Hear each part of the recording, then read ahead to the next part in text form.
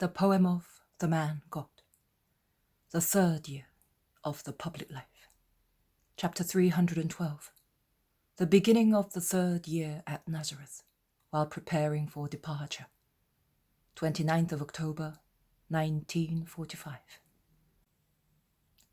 John, James, Matthew, and Andrew have already arrived in Nazareth, and while waiting for Peter, they are walking round the kitchen garden, playing with Marciam, or talking among themselves. I do not see anybody else, as if Jesus were not in the house and Mary were busy. As there is smoke coming from this stone oven chimney, I would say that she is in there baking bread. The 4 apostles are glad to be in the Master's house, and they show their joy. Marciam says to them 3 times, "Do not laugh like that." His third warning draws the attention of Matthew, who asks, "Why, boy, are we not right in being happy here? You have enjoyed this place, eh?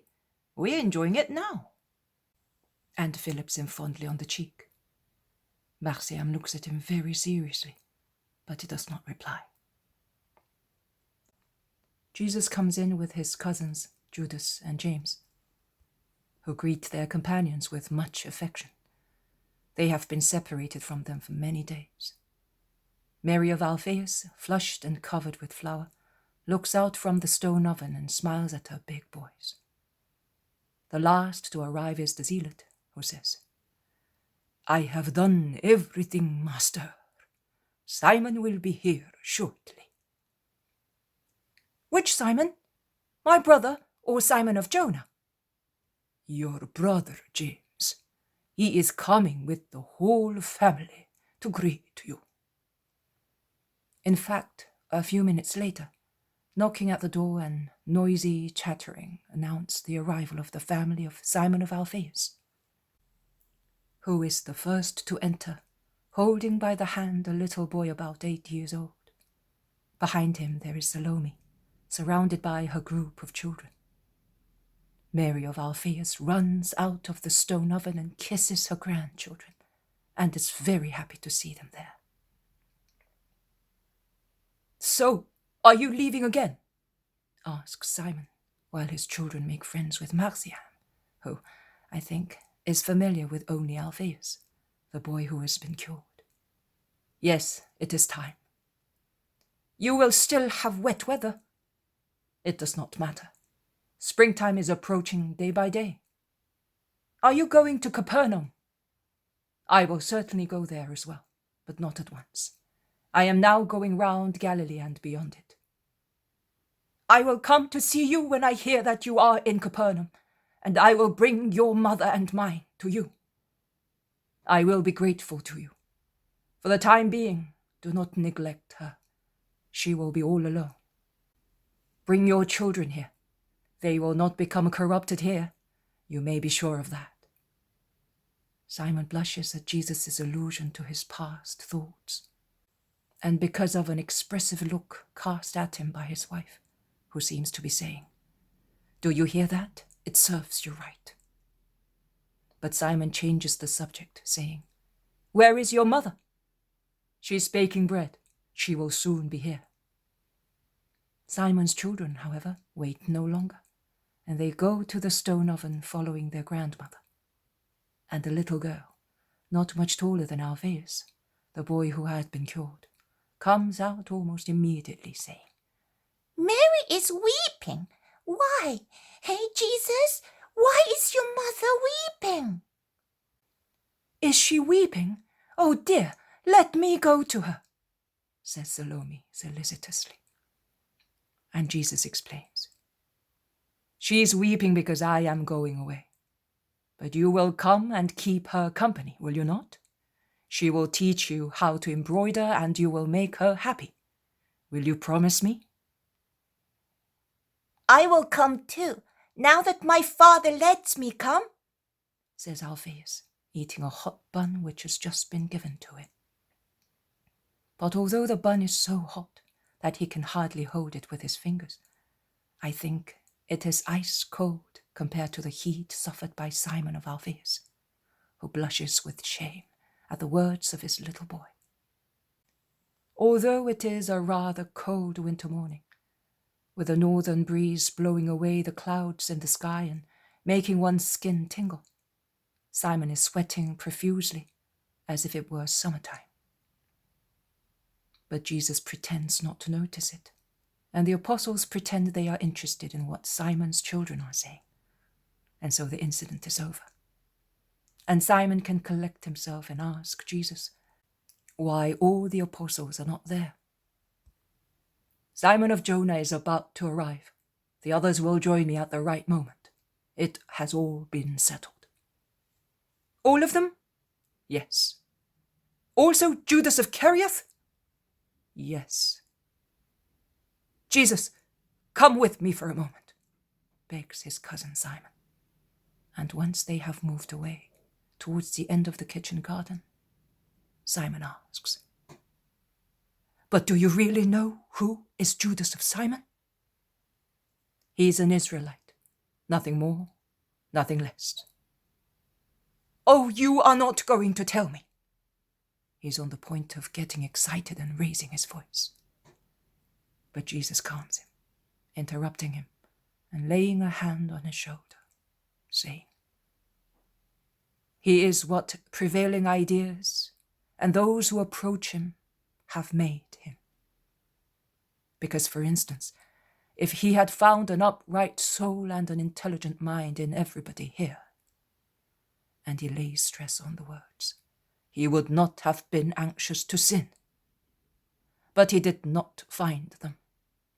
On the contrary, he found an entirely human element, to which he adapted most comfortably in his very human ego, which dreams and works for me and sees in me the King of Israel in the human meaning of the word, as you dream and would like to see me, and for whom you would feel inclined to work. And your brother Joseph with you, as well as Levi, the head of the synagogue in Nazareth, and Matthias and Simon, and Matthias and Benjamin, and Jacob, and, with the exception of the 3 or 4 people, everybody in Nazareth. And not only in Nazareth, he has difficulty in perfecting himself, because you all contribute to his perversion. He is the weakest of my apostles, but for the time being, he is but a weak apostle. His impulses are good, his intentions are honest, and he loves me. He loves me in a devious way, but it is still love. You do not help him to separate these good qualities from the bad ones that form his ego. On the contrary, you aggravate them by adding to them your own incredulity and human limitations. But let us go home. The others have gone there ahead of us. Simon follows him and looks a little humiliated. They are almost on the threshold when he holds back Jesus and says, Brother, are you angry with me? No, I am not. But I am endeavoring to perfect you, as I do with all the other disciples. Did you not say that you wanted to be one? Yes, Jesus, but in the past you did not speak thus, not even when you were reproaching. You were kinder. And of what avail was it? I was kinder once. I have been so for 2 years. Everybody here has become loose, resting on my patience and kindness, or has sharpened teeth and nails. You have all taken advantage of my love to harm me. Is it not so? Yes, it is. It is true. So, will you no longer be good? I will be just. And even so, I shall be such as you do not deserve. You people of Israel, who will not acknowledge me as the promised Messiah. They go into the little room that is so crowded with people that the apostles had to move into the kitchen and into Joseph's workshop, with the exception of Alphaeus' 2 sons, who have remained with their mother and sister-in-law. The latter are joined by Mary, who comes in holding little Alphaeus by the hand. Mary's face shows clear signs of weeping. While she is about to reply to Simon, who assures her that he will come to see her every day, a cart is proceeding along the little street with such a clanging of harness bells that it draws the attention of Alphaeus' children, and the door is opened at the same time as they hear knocking outside. Simon Peter's merry face appears. He is still sitting on the cart, knocking at the door with the handle of the whip. Beside him, shy but smiling, there is Porphyria, sitting on cases and boxes, as on a throne. Marciam runs out and climbs on the cart to greet his adoptive mother. The others also come out, including Jesus. Master, here I am. I brought my wife on this cart, as she is not fit for long walks. Mary, may the Lord be with you, and with you, Mary of Alphaeus. He looks at everybody while getting off the vehicle and helps his wife to get off and greets them all together. They would like to help him unload the cart, but he objects resolutely. Later, he says, and without ceremony, he goes to the large door of Joseph's workshop and opens it wide, endeavouring to take the cart in as it is. But it cannot go in, of course. However, the manoeuvre helps to distract the attention of the guests and make them understand that they are not wanted. And in fact, Simon of Alphaeus takes leave with all his family. Oh, now that we are by ourselves, let us attend to our business, says Simon of Jonah, driving back the donkey, which is making a dreadful noise, covered as it is with harness bells, so much so that James of Zebedee cannot help laughing and asks, "Where did you find it, harnessed like that?" But Peter is busy taking the cases from the cart and handling them to John and Andrew, who expect to feel them heavy and are surprised because they are light, and they say so. "Run into the kitchen garden and do not behave like frightened sparrows," orders Peter, getting off the cart with a little case that is really heavy and is placed in a corner of the little room.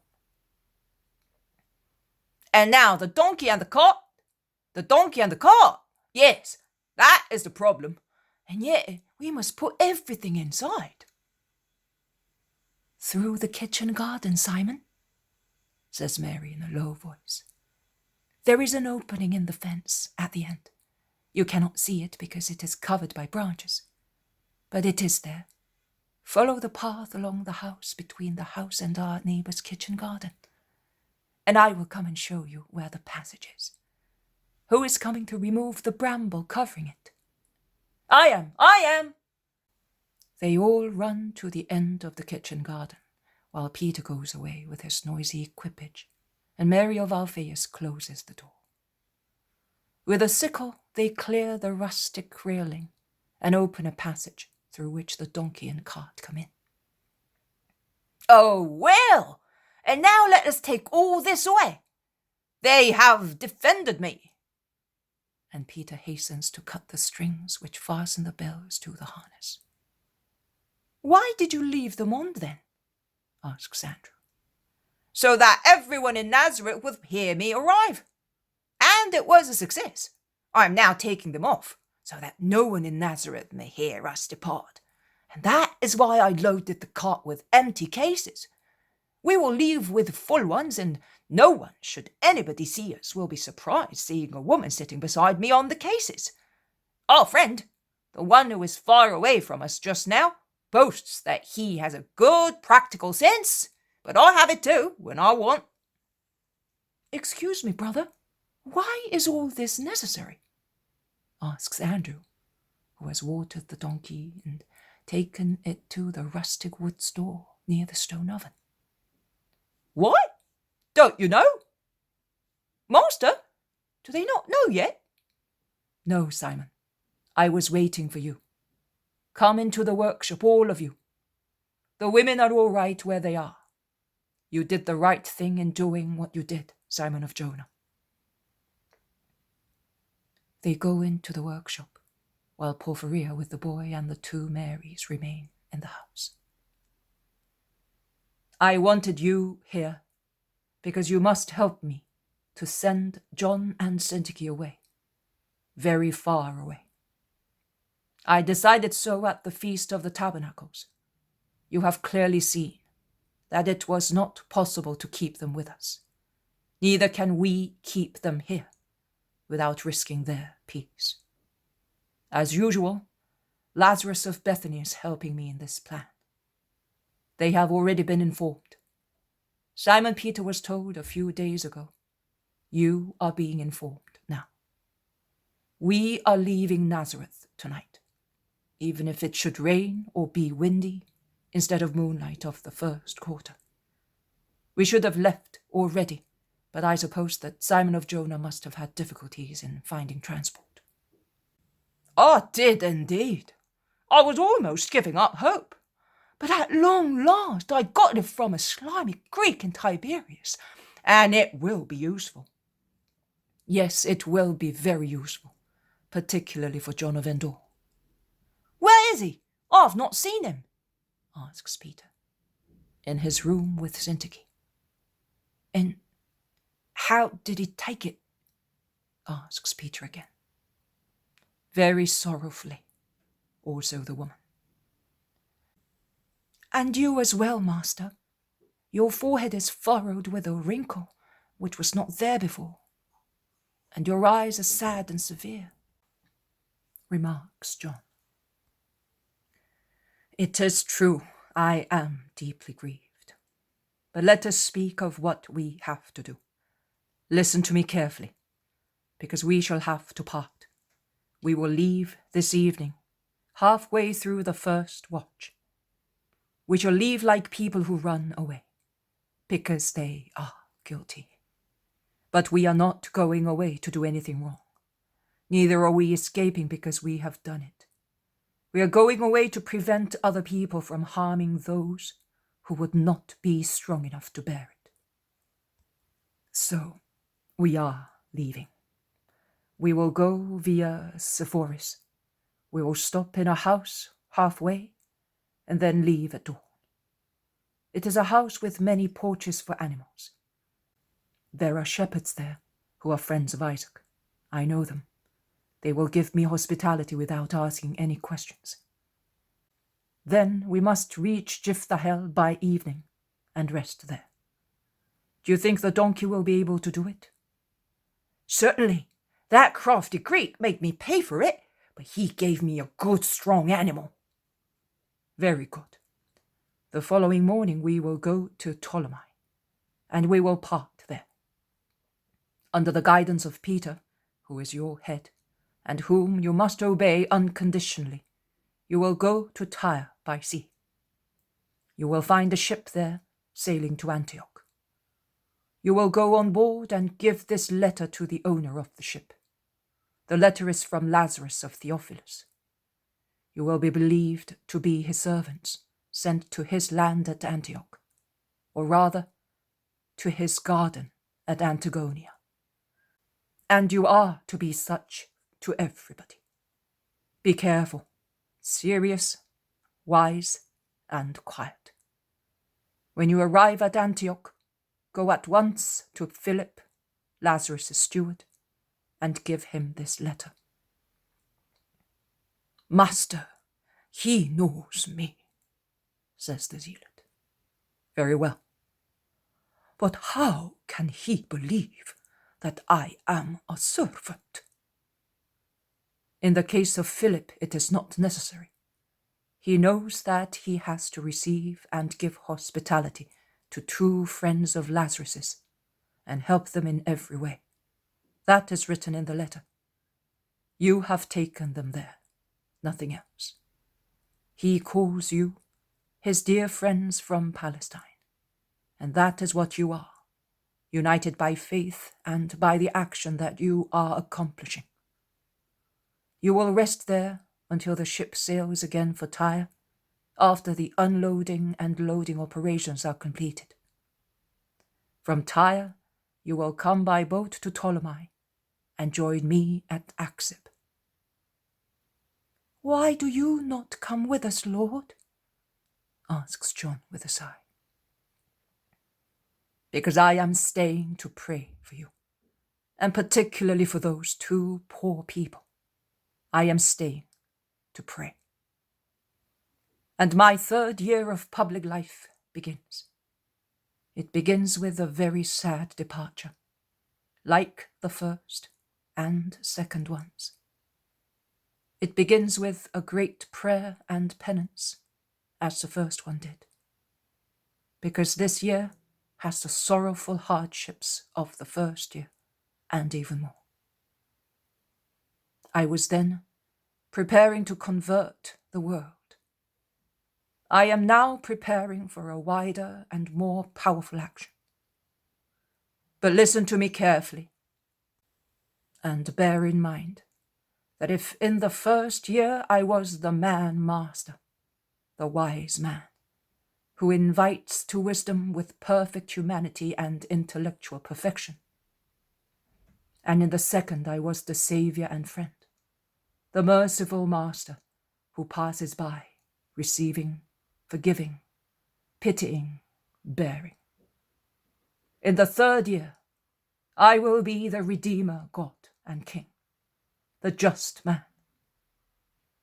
Do not, therefore, be surprised if you see new aspects of me, and if in the Lamb you see flashes of strength. What has Israel replied to my invitation of love, to my opening my arms, saying, "Come, I love and forgive"? It replied with its ever-growing deliberate dullness and hard-heartedness, with falsehood and deceit. Let it be so. I called every class of Israel, bowing my head to the dust. They spat on holiness that humbled itself. I invited them to become holy. They replied by becoming demons. I did my duty in everything. They called my duty sin. I was silent. They called my silence a proof of guilt. I spoke. They called my word blasphemy. Enough of that now. They gave me no peace. They granted me no joy.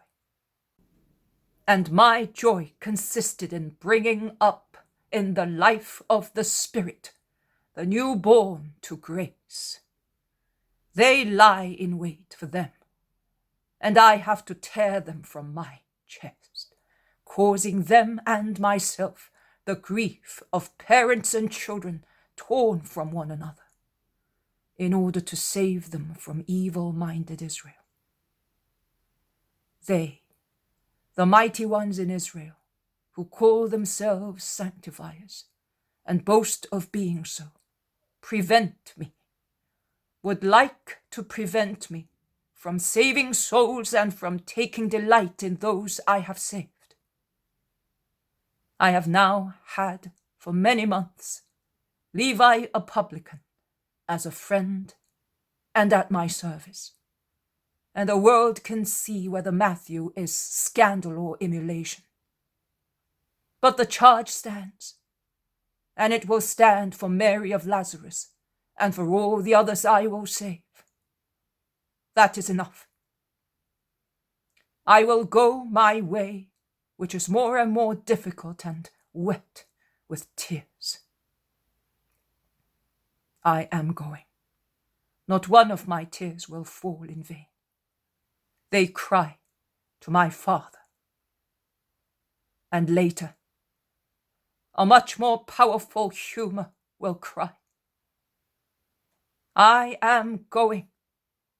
Let those who love me follow me, and be virile, because the severe hour is coming. I will not stop. Nothing will stop me.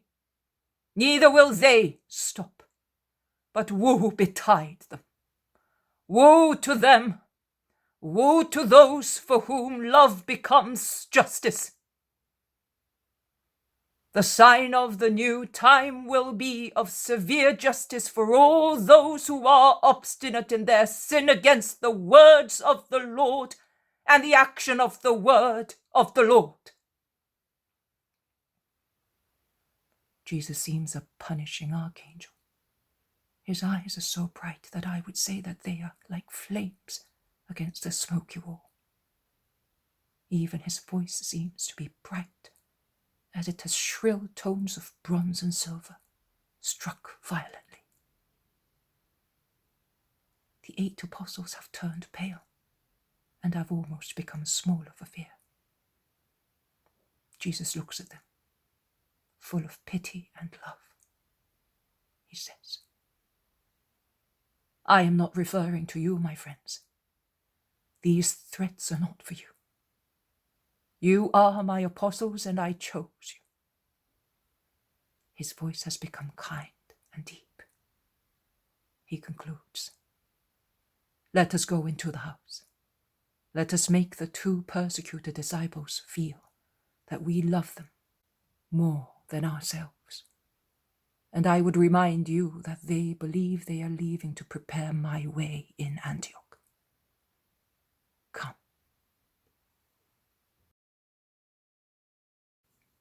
The poem of the man God.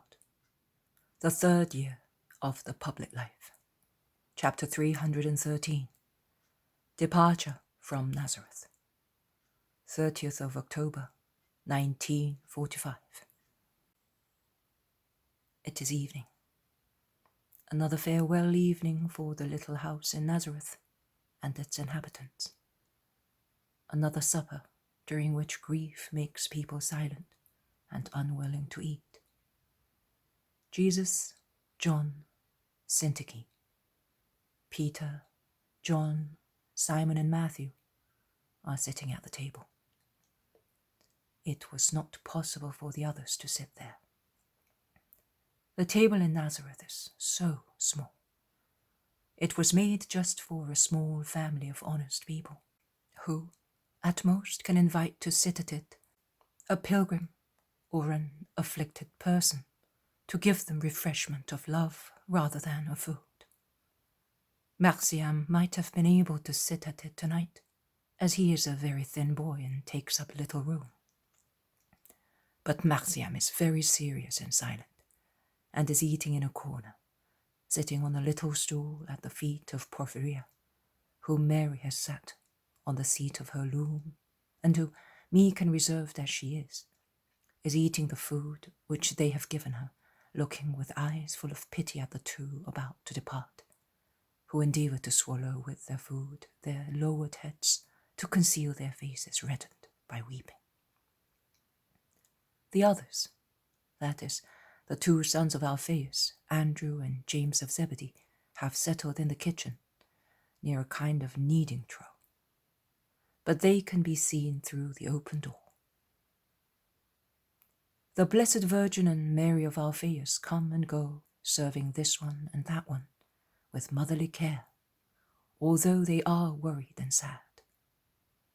And if the Blessed Virgin caresses with her smile, so sad this evening, those whom she approaches, Mary of Alphaeus, less reserved and more informal, adds actions and words to her smiles, and more than once she encourages with a caress or a kiss, according to whoever benefits by it, this one or that one, to take the food most suitable to their needs, and in consideration of the imminent journey.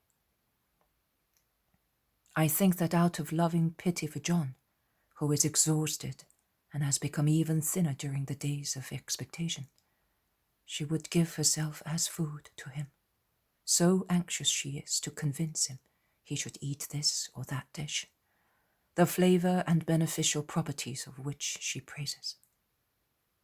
But notwithstanding her enticement, the food remains almost intact on John's plate, and Mary of Alphaeus is distressed like a mother who sees her unweaned babe refuse her breast. But But you cannot leave like that, son, she exclaims. And in her motherly love, she does not consider that John is about her own age, and that the name son is not appropriate. But she sees in him only a suffering human being, and thus does not find any other name to comfort him. It will do you no good to travel on an empty stomach, on that shaking cart, in the cold dampness of the night. And then goodness knows what you will eat during the dreadful long journey. Eternal mercy! At sea for so many miles, I would be frightened to death. And along Phoenician coasts, and later, even worse. And the owner of the ship will certainly be a Philistine or a Phoenician, or from some other hellish country, and will have no mercy on you. So while you are still close to a mother who loves you, eat a little bit of this exquisite fish, just to please Simon of Jonah, who prepared it at Bethsaida with so much love and taught me how to cook it for you and Jesus, so that it may nourish you. You definitely do not want it. Well, oh, you will eat this. And she runs into the kitchen and comes back with a tureen full of a steaming pudding. I do not know what it is. It is certainly a kind of flour or corn mashed with milk. Look, I made this because I remembered that one day you spoke of it as a sweet remembrance of your childhood. It is good and will do you good. Come on, just a little. John lets her put some spoonfuls of the soft meal in his plate and tries to swallow it. But tears stream down his face, adding their salt to the food, while he lowers his head even more towards his table. All the others do ample justice to the dish, which is perhaps exquisite. Their faces have brightened up in seeing it, and Marcian has stood up. But then he felt that he had to ask the Blessed Virgin. May I eat some? There's still 5 days to the end of my vow. Yes, son, you may have some, says Mary, caressing him. But the boy is still uncertain, and Mary, to appease the scruple of the little disciple, asks a son. Jesus? Marcian wants to know whether he can eat the pudding of barley meal, because of the honey which makes it a sweet dish. You know. Of course you can, Marcian. I dispense you this evening from your sacrifice, providing John eats his honey pudding as well. See how keen the boy is to have it? Help him, so that he may have some. And Jesus, who is near John, takes his hand and holds it, while John obediently strives to finish his helping. Mary of Alphaeus is now happier, and she makes a fresh assault with a lovely dish of steaming pears baked in the oven. She comes back in from the kitchen garden with her tray and says, "It's raining. It has just begun. What a nuisance." "No, on the contrary. There will be no one in the streets. It is always sad to say goodbye when one leaves. It is better to go away sailing before the wind, without running into sandbanks or rocks, which makes one stop or slow down. And curious people are just like sandbanks and rocks," says Peter, who sees sails and sailing in every action. "Thank you, Mary, but I do not want anything else," says John, in an attempt to refuse fruit. "Ah, not these. Mary cooked them. Are you going to despise the food that she prepared? Now how well she prepared them, with spices in the little cavity dressed with butter.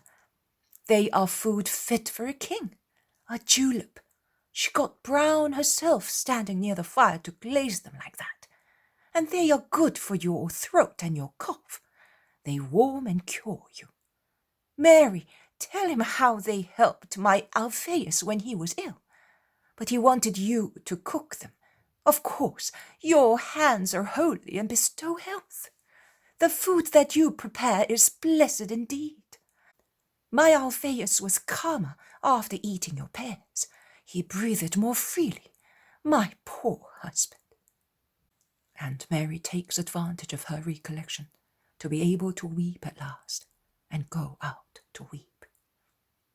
Perhaps I am evil-minded, but I do not think that Mary would have shed a tear for her poor Alphaeus that evening, had she not felt pity for the two who were about to leave. Mary of Alphaeus was so deeply grieved for John and Syntyche, and so distressed at the departure of Jesus, James, and Judas, that she burst into tears in order not to suffocate. Mary now replaces her and lays a hand on the shoulder of Syntyche, who is sitting opposite Jesus, between Simon and Matthew. Come on, eat up.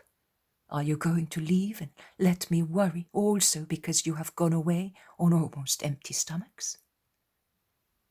I have eaten, Mother, says Syntyche, looking up and showing her tired face, marked by several days' weeping. She then lowers her head towards the shoulder, on which Mary's hand is resting, and rubs her cheek on the little hand to be caressed.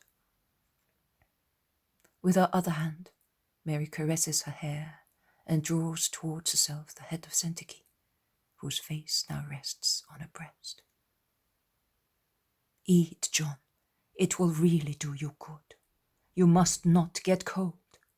Simon of Jonah, you will see that every evening he has some hot milk with honey, or at least some hot water and honey. Remember that.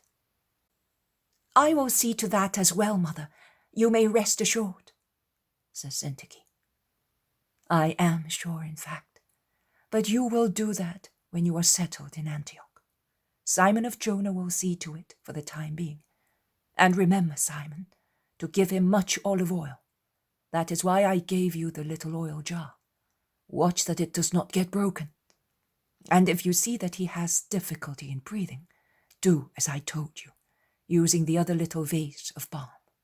Take enough of it to rub his chest, shoulders, and kidneys. Warm it first, so that you can touch it without burning yourself. Then rub it on and cover him immediately with the woolen bands I gave you. I prepared the balm for that special purpose. And you, Syntyche, remember its composition, so that you can make more. You will always be able to find lilies, camphor, dittany, resin, and cloves with laurel, artemisia, and the rest. I hear that Lazarus has gardens of essence plants at Antagonia. And they are wonderful, says the zealot who has seen them. And he adds, I do not want to advise anything, but I say that place should be more healthy for John, both for his spirit and his body, than Antioch. It is sheltered from winds. Light air comes from thickets of resin plants on the slopes of a little hill, which protects from sea winds, but allows benign sea salts to spread there. It is serene and quiet, and yet cheerful, because of the large variety of flowers and birds that live there in peace. You will see yourselves what suits you best. Syntyche is so sensible. It is better to rely upon women in certain matters, is it not? In fact, I entrust my John just to Syntyche's good sense and kind heart, says Jesus. And so do I, says John of Endor. I have no more vigour, and all will never be of any use. Do not say that, John. When autumn strips trees of their leaves, it does not mean that they are already inert. On the contrary, they work with concealed energy to prepare the triumph of the next fructification. It is the same with you. You have been stripped by the cold wind of your pain. But in actual fact, in the depths of your soul, you are already working for new ministries. Your very grief will be a spur to be active. I am sure of that. And then you, always you, will be the one to help me, a poor woman, who has still so much to learn to become something of Jesus. What do you expect me to be? There is nothing I can do. I am a done man. No, it is not right to say that. Only a dying man can say, I am a finished man, nobody else. Do you think that you have nothing else to do? You still have to do what you told me one day, to complete the sacrifice. How can you, but by suffering? It is silly, John, to quote wise authors to you, a schoolmaster, but I would remind you of Gorgias of Leotina, or Leontine. He taught that one does not expiate in this life or in the next one, but through sorrow and suffering. And I would remind you also of our great Socrates. To disobey who is above us, be it God or a man, is evil and shameful. Now, if it was right to do so for an unjust judgment passed by unjust men, what will it be if done by order of the most holy man and of our God? Obedience is a great thing, simply because it is obedience. So, most great is the obedience to a holy order, which I consider, and you must consider with me, a great mercy. You always say that your life is approaching its end, and that you do not yet feel that you have cancelled your debt with justice. So why do you not consider this deep grief as a means of cancelling your debt, and do so in the short time you still have? A great grief to achieve a great peace. Believe me, it is worth suffering it. The only important thing in life is to have conquered virtue when we arrive at the hour of our death. You encourage me, Zacchie. Please, always do so. I will, I promise you here, but comply with me, as a man and as a Christian. The meal is over. Mary collects the pears which have been left and puts them in a vase, which she hands to Andrew, who goes out and comes back in, saying, It is raining harder and harder. I would say that it is better. Yes, it is always an agony to wait. I am going at once to prepare the donkey, and you can come as well, with the chests and everything else. You too, Porphyria. Quick! You're so patient that even the donkey is subdued and allows you to dress it. He says exactly that. Without reacting. Afterwards, Andrew will do it, as he's like you. Quick, all of you! And Peter rushes everybody, with the exception of Mary, Jesus, John of Endor, and Zacchie, out of the room and the kitchen. Master, oh Master, help me. The hour has come, and I feel that my heart is breaking. It has really come. Oh, why, good Jesus, did you not let me die here, after I had received the dreadful news of my sentence, and I had striven to accept it? And John collapses on Jesus' chest, weeping distressingly. Mary and Zacchie endeavour to calm him, and Mary, although always so reserved, detaches him from Jesus, embracing and calling him, My dear son, my darling son. Zacchie in the meantime kneels at Jesus' feet, saying, Bless me, consecrate me, that I may be fortified, Lord, Saviour, and King.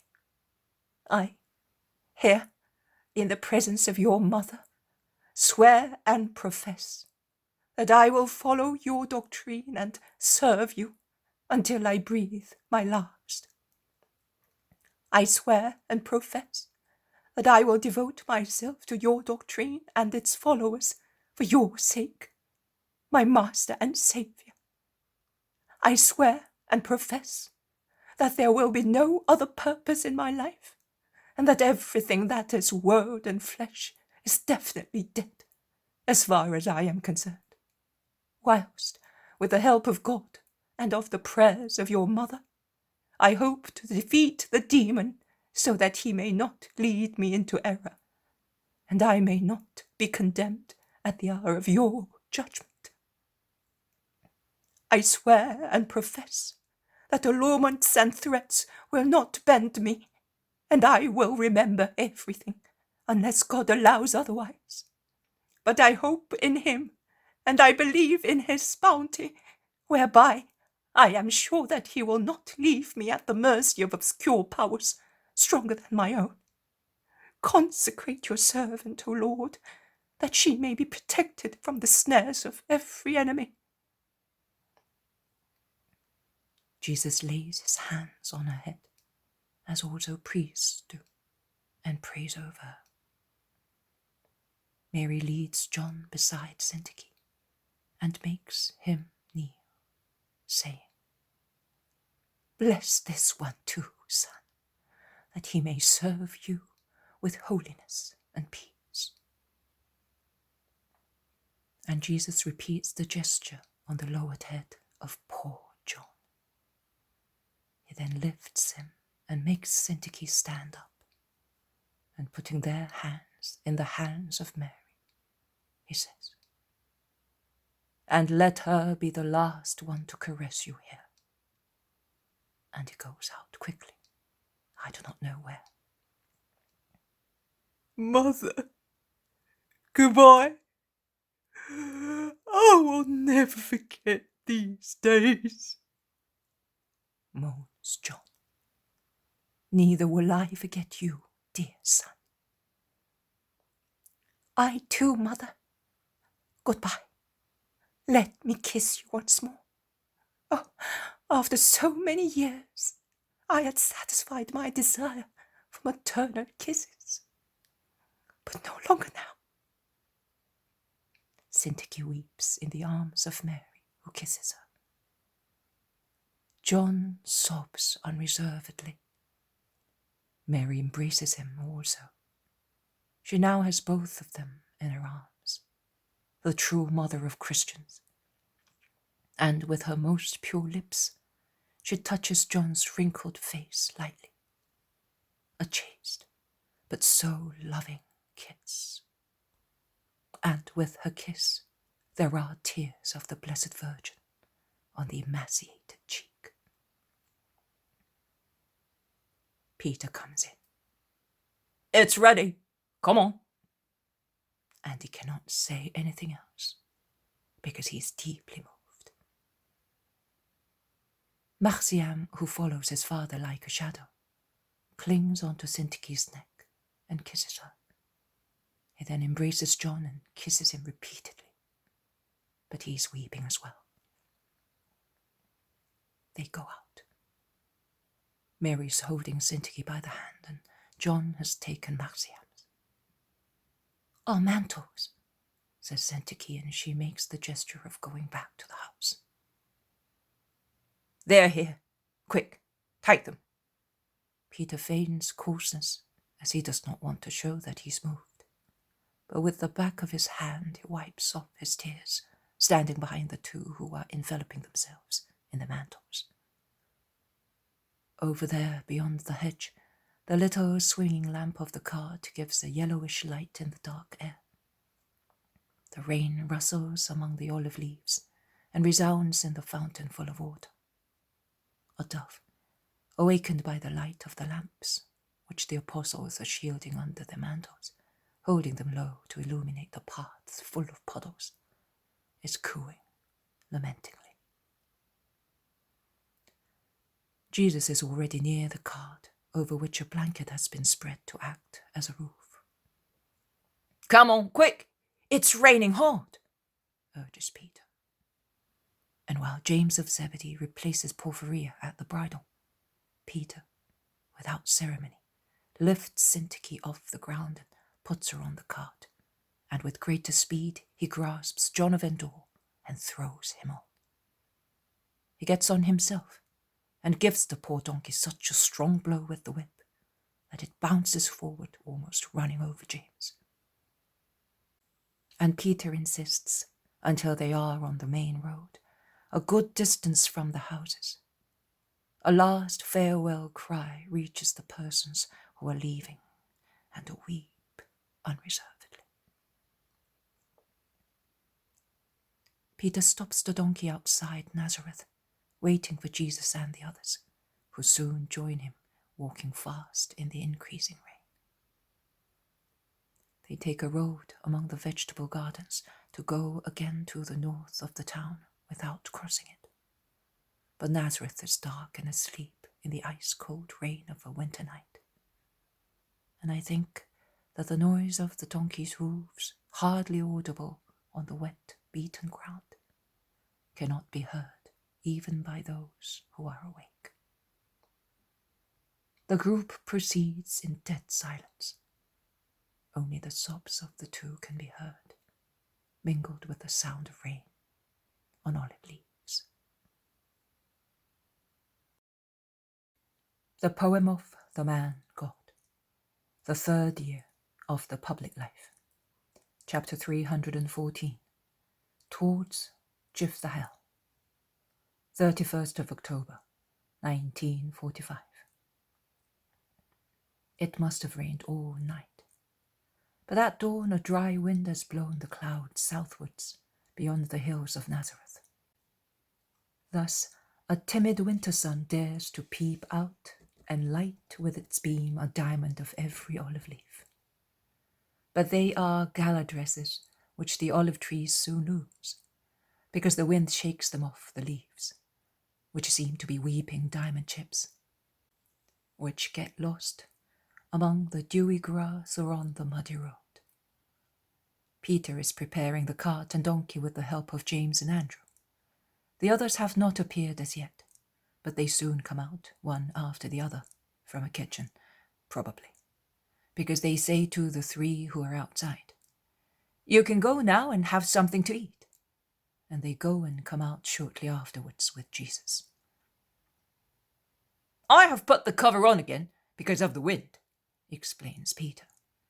"If you really want to go to Jphthahel, we shall have it in our faces, and it will be biting.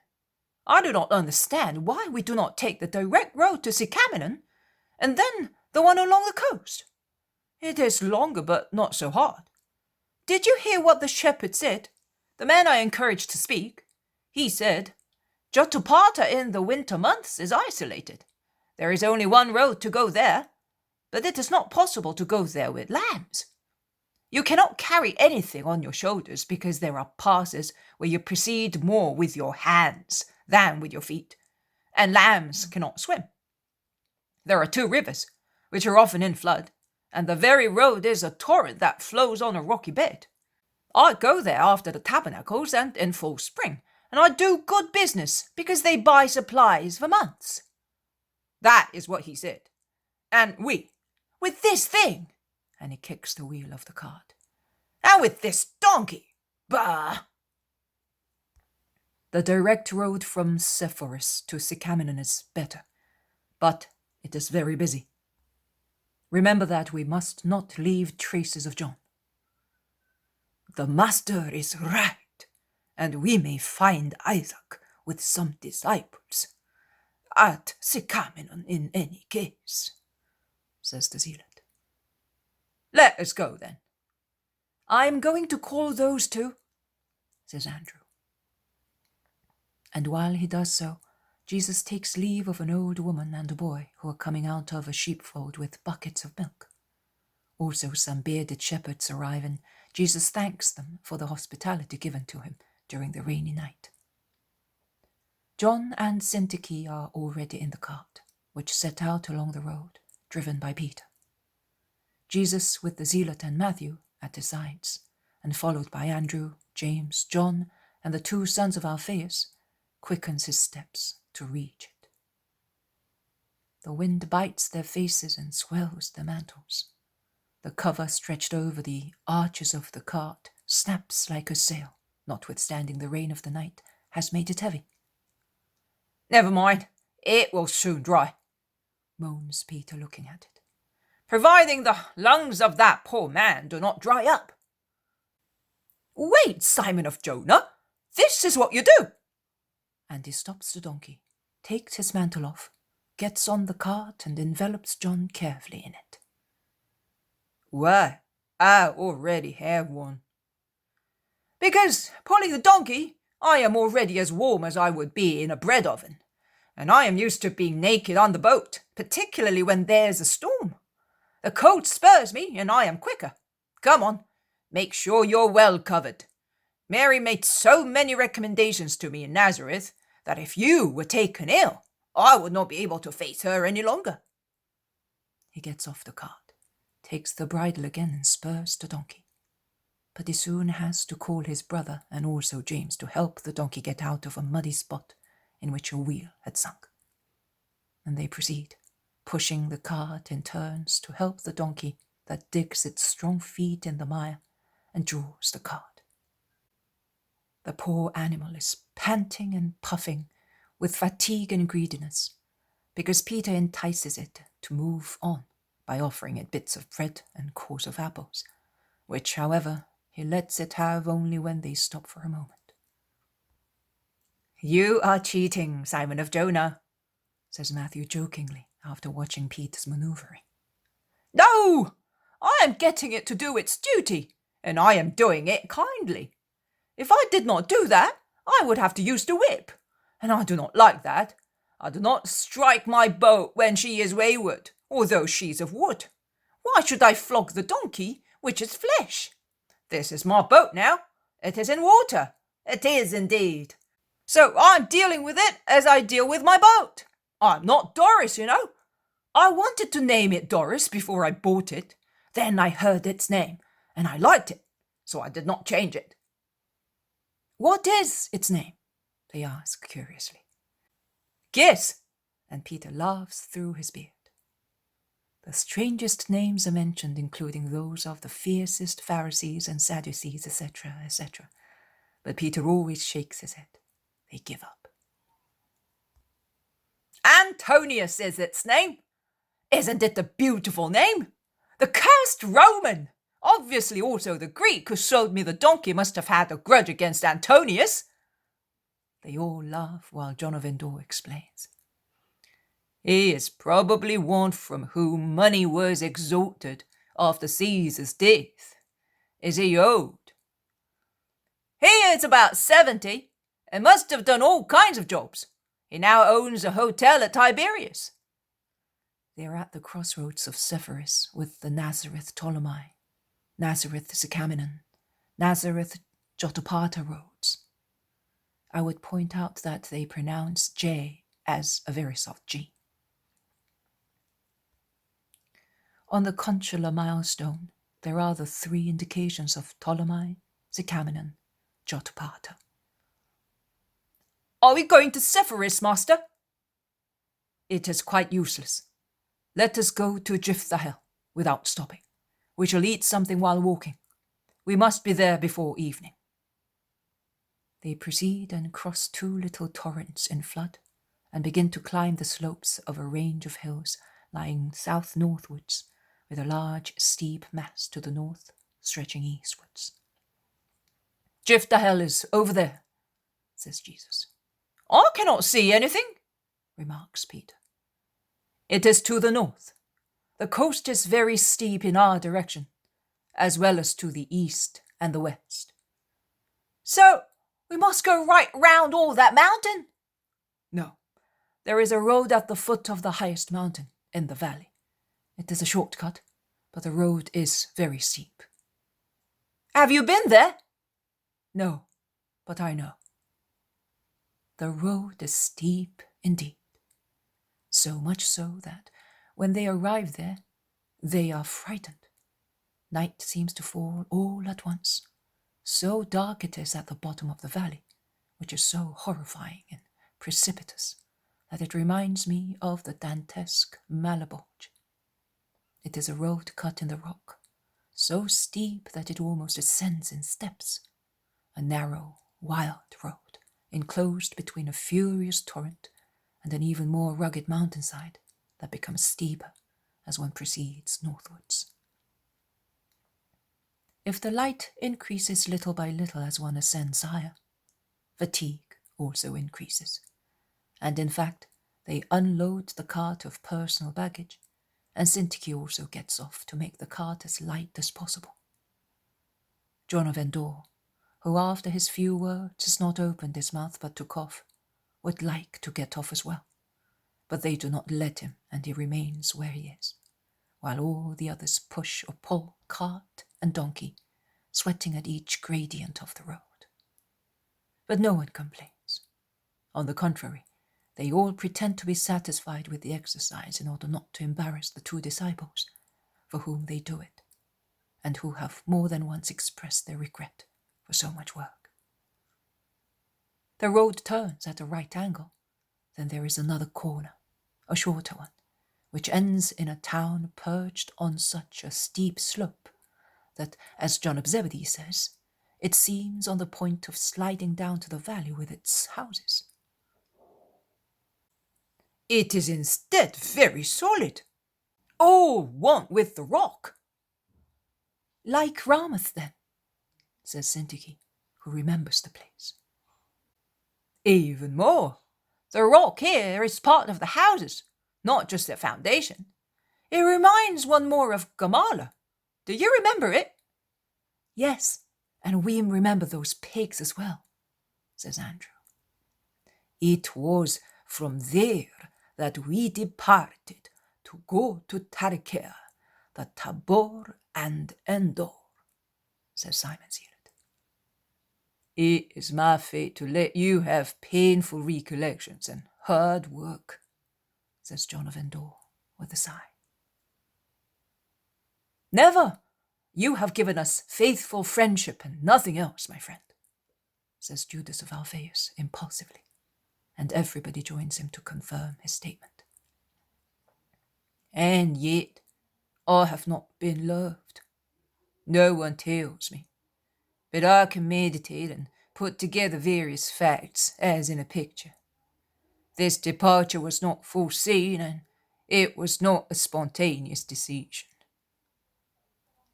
Why do you say that, John? Asks Jesus kindly, although he's afflicted. Because it is true. I was not wanted. I was chosen to go far away. No one else, not even the great disciples. And what about Zacchie, then? Asks James of Alphaeus, grieved at the lucidity of thought of the man of Endor. Zacchie is coming, so as not to send me away alone, to conceal the truth pitifully. No, John. Yes, master. See, I could also tell you the name of my torturer. Do you know where I can read it? Just by looking at these good 8 wounds, I read it. Only by considering the absence of the others I can read it. The one through whom I was found by you is also the one who would like me to be found by Beelzebub. And he drove me to this hour, and he drove you to it, master, because you suffer as much as I do, perhaps more. And he drove me to this hour to make me fall back into despair and hatred, because he is bad, cruel, envious, and much more. Judas of Cariath is the dark soul amongst your servants, who are all as clear as light. Do not say that, John. He is not the only one missing. They were all away for the dedication, with the exception of the zealot, who has no family. One cannot come from Kerioth in this season in a few stages. It is about 200 miles' walk. And it was fair that he should go and see his mother, like Thomas. I spared also Nathanael, because he is old, and Philip, to give him as a companion to Nathanael. Yes, 3 more are absent. But oh good Jesus, you know men's hearts, because you are the Holy One. But you are not the only one to know them. Also the wicked know the wicked, because they know one another. I was wicked, and I saw myself again with my worst instincts in Judas. But I forgive him.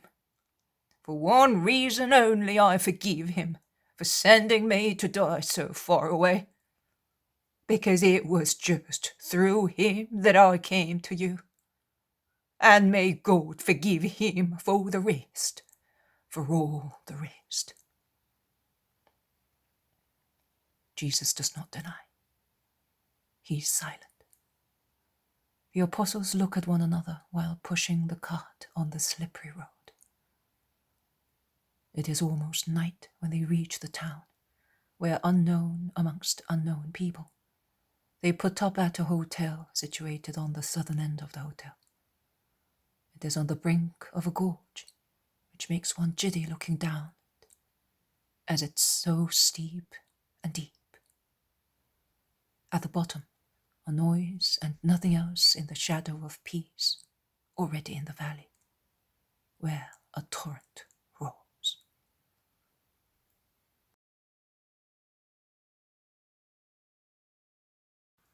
The poem of the man God. The 3rd year of the public life. Chapter 315. Jesus' farewell to the 2 disciples. 1st of November, 1945. It is along the same road, which in any case is the only one in this village that looks like an eagle's nest on a solitary mountaintop, that they set out again the following day, tormented by cold, wet weather, hindering their march. John of Endor also is compelled to get off the cart, because a downhill road is more dangerous than an uphill one, and if the donkey by itself would be in no danger, the weight of the cart, thrust forward by the slope, makes the situation very awkward for the poor animal. The apostles also are in trouble today, as they perspire not pushing, but holding back the vehicle, which might crash down, causing a disaster or at least the loss of the load. The road is dreadful for about 1/3 of its total length. The last stretch towards the valley. It then forks, and the branch running westwards becomes more comfortable and level. They stop to rest, wiping their perspiration, and Peter rewards the donkey, which is shaking its ears, trembling and panting, obviously engrossed in deep meditation on the painful situation of donkeys and the whims of men who choose certain roads. Apparently, Simon of Jonah ascribes to such considerations the thoughtful expression of the animal, and to raise its spirits, he hangs from its neck a bag of small beans. And while the donkey crushes the hard food with greedy relish, the men also eat bread and cheese and drink milk, of which their little flasks are full. The meal is over, but Peter wants to water his Antonius, that deserves more honor than Caesar, he says. And taking a bucket from the cart, he fetches some water from a torrent, flowing towards the sea. We can go now, and we would like to trot the donkey because I think that the country is flat beyond that hill. But we cannot. However, we shall proceed fast. Come on, John, and you, woman, get on and let us go. I am getting on as well, Simon, and I will drive. You will all follow us, says Jesus, as soon as the 2 are in the cart. What? Are you not well? You look so pale. No, Simon. I want to speak to them alone. and he points at the two, who have also turned pale, as they realize that the moment of farewell has come. "Oh, all right. Get on and we will follow you." Jesus sits on the plank used as a seat by the driver and says, "Come here beside me, John, and you, Syntyche, come near me." John sits on the Lord's left and Syntyche at his feet, almost on the edge of the cart, with her back to the road and her face raised towards Jesus. In her present position, sitting on her heels, relaxed as if she were burdened by a weight exhausting her, her hands abandoned on her lap and clasps to hold them still as they are trembling, with her tired face and most beautiful dark violet eyes dimmed by the many tears shed. In the shade of her veil and mantle lowered over her forehead, she seems a desolate Pietà. Not to mention John. I think that if his scaffold were at the bottom of the road, he would not be so upset. The donkey is now ambling and is so obedient and sensible that Jesus is not compelled to keep a close watch on it. And Jesus takes advantage of the situation to drop the reins and take John's hand and lay the other one on Syntyche's head. "My children, I thank you for all the joy you have given me. This has been for me a year strewn with flowers of joy, because I was able to take your souls and hold them in front of me, to hide the ugly things of the world, to scent the air corrupted by the sins of the world, to instill kindness into myself and confirm my hope that my mission is not useless. Marcian, you, my John, Amastius, you, Syntyche, Mary of Lazarus, Alexander Missace and others, the triumphal flowers of the Saviour, whom only people with upright hearts can perceive as such." Why are you shaking your head, John? "Because you are good and you are putting me amongst people with right hearts, but my sin is always present to me." Your sin is the fruit of the flesh, stirred by two wicked people. Your heart's righteousness is the substratum of your honest ego, desirous of honest things, but unfortunate because they were taken away from you by death or by wickedness. But even so, your ego was not less alive under the burden of so much grief. It was sufficient for the voice of the Saviour to penetrate into the depths of your heart, where your ego was languishing. And you sprang to your feet, shaking every burden off you to come to me. Is it not so?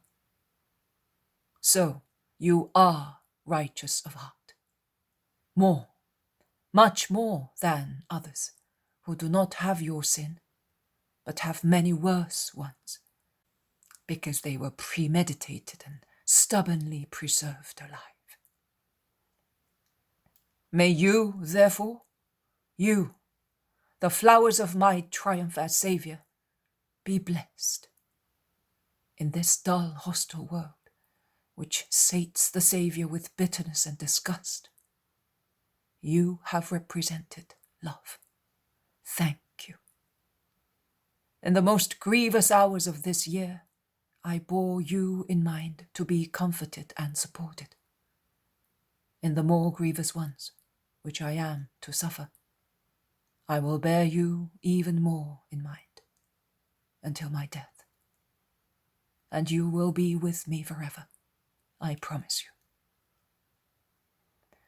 I entrust you with my dearest interests, that is, the preparation of my church in Asia Minor, where I cannot go, because the place of my mission is here, in Palestine, and also because the backward mentality of the mighty ones in Israel would injure me in every possible way if I went elsewhere.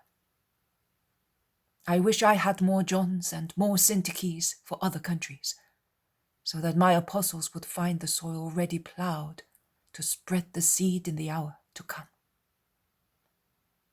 Be kind and patient, and strong at the same time, in order to penetrate and tolerate.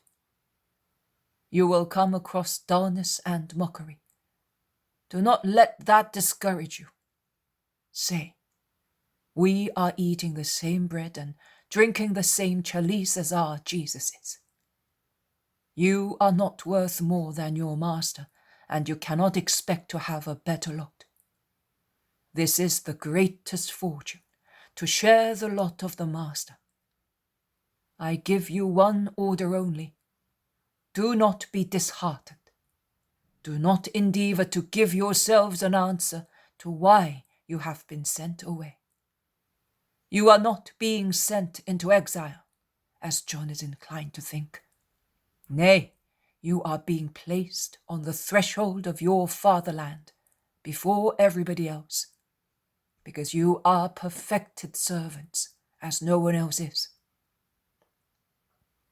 Heaven has come down upon you like a maternal veil, and the King of Heaven is already welcoming you to his bosom, and will protect you under his bright wings of love, as the firstborn of the numberless swarm of the servants of God, of the Word of God, who, in the name of the Father and of the eternal Spirit, blesses you now and forever.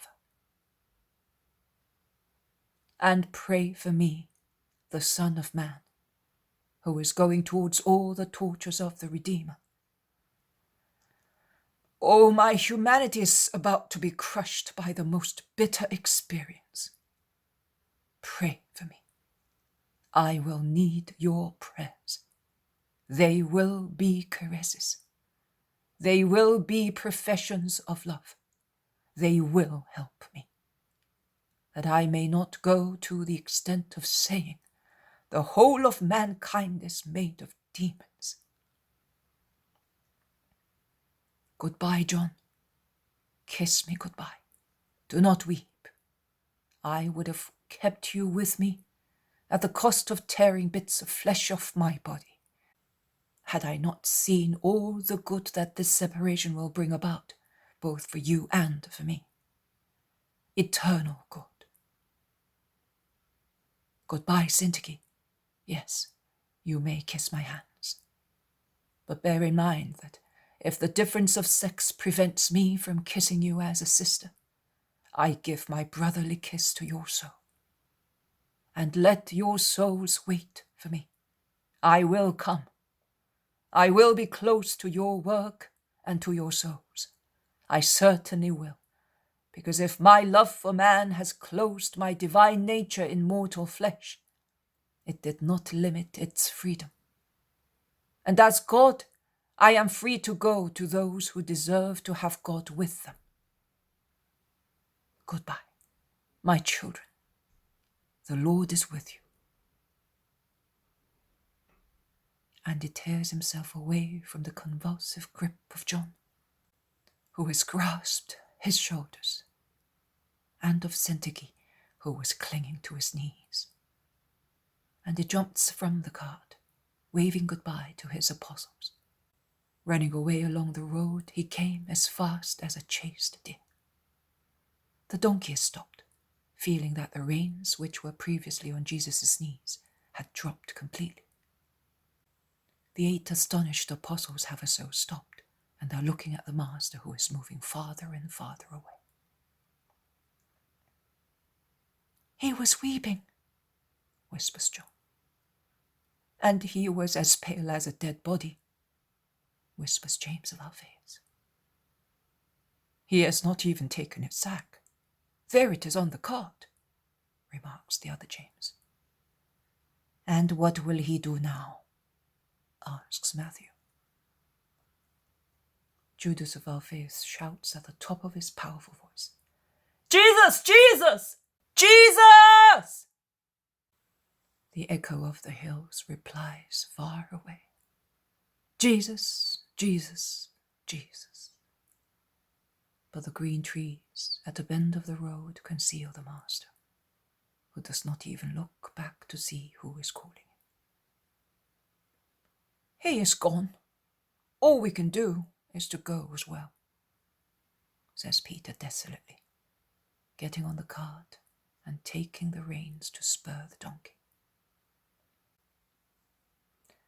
And the cart starts off, and its squeaking is mingled with the rhythmical sound of the iron shoes of the donkey and the anguished weeping of the two disciples, who forlorn on the bottom of the cart are moaning. We will never see him again. Never, never again.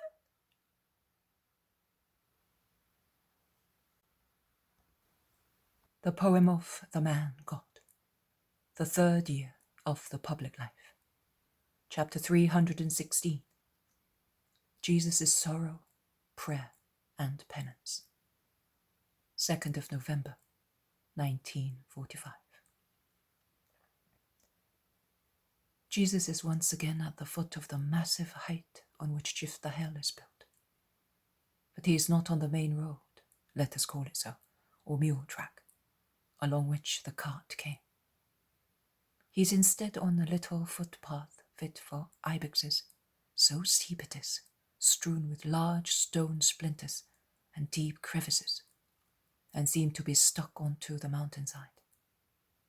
I would say that it is engraved on the vertical face of the mountain, which looks as if it were scratched by a huge claw.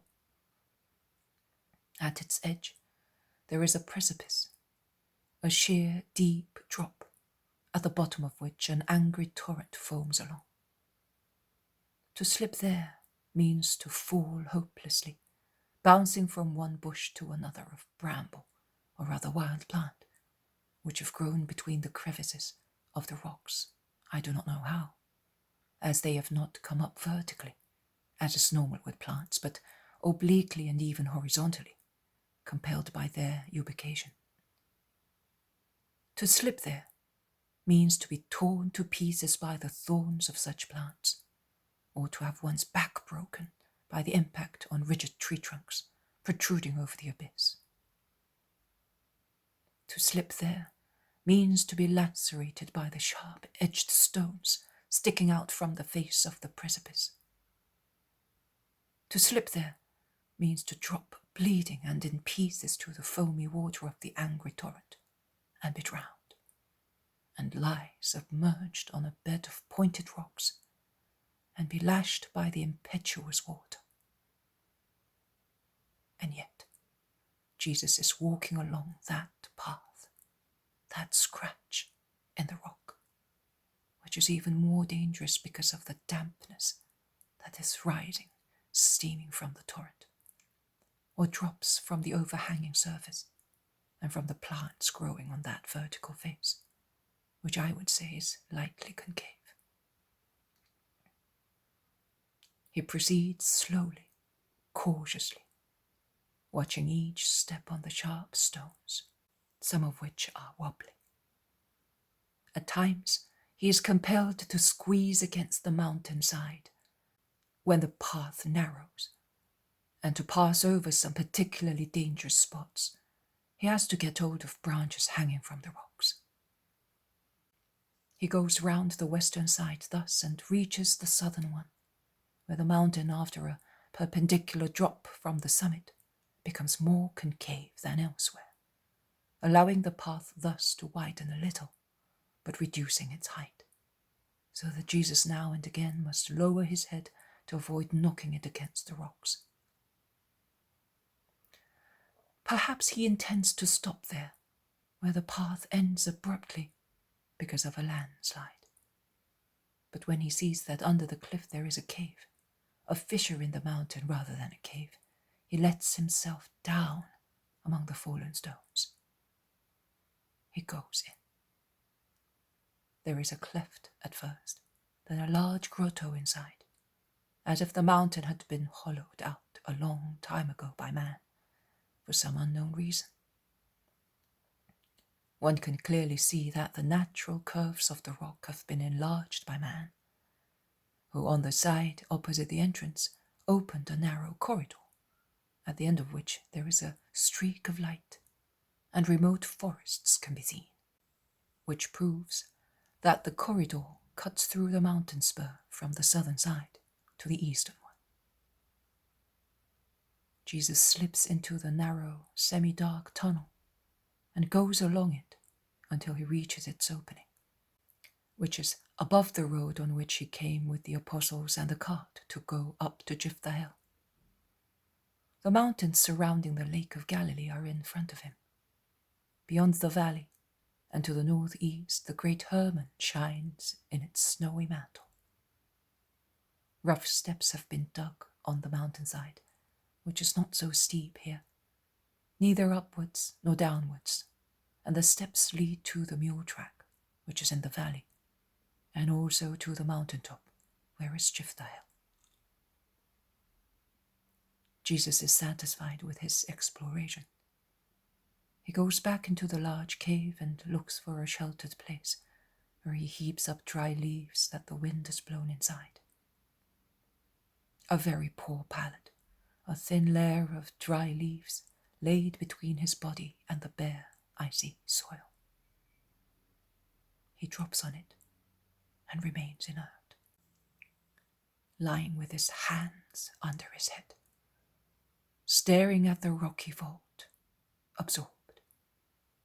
I would say bewildered, like one who bears a strain or is struck by sorrow greater than one's strength. Then tears, without sobs, begin to drop slowly from his eyes and stream down both sides of his face, disappearing in his hair near his ears and ending among the dry leaves.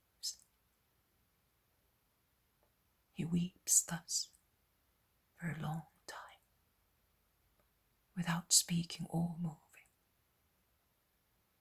He then sits up, and with his head between his raised knees, embraced by his clasped hands, he calls his far-away mother with all his soul. Mother! Mother! Mother of mine! My eternal sweetness! Oh, Mother, I wish you were near me! Why do I not always have you, the only comfort of God? Only the hollow cave replies to his words and his sobs, with the whisper of a faint echo, and it seems to be weeping and sobbing itself through its edges and rocks, and the few and still small stalactites hanging in a corner, the one which is probably most exposed to the internal activity of water. Jesus continues weeping, although more calmly, as if the simple invocation of his mother consoled him, and his weeping slowly changes into a monologue. They have gone. Why? Whose fault is it? Why did I have to grieve them thus, and grieve myself, since the world fills each day of mine with affliction? Judas! I wonder where Jesus' thought wanders when he lifts his head from his knees and looks in front of himself with wide open eyes, and the tense face of a person engrossed in the vision of future spiritual events, or in deep meditation. He no longer weeps, but he's evidently suffering. He then seems to be replying to an invisible interlocutor, and he stands up to do so. I am a man, Father. I am the man. The virtue of friendship which was wounded and torn from me, is writhing and moaning sorrowfully. I know that I must suffer everything. I know, as God, and as God I want it for the good of the world. As man also I know, because my divine spirit informs my humanity. And also as man I want it for the good of the world. But how grievous it is, O Father! This hour is much more sorrowful than the one I lived with your spirit and mine in the desert. And much stronger is the present temptation not to love and not to bear at my side the slimy, tortuous being whose name is Judas, the cause of the deep sorrow with which I am sated, and which tortures the souls to whom I had given peace. Father, I perceive it.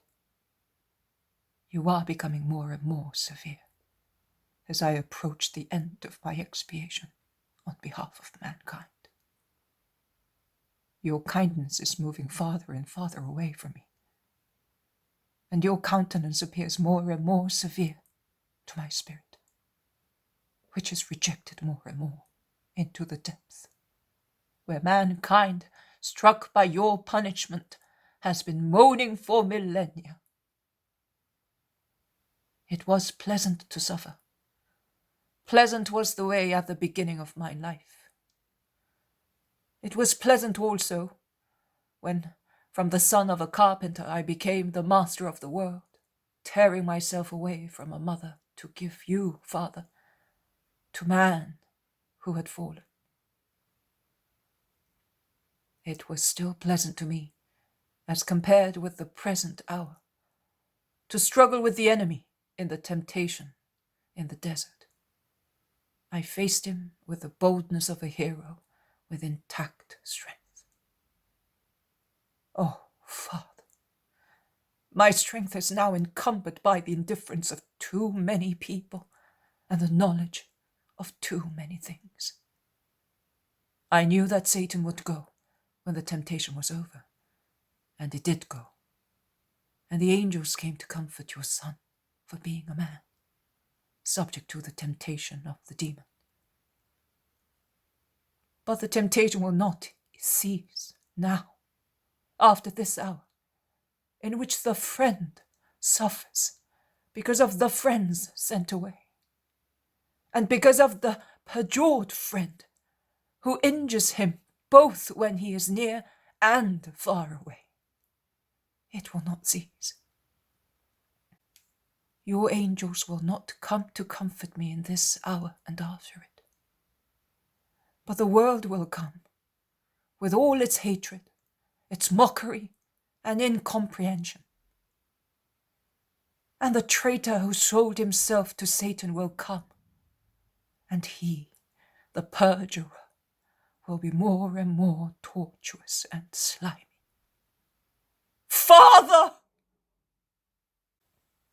It is really a cry of anguish, of fear, and of invocation. And Jesus is agitated and reminds me of the hour at Gethsemane.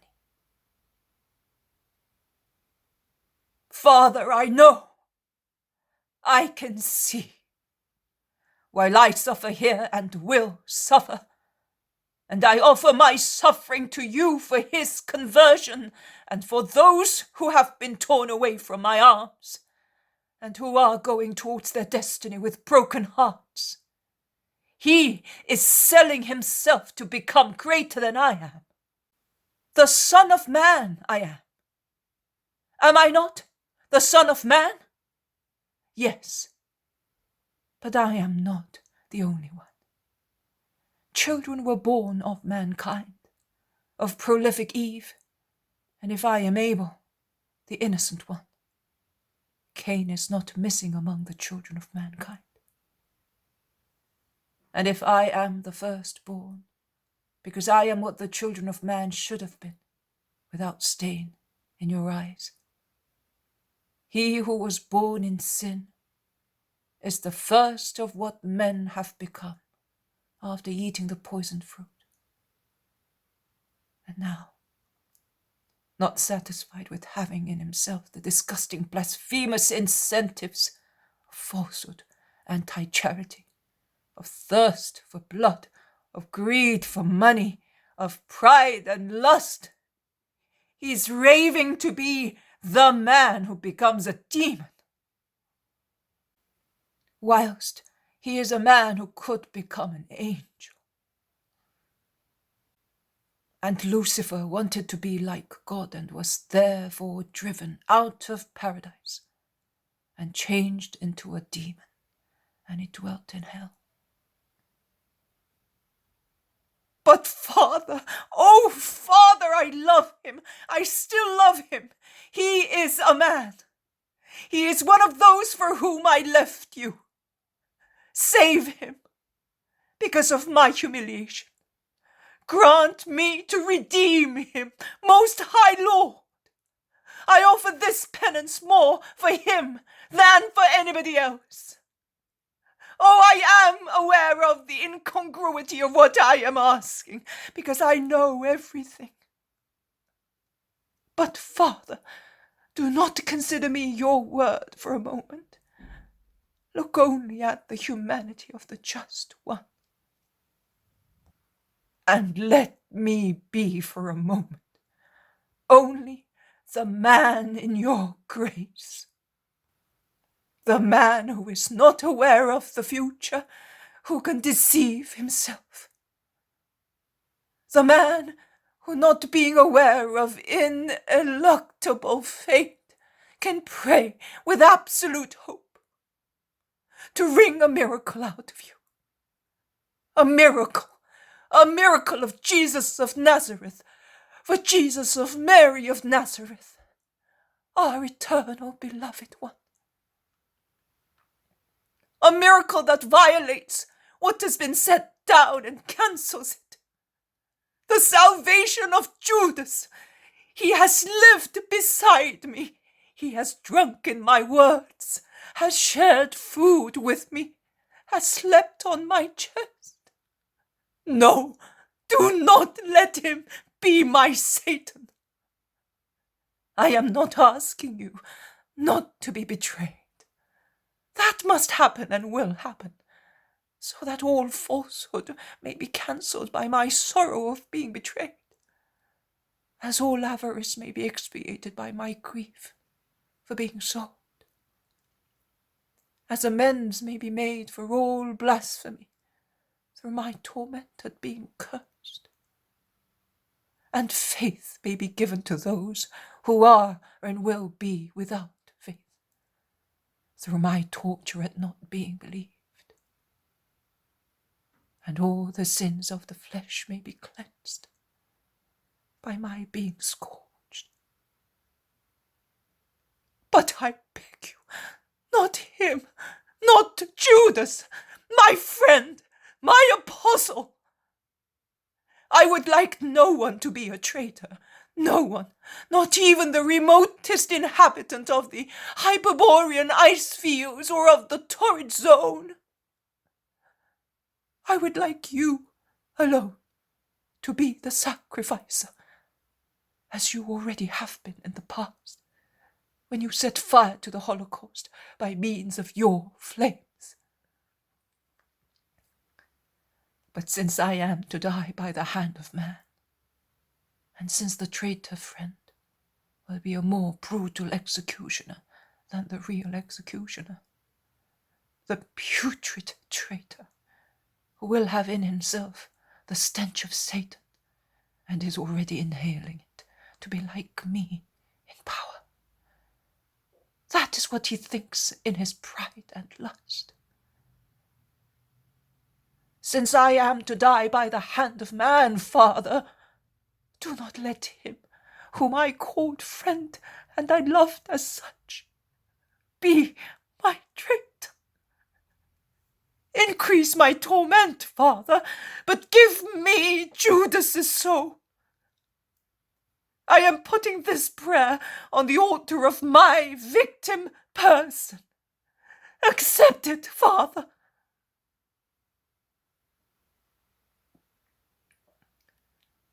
Heaven is closed and silent. Is this therefore the horror that I shall have with me until my death? Heaven is silent and closed. Is this therefore the silence and the prison in which I shall breathe my last? Heaven is closed and silent.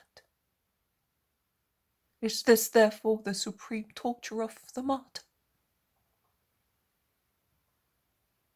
Father, may your will be done, not mine.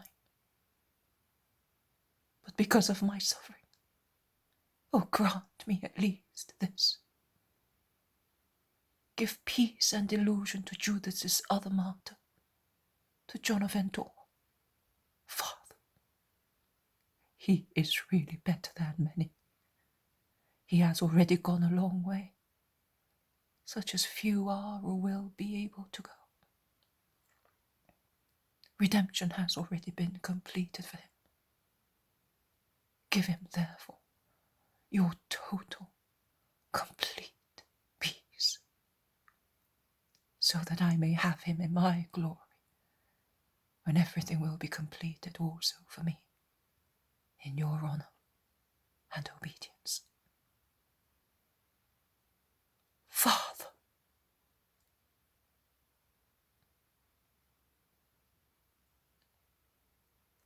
Jesus has slowly fallen on his knees and is now weeping with his face on the ground. And while he prays, the light of the short winter day fades precociously in the dark cavern, and the roar of the torrent seems to grow louder as the shade in the valley becomes darker.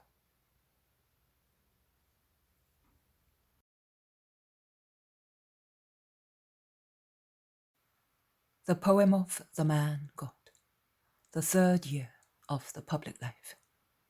Chapter 317, Leaving Ptolemy for Tyre, 3rd of November, 1945. The town of Ptolemy looks as if it is to remain overwhelmed by a low, leaden sky, without a gleam of azure, without any change in its dullness. There is not a cloud, a cirrus, a nimbus, sailing all alone in the closed vault of heaven. The firmament looks like a solid, convex, heavy lid on the point of crashing on a case. A huge lid of dirty, sooty, dull, oppressive tin. The white houses of the town seem to be made of chalk, of coarse, rough chalk that looks desolate in this light. The green of evergreens seems dull and sad. The faces of people look wan or ghastly, and the shades of their clothes colourless. The town is stifled with heavy sirocco. The sea matches the sky with similar deadly dullness. An infinite, still, lonely sea. It is not even leaden. It would be wrong to describe it as such. It is a limitless expanse, and I would say rippleless. If an oily substance, as grey, I suppose, as lakes of crude petroleum must be, or rather, if it were possible, lakes of silver mixed with soot and ashes, to make a pomade with a special brightness of quartziferous scales, which however is so deadly dull that it does not seem to shine.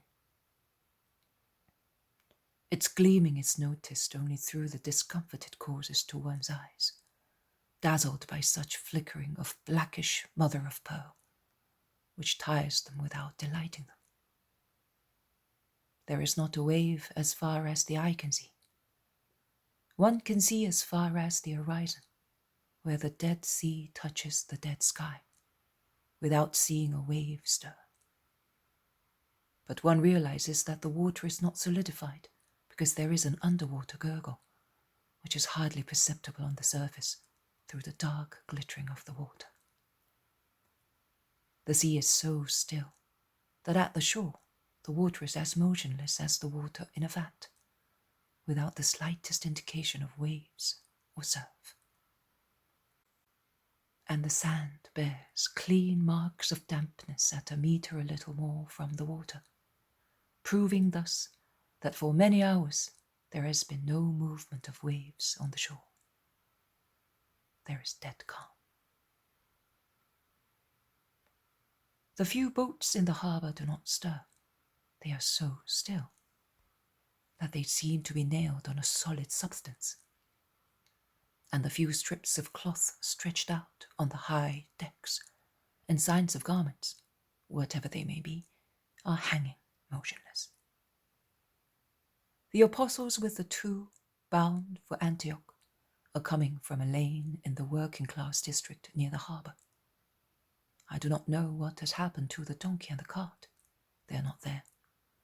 Peter and Andrew are carrying one chest, James and John the other one, while Judas of Alphaeus is carrying on his shoulder the dismantled loom, and Matthew, James of Alphaeus, and Simon Zealot are laden with all the bags, including Jesus's. Syntyche is holding only a basket with foodstuffs. John of Endor is not carrying anything. They walk fast among the people coming back, mostly from the market with their shopping, while seamen are hastening towards the port to load or unload ships or repair them according to their requirements. Simon of Jonah is proceeding resolutely. He must be already aware of where to go, because he does not look round. He is flushed while holding the chest, on one side by a loop of a rope which serves as a handle, and Andrew does likewise on the other side. And one can see, both in them and in their companions, their efforts in carrying their weights, as the muscles of their calves and arms bulge. In fact, in order to move freely, they are wearing only short sleeveless undertunics, and are thus like porters hurrying from warehouses to ships, or vice versa, doing their work. They thus pass by completely unnoticed. Peter does not go to the large quay, but along a squeaky footbridge he goes to the little one, a little arched pier forming another much narrower dock for fishing boats. He looks around and cries out. A man replies, standing up in a stout, rather large boat. Do you really want to go? Mind you, sails are of no use today. You will have to row. It will warm me up and give me an appetite. But are you really capable of sailing? Hey man, I could not say mummy yet, and my father had already put line and sail ropes in my hands.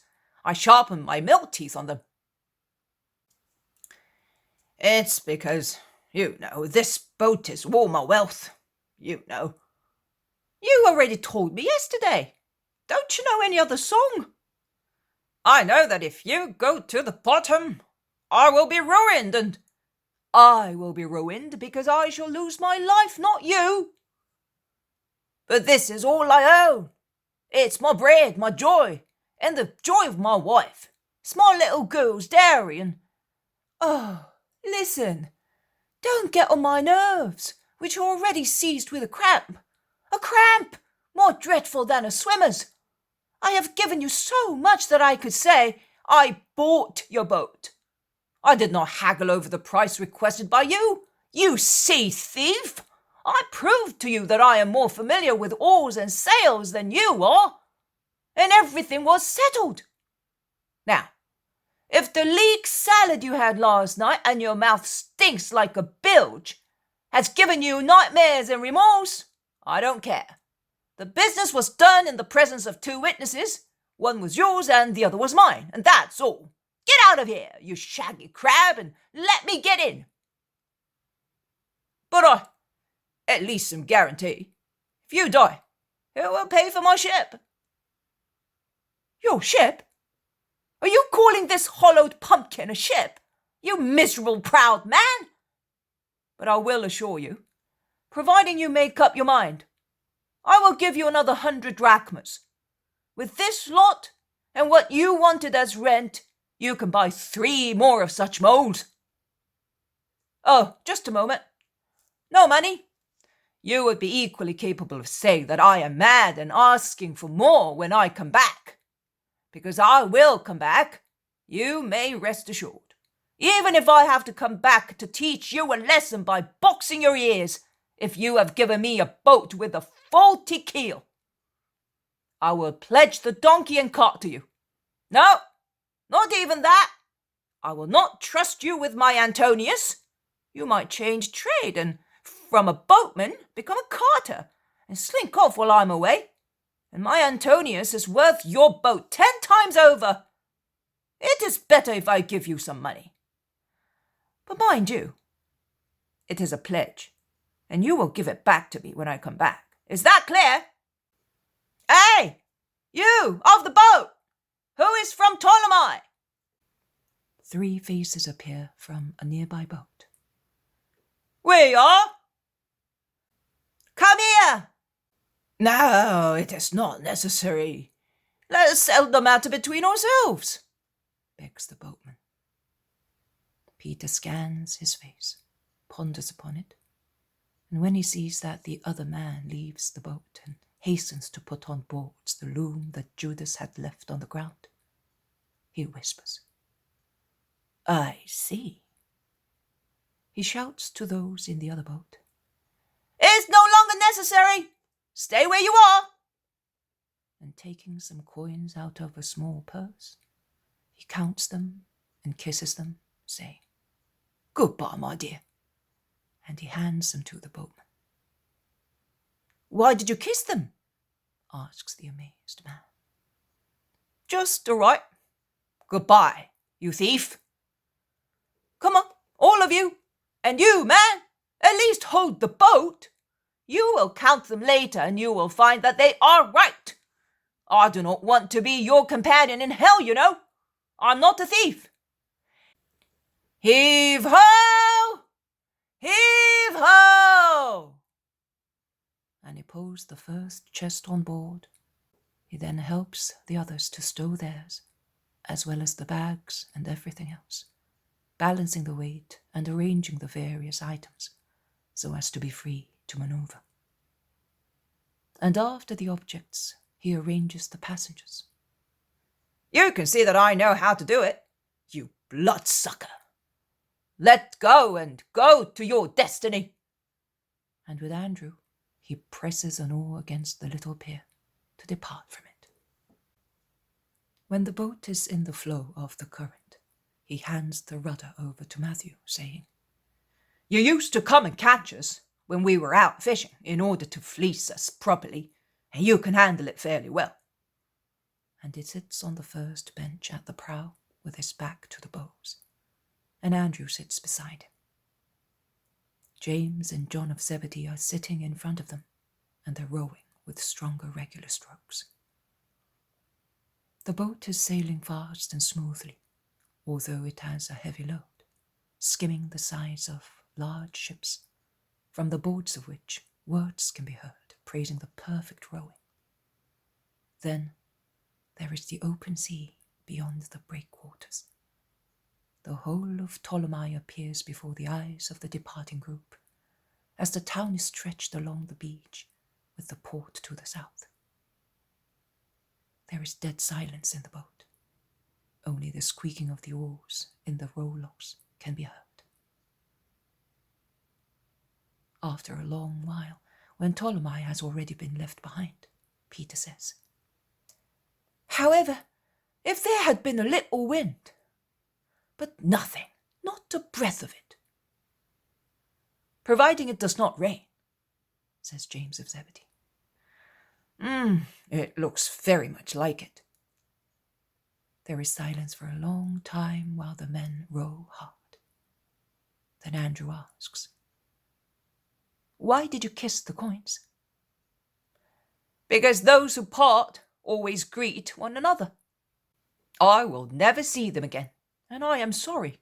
I would have preferred to give them to some poor wretch. Never mind. The boat is really a good one. It is strong and well built. It is the best one in Ptolemy. That is why I gave in to the demands of the owner. Also, to avoid many questions about our destination. That is why I said to him, to make purchases at the White Garden. Oh, it's beginning to rain.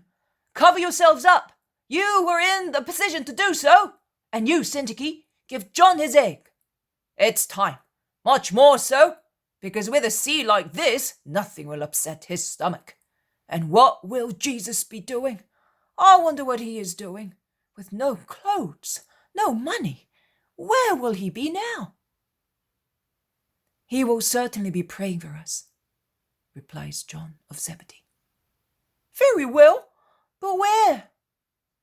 Nobody can say where, and the boat proceeds heavily, laboriously, under a leaden sky, on the grey, bituminous sea, in a drizzling rain, as fine as fog, and as boring as protracted tickling. The mountains, which after a flat area are now close to the sea, look livid in the foggy air. The sea nearby continues to irritate one's eyes with its strange phosphorescence, and far away it fades into a hazy veil. We will stop at that village to rest and eat, says Peter, who rows untiringly. The others agree. They reach the village, a little group of fishermen's houses built on a mountain spur protruding towards the sea. It is not possible to land here. There is no bottom, grumbles Peter. Well, we shall eat where we are. In fact, the oarsmen eat with appetite, whereas the two exiles take some food unwillingly. It begins and stops raining alternately.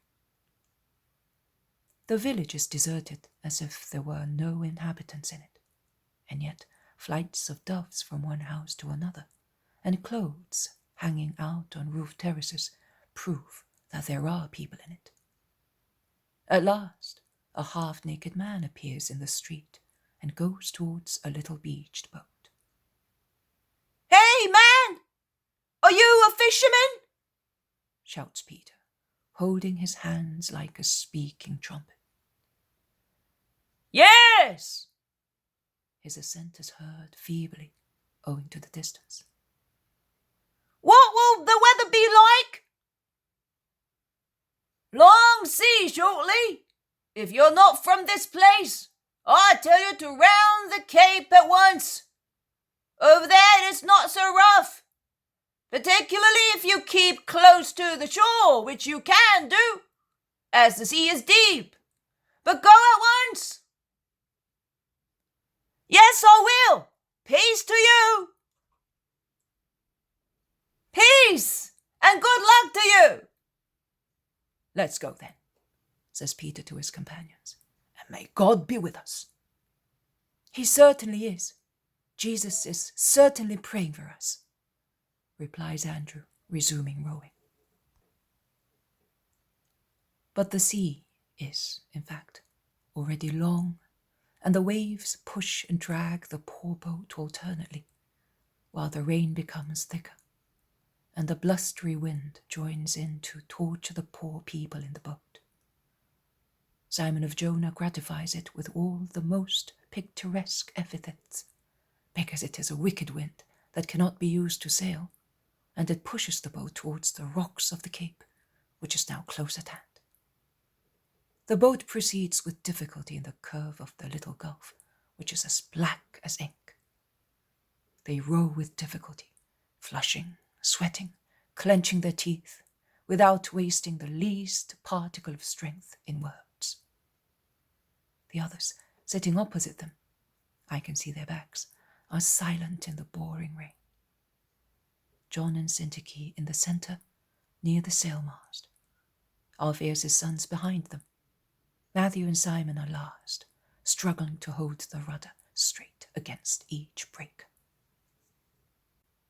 It is a difficult task to round the cape, but they succeed at last, and the oarsmen, who must be exhausted, have a little rest. They consult whether they should take shelter in a little village beyond the cape, but the idea prevails that the mast is to be obeyed even against common sense, and he said that they must arrive at Tyre in 1 day. So they go on. The sea calms all of a sudden. They notice the phenomenon, and James of Alphaeus says, "The reward of obedience." Yes, Satan has gone because he did not succeed in making us disobey, confirms Peter. But we shall arrive at Tyre at night. We have been greatly delayed, says Matthew. It does not matter. We shall go to bed and we shall look for the ship tomorrow, replies Simon Zealot. But shall we find it? Jesus said so, so we shall find it, says Thaddeus confidently. We can hoist the sail, brother, remarks Andrew. The wind is favourable, and we will move fast. The wind, in fact, fills the sail, although not very much, but enough to make rowing less necessary, and the boat glides, as if it had been lightened, towards Tyre, the promontory of which, or rather its isthmus, is white to the north in the last light of the day. And night falls fast, and it is strange, after so much dullness of sky, to see stars appear in an unforeseeable clear sky, and the Great Bear shines brightly in its stars, while the sea is illuminated by placid moonlight, which is so white that it seems to be dawning after a painful day without an intervening night. John of Zebedee looks at the sky and smiles, and he suddenly begins to sing, pulling his oar with his song and modulating his words to the rhythm of rowing. Hail, star of the morning, jasmine of the night, golden moon of my heaven, Holy Mother of Jesus, the sailor hopes in you, who suffers and dies and dreams of you. Shine, holy pious star, upon those who love you, Mary. He sings out happily in a tenor voice. What are you doing? We are talking of Jesus, and you are singing of Mary, asks his brother. He is in her, and she is in him. But he is because she was. Let me sing. And he starts singing with his whole heart, leading all the others. They thus reach Tyre, when they land without any difficulty in the little port south of the isthmus, lit up by lamps hanging from many boats, with the help also of people present there. While Peter and James remain in the boat to look after the chest, the others, with a man from another boat, go to a hotel to rest. The poem of The Man God. The third year of the public life. Chapter 318. Departure from Tyre on a Cretan ship. 4th of November, 1945. Tyre awakes among gusts of mistral. The sea is sparkling with bright white blue little waves under a blue sky, and white cirri moving up there as the foaming waves move down here. The sun is enjoying a clear day after so much dull, bad weather. I see, says Peter, standing up in the boat where he slept. It's time to go.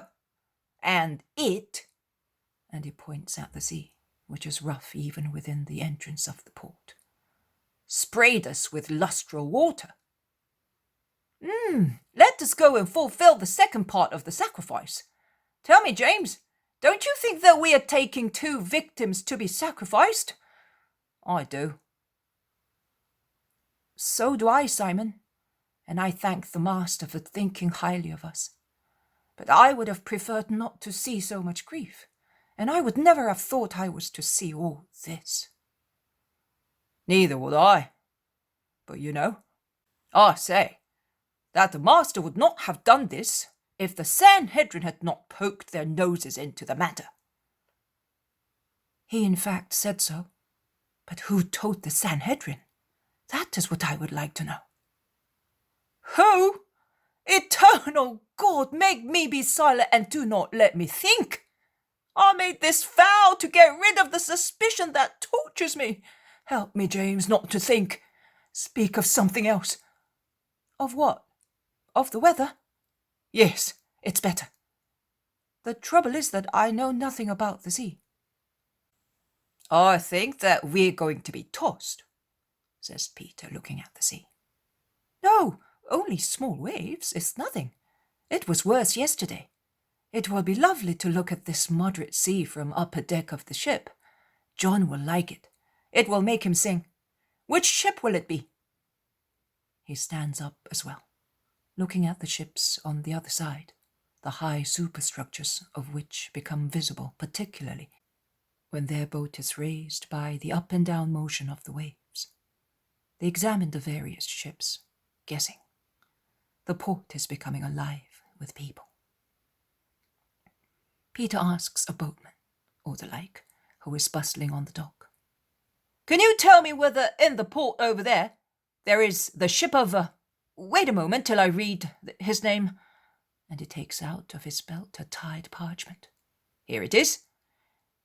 Nicomedes Philadelphus of Philip, a Cretan from Paleocosta.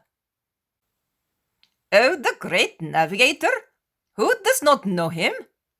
I think that he is known not only from the Pearl Gulf to the Pillars of Hercules, but also as far as the cold seas, where they say that night lasts for months. You are a sailor. How come you do not know him? No, I do not know him, but I shall soon meet him, because I am looking for him on behalf of our friend Lazarus of Theophilus, formerly governor in Syria. Oh, when I was a sailor, I am old now, he was in Antioch. Wonderful times. Your friend. And you are looking for Nicomedes, the Cretan? You need not worry then. See that ship over there? The highest one with flying colours. That is his ship. He will sail before the 6th hour. He is not afraid of the sea. In fact, there is no need to be afraid of it. It's not really rough. But a high wave gives him the lie, drenching both of them from head to foot. Yesterday it was too calm. Today, too rough. It's really bad. I prefer the lake, grumbles Peter, drying his face. I advise you to go to the basin. Everybody goes there. But we are leaving. We are going in the ship Wait, Nicomedes, and all the rest, says Peter, who cannot remember the strange names of the Cretan. You are not going to load your boat also on the ship? Of course not. Well, there is room in the basin for boats and men to look after them until you come back. A coin a day until you come back. I suppose you are coming back? Certainly. We're going, and we'll come back after seeing the state of Lazarus's garden, that's all. Ah, you are his stewards? Yes, and something more.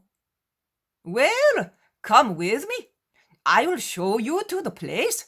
It's really made for those who leave their boats there, like you. Wait, here are the others. We will be with you in a moment. And Peter jumps on the quay and runs to meet his companions who are approaching. Did you sleep well, brother? Asks Andrew kindly.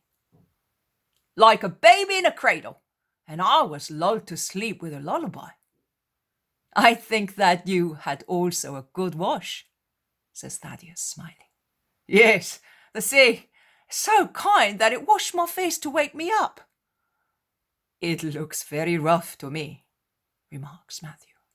Oh, but if you knew with whom we are going, one who is known even to the fish of the ice-cold seas. Have you already seen him? No, but I was told by one who says that there is a place for the boats, a depot. Come, we will unload the chests and we'll go. Because Nicomedes, the Cretan, will be sailing soon. In the Cyprus Channel, we shall be tossed about in good style, says John of Endor. Shall we? Says Matthew anxiously. Yes, but God will help us. They are near their boat once again. Here we are, man.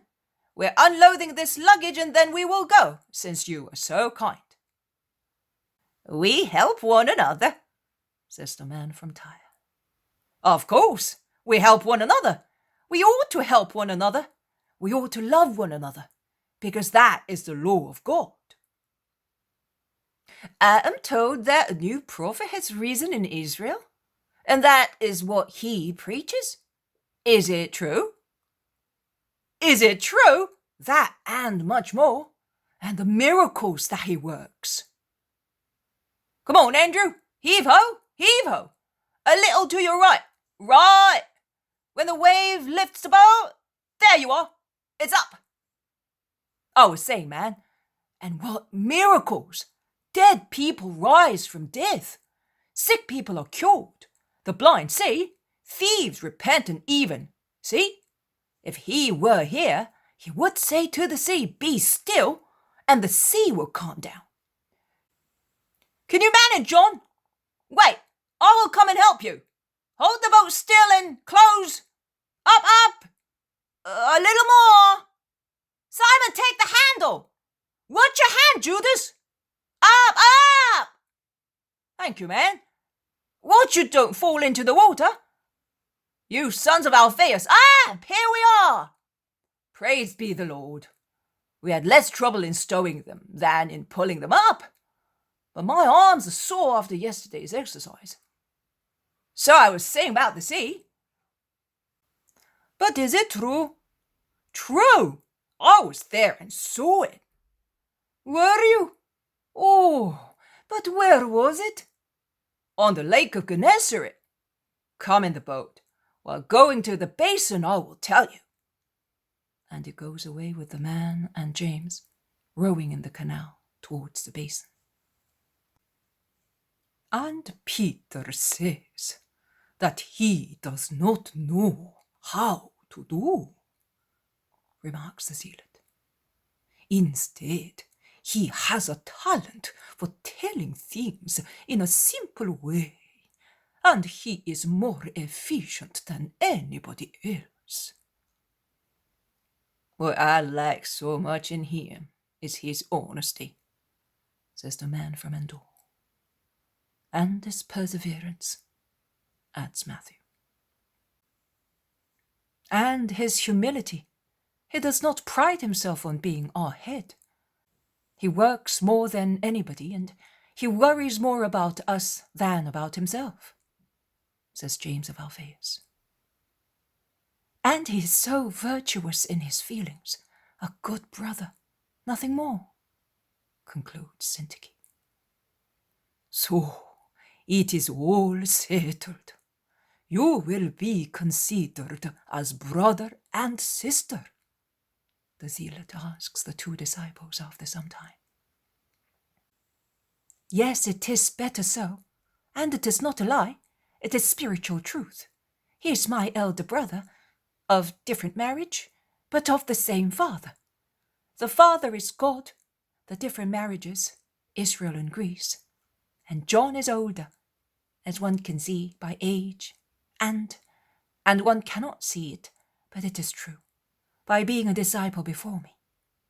Here is Simon coming back. It's all done. Let's go. Through the narrow isthmus, they pass into other port, carrying the chests on their shoulders. The man from Tyre, familiar as he is with the place, takes them through the narrow passages between piles of bales of goods under very wide sheds, to the powerful ship of the Cretan, who is preparing to depart. He shouts to those on board to lower the gangway that they had already lifted. "It is not possible. We have finished loading," shouts the head of the crew. "He has letter to hand to you," says the man, pointing to Simon of Jonah. "Letters? From whom?" "From Lazarus of Theophilus, the former governor of Antioch." "Ah, I will tell the boss," Simon says to the other Simon and to Matthew. "You will speak now. I am too coarse to speak to a man like him." "No, you are the head, and you will speak, because you are doing very well. We will help you eventually, but there will be no need." "Where is the man with the letter? Let him come up," says a man as swarthy as an Egyptian. He's thin, handsome, agile, severe-looking, about 40 years old or a little older, and looks down from the high ship's side, and he orders the gangway to be lowered. Simon of Jonah, who has put on his tunic and mantle while waiting for a reply, goes up with a dignified bearing. The zealot and Matthew follow him. "Peace to you, man," greets Peter gravely. "Hail, where is the letter?" asks the Cretan. "Here it is." The Cretan breaks the seal, unfolds the roll, and reads. "The messengers of Theophilus' family are welcome. The Cretans have not forgotten that he was good and kind. But be quick. Have you much to load?" "What you see on the quay." "And how many are you?" 10. "Good. We will find accommodation for the woman. You will adapt yourselves as best you can. Quick! We must set sail before the wind becomes stronger, and that will happen after the 6th hour." With rending whistling, he orders the chests to be loaded and stowed. Then the apostles and the 2 disciples go on board. The gangway is lifted, the ship's side is closed. The moorings are picked up, the sails are hoisted, and the ship sets out, rolling steeply, while leaving the harbour. Then the sails stretch out, creaking, as the wind fills them, and pitching heavily, the ship puts out to sea, sailing fast towards Antioch. Notwithstanding the very strong wind, John and Zacchie, one close to the other, holding on to a tackle aft, are looking at the coast. The land of Palestine move away, and they weep.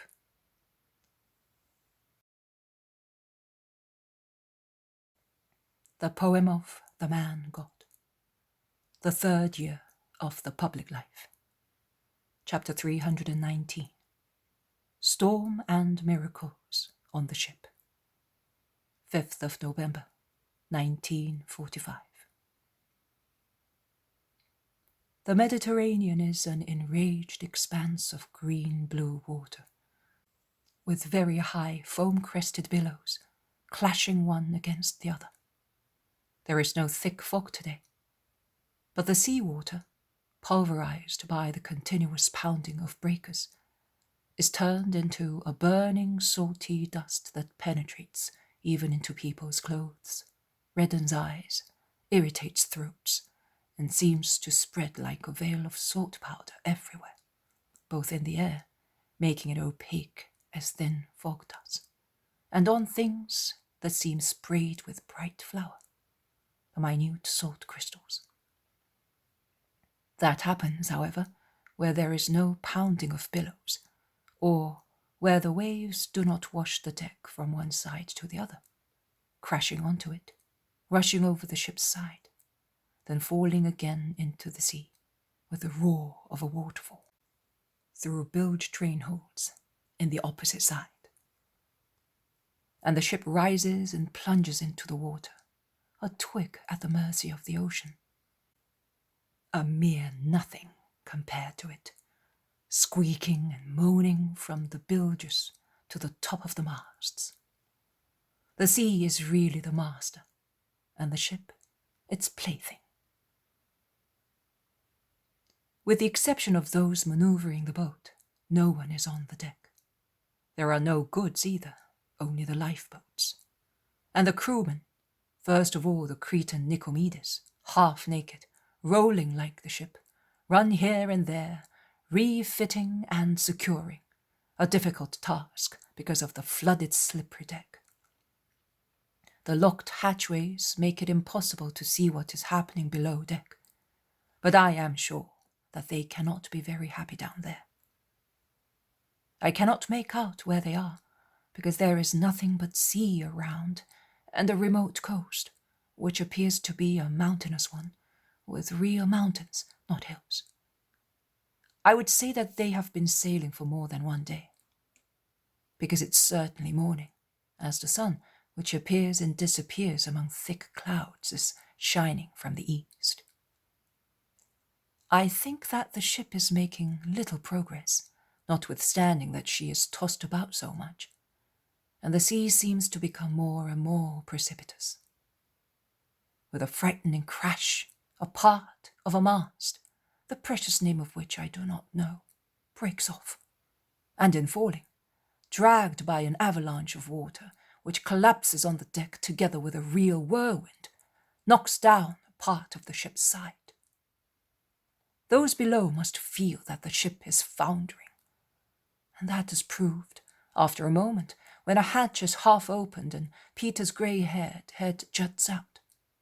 He looks around, sees, and closes the hatch just in time to prevent a torrent of water from falling through it. But later, in a moment of calm, he opens it again and jumps out. He clings to supports and watches all hell let loose. And he whistles and mumbles, commenting the situation.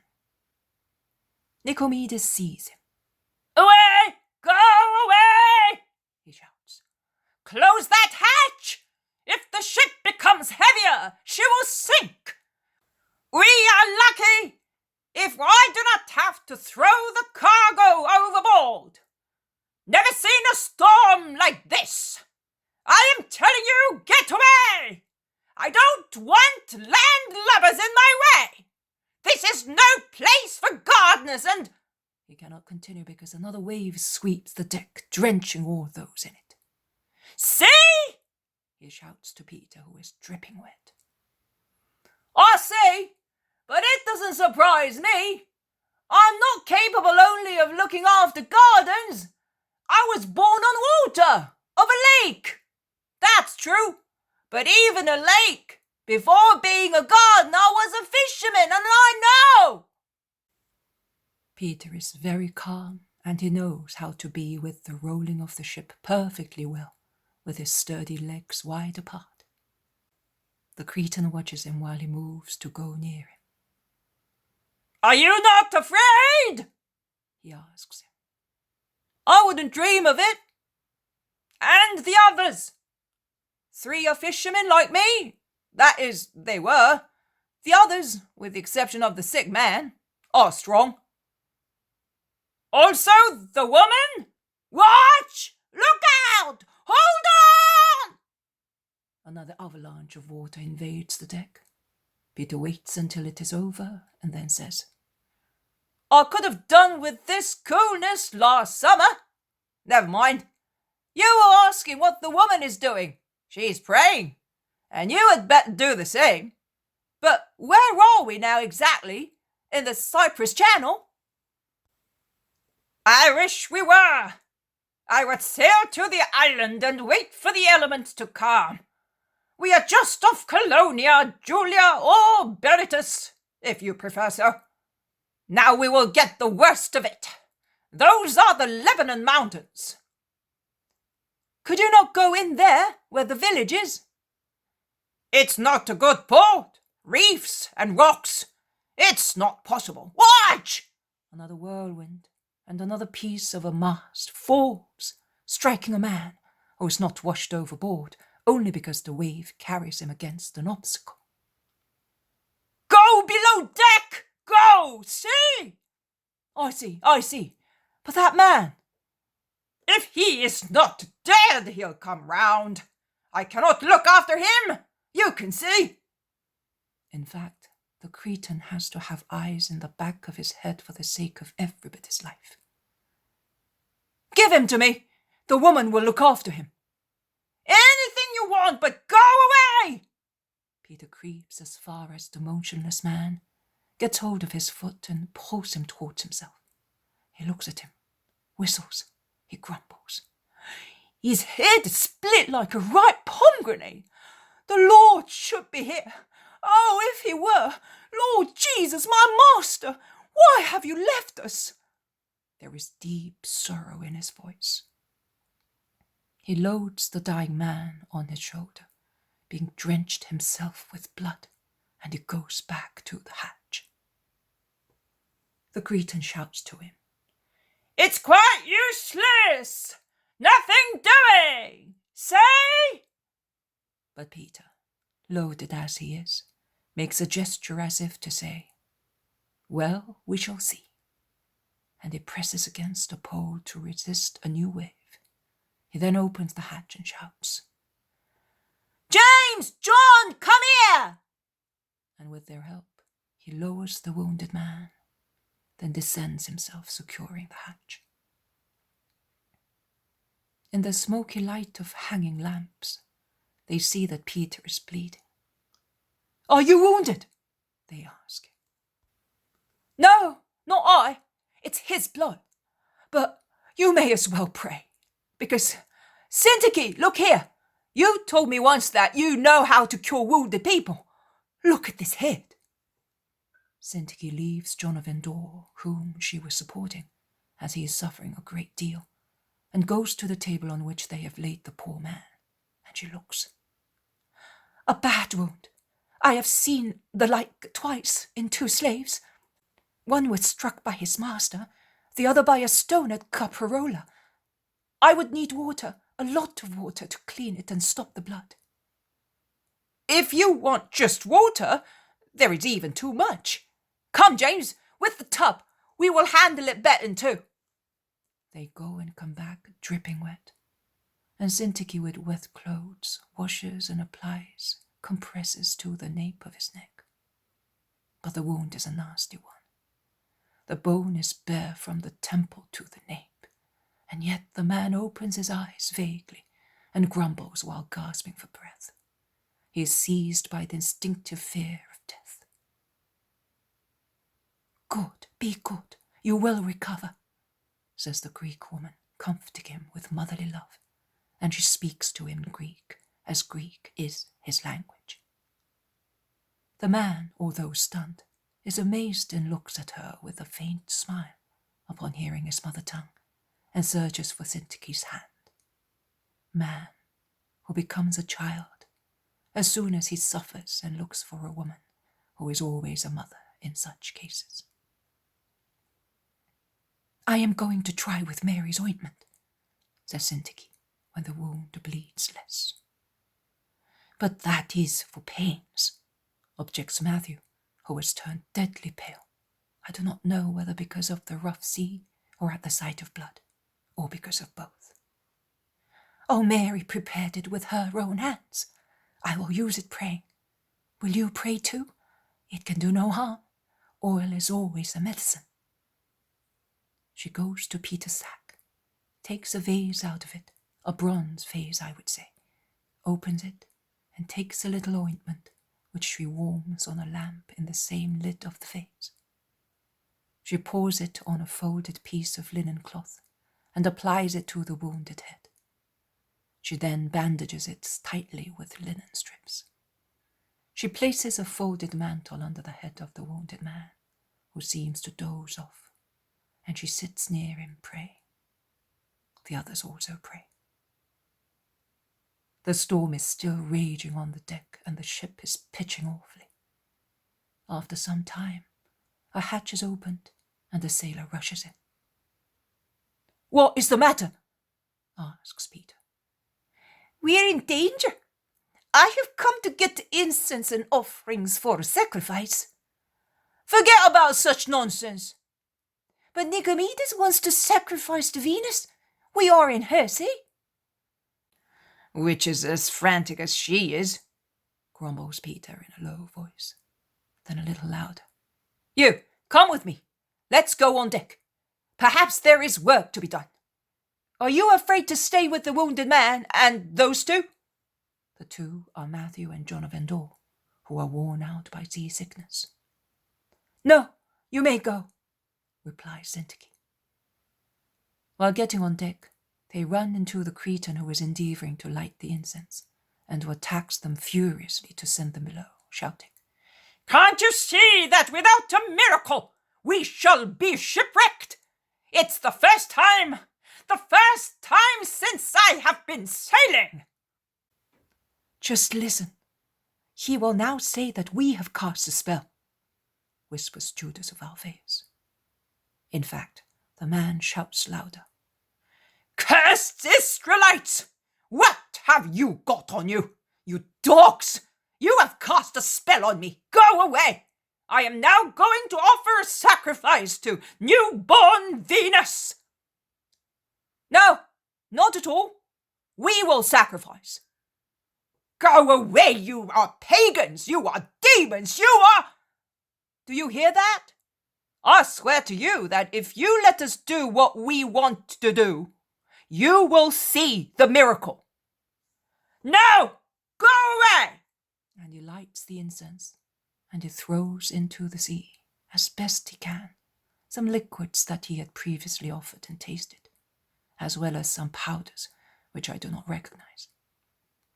But the waves put the incense out, and the sea, instead of calming, rages more and more, washing away all the paraphernalia of the rite, and nearly sweeping away Nicomedes as well. "Your goddess is giving you a beautiful answer. It's our turn now. We have one as well, purer than that one made of foam. But then, sing, John, as you did yesterday, and we will follow you, and let us see." "Yes, let us see. But if it comes to the worst, I will throw you overboard as propitiatory victims." "All right. Come on, John." And John strikes up his song, followed by all the others, including Peter, who usually does not sing, as he is always out of tune. The Cretan is watching them, with folded arms and a smile that is half angry and half ironical. After the song, they pray with their arms stretched out. It must be the Our Father, but it is in Hebrew and I do not understand it. They then sing louder. They thus alternate songs with prayers, without fear or interruptions, although they are struck by the waves. They do not even hold on to supports, and yet they are so self-confident, as if they were one thing with the wood of the deck. And the violence of the waves really begins to abate, slowly. It does not cease completely, as the wind does not drop entirely. But the storm is not as furious as previously, neither do the waves wash the deck. The face of the Cretan is a poem of amazement. Peter casts sidelong glances at him and continues praying. John smiles and sings louder. The others follow him, exceeding the roar of the waves more and more clearly as the sea calms down into a normal motion and the wind begins to blow favourably. Well, what do you think of it? But what did you say? What formula is it? That of the true God and of his holy handmaid. You may hoist your sails and sort things out here. Is that not an island? Yes, it's Cyprus, and the sea is even calmer in its channel. How strange. But that star that you worship, who is it? Venus, isn't it? You should say that you venerate. We worship God only, but she has nothing to do with Venus. She's Mary, Mary of Nazareth, the Hebraic Mary, the mother of Jesus, the Messiah of Israel. And that other thing, what was it? That wasn't Hebrew. No, it was in our dialect, the dialect of our lake, of our fatherland. But we cannot tell you, a pagan. It's a speech addressed to Jehovah, and only believers can learn it. Goodbye, Nicomedes, and don't regret what has gone to the bottom. Spell less to cause you misfortune. Goodbye, eh? Are you dumbfounded? No. But, excuse me, I insulted you. Oh, it does not matter. The effects of, Venus's cult. Come on, boys. Let's go to the others. And smiling happily, Peter goes towards the hatchway. The Cretan follows them. Listen! What about the man? Is he dead? Not at all. We may give him back to you safe and sound very shortly. Just another trick of our spells. Oh, please excuse me. But tell me, where can one learn them in order to be helped? I am prepared to pay for that. Goodbye, Nicomedes. It's a long story, and it's not allowed. Sacred things are not to be given to heathens. Goodbye. Fare you well, my friend. And Peter, followed by all the others, goes below deck smiling. Also the sea is now a pleasant sight. A fair mistral now favours navigation, while the sun is setting and the slice of the waxing moon looms in the east.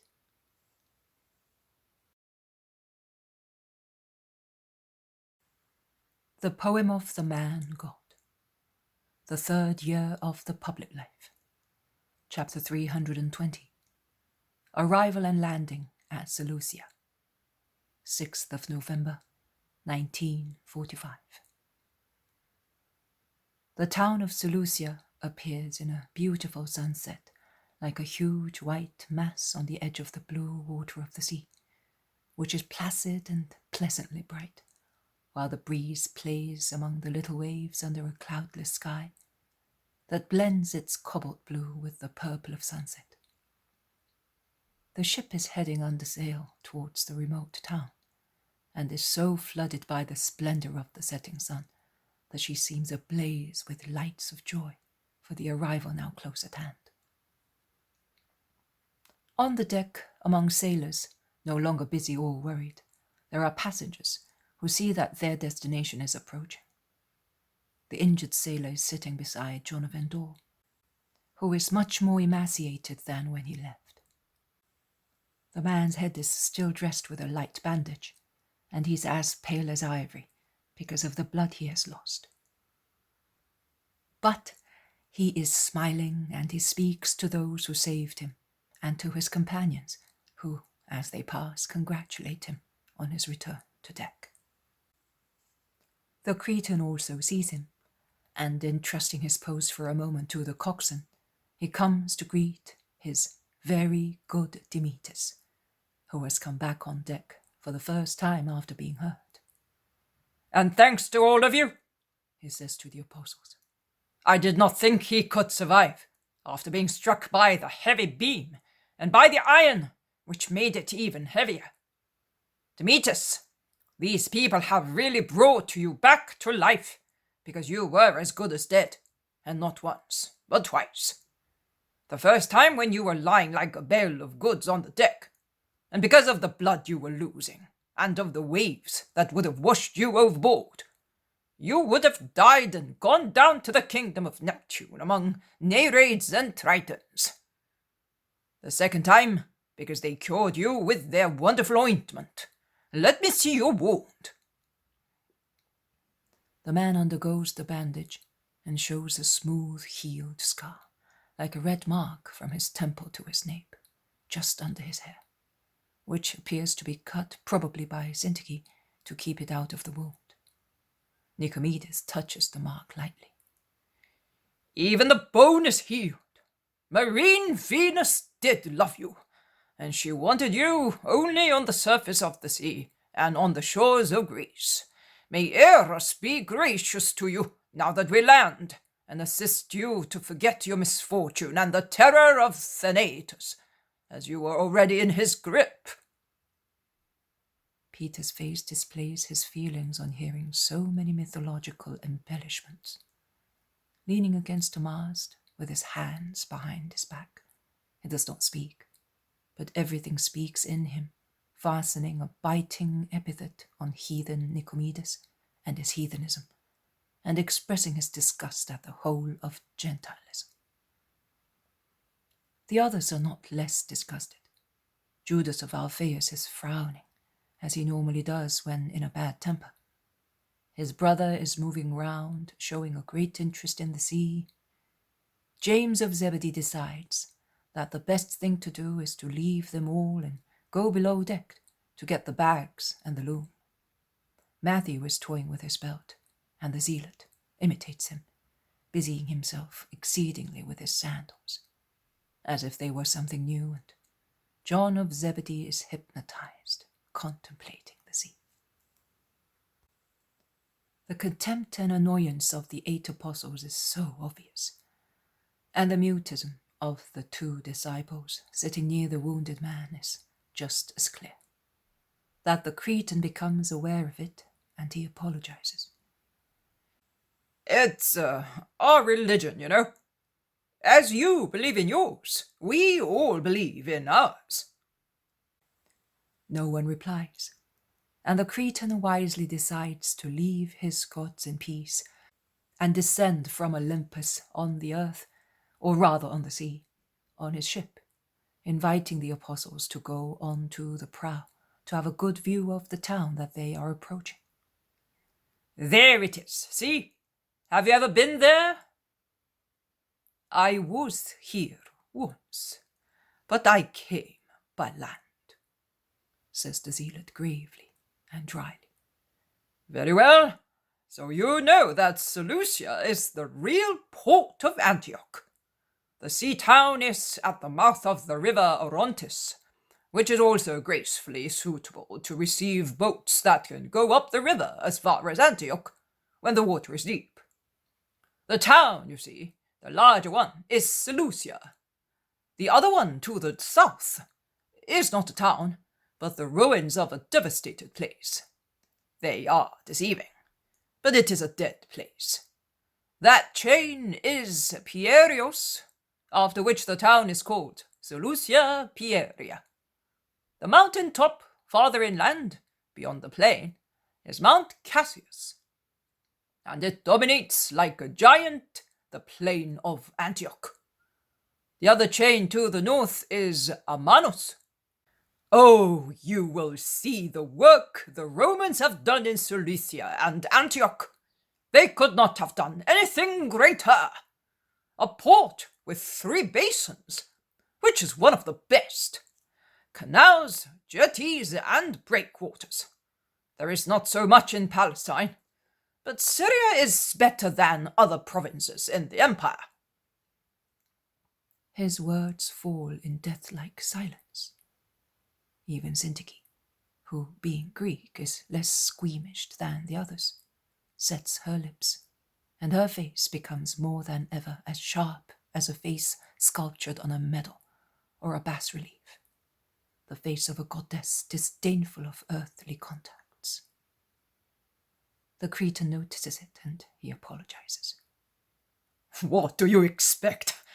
After all, I make my money from the Romans. Syntyche's reply is as sharp as a saber cut. And gold blunts the sword of national honor and freedom. And she said so in such a way, and in such pure Latin, that the man is dumbfounded. Then he dares to ask, But are you not Greek? I am Greek, but you love the Romans. I am speaking to you in the language of your masters, not in mine, which is the language of our martyred fatherland. The Cretan is embarrassed, while the apostles silently rejoice at the lesson given to the praiser of Rome.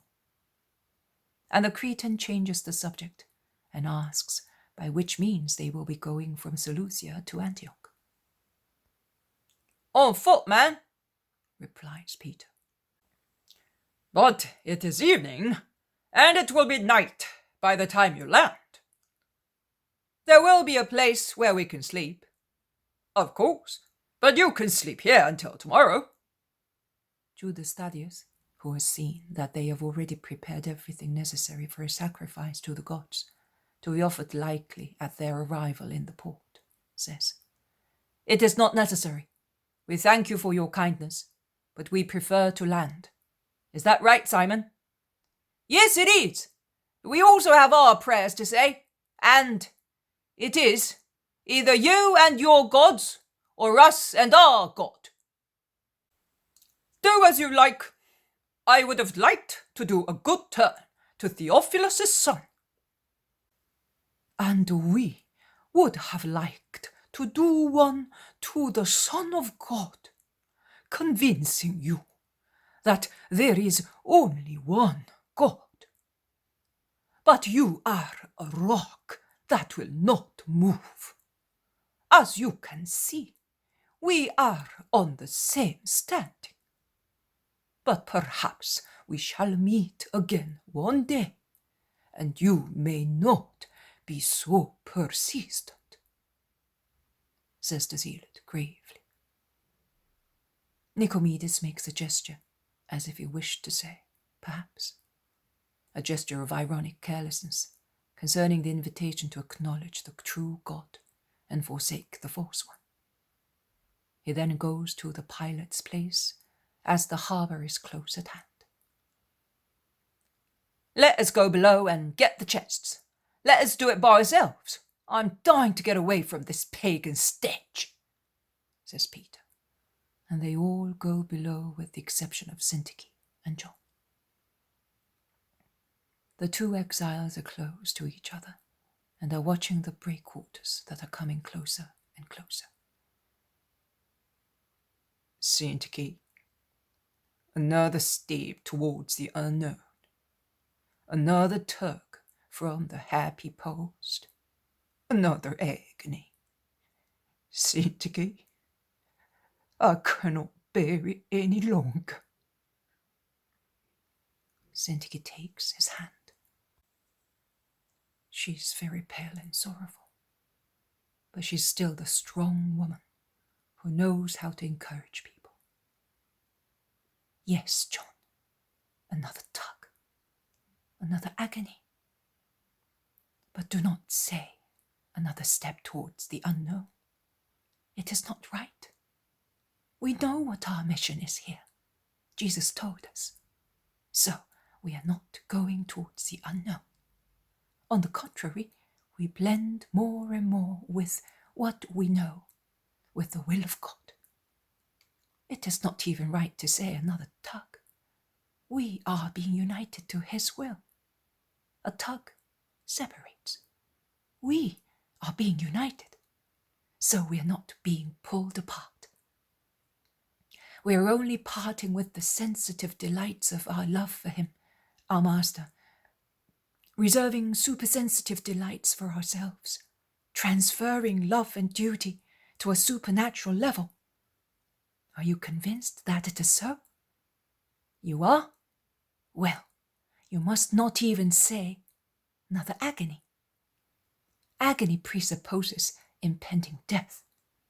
But by teaching a spiritual level to make it our abode, our atmosphere, and our food, we do not die. We live. Because what is spiritual is eternal. We therefore rise to a more lively life, an anticipation of the great life in heaven. So cheer up. Forget that you are the man, John, and remember that you are destined to heaven. Reason, act, think and hope only as a citizen of that immortal fatherland. The others come back with their loads when the ship is entering the large port of Seleucia majestically. And now, let us make off as quickly as possible to the first hotel we come across. There must be some in the neighbourhood.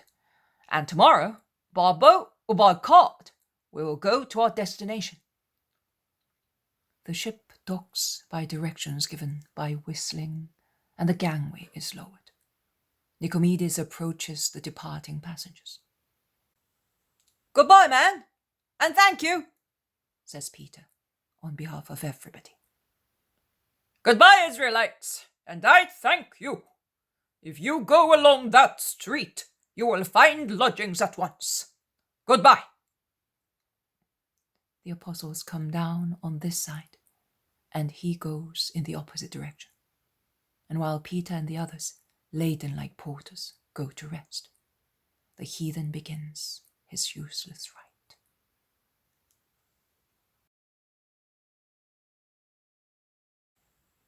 The poem of the man God, the third year of the public life. Chapter 321. From Seleucia to Antioch. No date. You will certainly find the cart at the market. If you want mine, I will give it to you in memory of Theophilus.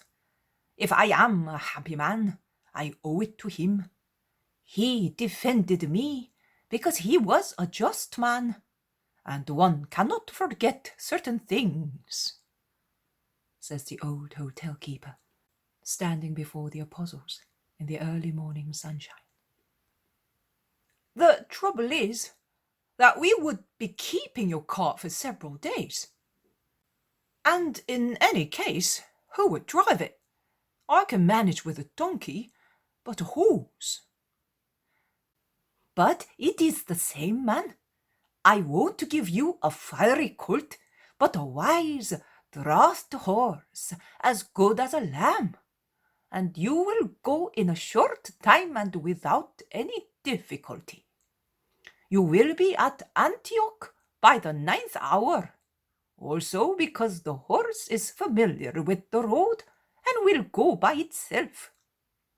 You will give it back to me when you want, without any interest on my side, as I am interested only in doing something pleasant to Theophilus' son. And you can tell him that I am always indebted to him, that I remember him, and I am his servant. What shall we do? Peter asks his companions. Whatever you think is better, you decide, and we will obey. Shall we try with the horse? I'm thinking of John, and also to be quick. I feel as if I am taking a man to the scaffold, and I'm dying to see it all over. You are right, they all say. Well, I will take it, man. And I am delighted to give it to you. I am going to prepare the vehicle. The hotel keeper goes away. Peter can now get the load off his chest. I have lost half of my lifetime in the past few days. How grievous! I wish I had Elijah's chariot, the mantle taken by Elisha, anything that is quick in doing things. And above all, at the cost of suffering death myself, I would have liked to give something that might comfort those poor wretches, making them forget. I don't know, in a few words, something that would not make them suffer so much. But if I find out who is the main cause of all this grief, I am no longer Simon of Jonah. If I don't wring his neck like a wet cloth. I don't mean killing him, no, but I'll squeeze him as he squeezed joy in life out of those two poor people. You're right. It is very sorrowful. But Jesus says that we must forgive affronts, says James of Alphaeus. Had they given offence to me, I would forgive, and I could. I'm strong and sound, and if anybody offends me, I have enough strength to react against my grief. But poor John. No, I cannot forget an affront to the man redeemed by the Lord, to a man who is dying broken-hearted. I am thinking of the moment when we shall be saying goodbye to him, says Andrew with a sigh. So do I. It's a fixed idea, and it torments me more and more as the moment draws near, whispers Matthew. Let us do it as quickly as possible, for goodness' sake, says Peter. No, Simon, forgive me.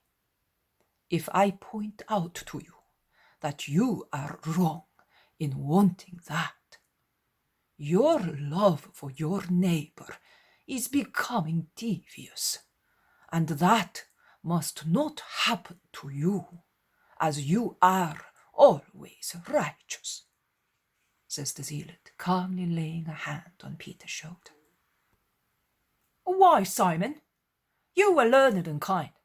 Show me where I am wrong, and if I see that I am at fault, I will say to you, you are right. Your love is becoming unwholesome, because it is changing into selfishness. How? I am grieved over them, and I am selfish. Yes, brother, because by excess of love, every excess is disorder, and thus leads to sin. You are becoming cowardly. You do not want to suffer seeing other people suffer. That is selfishness, my brother, in the name of the Lord. That is true. You are right, and I thank you for telling me. That is what should be done among good companions. Well, I will no longer be in a hurry, but tell me the truth. Is it not a pitiful situation? It is indeed, they all say. How shall we leave them? I would say that we should leave them after Philip has given them hospitality. We could remain for some time in Antioch, hiding ourselves, calling on Philip to find out how they are adjusting themselves, suggests Andrew. No, such sudden parting would make them suffer too much, says James of Alphaeus. Well, let us take part of Andrew's suggestion.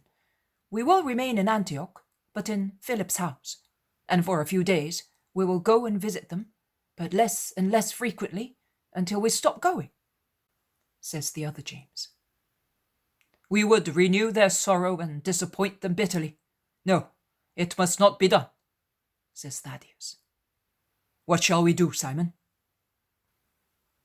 As far as I am concerned, I would rather be in their position than to have to say, I bid you goodbye, says Peter, who is downhearted. I suggest this. Let us go with them to Philip's house and remain there. Then we will all go to Antagonia. It is a pleasant place, and we will stay there. When they have become acclimatized, we will withdraw, in a sorrowful but manly manner. That is what I would say, unless Simon Peter has received different instructions from the master, says Simon Zealot. Me? No. He said to me, do everything well with love, without being sluggish, but without rushing, in the way which you think is best. So far, I think I have done so. There is only one thing. I said I was a fisherman. But if I had not said that, he would not have allowed me on the deck. Don't have silly scruples, Simon. They are snares of the demon to upset you, says Thaddeus, comforting him. Yes, quite right. I think he is around us as never before, creating obstacles and endeavouring to frighten us to drive us to cowardly actions, says the Apostle John, and he concludes in a low voice. I think he wanted to drive those two to despair by keeping them in Palestine, and now that they are avoiding his snares, he is avenging himself on us. I feel that he is around me like a snake hiding in the grass, and I have felt him like that for months. But here is the hotel keeper coming from one side and John with Syntyche from the other. I will tell you the rest later when we are alone, if it is of interest to you. In fact, a sturdy cart drawn by a strong horse is coming forward on one side of the yard, driven by the host, while the two disciples are coming towards them on the other side. Is it time to go? asks Syntyche. Yes, it is. Are you well covered, John? Is your pain improving? Yes, I am enveloped in woolen garments, and the ointment has helped me. Get on, then, and we shall be with you in a moment. And when they have finished loading, and everyone is in the cart, they go out through the wide door, after being repeatedly assured by the host of the docility of the horse. They cross a square as pointed out to them, and take a road near the walls until they go out through a gate, and they then proceed along a deep canal first, and later along the river. It is a fine, well-kept road, running northeastwards, following the turns of the river. On the other side there are mountains, the slopes, creeks, and gorges of which are very green, and in the most sunny spots one can see the swollen gems of many shrubs in the undergrowth thickets. How many myrtles! exclaims Syntyche. And laurels, adds Matthew. Near Antioch there is a place sacred to Apollo, says John of Endor. Perhaps the winds have blown the seeds as far as here. Perhaps, but the whole area here is full of lovely plants, says the zealot. Since you have been here, do you think that we shall pause near Daphne? We must. You will see one of the most beautiful valleys in the world. Apart from the obscene cult, which has degenerated into dirty orgies, it is a valley of earthly paradise.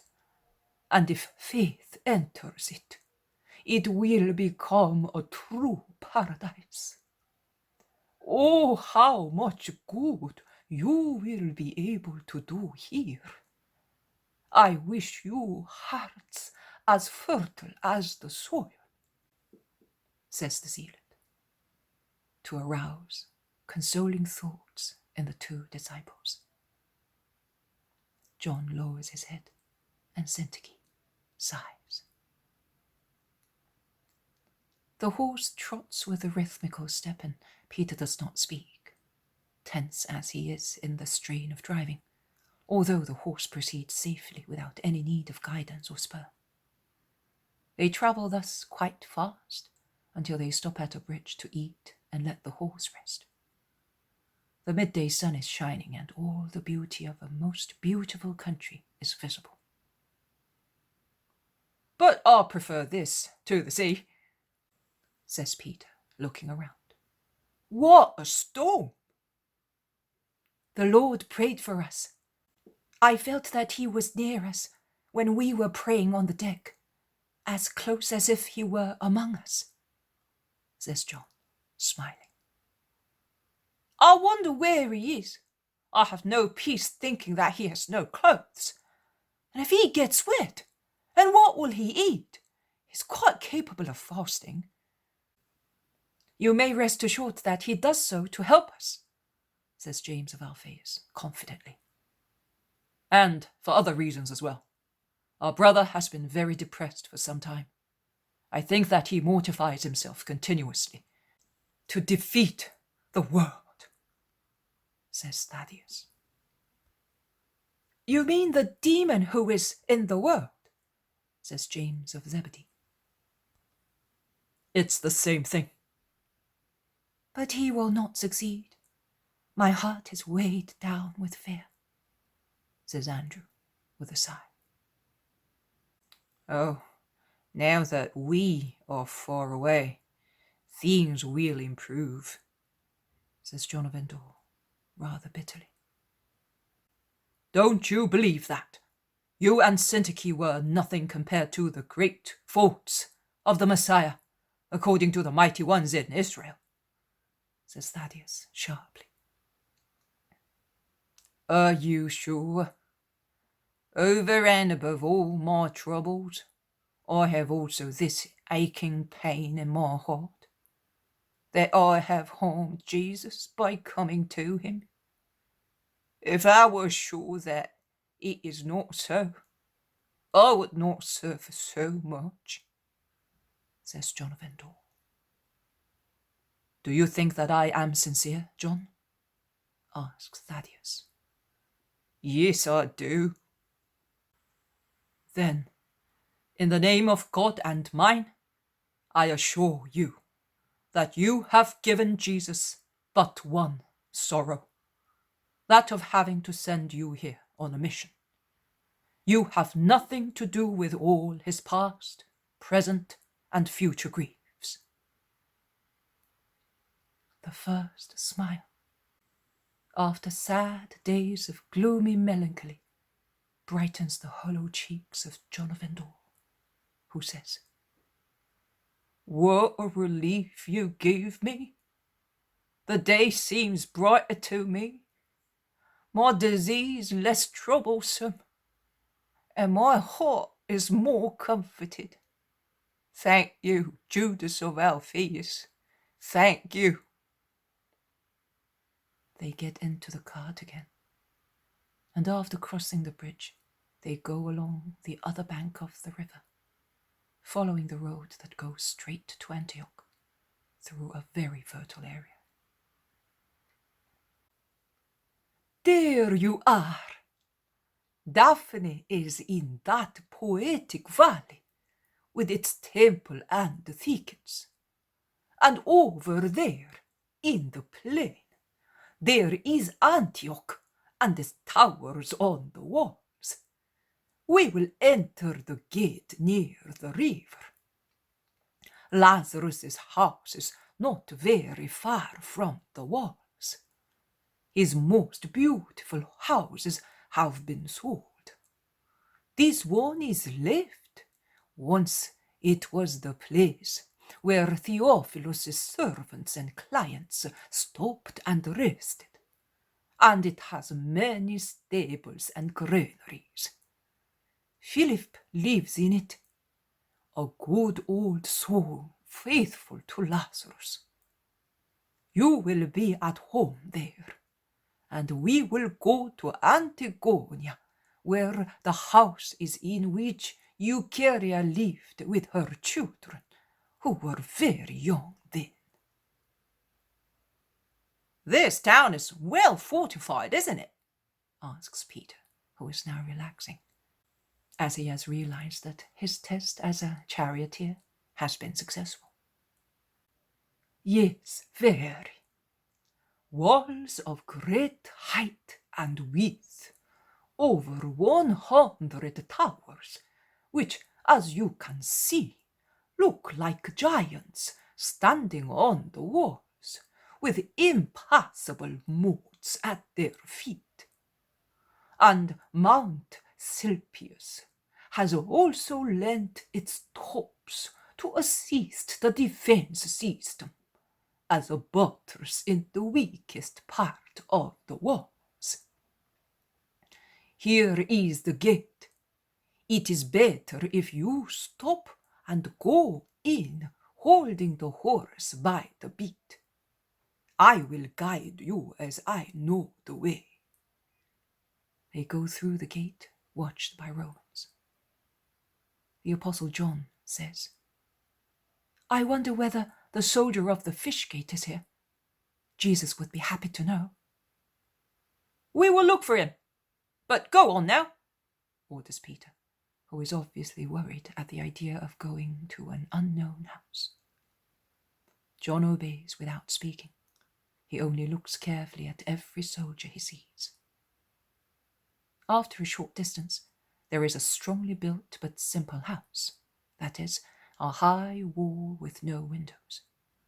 There is only a large door in the central part of the wall. Here we are. Stop, says the zealot. Oh, Simon, be good. Will you speak now? Yes, I will, if it is going to make you happy. And the zealot knocks at the heavy door. He makes himself known as a messenger from Lazarus. He goes in by himself. He comes out with an old, dignified man, who bows profusely and orders a servant to open the gate and let the cart go in. And he apologizes for letting them all go in there and not through the main door. The cart stops in a large yard with porches, well kept, with a huge plane tree in each of the 4 corners, and 2 in the centre, sheltering a well and watering trough for horses. Take care of the horse, the steward orders the servant. He then says to the guests, Please come with me, and may the Lord be blessed for sending me his servants and the friends of my master. Your servant is at your disposal. Please give me your orders. Peter blushes, because the steward's words and bows are addressed mainly to him, and he does not know what to say. The zealot comes to his rescue. The disciples of the Messiah of Israel, of whom Lazarus of Theophilus speaks to you, and who from now on will live in your house to serve the Lord, need nothing but rest. Will you show them their rooms? Oh, there are rooms always ready for pilgrims, as in the days of my mistress. Come. And followed by everybody, he goes along a corridor into a little yard, at the end of which is the real house. He opens the door, goes along a passage, then he turns to the right. There is a staircase. They go upstairs, where there is another corridor with rooms on both sides. Here you are, and may your stay be a pleasant one. I am now going to order water and some linen. May God be with you, says the old man, and he goes away. They open the windows of the rooms they choose. The walls and towers of Antioch are opposite the rooms on one side. The peaceful yard adorned with creeping rose bushes, which are now bare because of the season, can be seen from the rooms on the other side of the corridor. And at last, after so much travelling, a house, a room, a bed, a resting place for some, the final destination for others.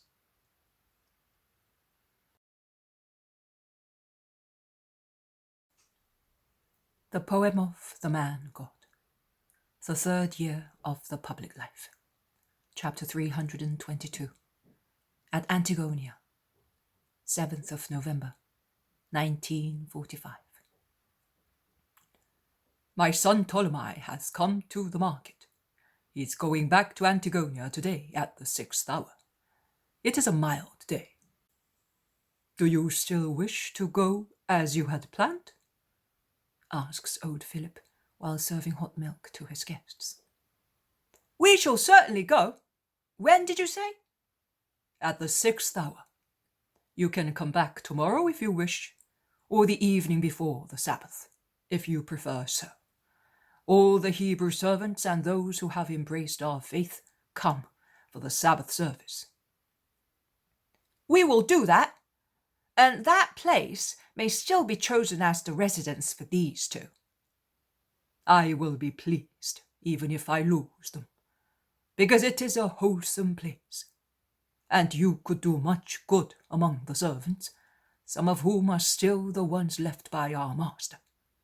Some are there through the bounty of our blessed mistress, who ransomed them from cruel masters. So they are not all Israelites, but by now they are not pagans either. I am referring to the women. All the men have been circumcised. Do not disdain them. But they are still very far from the justice of Israel. The saints of the temple would be scandalized at them, as they are perfect. Of course, they would indeed. Well, they will now be able to improve by breathing in wisdom and goodness from the messengers of the Lord.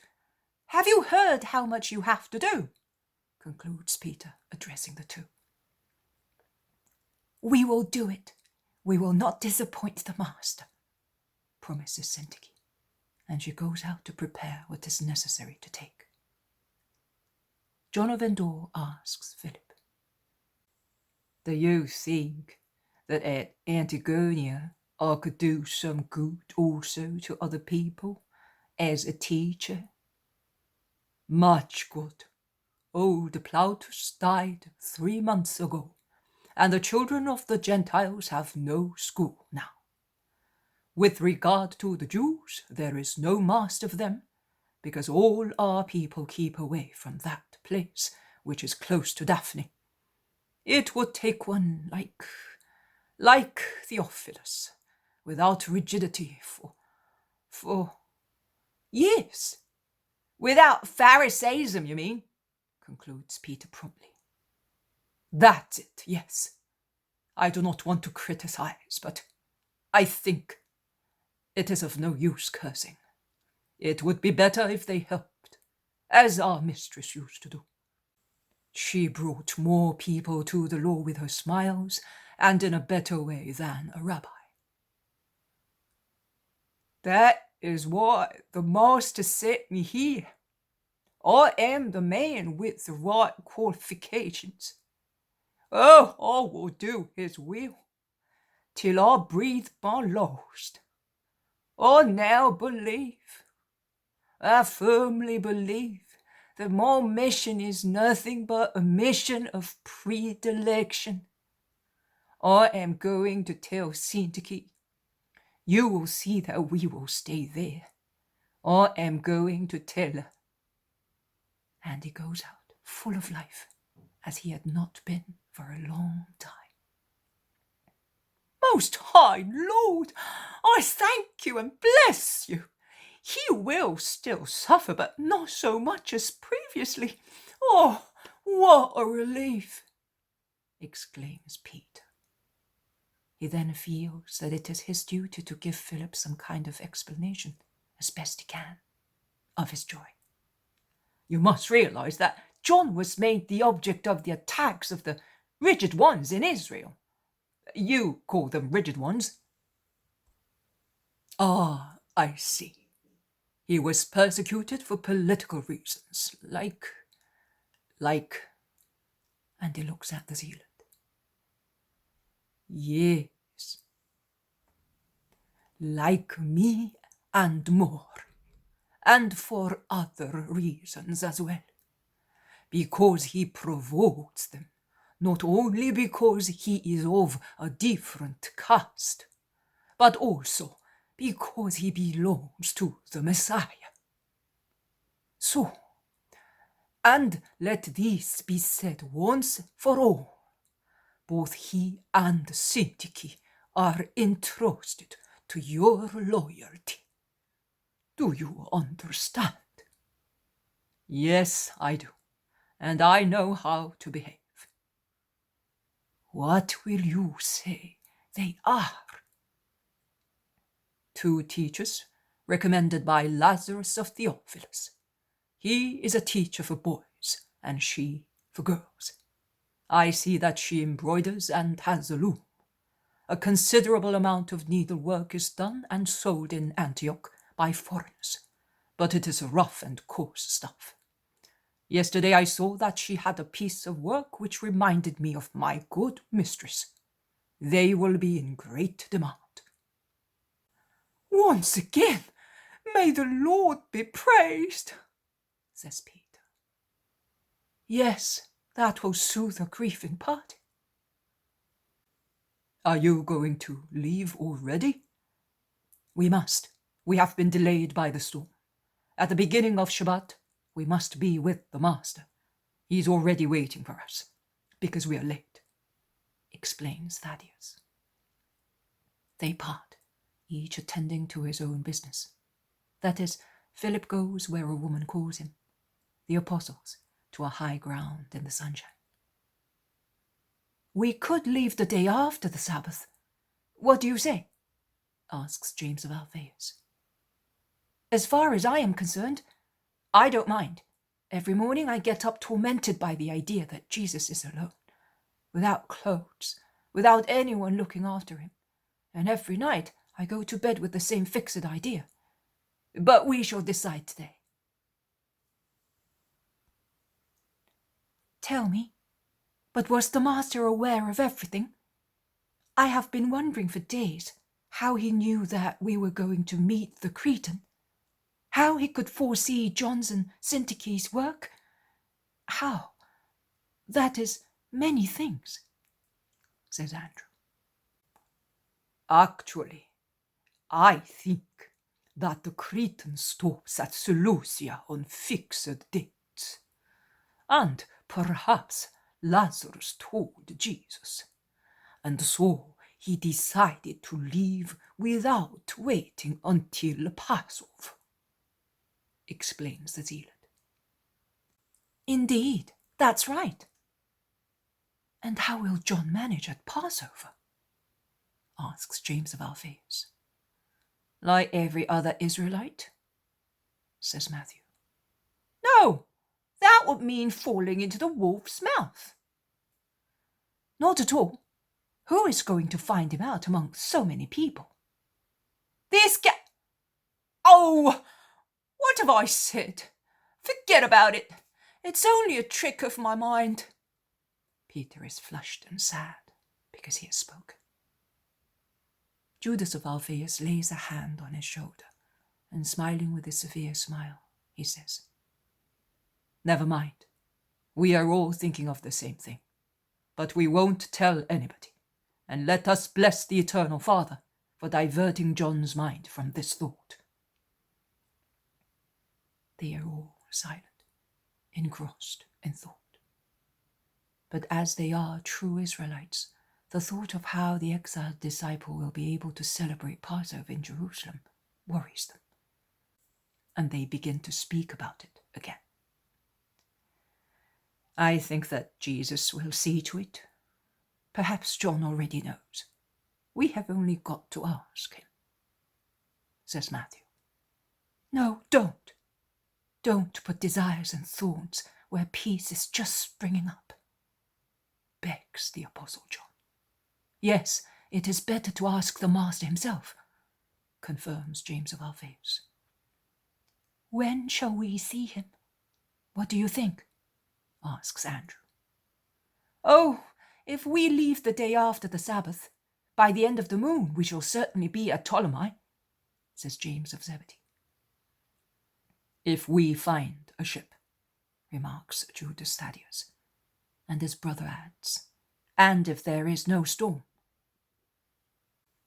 There are always ships leaving for Palestine, and if we pay, we will call at Ptolemy, even if the ship is heading for Joppa. Have you any money left, Simon? The zealot asks Peter. Yes, I have, although that thief, the Cretan, fleeced me in no uncertain manner, notwithstanding his protestations that he wanted to do a favour to Lazarus. But I have to pay for the custody of the boat and keeping of Antonius. I do not want to touch the money given to me for John and Syntyche. It is sacred. At the cost of starving, I will leave it as it is. That is the right thing. That man is very ill. He thinks that he will be able to teach. I think he will be ill all the time. And soon, states the zealot. I am of the same opinion. Syntyche will be busier preparing ointments than working, confirms James of Zebedee. What do you think of that ointment? What a wonderful thing. Syntyche told me that she wants to make it here and use it to become familiar with local families, says John. A very good idea. A sick person who is cured always becomes a disciple, and relatives follow suit, states Matthew. Oh no, certainly not, exclaims Peter. What? Do you mean that miracles do not attract people to the Lord? Andrew asks him together with 2 or 3 companions. Oh, little babies! One might say that you have just come down from heaven. But don't you see what they do to Jesus? Did Eli of Capernaum turn, or Doris, or Oshia of Chorazim, or Melchior of Bethsaida? And, excuse me, you from Nazareth, the whole of Nazareth after that 5, 6, 10 miracles worked there, up to the last one for your nephew? Asks Peter. Nobody replies, because it is the bitter truth. We have not found the Roman soldier yet. Jesus had given to understand, says John after a little while. We will tell those who are staying. It will be another opportunity for them, replies the zealot. Philip comes back. My son is ready. He finished early. He is with his mother, who is preparing gifts for her grandchildren. Your daughter-in-law is good, isn't she? She is. She consoled me for the loss of my Joseph. She is like a daughter to me. She was Eucharia's maid, and was brought up by her. Come and have something to eat before leaving. The others are already taking something.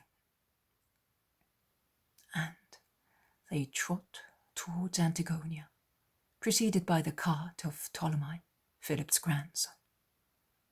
They soon reach the little town. Situated as it is among fertile gardens, shielded from the winds by chains of mountains around it, far enough not to oppress it, but sufficiently close to protect it and pour onto it the scent of their woods, of resinous and essential plants, full of sunshine. It cheers up one's sight and heart only by going through it. Lazarus's gardens are in the southern part of the town and are preceded by an avenue, which is now bare, along which are the houses of the gardens. Low but well-kept houses, from the doors of which children and women appear, watching curiously and greeting, smiling. The different races can be told by the different faces. As soon as he enters the gate where the estate begins, Ptolemy cracks his whip in a special way when passing in front of each house. It must be a signal.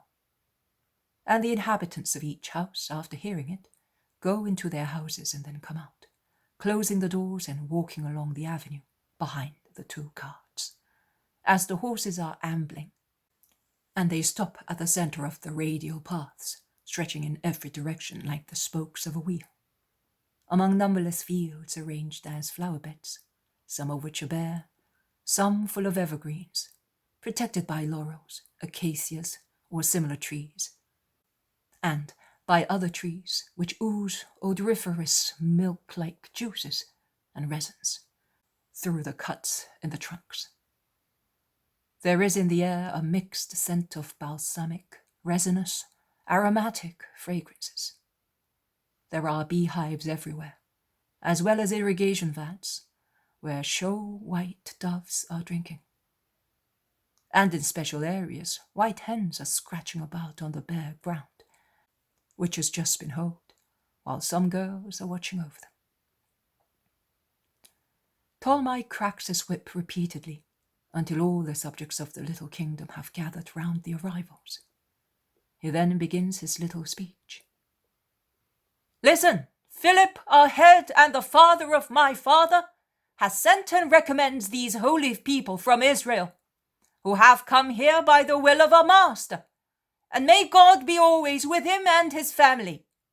We have been complaining because there was no rabbi here to speak to us. Now the bounty of God and of our master, who although so far away is so affectionate to us, may God give him the welfare that he gives his servants, have procured for us what our hearts desire so keenly. The Messiah promised to peoples has risen in Israel. They had told us at the feasts in the temple and in the house of Lazarus. But now the time of grace has really come, because the King of Israel has taken care of his lowest servants and has sent his ministers to bring us his words. These are his disciples, and 2 of them will live with us, either here or in Antioch, teaching us the wisdom of heaven and the science that is necessary on the earth. John, a schoolmaster and a disciple of Christ, will teach our children the former and the latter wisdom.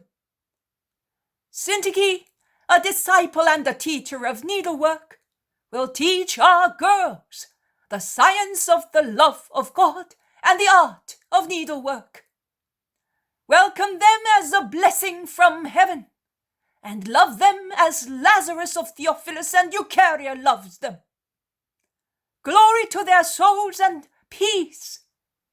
And as the daughters of Theophilus love them, Martha and Mary, our beloved mistresses and disciples of Jesus of Nazareth, the Rabbi of Israel, the promised King." The little group of men, wearing short tunics and holding garden tools in their earthy hands, and of women and children of every age, listen in utter astonishment. They then whisper and finally bow their heads very low. Ptolemy begins to introduce them. "Simon of Jonah, the head of the messengers of the Lord. Simon the Cananean, a friend of our master. James and Judas, brothers of the Lord. James and John, Andrew and Matthew." And then to the apostles and disciples. "Anne, my wife, of the tribe of Judas, as my mother was, because we are pure Israelites, and we came here with Eucharia of Judas. Joseph, the son consecrated to the Lord. Antiocharia, our firstborn, who is called after our just masters. A wise daughter who loves God as a true Israelite.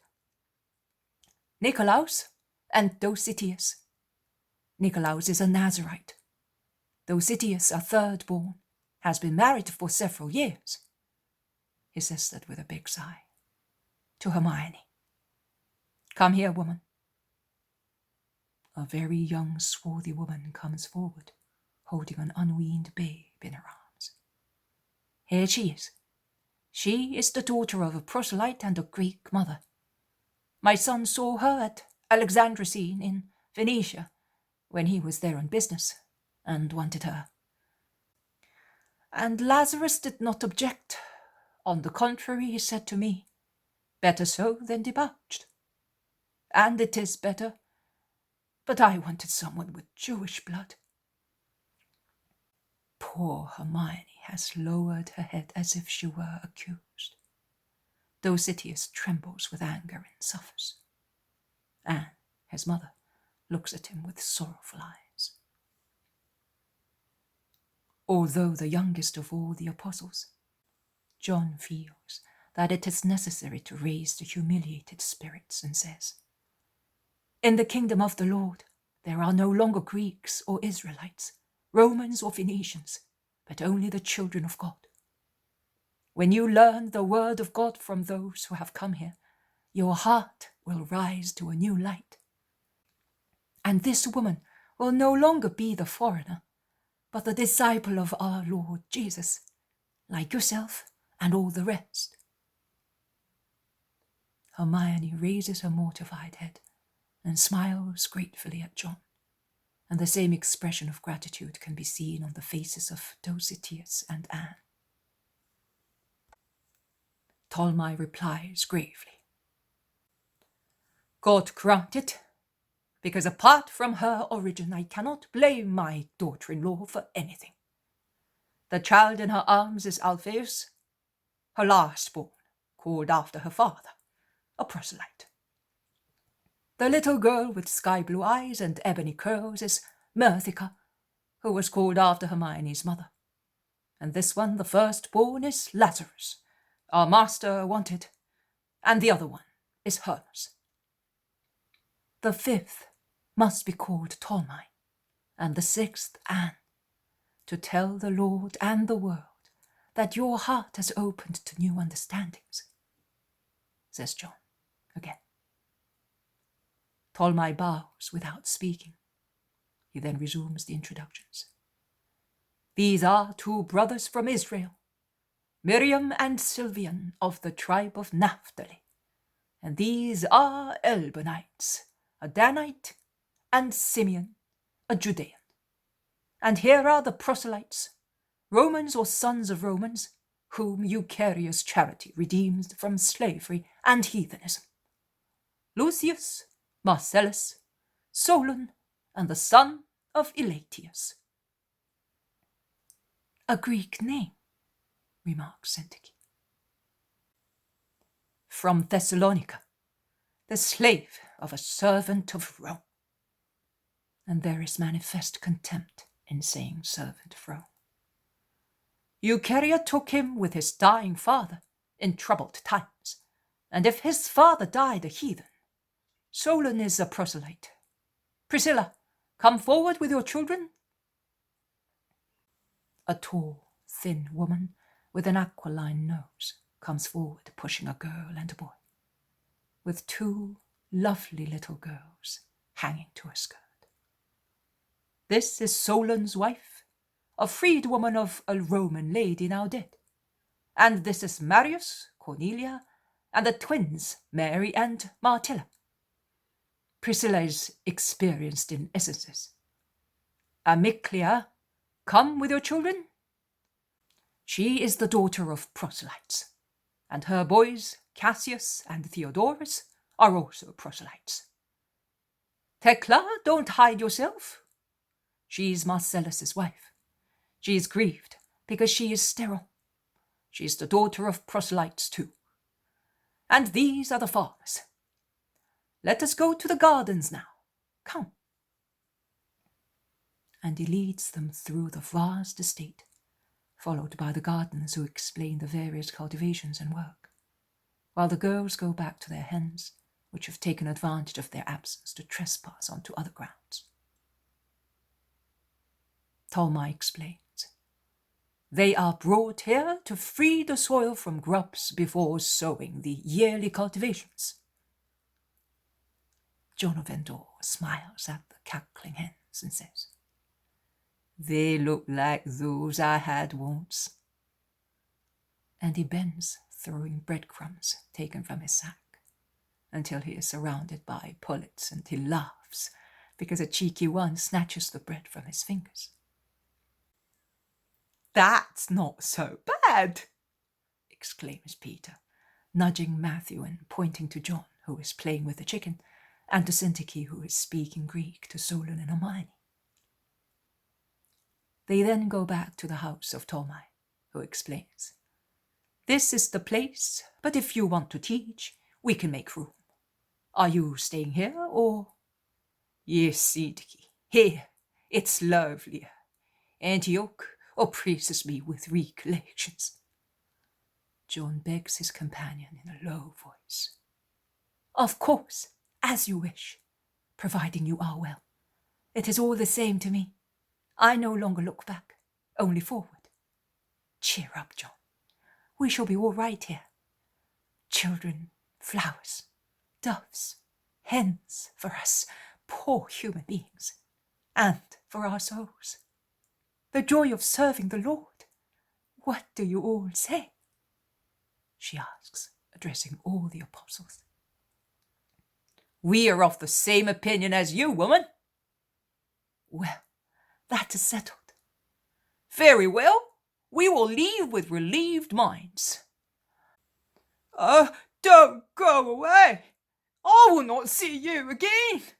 Why so early? Why?" John relapses into a state of depression. "But we're not going away now. We're staying until you are—" Peter does not know what to say. John will be. And to hide his tears, he embraces weeping John, endeavouring to console him. Thus.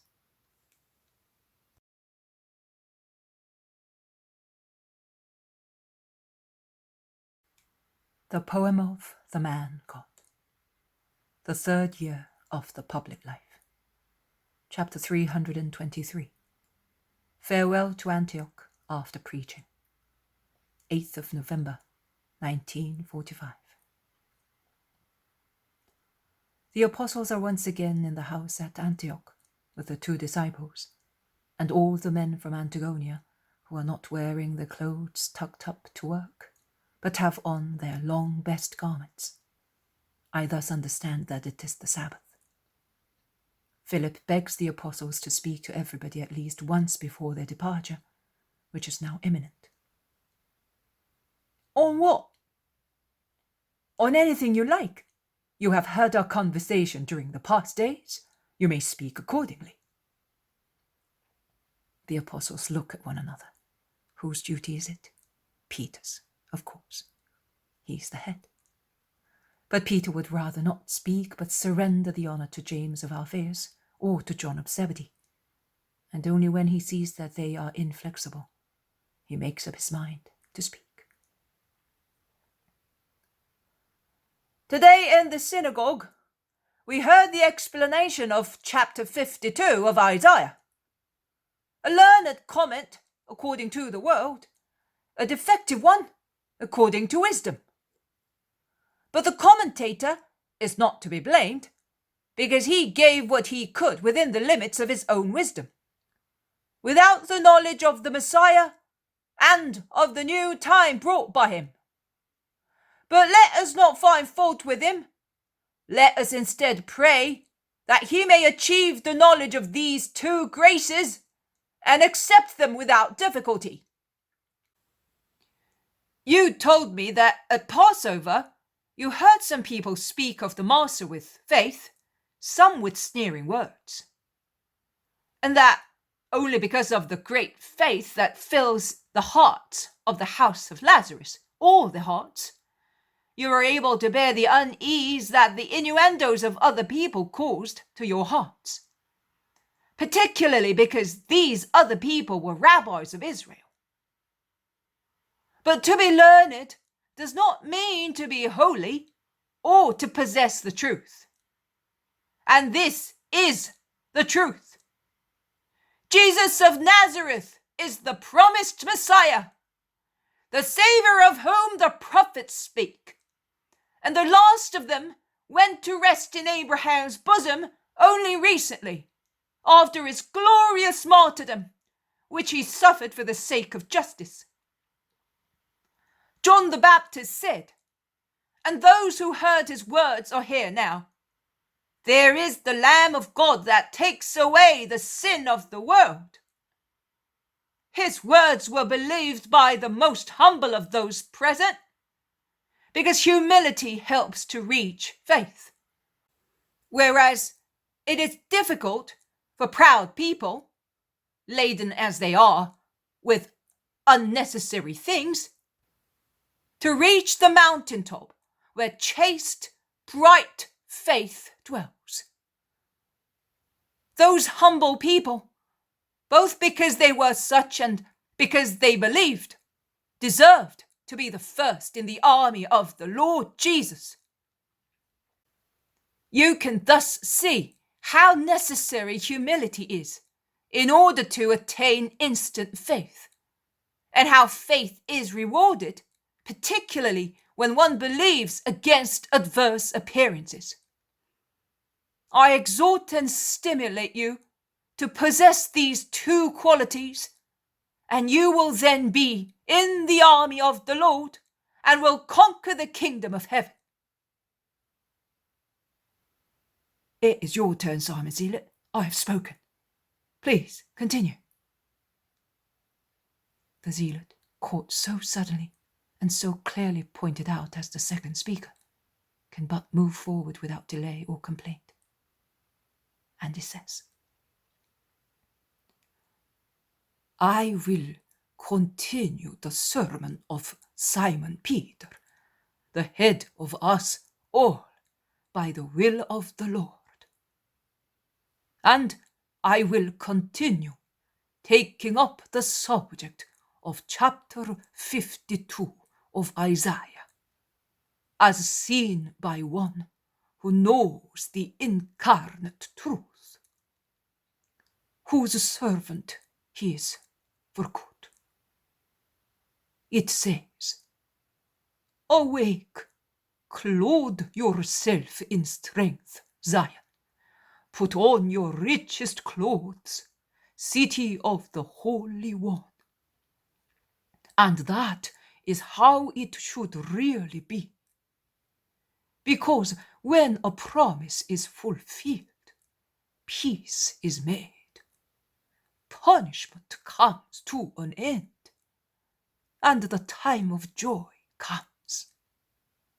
Hearts and towns should put on their best clothes and raise their mortified foreheads, realizing that they are no longer hated, defeated, beaten, but are instead loved and freed.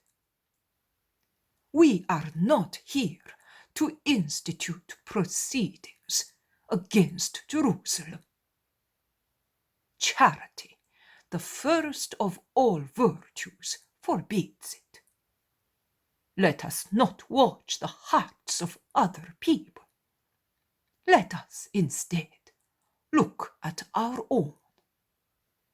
Let us clothe our hearts in strength by means of that faith of which Simon has spoken. And let us put on our richest clothes, because our age-old faith in the Messiah is now crowned by the real fact. The Holy Messiah, the Word of God, is really among us. And both souls and bodies have evidence of this. The former hear the words of wisdom, which fortify them and infuse holiness and peace. The latter, thanks to the Holy One, to whom everything is granted by the Father, are released from the most dreadful diseases, even from death, so that the hills and valleys of Israel, our fatherland, may resound with hosannas to the Son of David, and to the Most High, who has sent his word, as he had promised the patriarchs and prophets. I, who am speaking to you, was a leper, destined to die after years of unrelenting distress, in the brutal solitude familiar to lepers. A man said to me, "Go to him, to the Rabbi of Nazareth, and you will be cured." I had faith. I went. I was cured. In my body. In my heart. The former was freed from the disease that separates lepers from other men. The latter was freed from the hatred that separates from God. And with a new spirit, from a troubled, sick exile, I became his servant, called to the happy mission of going among men, loving them in his name, teaching them the one and only necessary knowledge, that Jesus of Nazareth is the Saviour, and that blessed are those who believe in him. It's your turn to speak now, O James of Alphaeus. I am the brother of the Nazarene. My father and his were brothers, born of the same mother. And yet I cannot say that I am his brother, but his servant, because the paternity of Joseph, my father's brother, was a spiritual paternity, and I solemnly tell you that the Most High, whom we worship, is the true Father of our Master Jesus. God allowed the second person of God, one and trine, to become incarnate and to come upon the earth, remaining, however, God and always united to the persons who dwell in heaven, because God, who is infinitely almighty, can do that. And he does it out of love, which is his nature. Jesus of Nazareth is our brother, men, because he was born of a woman and is like us in his humanity. He is our master, because he is the wise one. He is the very word of God, and has come to speak to us, to take us to God. And he is our God, being one with the Father and the Holy Spirit, with whom he is always united in love, power, and nature. May this truth, which the just one, my relative, was granted to know through clear evidence, become also your possession. And when the world will endeavour to tear you away from the Christ, saying he is just an ordinary man, reply, no, he is the Son of God. He is the star born of Jacob. He is the scepter that arises in Israel. He is the ruler. Let nothing deter you. That is faith. It's your turn, Andrew. That is faith. I am a poor fisherman of the Lake of Galilee, and when fishing in the silent nights, in the light of the stars, I had silent conversations with myself. I used to say, when will he come? Will I still be alive? Many years are still missing according to the prophecy. For man whose life is short, even a few dozen years are as long as centuries. I used to ask myself, how will he come? Where? From whom? and my dull human mind made me dream of royal splendor, of royal abodes, processions, clangor, power, and unbearable majesty. And I would say, who will be able to look at this great king? I thought that he would be more terrifying in his manifestation than Jehovah himself on Mount Sinai. And I used to say, the Hebrews saw the mountain lighten, but they were not burned to ashes because the Eternal Father was beyond the clouds. But here he will look at us with mortal eyes and we will die. I was a disciple of the Baptist, and when we were not fishing, I used to go to him with other companions. It was a day of this month. The banks of the Jordan were crowded with people who shivered when hearing the words of the Baptist. I had noticed a young, handsome man come calmly towards us along a path. His garments were plain, his countenance kind. He seemed to be asking for love and to be giving love.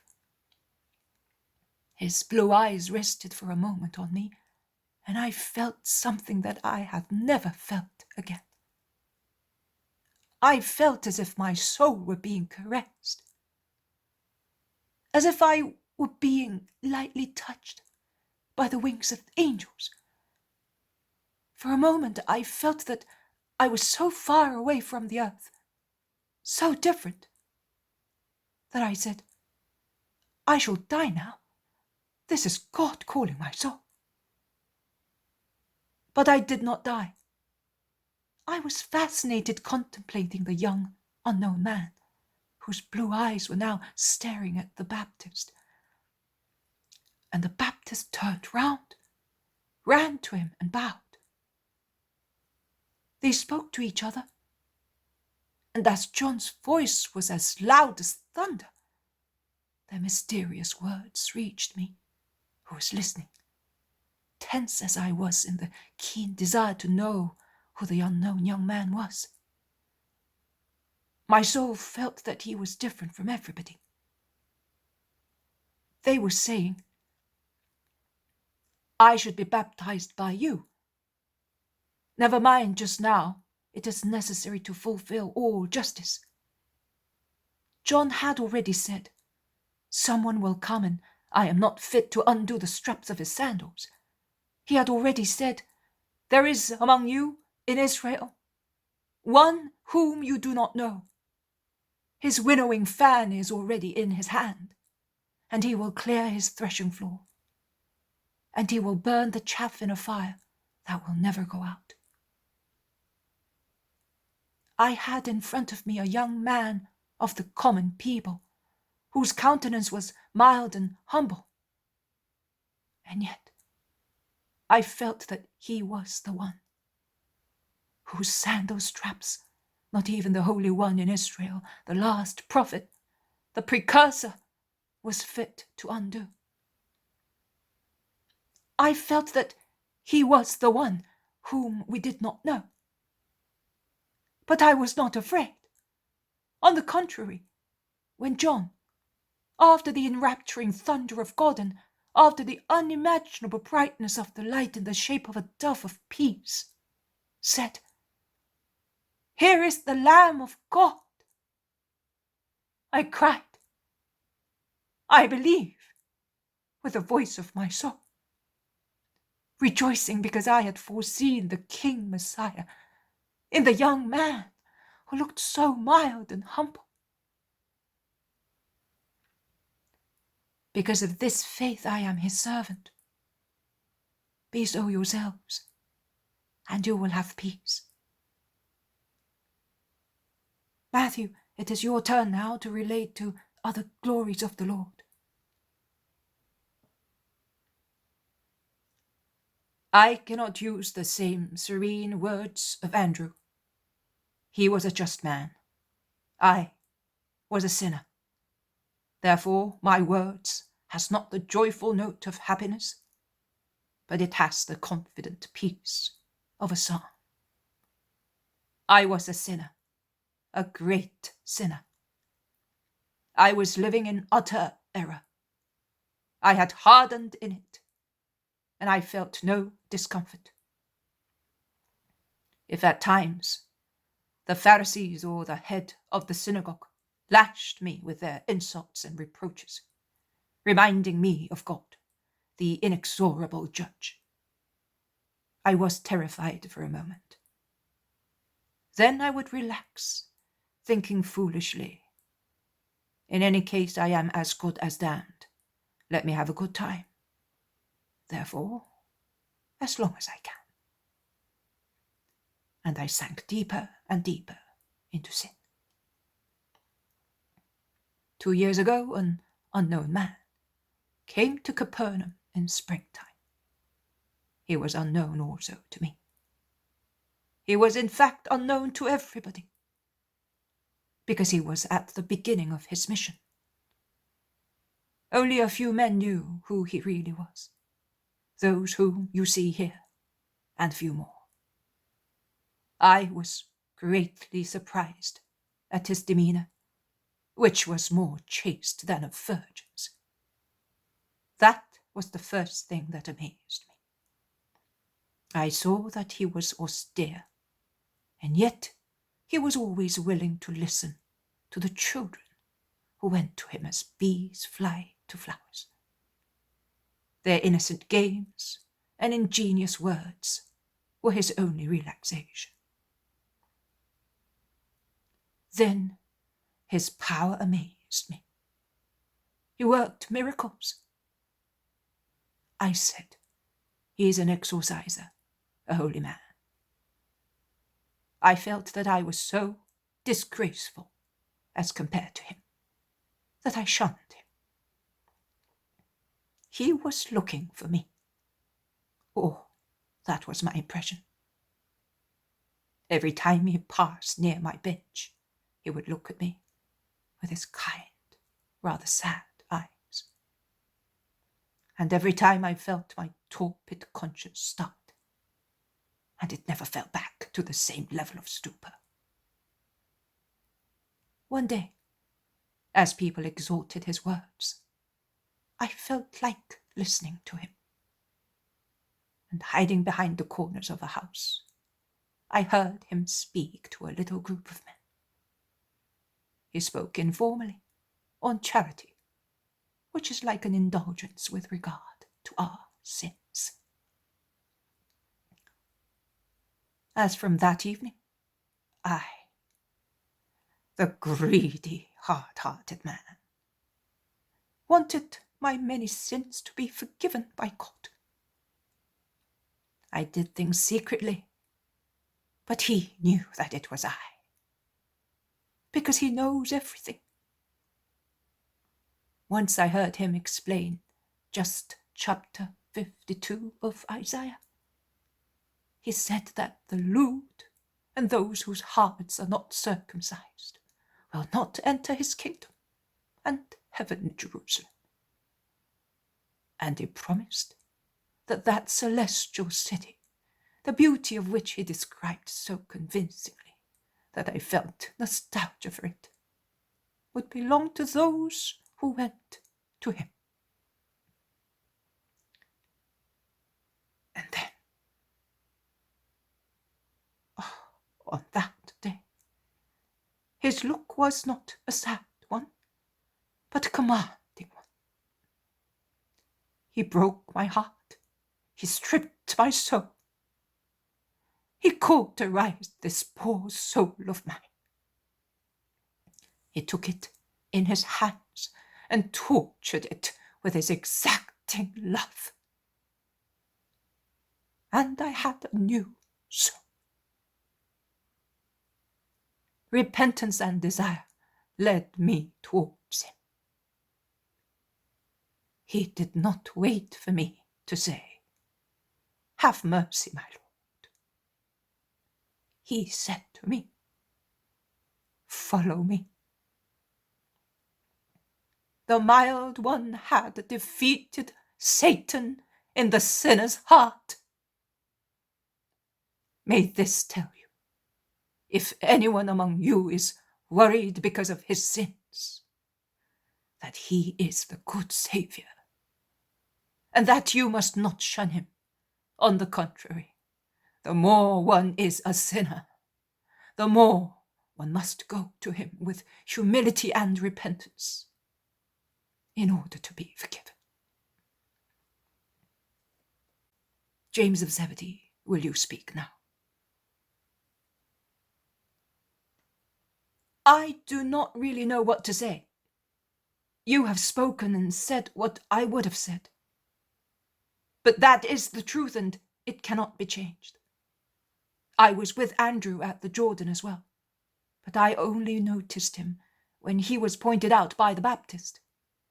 But I believed at once, and when he left, after his bright manifestation, I was like one who, after being on a sunny mountaintop, is imprisoned in a dark jail. I was longing to find the sun again. The world was dark after the light of God had appeared to me, and then disappeared. I was alone among men. I had satisfied my appetite, but I was hungry. While speaking, I was awake with my better part, and money, business, affections, everything had been left far behind my great desire for him, and nothing allured me. Like a child who has lost his mother, I moaned, "Come back, Lamb of the Lord, Most High Lord!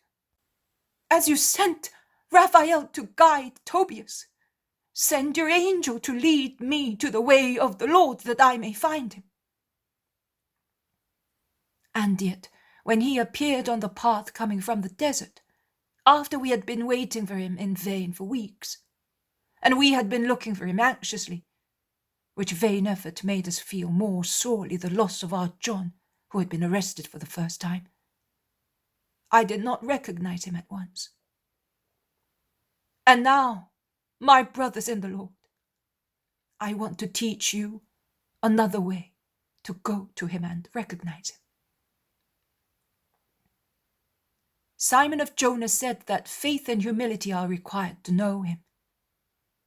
Simon Zealot has confirmed the absolute necessity of faith to acknowledge in Jesus of Nazareth what he is in heaven and on the earth, according to what has been said.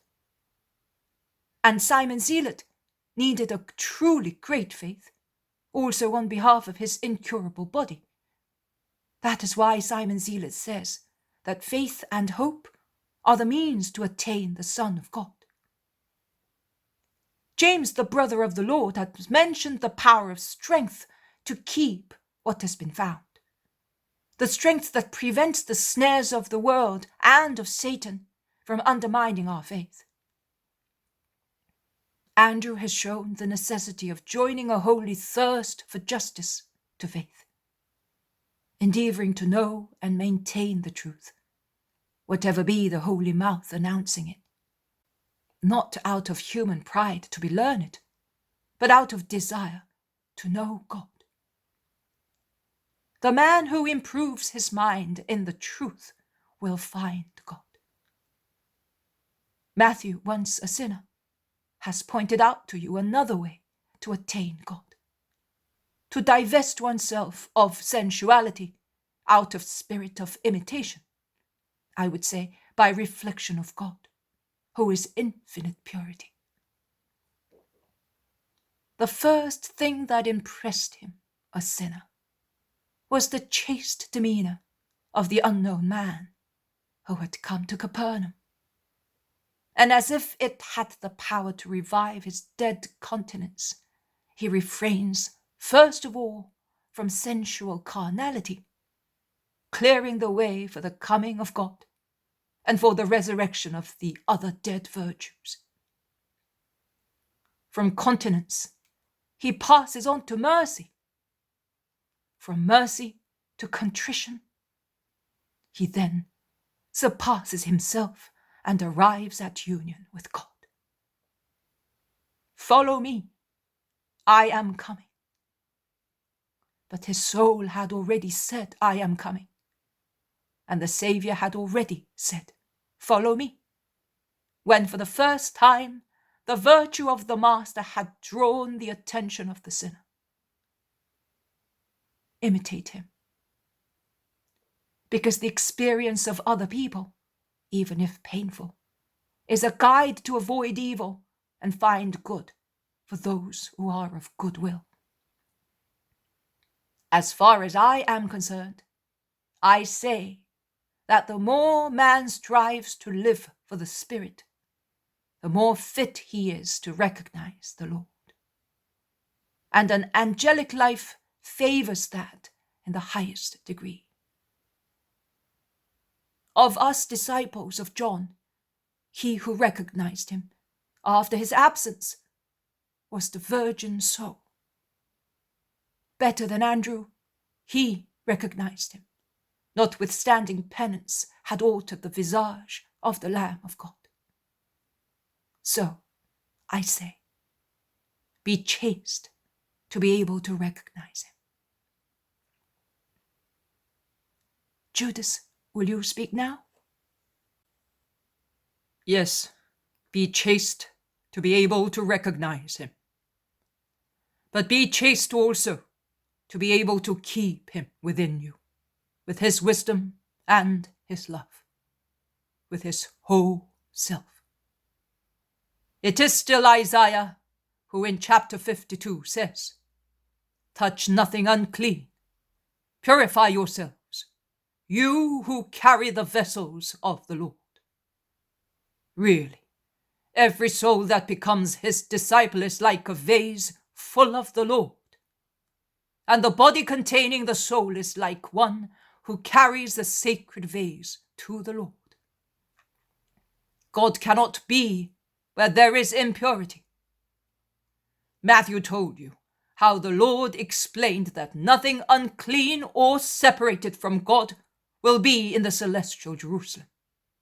Yes, but it is necessary not to be unclean or separated from God to be able to enter it.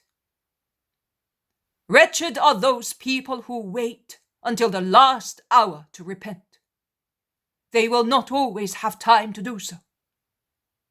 Likewise, those who now slander him will have no time to make amends at the moment of his triumph, and therefore will not enjoy its fruit. Those who, in the holy, humble King, hope to see an earthly monarch, and even more, those who are afraid to see in him an earthly monarch, will not be prepared for that hour. Deceived and disappointed in their thoughts, which are not the thoughts of God, but poor human thoughts, they will sin even more. The humiliation of being the man is upon him. We must remember that. Isaiah says that all our sins mortify the divine person under common appearance. When I consider that the word of God has around himself, like a filthy crust, all the misery of mankind since it began to exist, I think with deep compassion and understanding of the suffering that his faultless soul must endure. The horror of a healthy man who was covered with rags and filth of a leper. He is really pierced by our sins and covered with sores by man's lust. His soul, living among us, must shudder with horror at such contact, as a body trembles with a high temperature. And yet, he does not speak. He does not open his mouth to say, "You horrify me." But he opens it only to say, "Come to me, that I may take away your sins." He is the Saviour. In his infinite bounty, he veiled his unbearable beauty. If he had appeared in all his beauty, as he is in heaven, he would have reduced us to ashes, as Andrew said. But his beauty has become engaging, like a mild lamb, in order to approach us and save us.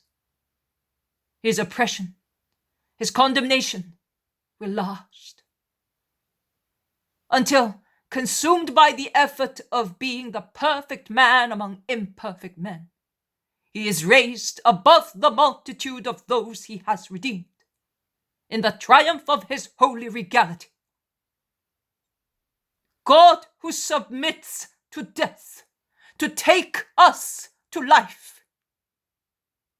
May these thoughts make you love him above all things. He is the Holy One. I can say so, as I was brought up with him, together with James. And I say and will say so, ready to give my life to confirm this profession, so that men may believe in him and have eternal life.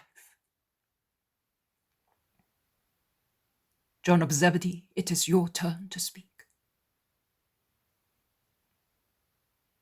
How beautiful on the mountains are the feet of the messengers of peace, who announces happiness and preaches salvation, who says to Zion, your God is King. And those feet have been walking untiringly for 2 years across the mountains in Israel, gathering the sheep of the herd of God, consoling, curing, forgiving, giving peace, his peace. I am really surprised at seeing that the hills and rivers of our fatherland do not exult and rejoice at the caress of his feet.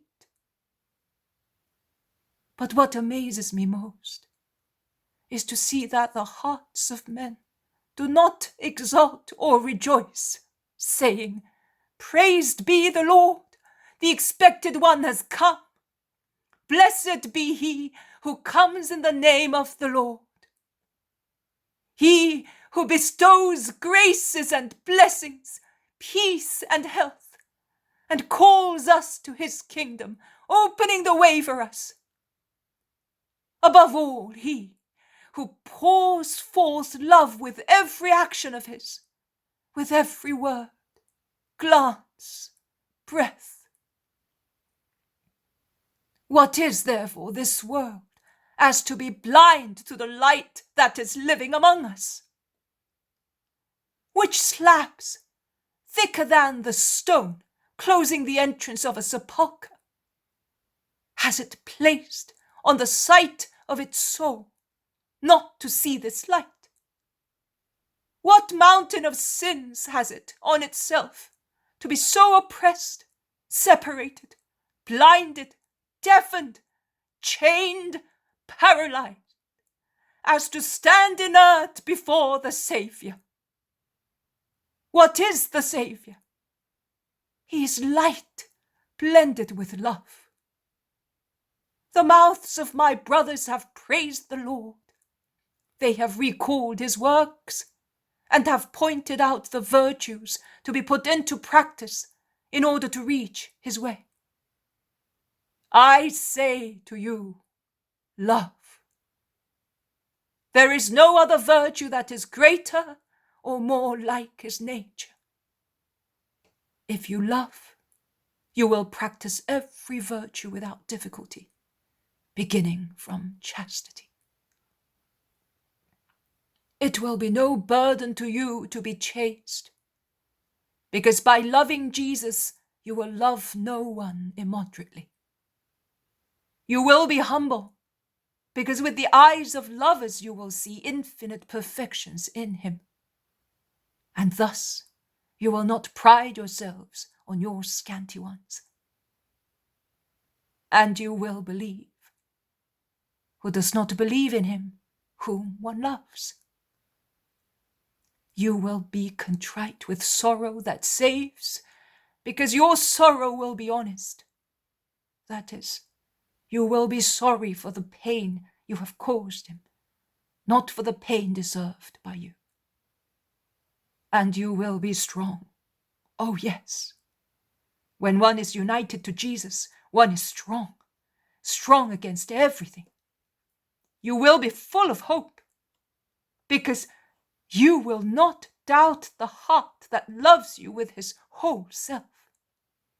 And you will be wise. You will be everything.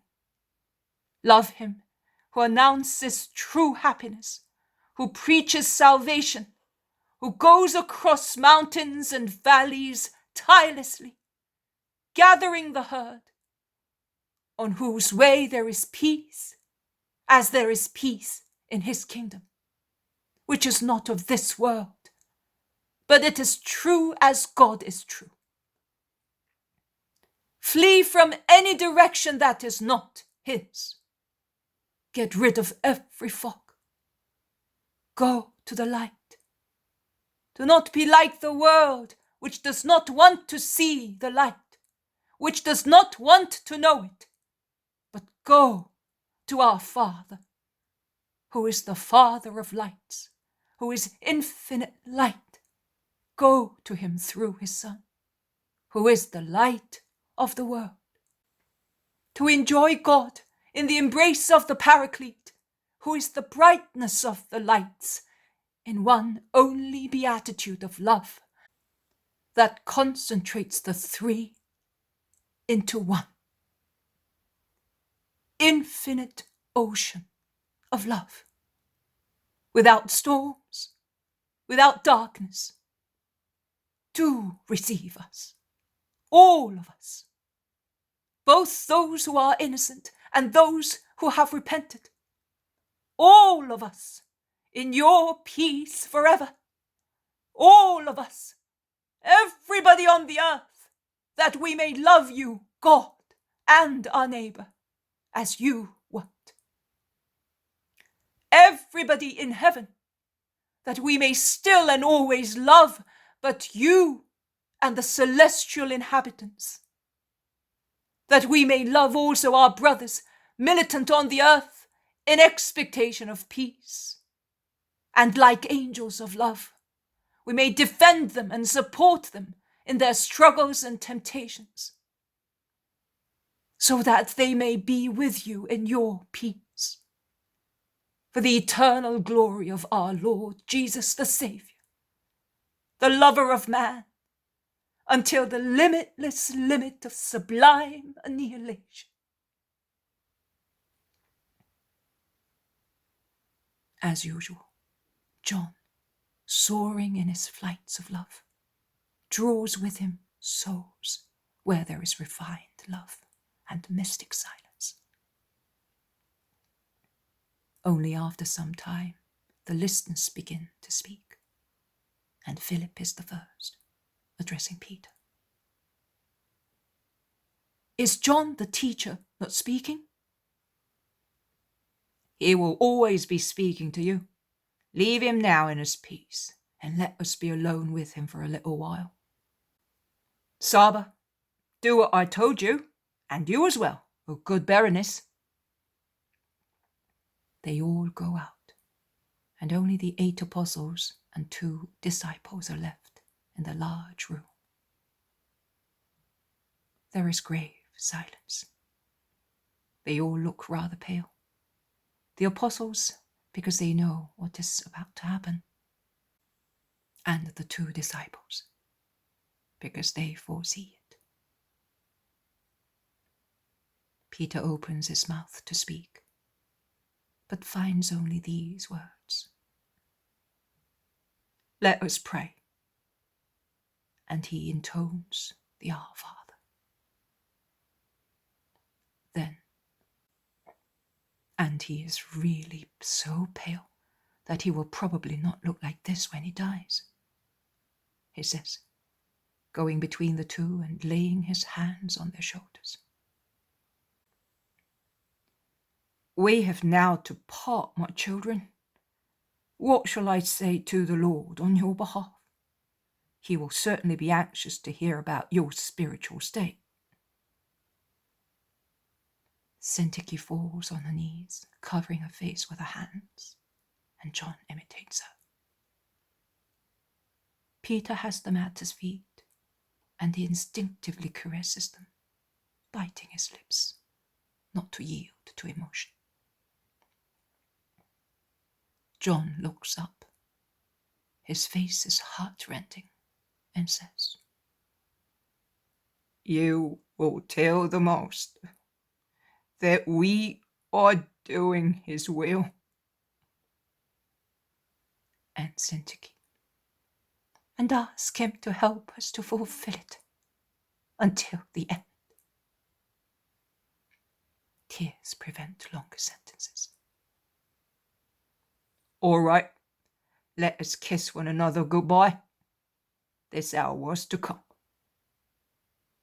Also Peter stops speaking, choked by a lump in his throat. "Bless us first," begs Syntyche. "No, not I. Better one of Jesus' brothers." "No, you are the head. We shall bless with our kisses. Bless us all, both us who are leaving and them who are staying," says Thaddeus, and he's the first to kneel down. And Peter, poor Peter, who is flushed both because of the effort to steady his voice and by the excitement of stretching out his hands to bless the little group prostrated at his feet, repeats the Mosaic blessing in a voice made harsher by weeping, almost the voice of an old man. He then bends forward, kisses the forehead of the woman as if she were his sister, lifts up and embraces John, kissing his cheek, and runs bravely out of the room, while the others imitate his gesture with the two who are staying. The cart is ready outside. Only Philip and Berenice are present, and the servant who is holding the horse. Peter is already in the... "You will tell the master not to worry about those he recommended," says Philip to Peter. Tell Mary that I feel the peace of Eucharia since she has become a disciple, says Berenice to the zealot in a low voice. "Tell the master, Mary, everybody that we love them and that goodbye. Goodbye. Oh, we will never see them again. Goodbye, brothers. Goodbye." The two disciples run out into the street, but the cart, which left at a trot, has already gone round the corner, disappeared. "Syntyche, John, we're alone." God is with us. Come, poor John. The sun is setting. It will do you no good to stay here. "The sun is set forever, as far as I am concerned. Only in heaven it will rise again." And they go back to the room where they were before with the others. They lean on a table, weeping without restraint. Jesus says, "And the torture brought about by a man, wanted only by a wicked man, was accomplished, stopping as a river stops in a lake after completing its course. I wish to point out to you how also Judas of Alphaeus, although more nourished with wisdom than the others, explains the passage of Isaiah dealing with my sufferings as Redeemer in a human way. And everybody in Israel did the same, as they refused to accept the prophetic reality, and they contemplated the prophecies on my sorrows as allegories and symbols. The grave error whereby, in the hour of redemption, only very few people were able to still see the Messiah in the convict. Faith is not only a wreath of flowers, it contains also thorns. And he is holy who believes both in the hours of glory and in those of tragedy, and loves God whether he covers him with flowers or lays him on thorns.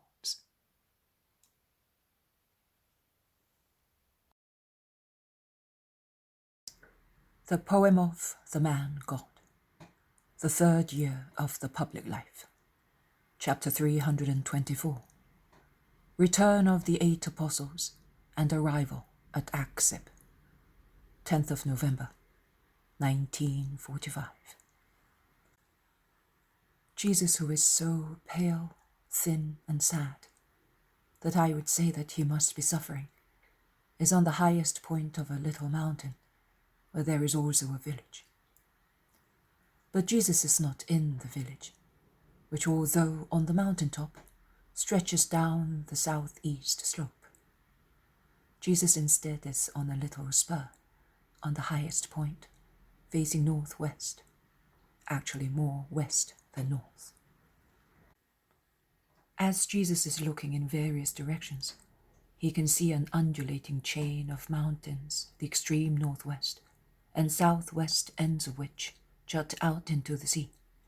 To the southwest with Mount Carmel, which fades away in the clear day, to the northwest with a sharp cape, similar to the ram of a ship, very much like our Apuanian mountains, particularly in respect of white rocky veins shining in the sunshine. Torrents and streams, all very full of water at this time of the year, descend from this undulated chain of mountains, and across the plain along the coast they flow into the sea. The river Kishon, the most significant of all of them, flows into the sea near the wide bay of Sycamina, after forming a sheet of water at the confluence with another little stream near its mouth.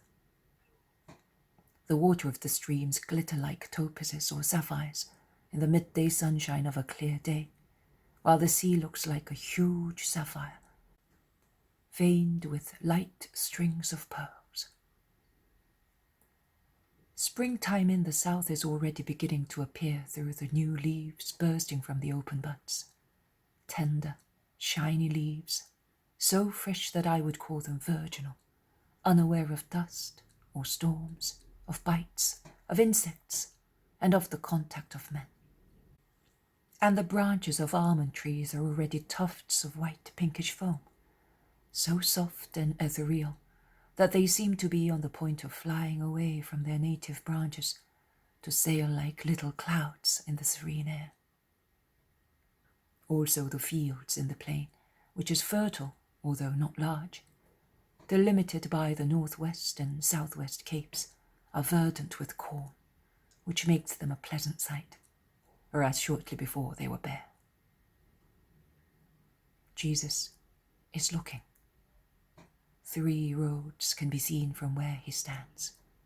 One comes from the village and ends where he is. A narrow road, suitable only for pedestrians, and 2 other roadways, which descend from the village, forking in opposite directions, towards northwest and southwest. How sickly Jesus looks. There are more traces of penance on his face now than when he fasted in the desert.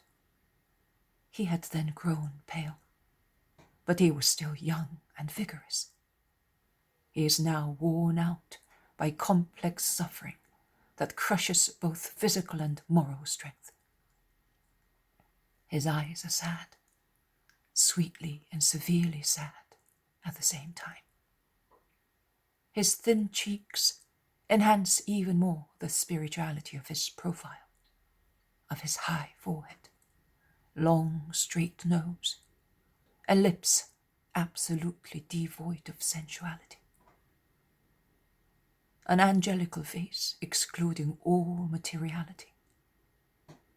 His beard is longer than usual and has grown on his cheeks, becoming mixed with his long hair, which hangs down over his ears, so that of his face one can only see his forehead, eyes, nose, and his thick cheekbones, as pale as ivory, without the least hint of colour.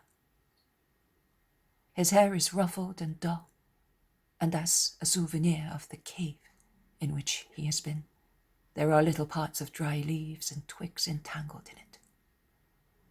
His creased, dusty tunic and mantle also bear witness to the wild place in which they were worn without ever being changed. Jesus is looking around. The midday sunshine is warming him, and he seems to enjoy it because he avoids the shade of some oak trees to stand in the sunshine.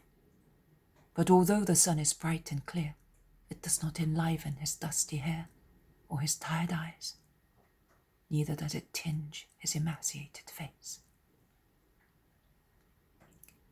It is not the sun that restores or brightens him up, but it is the sight of his dear apostles who are coming up, gesticulating and looking towards the village from the northwest road, the less steep one.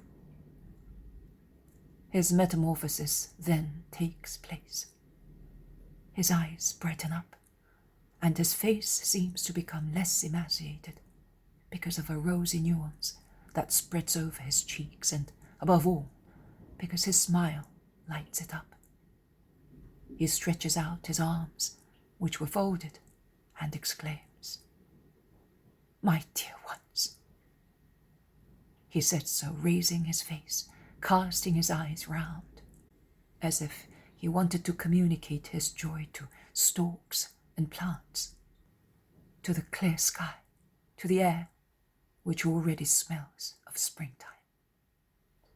He gathers his mantles around his body so that it may not get caught in the bushes, and he runs down along a shortcut to meet the apostles who are coming up, but have not yet seen him. When he is within hearing range, he calls them to stop them going towards the village. They hear the distant call, but perhaps from the spot where they are, they cannot see Jesus, whose dark mantle blends with the darkness of the wood that covers the slope. They look around, gesticulate. Jesus calls them again. At last, a clearing in the wood shows him to them in the sunshine, with his arms stretched out, as if he already wanted to embrace them. Then a loud cry re-echoes along the coast. "The Master!" And they start running up the crags, leaving the road, scratching themselves, stumbling, panting, without feeling the weight of their sacks or the difficulty in climbing, urged as they are by joy of seeing him again. The younger and more agile ones are naturally the first to reach him, that is, Alphaeus' sons, as they proceed with the steady steps of people who live among hills, and John and Andrew, who run as fast as fawns, laughing happily. And they fall at his feet lovingly and reverently, beaming with happiness.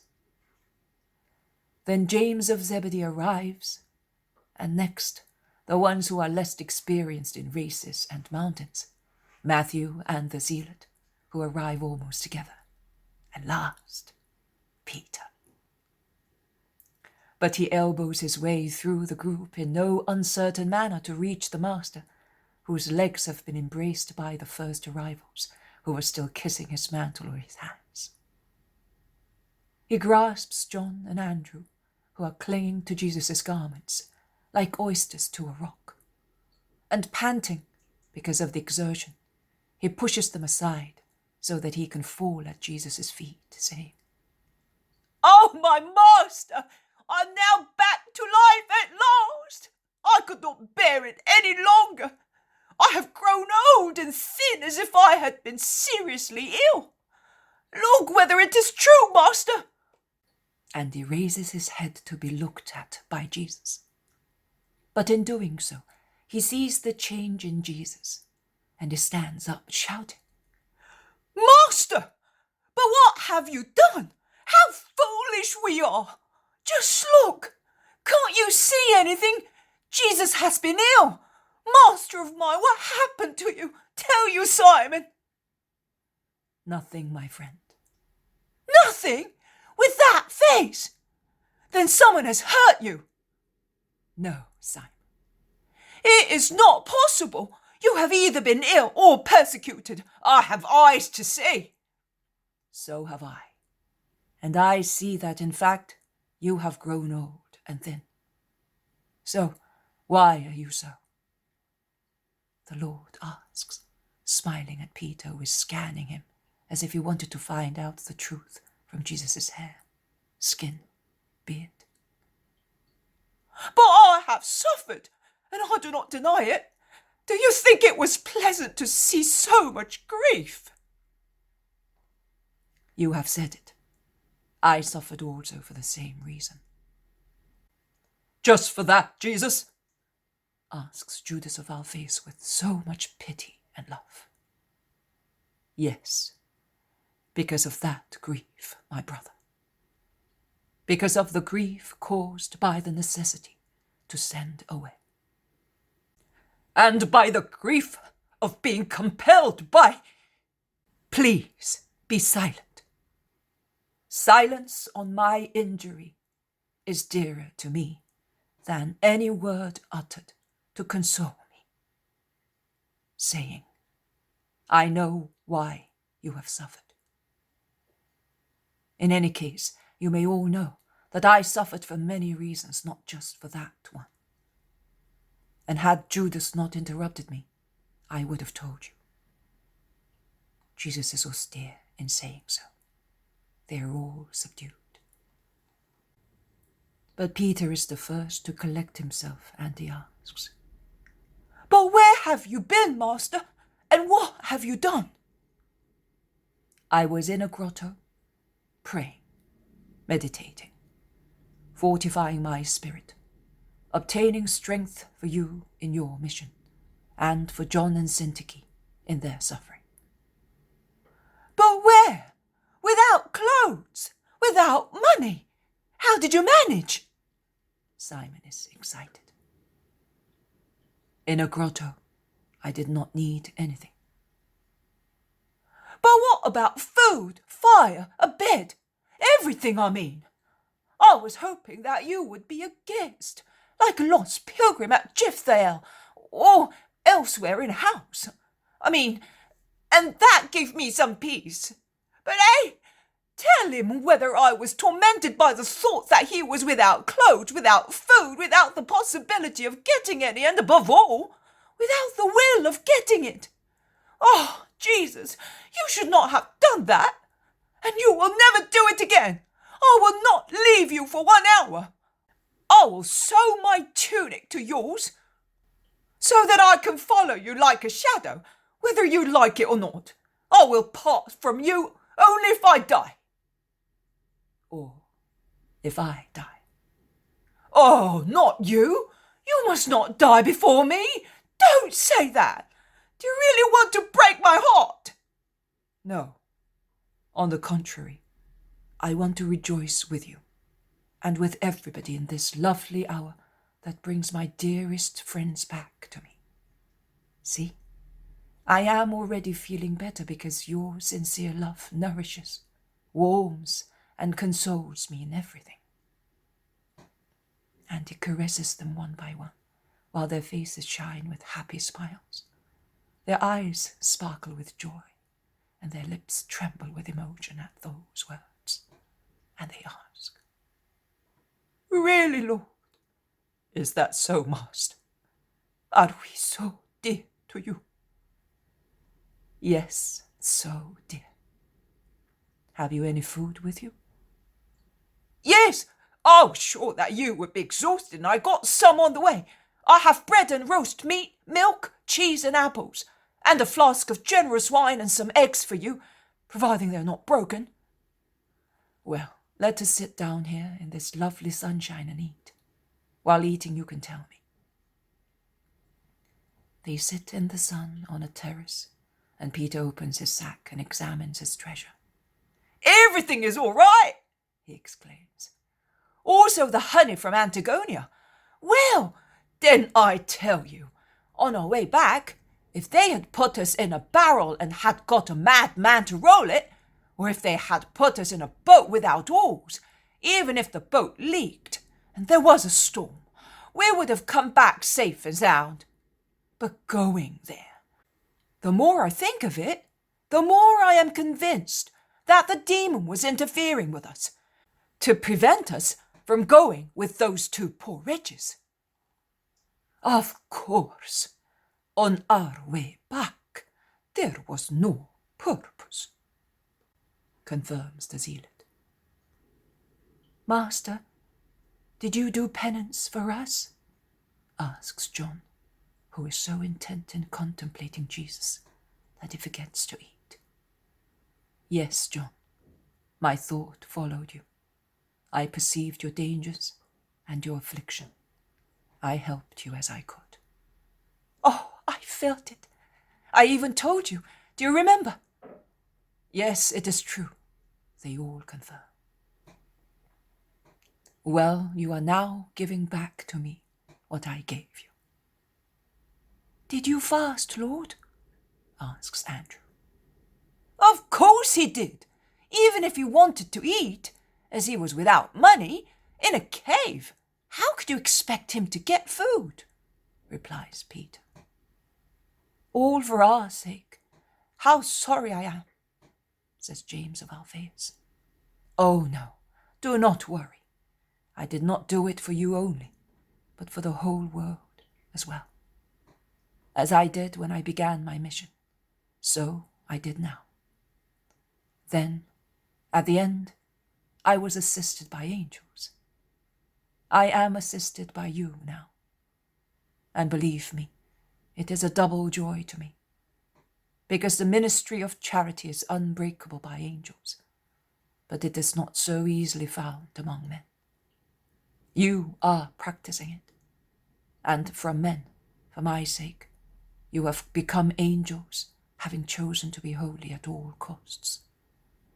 You therefore make me happy, both as God and as man God, because you give me what comes from God, charity, and you give me what pertains to the Redeemer, your elevation to perfection.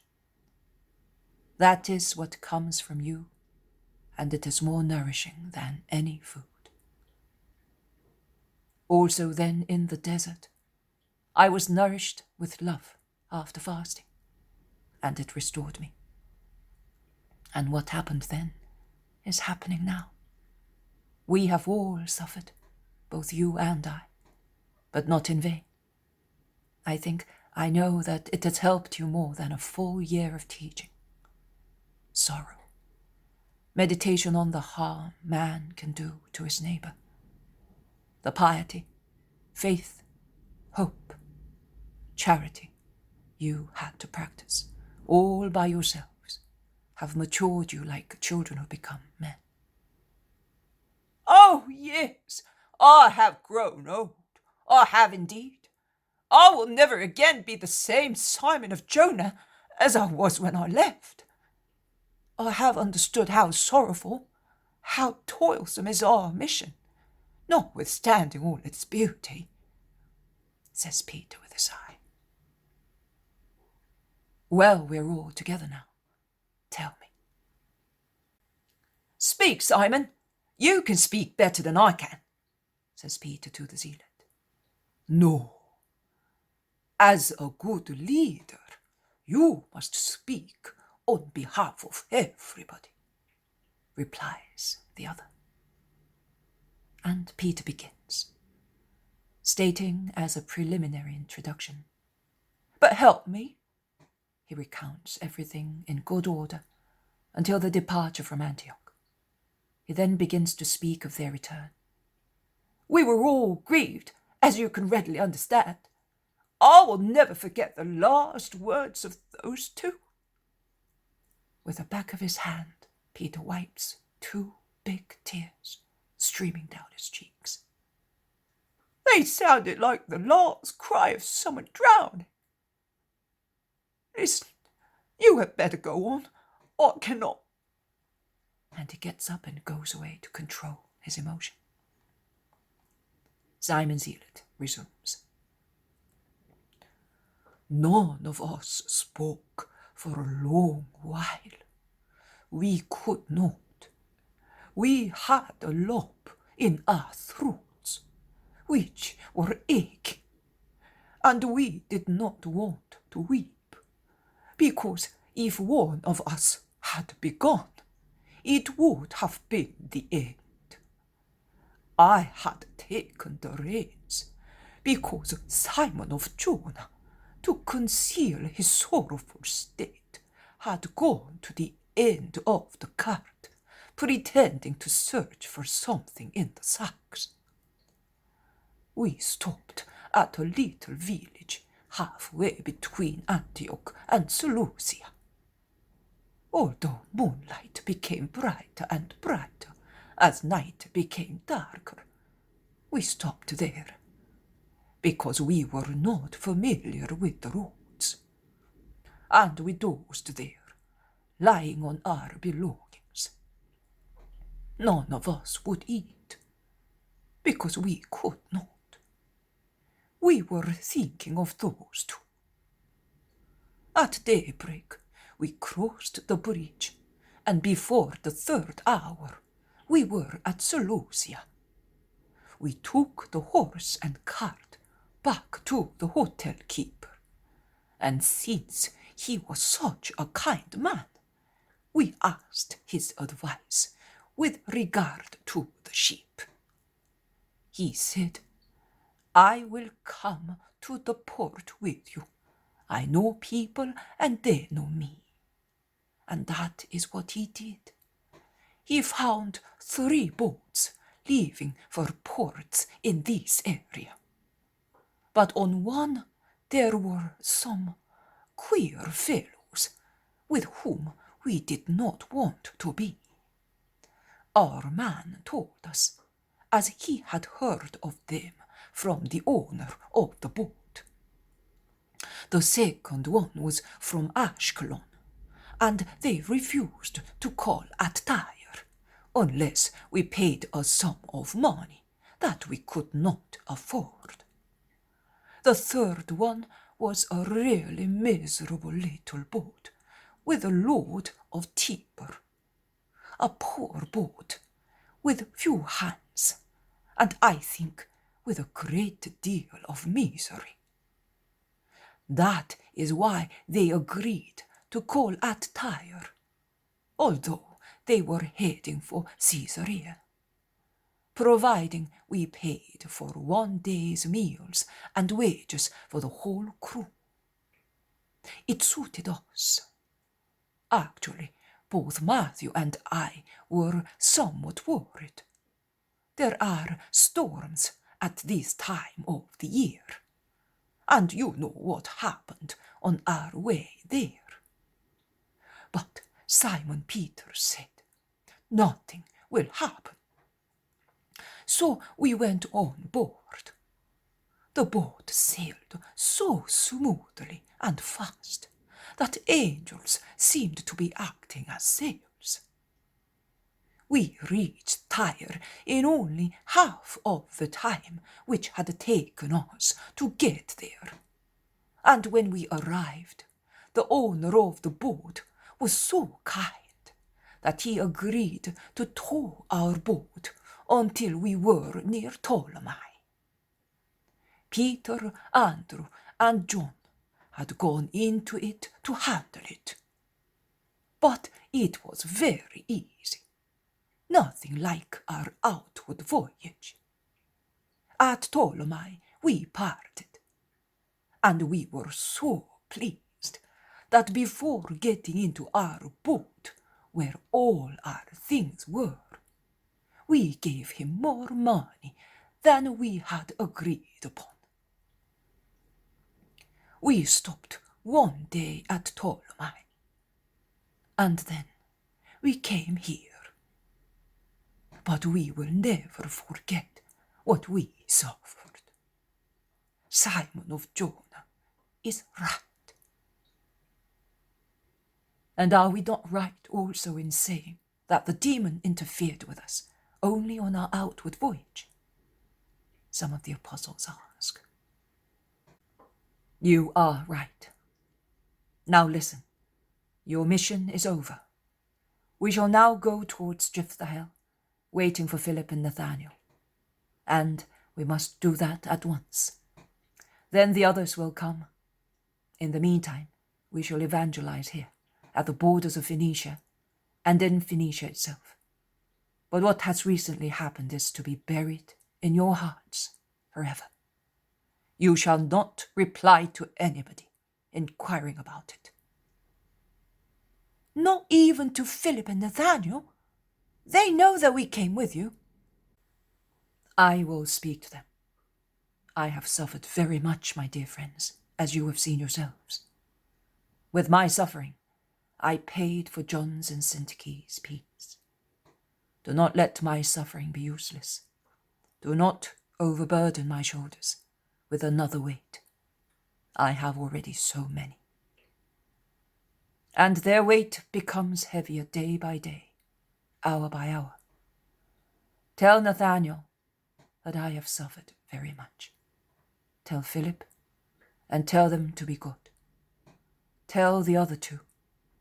If you tell them that you have understood that I have suffered, and that I confirmed it, you are telling them the truth. Nothing else is needed. Jesus is speaking wearily.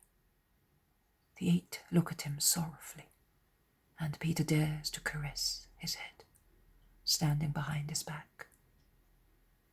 Jesus raises his head and looks at his honest Peter with a sad, loving smile. Oh, I cannot bear to see you like that. It seems I feel that the joy of our reunion is over, and that only its holiness is left. Well, let us go to Achzib. You will change your clothes, shave your cheeks, and tidy your hair. You cannot stay like that. I cannot bear to see you like that. You look like one who has escaped from cruel hands, like one who has been beaten or is exhausted. You look like Abel of Bethlehem in Galilee, freed from his enemies. Yes, Peter, but it is the heart of your master that has been ill-treated, and it will never recover again. On the contrary, it will be hurt more and more. Let us go. John sighs. I am sorry. I would have liked to inform Thomas, who is so fond of your mother, of the miracle of the song and of the ointment. You will tell him one day, not now. One day you will tell everything. You will then be allowed to speak.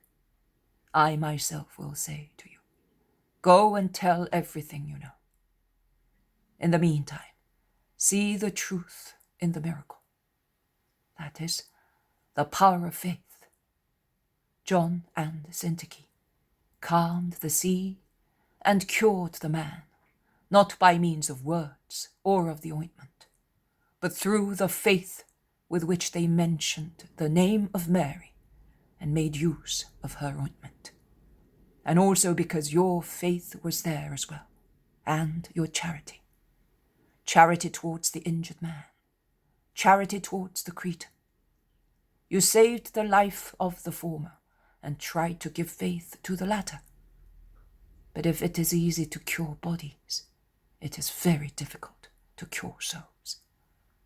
There is no disease more difficult to wipe out than a spiritual one.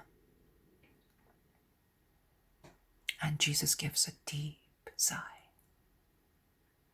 They are within sight of Achzib, Peter goes ahead with Matthew, looking for lodgings. The others follow, gathered round Jesus. The sun sets fast while they enter the village.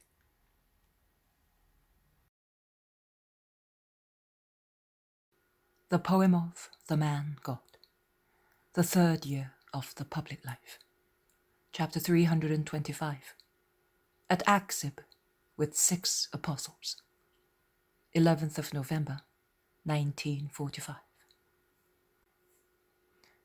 Lord, during the night I've been thinking, why do you want to come so far and then come back to the Phoenician border? Let me go with one of my companions. I will sell Antonius.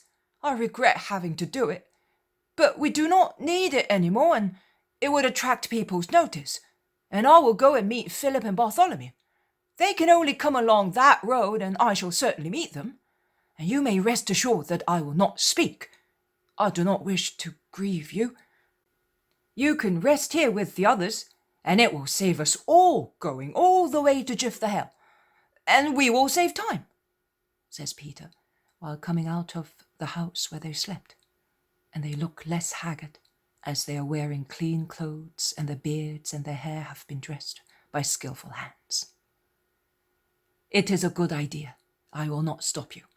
You may go with whichever companion you wish. With Simon, then. Bless us, O Lord. Jesus embraces them, saying, with a kiss, go. They watch them descend quickly towards the plain. How good Simon of Jonah is! During the past days, I have appreciated him as I had never done before, says Judas Thaddeus. So did I, says Matthew. He's never selfish, proud, or exacting. He has never taken advantage of the fact that he was our head. On the contrary, he seemed to be the last one, still maintaining his position, adds James of Alphaeus. We are not surprised. We have known him for years. He is hot-tempered but very kind-hearted, and so honest, says James of Zebedee. My brother is good, even if he is coarse. But since he has been with Jesus, he has become twice as good. My nature is entirely different, and sometimes it made him angry because he knew that I was suffering because of my character. He got angry because he was fond of me. When one understands him, one gets along with him very well, says Andrew. During the past days we have always understood one another, and we have always been of one mind, states John. That's true. I noticed myself. During the whole month, also in moments of excitement, we have never been at variance among ourselves, whereas sometimes, I don't know why, monopolizes James of Zebedee. Why? But it is easily understood, because we are righteous in our intentions. We are not perfect, but we are righteous. We therefore accept the good which one proposes, and we reject the evil which is pointed out to us as such, whereas previously we had not realized that by ourselves. Why? It is easily said, because the 8 of us are of the same mind, to do things in such a way as to please Jesus.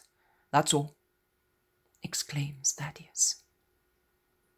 I do not think that the others are of a different mind, says Andrew in a conciliatory tone. No, neither Philip nor Bartholomew, although the latter is rather elderly and very much an Israelite. Neither is Thomas, although he is inclined to be much more human than spiritual. I would do them wrong should I accuse them of... Jesus, you are right. Forgive me. But if you knew what it means to me to see you suffer, and because of him, I am your disciple like all the rest, but over and above I am your brother and friend, and I have Alphaeus' fiery blood in my veins. Jesus, don't look at me so severely or so sadly. You are the lamb, and I, the lion, and believe me, I find it hard to refrain from tearing with a blow of my paw the network of slander that is enveloping you, and from knocking down the shelter in which the true enemy is hiding.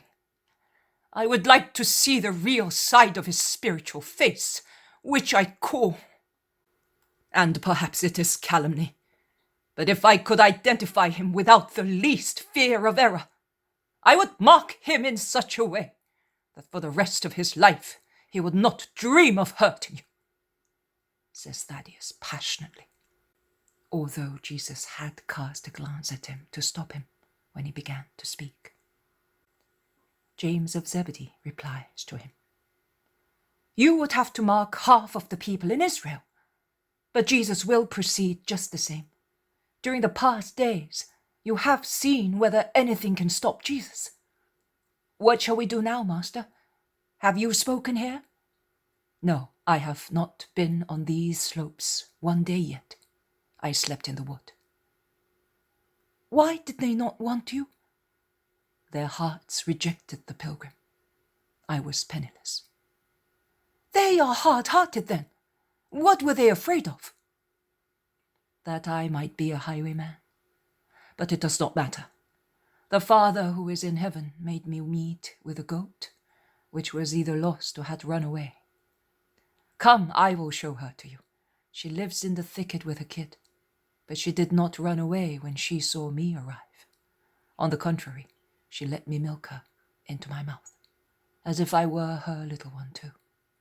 And I slept near her, with the little kid almost on my heart. God is good to his word." They go towards the place where they met yesterday, a thorny thicket. In the middle there is an age-old oak tree, surviving I know not how, split as it is, as if the ground had opened, breaking apart its robust trunk, all covered with green ivy and bramble, bare of leaves at present. The goat is grazing nearby with her little kid, and seeing so many men, she levels her horns, ready to defend herself. But she soon recognizes Jesus and calms down. They throw some bread crusts to her and withdraw. "I slept over there," explains Jesus, "and I would have stayed here if you had not come. I was hungry. The purpose in fasting was over, and it was not necessary to insist on other things that can no longer be changed." Jesus is sad once again. The sixth cast sidelong glances at one another, but do not say anything. "And now, where are we going?" "We shall stay here today. Tomorrow we will go down and preach on the road to Ptolemais, and then we will go towards the Phoenician border and come back here before the Sabbath." And they slowly return to the village. The poem of the man God, the third year of the public life. Chapter 326. Evangelizing at the border of Phoenicia. No date. The road coming from Phoenicia towards Ptolemy is a beautiful road which cuts straight across the plain between the sea and the mountains. Because it is well kept, it is very busy. There are various junctions with secondary roads running from inland towns to towns on the coast, and at the numerous crossroads there is generally a house, a well and a rudimentary forge for quadrupeds that may need shoes. Jesus, with the 6 apostles left with him, covers a good stretch of the road, about 2 kilometers, seeing the same things all the time. He stops at last near one of the houses with a well and a farriery, at a crossroad near a torrent crossed by a bridge, which, although strongly built, is just wide enough to let one cart pass at a time, and thus travellers are compelled to stop alternately, because the 2 opposite currents of traffic cannot pass at the same time. And as far as I can see, that gives the travellers of different races, Phoenicians and true Israelites, the opportunity to join in one only intent, that of cursing Rome, although they hate one another. And yet, without Rome, they would not have that bridge, and when the torrent is in flood, I do not know how they would be able to cross it. But such is life. An oppressor is always hated, even if it does useful things. Jesus stops near the bridge, in the sunny corner where the house is. On its side, along the torrent, there is an ill-smelling smithy shop, where they are forging shoes for a horse and 2 donkeys, which have lost theirs. The horse is harnessed to a Roman wagon, in which some soldiers take delight in making faces at the cursing Jews, and they throw a handful of horse manure on an old, big-nosed man, the most rancorous of all of them, with a real viper's mouth, someone who, I think, would willingly bite the Romans to poison them. One can imagine what happens. The old Jew runs away as if he had been infected with leprosy, and other Jews join him. The Phoenicians shout ironically, Do you like the new manna? Eat it!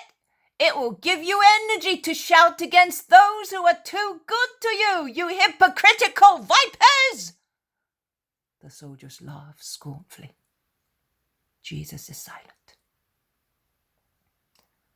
The Roman wagon at last departs, and they greet the farrier, shouting, Hail, Titus! May your stay be prosperous!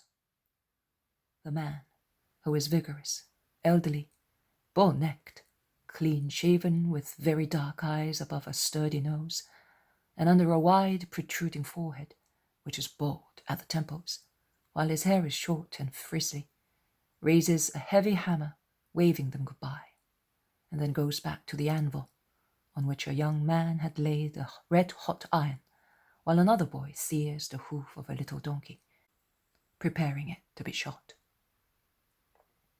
Almost all the farriers along the roads are Roman, soldiers who remained here when they finished their service, and they earn a lot of money.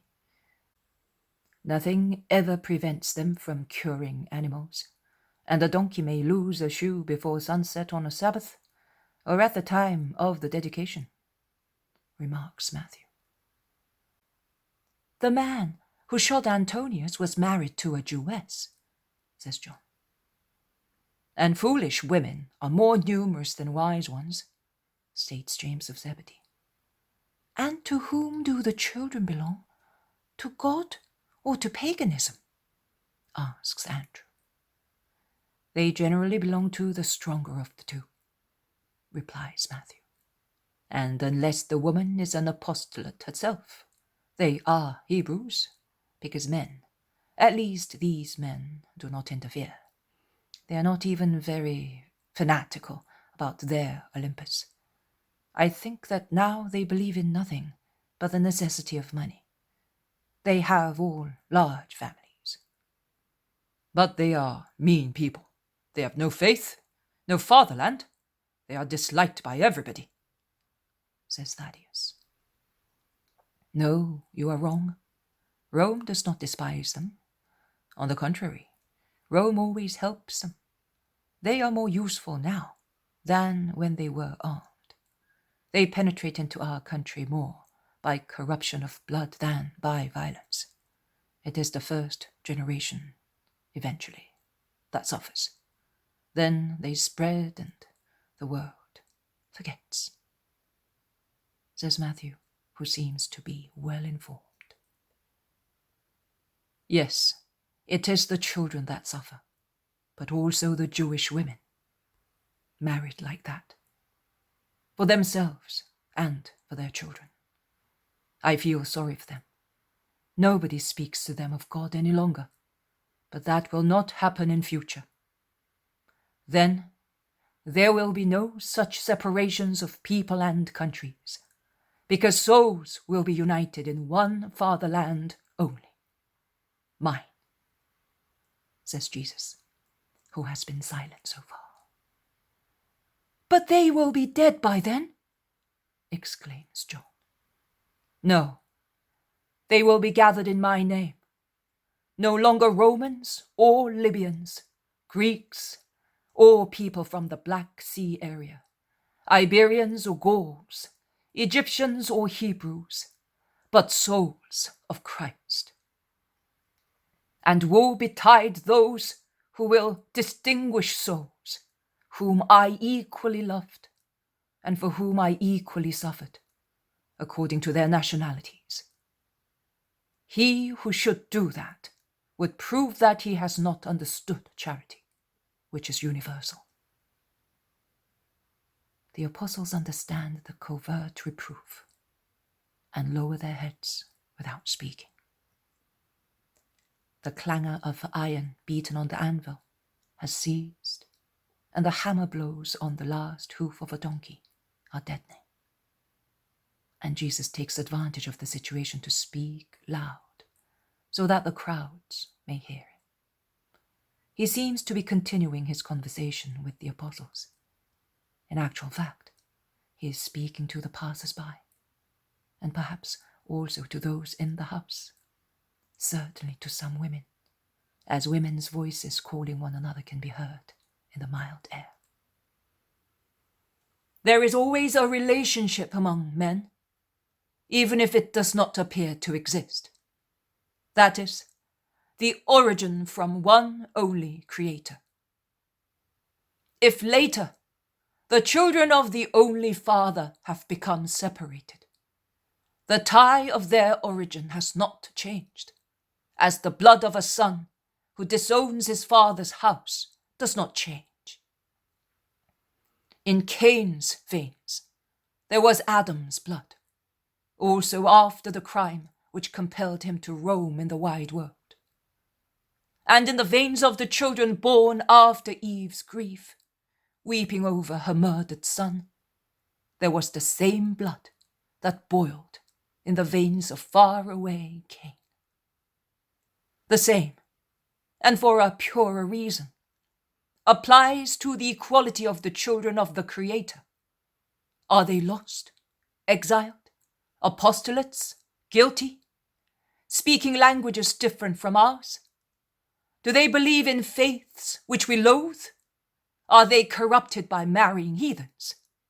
Yes, but their souls came from one God, and they are always the same, even if they are torn, lost, exiled, corrupt.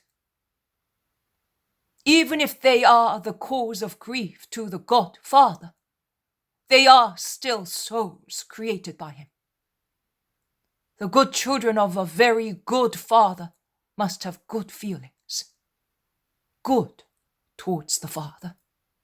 Good towards brothers. Whatever they may have become. Because they are children of the same Father. Good towards the Father by endeavoring to console him for his grief, taking his children back to him, as they are the cause of his grief, either because they are sinners or because they are apostolates or pagans.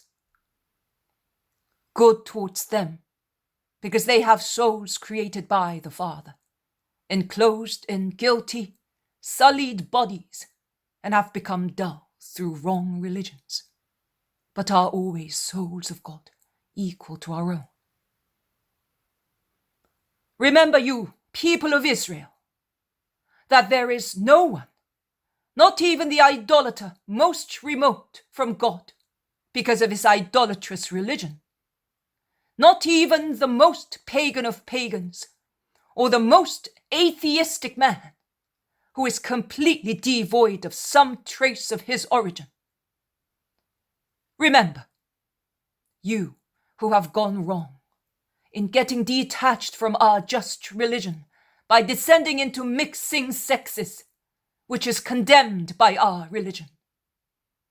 That even if you think that everything that was Israel is now dead in you, suffocated by the love for a man of different faith and race, it is not dead.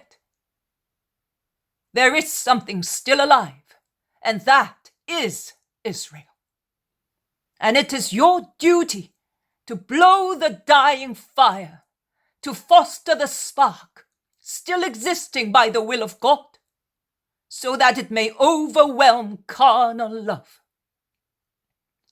That love ends with death, but your souls do not. Remember that. And you, whoever you may be, who see, and at times are horrified at seeing the hybrid marriage of a daughter of Israel with a man of different race and faith, remember that it is your duty and obligation to assist the mislaid sister charitably, so that she may find her way back to the Father. This is the new holy law, agreeable to the Lord, that the followers of the Redeemer may redeem whoever is to be redeemed, so that God may smile because of the souls that go back to the Father's house, and the sacrifice of the Redeemer may not be made unfruitful and mean.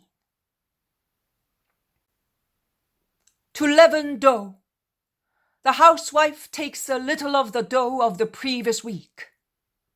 Oh, only a tiny bit of the whole mass. And she buries it in the dough and protects it from harmful draughts in the favorable warmth of the house. Do likewise yourselves, you followers of good, and you too, who have gone away from the Father and from his kingdom. Let the former give a tiny part of their yeast to support and reinforce the latter, who will add it to the particle of justice still existing in them. And both of you, protect the new yeast from the hostile draughts of evil in the warmth of charity, according to what it is in you, your mistress, or a persistent, although now languishing survivor.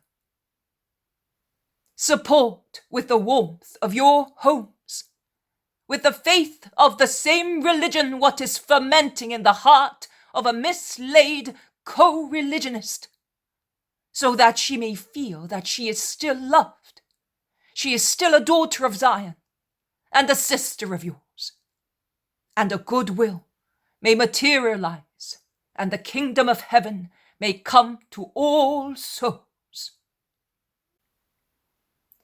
But who is he? People ask, and they no longer seem in a hurry to cross the bridge, although it is now clear, or to go on their way if they have already crossed it. A rabbi. A rabbi of Israel. Here at the Phoenician border, it is the first time that happens. And yet it is so. Asa told me that he is the Holy One, as people call him. Perhaps he's seeking refuge here because they persecute him on the other side. They are reptiles indeed. It is a good thing if he stays with us. He will work miracles. In the meantime, Jesus has gone away along a path in the fields.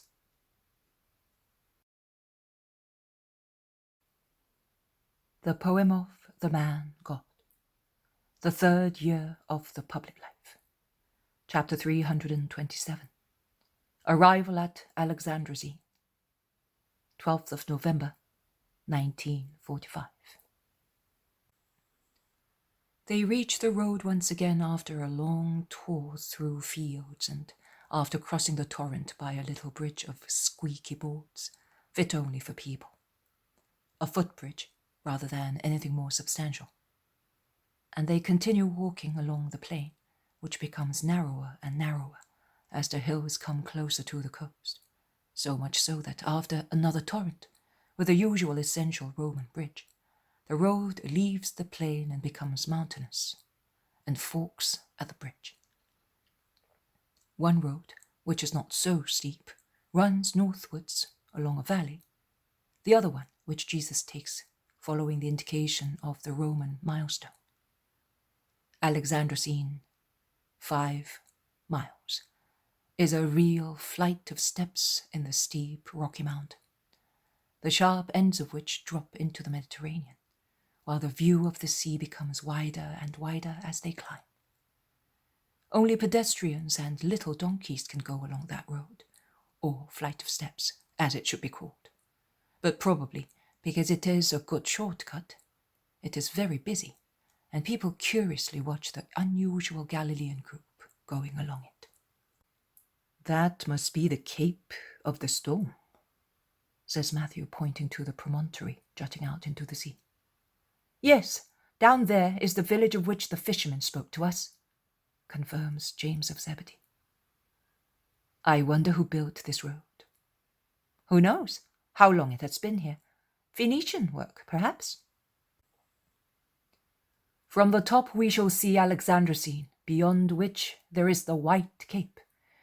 You will see a large expanse of sea, my dear John, says Jesus, laying an arm on the shoulders of the apostle.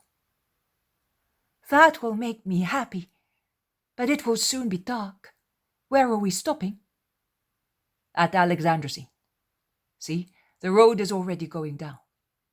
Down there, the plain stretches as far as that town, which you can see over there.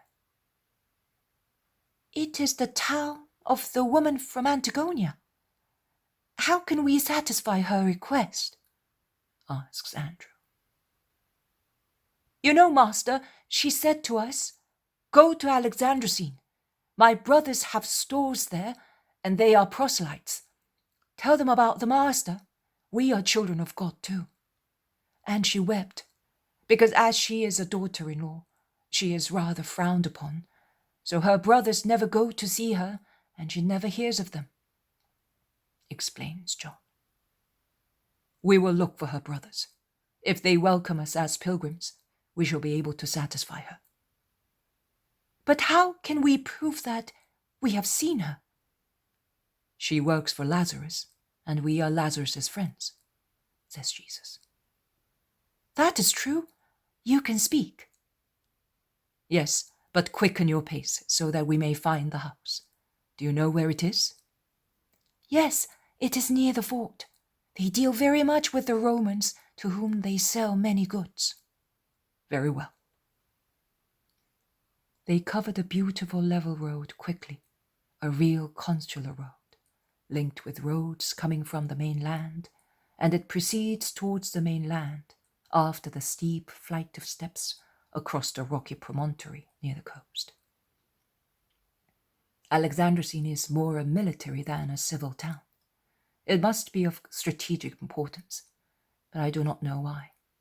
Enclosed between two promontories, it looks like a sentry watching that part of the sea. Now that it is possible to see both capes, many military towers are visible on them, forming a chain with those in the plain and in town, where the imposing fort dominates near the seashore. They enter the town after crossing another little torrent near the gate, and they proceed towards the severe mass of the fort, looking around inquisitively and being watched curiously. There are numerous soldiers, and they appear to be on good terms with the citizens, which makes the apostles mumble. These Phoenicians have no sense of honor. They reach the stores of Hermione's brothers, while the last customers are coming out laden with all kinds of goods, from pieces of cloth to kitchenware, to hay, corn, oil, foodstuffs.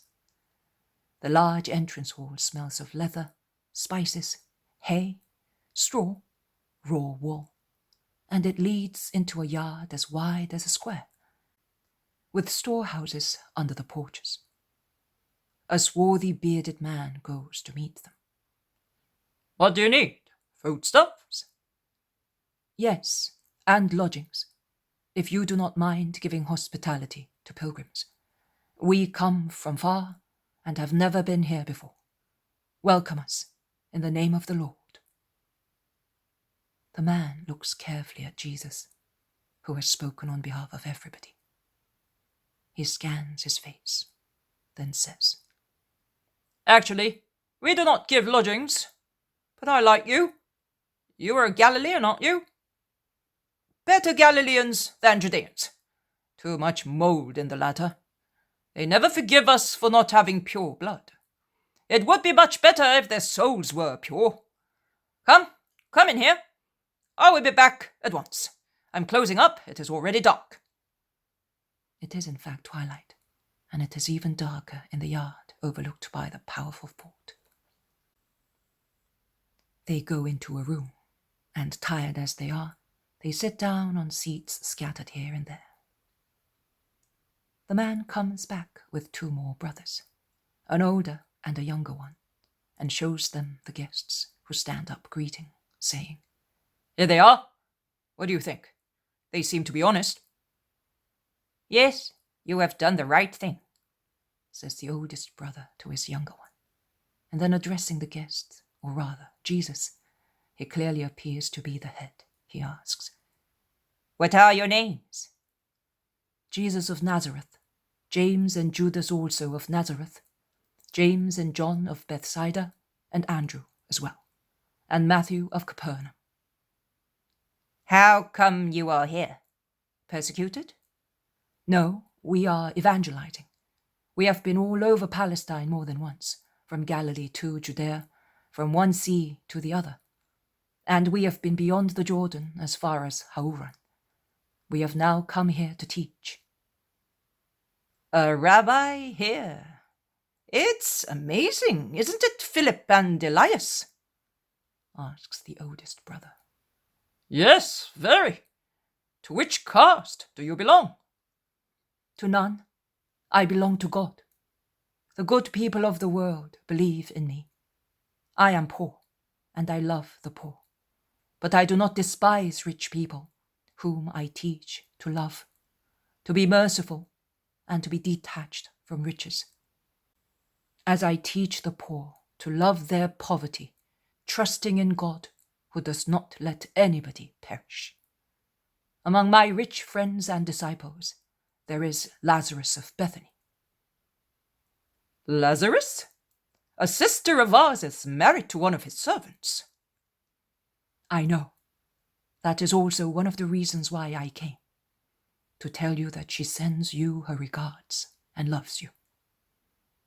"Have you seen her?" I have not, but these who are with me were sent to Antigonia by Lazarus. "Oh, tell us. How is Hermione?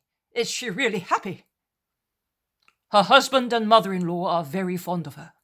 Her father-in-law respects her, says Judas Thaddeus. "But he does not forgive her mother's blood. Say so." "He is about to forgive her. He praises her very highly, and she has 4 lovely, kind children who make her happy. You are always in her heart, and she asked us to bring you the Divine Master." "But what? Are you the one who is said to be the Messiah?" I am. "You really are the... We were told in Jerusalem that you are... that they call you the Word of God. Is that true?" Yes, it is. "But are you the Word for those over there? Or for everybody? For everybody. Can you believe that I am the Word of God? It costs me nothing to believe, particularly when one hopes that what one believes in can remove what makes us suffer." That is true, Elias, but do not say that. It is an impure thought, much more impure than mixed blood. Do not rejoice at the hope that what makes you suffer as a man, despised by other people, may vanish, but rejoice at the hope of conquering the kingdom of heaven. "You are right. I am half a pagan, Lord." Do not lose heart. I love you also, and I have come for you too. "They must be tired, Elias. You are keeping them here talking. Let us go and have supper, and then we will take them to rest. There are no women here. None of the women from Israel wanted us, whereas we wanted one of them. Forgive us, therefore, if the house will seem cold and bare." Your kind hearts will warm and adorn it for us. "How long are you staying?" Not more than 1 day. I want to go towards Tyre and Sidon, and I would like to be at Achzib before the Sabbath. "It is not possible, Lord. Sidon is far away." "I would like to speak here tomorrow." "Our house is like a port. Without going out, you will have as many listeners as you wish, all the more so as tomorrow is market day." "Let us go then, and may the Lord reward you for your charity."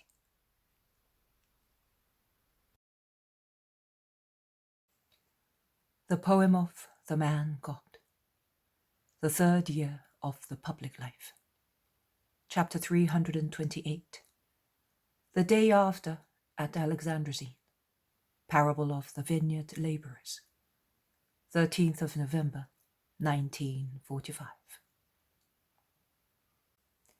One half of the yard of the three brothers is in the shade, the other is in bright sunshine, and it is full of people coming and going, doing their shopping, while outside the main door in the little square, people are bustling about the noisy market of Alexandroscene, buying donkeys, sheep, lambs, poultry, because it is obvious that people are not so fussy here, and thus they take poultry to the market without any fear of contamination. Braying, bleating, cackling of hens, and triumphant cock-a-doodle-doos of cockerels mingle with the voices of people in a merry chorus, the notes of which now and again become dramatically high because of some quarrel. Also, the yard of the brothers is very busy, and people often wrangle over prices, or because a customer has taken what somebody else intended to purchase. Then there is the querulous moaning of beggars in the square, near the main door, wailing over their misfortunes in a sing-song as sad as the lamentation of a dying man. Roman soldiers move imperiously about the square and the warehouse. I suppose that they are on duty, as I see that they are armed and never alone among the Phoenicians, who are all armed. Jesus also walks up and down the yard with the 6 apostles, waiting for the right moment to speak. He then goes out into the square, and passing near the beggars, he gives them alms. People pause for a moment to look at the Galilean group and ask who the foreigners are. And there are some who tell them, as they have already inquired of the 3 brothers about the guests. A murmur follows Jesus' steps as he walks about peacefully, caressing the children he meets on his way. There is also someone who sneers and utters unpleasant epithets at the Hebrews, as well as people who honestly wish to hear this prophet, this rabbi, this holy man, this Messiah of Israel, as those are the names by which they refer to him, according to their faith and their sense of righteousness. I hear 2 mothers say, "But is it true? Daniel told me himself, when in Jerusalem he spoke to people who had seen the miracles of the holy man." "Yes, I agree, but is this the same man?"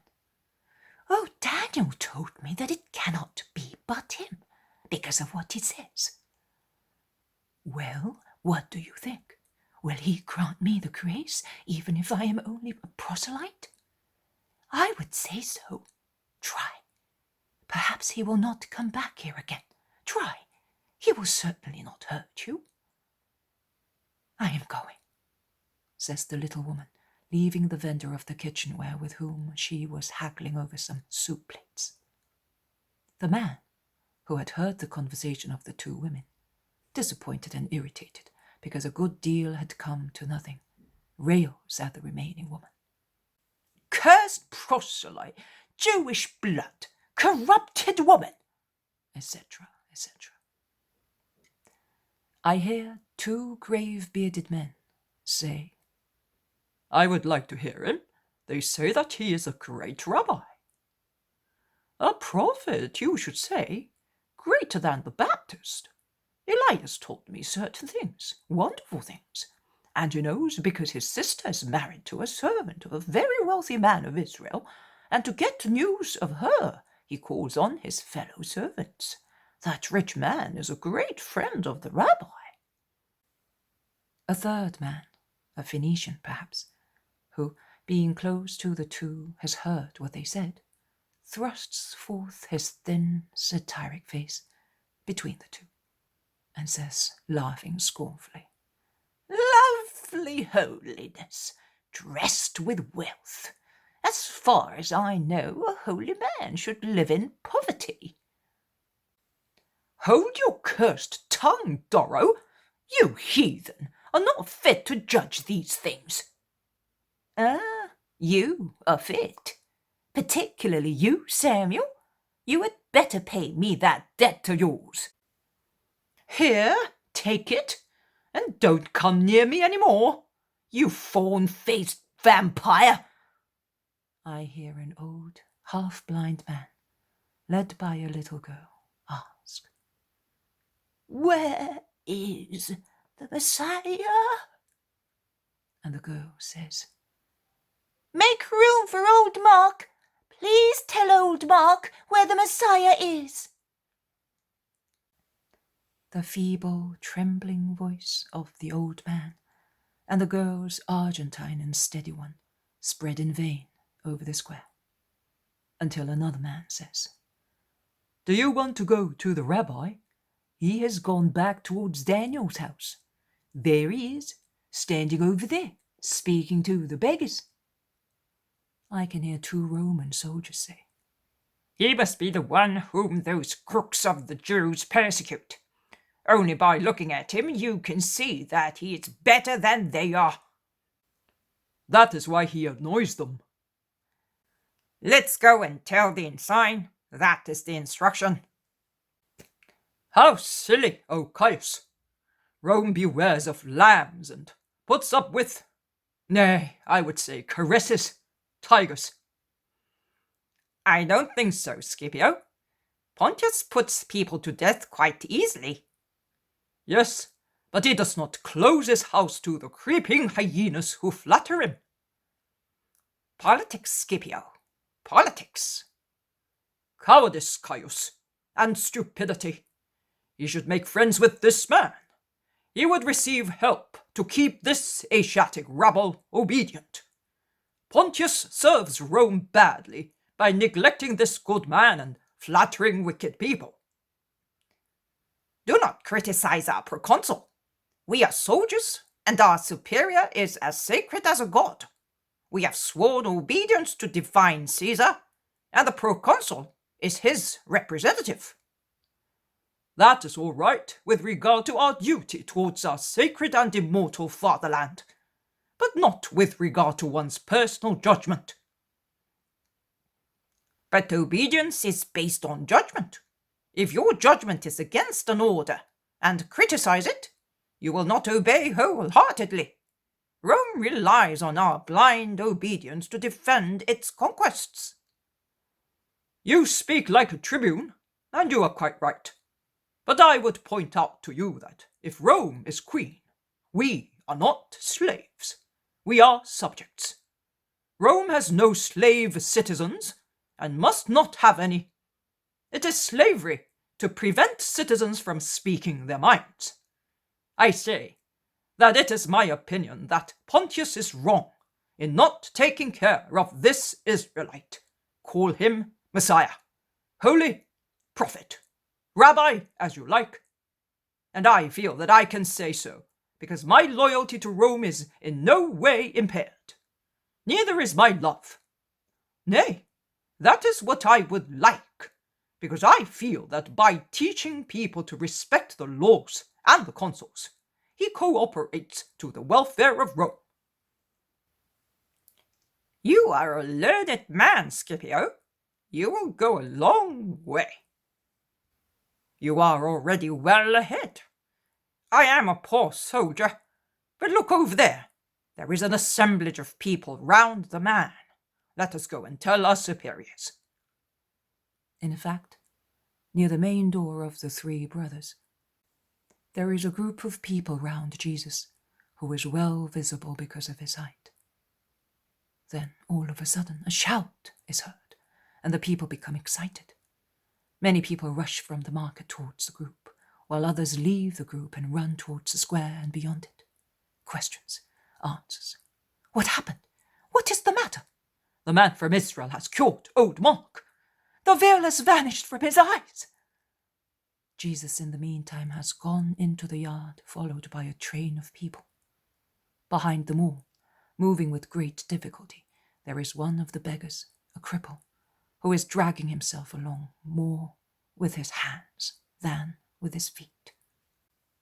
But if his legs are crippled and weak, so that without crutches he would not be able to move, his voice is quite strong.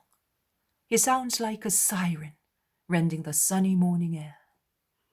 Holy, holy Messiah, Rabbi, have mercy on me!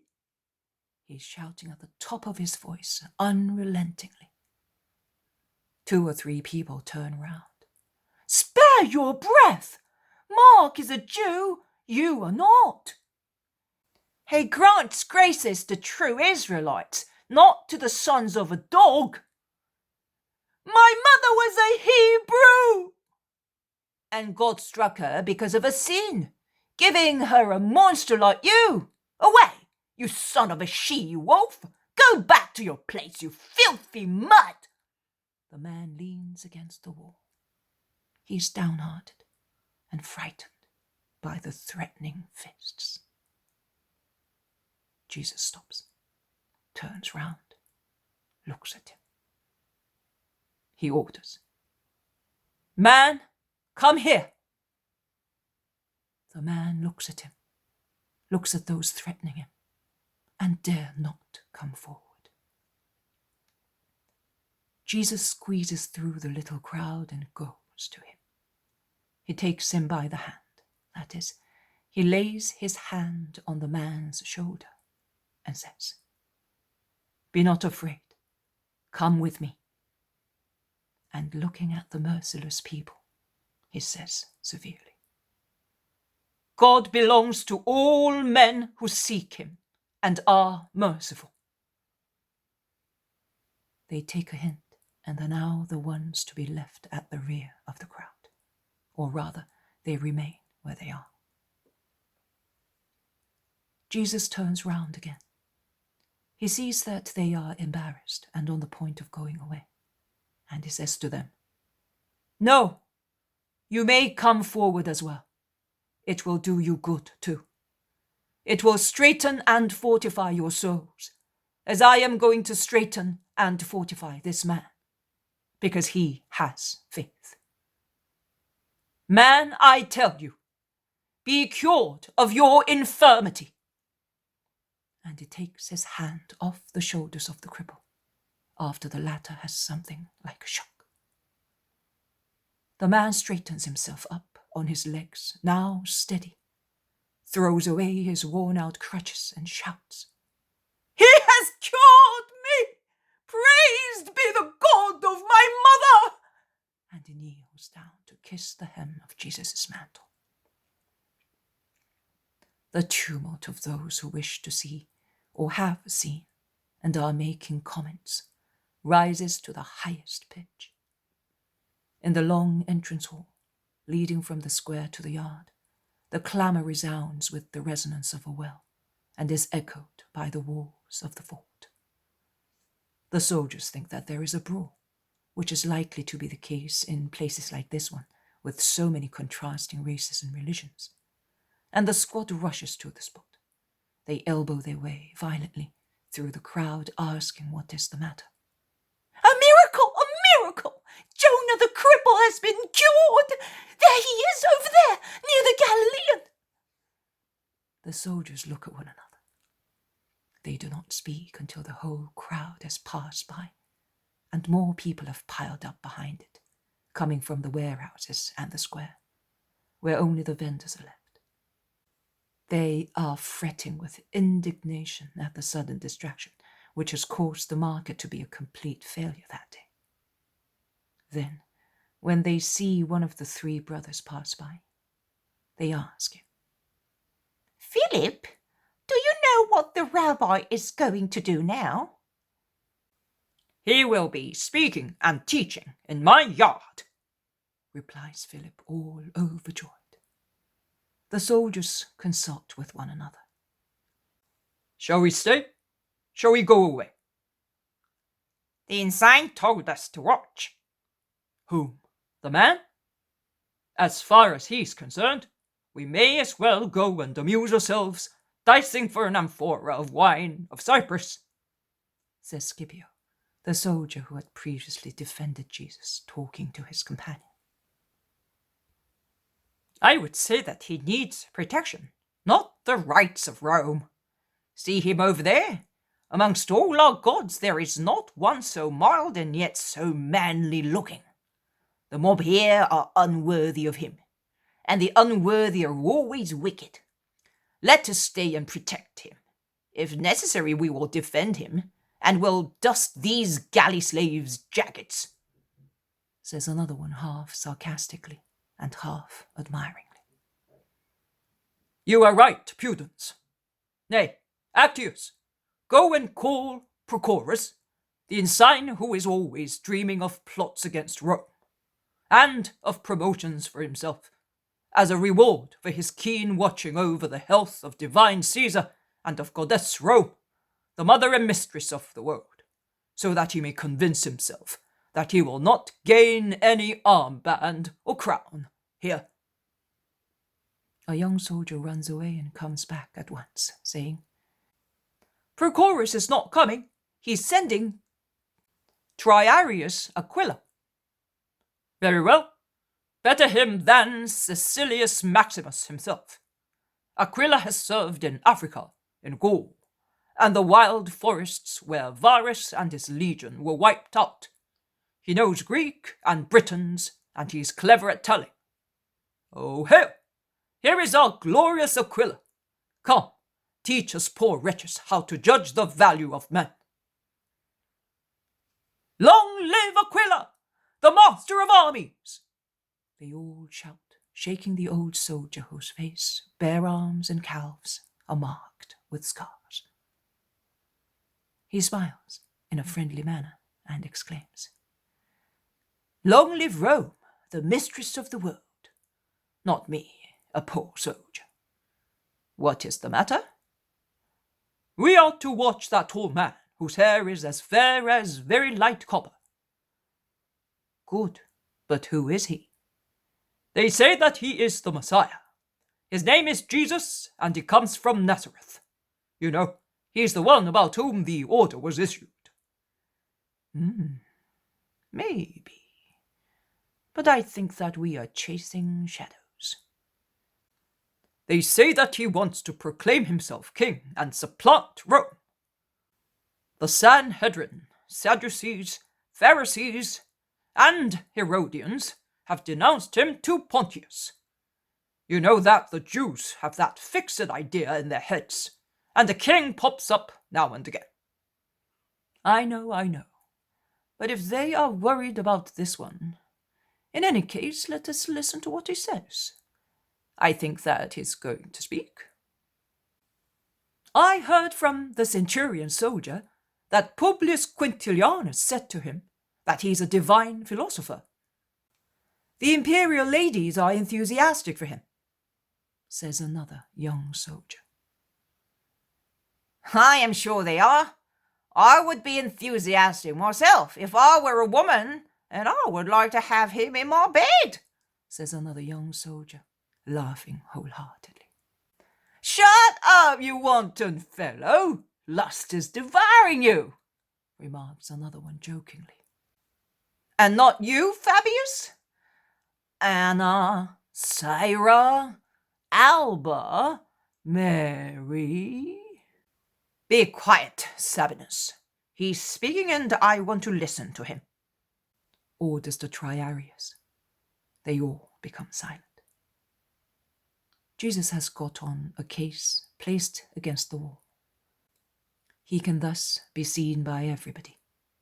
His kind greeting has spread through the air and is followed by the words, Children of one only Creator, listen.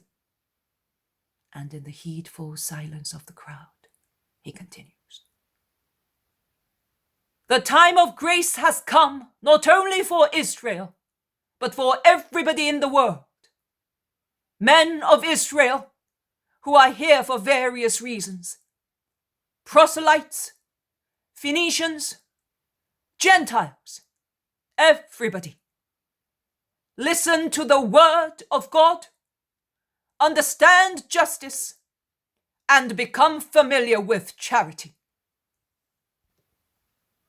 If you have wisdom, justice, and charity, you have the means of attaining the kingdom of God, which is not exclusive to the children of Israel, but belongs to all those who from now on will love the one true God and will believe in the word of his word. Listen, I have come from very far, but not with the ambition of a usurper or with the violence of a conqueror. I have come to be only the savior of your souls. Property, wealth, offices do not seduce me. They mean nothing to me, and I do not even look at them. Or rather, I look at them to pity them. For I feel sorry for them, because they are chains that hold your souls prisoners, preventing them from coming to the one, eternal, universal, holy, blessed Lord. I look at them and I approach them as if they were the greatest miseries, and I endeavor to rid them of their fascinating but cruel deceit that seduces the sons of man, so that they may use them with justice and holiness, not as cruel weapons that wound and kill men, and first of all, the souls of those who do not make a holy use of them. But I solemnly tell you that it is much easier for me to cure a deformed body than a perverted soul. It is easier for me to give light back to blind eyes or health to a dying body than light to souls and health to diseased spirits. Why? Because man has lost sight of the true purpose of his life and devotes himself to what is transient. Man does not know or does not remember, or although he remembers, he does not want to obey the holy order of the Lord. And I say this also to the Gentiles who are listening to me, to do good, which is good in Rome as in Athens, in Gaul as in Africa, because the moral law exists under every sky, in every religion, and in every righteous heart. And religions, from that of God to that of individual morals, say that our better part survives, and its destiny in the next life will be according to how it acted on the earth. The aim of man, therefore, is to achieve peace in the next life, not revelry, usury, arrogance, pleasure, in this world for a short time. To be paid for with the most dreadful tortures forever and ever.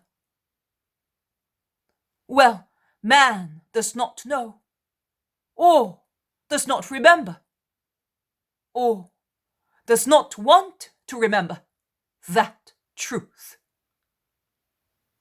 If he does not know, he is less guilty. If he does not remember, he is somewhat guilty.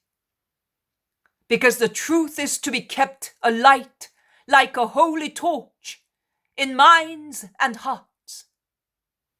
But if man does not want to remember it, and when it shines, he closes his eyes not to see it, as he considers it as hateful as the voice of a pedantic rhetor, then his fault is grave, very grave indeed. And yet, God forgives it if the soul disowns its wrongdoing and proposes to pursue, for the rest of its life, man's true purpose, which is the conquest of eternal peace in the kingdom of the true God. Have you so far followed an evil path? Are you downhearted? And are you thinking that it is late to follow the right way? Are you desolate? And are you saying, I knew nothing of all this, and now I am ignorant, and I do not know what to do? No, do not think that it is the same as with the material matters, and that it takes a long time and much work to start all over again, but in a holy manner. The bounty of the eternal true Lord God is such that he will not make you walk back all the way to put you at the junction where, erring, you left the right path for the wrong one. His bounty is such that from the moment you say, I want to belong to the truth, that is to God, because God is truth. God, through an entirely spiritual miracle, infuses wisdom into you, whereby, from being ignorant, you become possessors of the supernatural science, like those who have possessed it for years. Wisdom means to want God, to love God, to cultivate one's soul, to tend to the kingdom of God, repudiating everything that is flesh, world, Satan. Wisdom means obedience to the law of God, which is the law of charity, obedience, continence, honesty. Wisdom means to love God with one's whole being and to love our neighbor as ourselves. Those are the two essential elements to the wise in the wisdom of God. And our neighbors are not only those of our own blood, of our race and religion, but all men, whether rich or poor, wise or ignorant, Hebrews, proselytes, Phoenicians, Greeks, Romans. Jesus is interrupted by a threatening howling of some excited people. Jesus looks at them and says, yes, that is love. I am not a servile master. I speak the truth because that is what I must do, to sow in you what is necessary to gain eternal life. Whether you like it or not, I must tell you, to do my duty as Redeemer. It is for you to do your duty as souls needing redemption. So we must love our neighbor, all our neighbors, and love them with a holy love, not in a questionable communion of interests, whereby a Roman, Phoenician, or proselyte are anathema, or vice versa, as long as there is no sensuality or money involved. Whereas if you are anxious to share sensuality or money with them, they are no longer anathema. The crowd is once again in an uproar, while the Romans, from their place in the hall, exclaim, by Jove, he does speak well. Jesus waits for the noise to calm down. Then he resumes. We must love our neighbor as we would like to be loved ourselves, because we do not like to be ill-treated, harassed, robbed, oppressed, calumniated, insulted. Everybody has the same national or personal feelings. Do not let us do, therefore, the evil which we would not like done to us. Wisdom means obedience to the 10 commandments of God. I am the Lord your God. You shall have no gods except me. You shall have no idols and shall not worship them. You shall not utter the name of God to misuse it.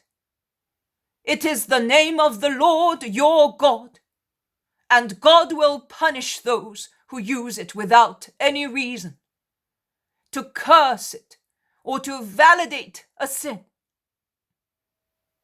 Remember to sanctify feast days. The Sabbath is sacred to the Lord, who rested on it after creation, and blessed it and sanctified it.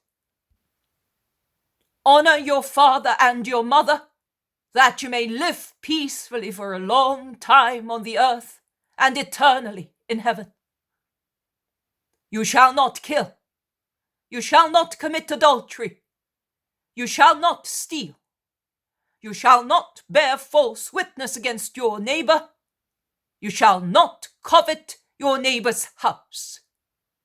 You shall not covet his wife, his servant, man or woman, or his ox, or his donkey, or anything that belongs to him. That is wisdom. Who does that is wise and conquers life and the kingdom forever. So, as from today, propose to live according to wisdom by preferring it to the poor things of the earth. What are you saying? Speak up. Are you saying that it is late? No. Listen to a parable. A landowner went out at daybreak to hire workers for his vineyard, and he made an agreement with them for 1 denarius a day. He went out again at the 3rd hour, and thinking that the workers he had hired were too few, and seeing other people idle in the square waiting to be hired, he took them and said to them, "Go to my vineyard, and I will give you what I promised the others." And they went. He went out again at the 6th hour, and at the 9th, and seeing some more workers, he said to them, "Will you work for me? I give my workers 1 denarius a day." They agreed and went. Finally, he went out about the 11th hour, and saw some more standing in the sunshine, and he asked them, "Why are you standing here idle? Are you not ashamed of standing here all day without doing anything?" "Because no one hired us for the day. We would have liked to work and earn our living, but no one asked us to go and work." "Well, I am asking you to go to my vineyard. Go, and you will have the same pay as the others." He said so because he was a good landowner and felt sorry for the dejection of his neighbor. In the evening, when the work was finished, the man called his bailiff and said, "Call the workers and pay them their wages, as agreed, beginning with the last arrivals, who are the most needy, as they have not had any food during the day, whereas the others have been fed once, and some several times, and who, out of gratitude to me, as I felt sorry for them, have worked harder than all the others. I, in fact, have been watching them. Then dismiss them so that they may go and rest as they deserve, and may enjoy with their families the fruit of their work. And the bailiff did as the landowner ordered, and gave each man 1 denarius. When the last ones came, those who had worked from daybreak, they were surprised at receiving 1 denarius each, and they complained to the bailiff, who said to them, "That is the order I was given. Go and complain to the landowner, not to me." And they went and said, "You have not been fair. We have worked for 12 hours, first in the dewy moisture, then in the heat of the sun, and once again in the dampness of the evening. And you have given us the same wages you gave the lazy workers who worked for 1 hour only. Why?" And one of them in particular raised his voice, saying that he had been betrayed and exploited undeservedly. "My friend, in what have I wronged you? What did I agree with you at daybreak? 1 full day's work and the wages of 1 denarius, did I not? Yes, that is true. But you have given the same wages to those who have worked much less. Did you agree to that pay because it seemed fair? Yes, I agreed because others pay less. Were you ill-treated by me? In all conscience, no. I granted you a long rest during the day, and I gave you some food, did I not? You had 3 meals, and food and rest were not agreed upon. Is that right? Yes, they were not agreed upon. Why did you accept them then? Well, you said, I prefer to do so that you will not get tired going back home. And we could hardly believe that it was true. Your food was good, and we saved, and it was a favor that I was doing you gratuitously, and that none of you could pretend. Is that right? That is true. So I did you a good turn. Well, why are you complaining? I should complain of you, because although you realized that you were dealing with a good master, you worked lazily, whereas those who came after you and had 1 meal only, and the last arrivals, who had none at all, set to work with a will, and in a shorter time they did the same work that you did in 12 hours. I would have betrayed you if I had halved your wages to pay them. But that is not the case. So take what is yours and go away. Are you going to come to my house and impose me to do what suits you? I do what I like and what is fair. Don't be malicious, and don't compel me to be unfair, for I am good. I solemnly say to all of you who are listening to me, that the Father God makes the same agreement with all men and promises the same reward to everybody. Those who serve the Lord diligently will be treated by him with justice, even if they do little work, being close to death. I solemnly tell you that the first will not always be the first in the kingdom of heaven, where we shall see that the last are first and the first are last. We shall see there that men who do not come from Israel are holier than many men of Israel. I have come to call everybody in the name of God. But if many are called, few are chosen, because few want wisdom. He is not wise who lives according to the world and to flesh, but not according to God. He is neither wise for the earth nor for heaven. Because on the earth he will make enemies, will receive punishment, and will feel remorse. And he will lose heaven forever. I repeat, be good to your neighbor, whoever he may be.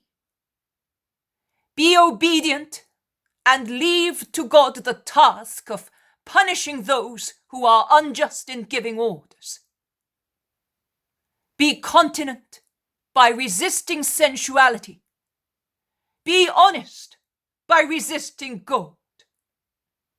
Be coherent by saying anathema to what deserves it, not when it suits you. Considering yourselves free to get in touch later with what you previously cursed.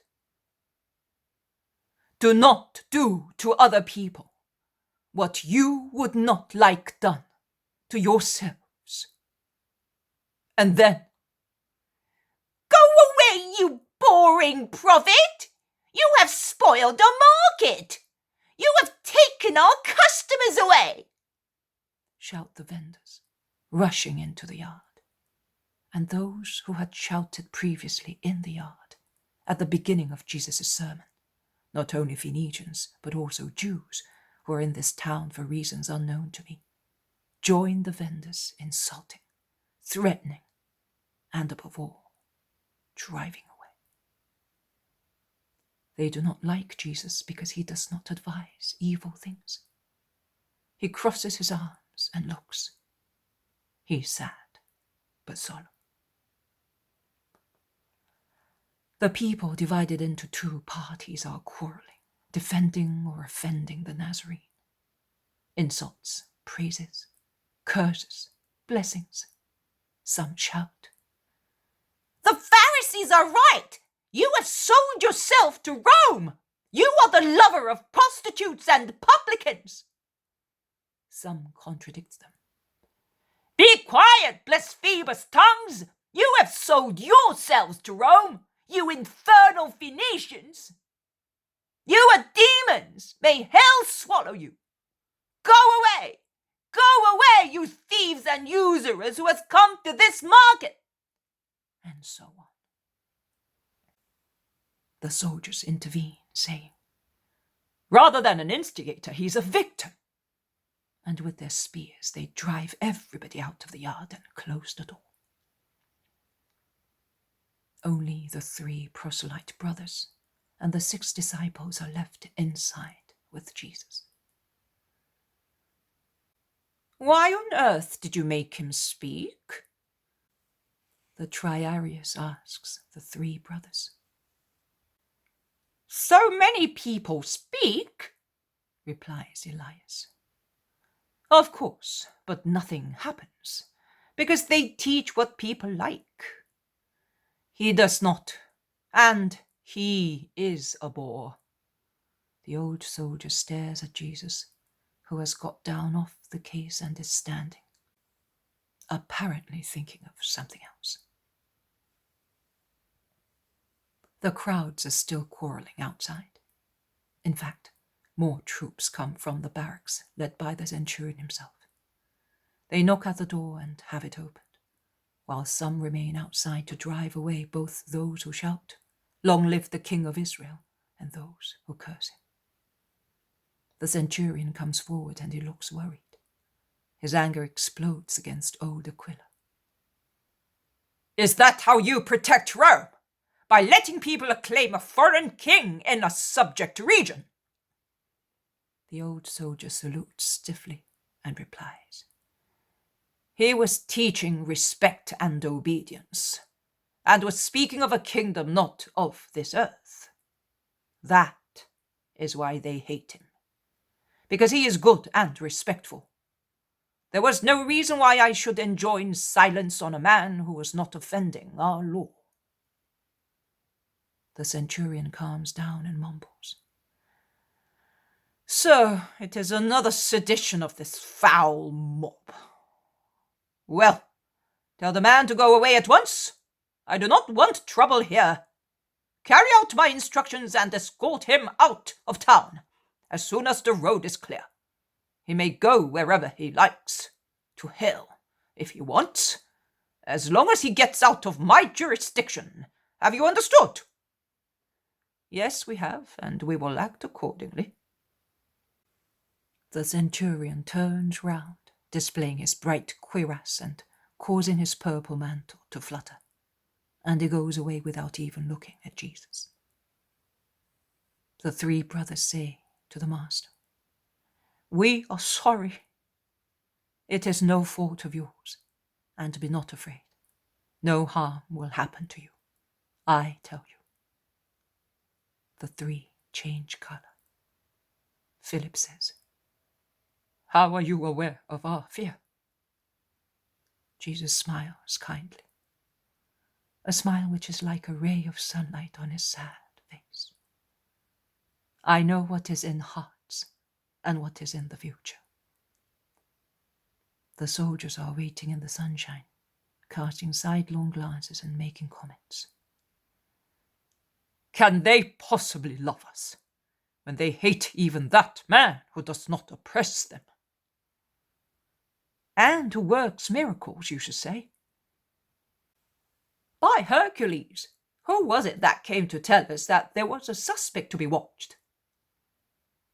It was Caius. Oh, the zealous man. In the meantime, we have missed our rations, and I foresee that I am going to miss the kiss of a girl. Oh, Epicurean, where is the beautiful girl? I'm not certainly going to tell you, my friend. She's behind the potters at the foundations. I know, I saw you there some nights ago, says another one.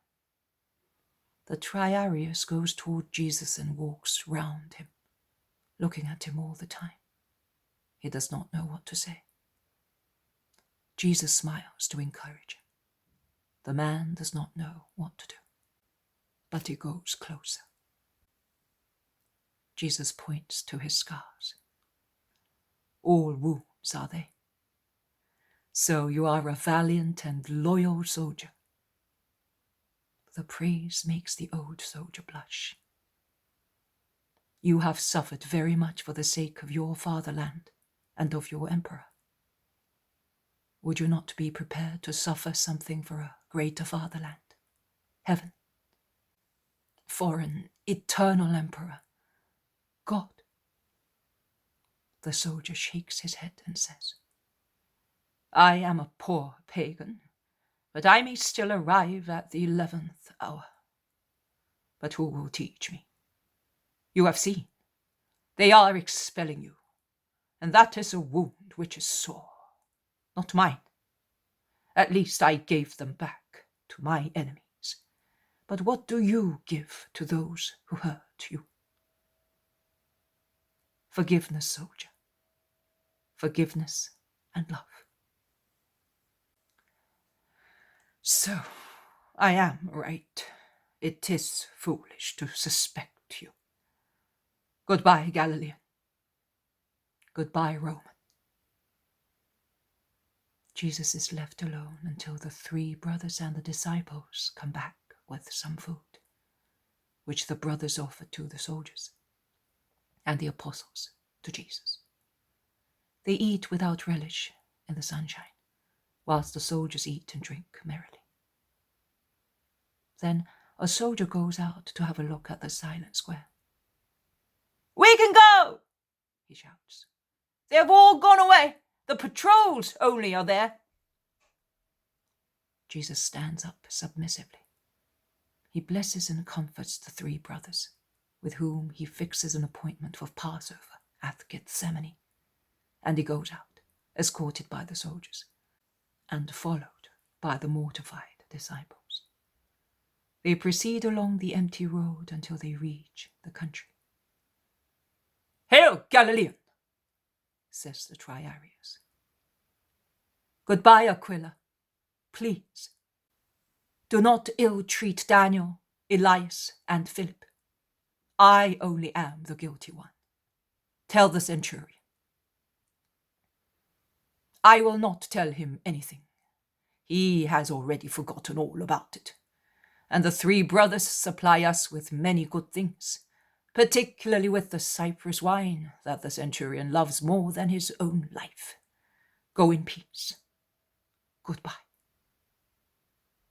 They part. The soldiers go back to the gate. Jesus and his disciples set out eastwards, towards the silent countryside.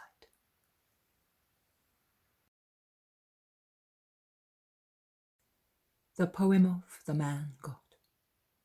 The 3rd year of the public life. Chapter 329. The sons of thunder. Going towards Achzib with the shepherd Annas. 14th of November, 1945.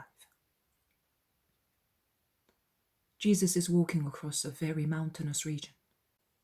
The mountains are not high, but the road runs up and down hills all the time, and there are many torrents which flow merrily in the cool, fresh season, and are as clear as the sky and as fresh as the first leaves that are beginning to grow more and more copiously on the trees. But although the season is so beautiful and cheerful as to comfort one's heart, Jesus' humour does not appear to be much relieved, and the apostles look even more worried than he is. They are walking very quietly along the bottom of a valley. Shepherds and flocks are the only visible life, but Jesus does not even seem to see them. A downhearted sigh of James of Zebedee and his sudden words, the obvious result of a concerned mind, draw Jesus' attention. James says, "And defeats, and defeats. We seem to be cursed." Jesus lays a hand on his shoulder. Do you not know that that is the lot of the better ones? I know since I have been with you, but now and again we would need something different, which we did get in the past, to cheer up hearts and faith. Do you doubt me, James? How much grief there is in Jesus' trembling voice. No. His no is certainly not a very definite one. But you do doubt. What, then? Do you no longer love me as you did before?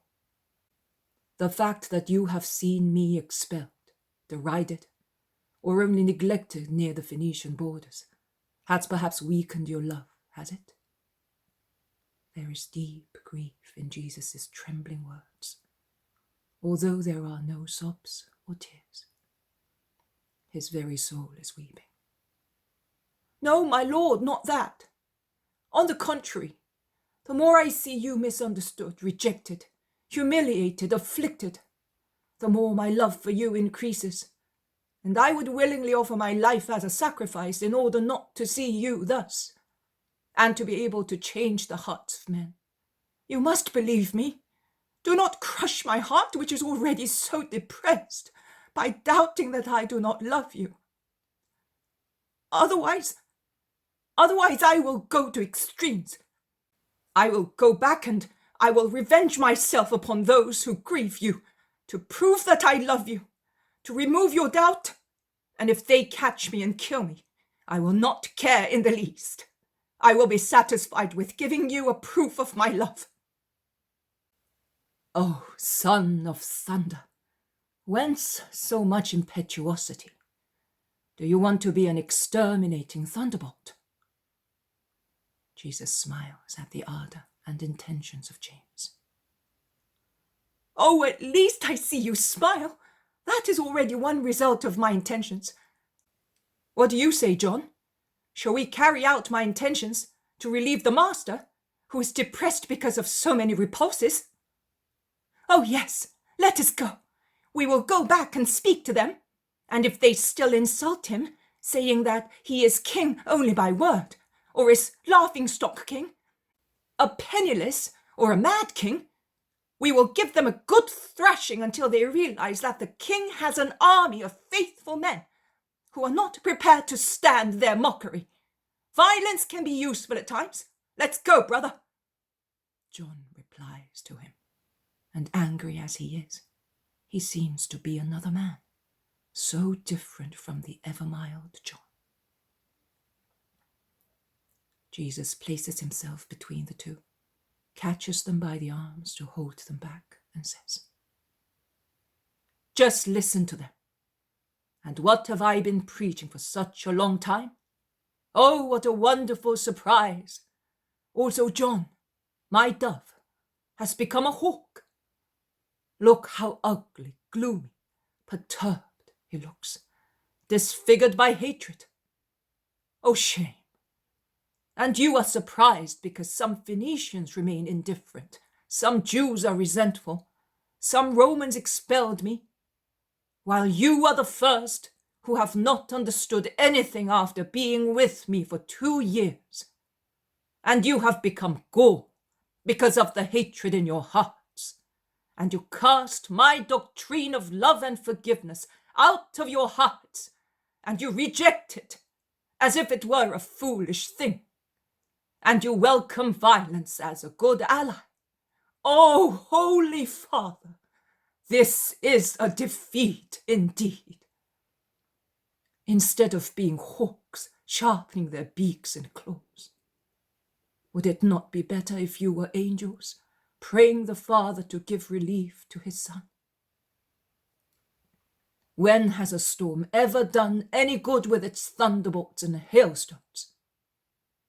Well, in memory of this sin of yours against charity, in memory of the moment when I saw the animal man come to light on your faces, instead of the man-angel whom I always wished to see in you, I will call you the sons of thunder." Jesus is half serious while speaking to the 2 excited sons of Zebedee. But his reproach does not last long, because as soon as they repent, he clasps them both to his heart, his face shining with love, saying, "Never again I want to see you like that, and thank you for your love, and thank you for yours, my friends," he says, addressing Andrew, Matthew, and his 2 cousins. "Come here that I may embrace you as well. Do you not know that if I had nothing else but the joy of doing the will of my Father and your love, I would always be happy, even if the whole world smacked me? I am sad, not about myself, or about my defeats, as you call them, but because I feel sorry for the souls that reject life." "Good. We are all happy now, are we not, you big babies? Come on then. Go to those shepherds who are milking the sheep and ask them to give you some milk in the name of God. Be not afraid," he says, seeing the desolate look of the apostles. "Obey with faith.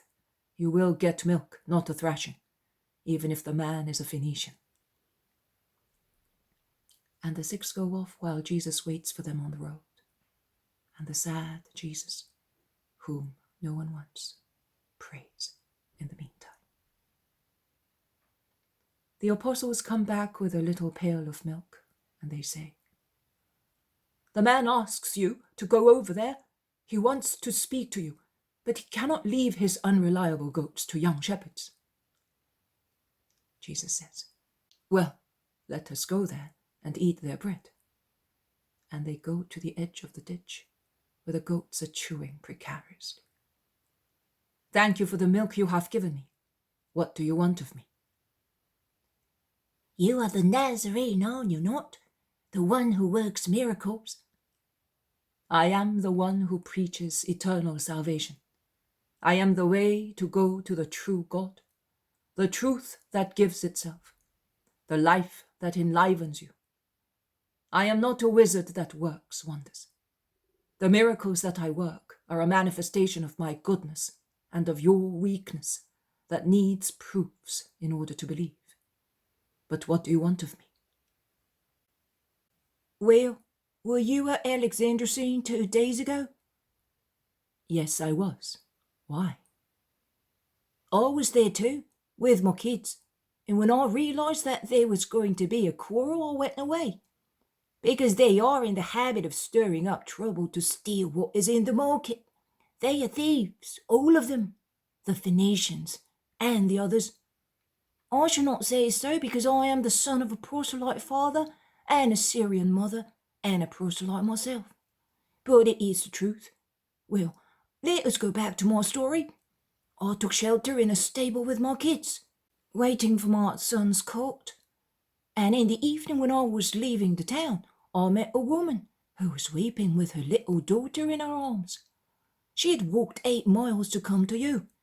Because she lives out in the country, I asked her what was the matter, as she's a proselyte. She had come to sell some goods and do some shopping. She had heard of you, and hope had filled her heart.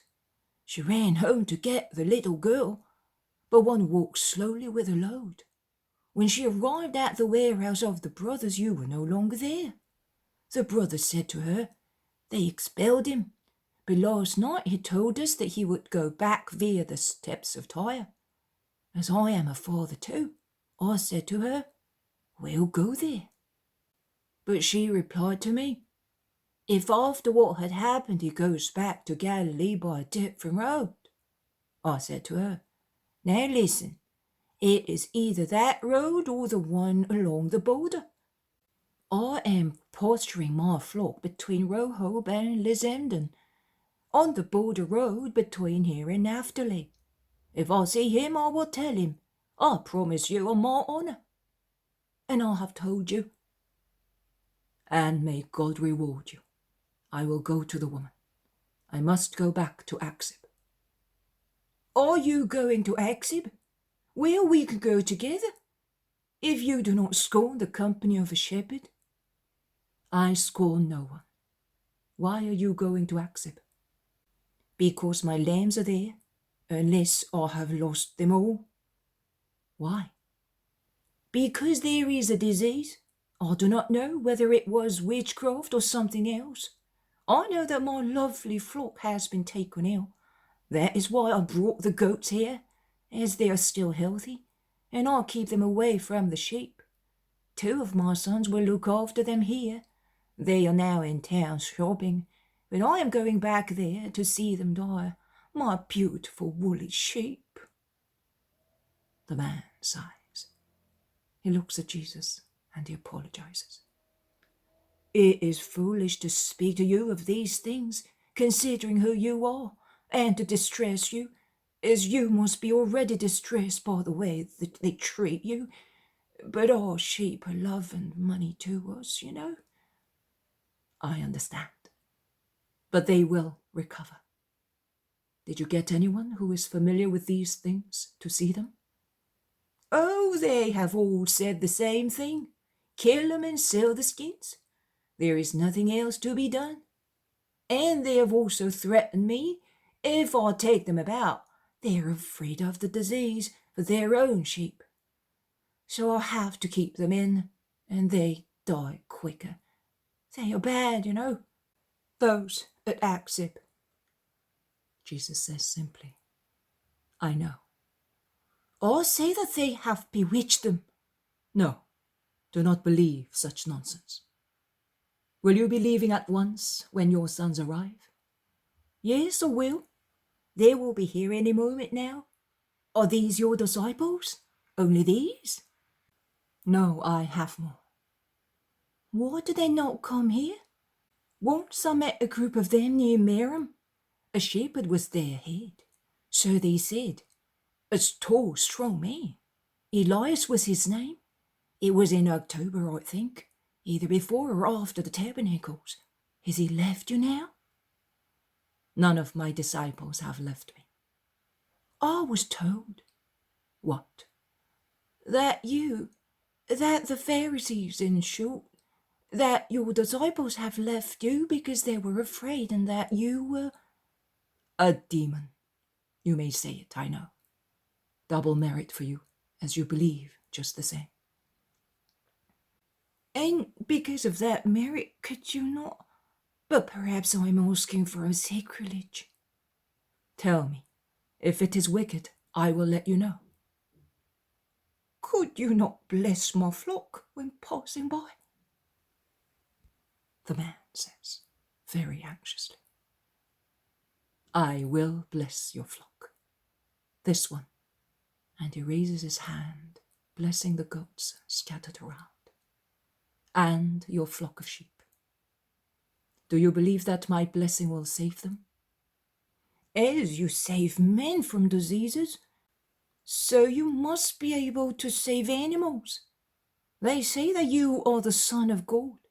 Sheep were created by God, so they belong to the Father. I did not know whether it was respectful to ask you, but if it is possible, please do it, Lord, and I will take large offerings to the temple. Nay, I will not. I will give them to you for the poor. It will be better. Jesus smiles and is silent. The shepherd's son arrived, and shortly afterwards, Jesus, the apostles, and the old man set out, leaving the young men to look after the goats. They walk fast as they want to reach Kadesh soon, and then proceed at once towards the road that from the sea takes to the mainland. It must be the road that forks at the foot of the promontory, the one they took going to Alexandroscene. At least that is what I understand from the conversation of the shepherd with the disciples. Jesus is ahead of them, all alone. But shall we not have further trouble? Asks James of Alphaeus. Kadesh is not in the jurisdiction of the centurion. It is outside the Phoenician border. And if one does not provoke them, centurions do not interfere with religion. In any case, we're not stopping. Will you be able to cover more than 30 miles in one day?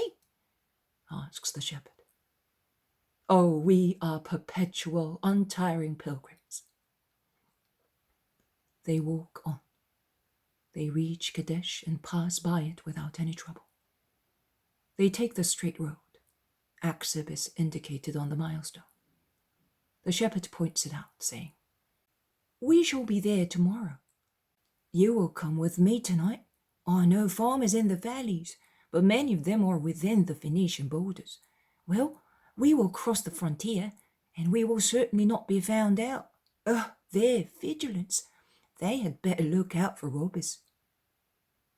The sun sets, and daylight is dimmed by the woody valleys, but the shepherd is familiar with the road and proceeds resolutely. They reach a little village, just a handful of houses. If they give us hospitality here, we shall be with Israelites. We are at the border. If they will not take us in, we will go to another village, a Phoenician one. I am not biased, man. They knock at a door. Is that you, Annis? With friends? Come in and may God be with you, says an elderly woman. They go into a large kitchen with a gaily blazing fireplace. The members of a large family of all ages are sitting round the table, but they kindly make room for the new arrivals. This is Jonah. This is his wife, his sons and grandchildren and daughters-in-law, a family of patriarchs faithful to the Lord, says Annas, the shepherd, to Jesus. He then addresses old Jonah. And this man who is with me is the rabbi of Israel, whom you wanted to meet. I bless the Lord that I can give you hospitality as I have room tonight. And I bless the rabbi who has come to my house, and I ask him to bless us. Annas explains that Jonah's house is like an inn for pilgrims travelling from the sea to the mainland. They all sit down in the warm kitchen, and the women serve the guests. There is so much respect that it is almost embarrassing. But Jesus overcomes the difficulty by gathering all the children around him when the meal is over, and taking an interest in them, and they soon fraternize. And after the children, in the short time between supper and bedtime, also the men in the house become bold, and they inform Jesus of what they have learned about the Messiah and ask him questions. And Jesus explains, confirms, rectifies in a kind, peaceful conversation until both guests and members of the household go to rest, after Jesus has blessed them all.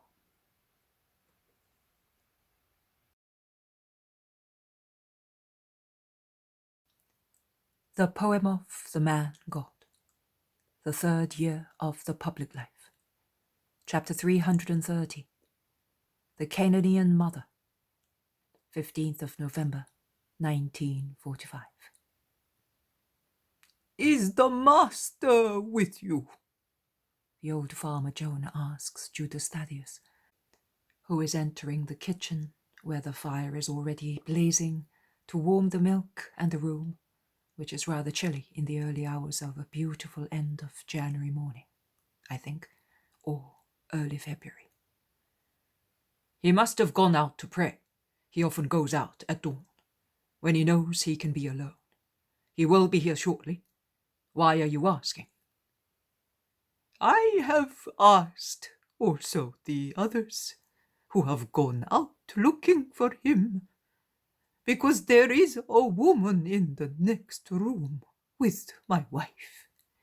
She comes from a village on the other side of the border, and I don't really know how she found out that the master is here. But she knows, and she wants to speak to him. All right, she will speak to him. Perhaps she is the woman he is expecting, with her little sick daughter. Her spirit must have brought her here. No, she is alone. There are no children with her. I know her because our villages are close to each other, and the valley belongs to everybody. In any case, I do not think that we should be rude to our neighbors, even if they are Phoenicians. If we wish to serve the Lord, I may be wrong, but... Also, the master always says that we must be merciful to everybody. He is merciful, is he not? He is indeed. Annas told me that he was ill-treated even recently. Always ill-treated. In Judea, in Galilee, everywhere. Why is Israel so bad to its Messiah?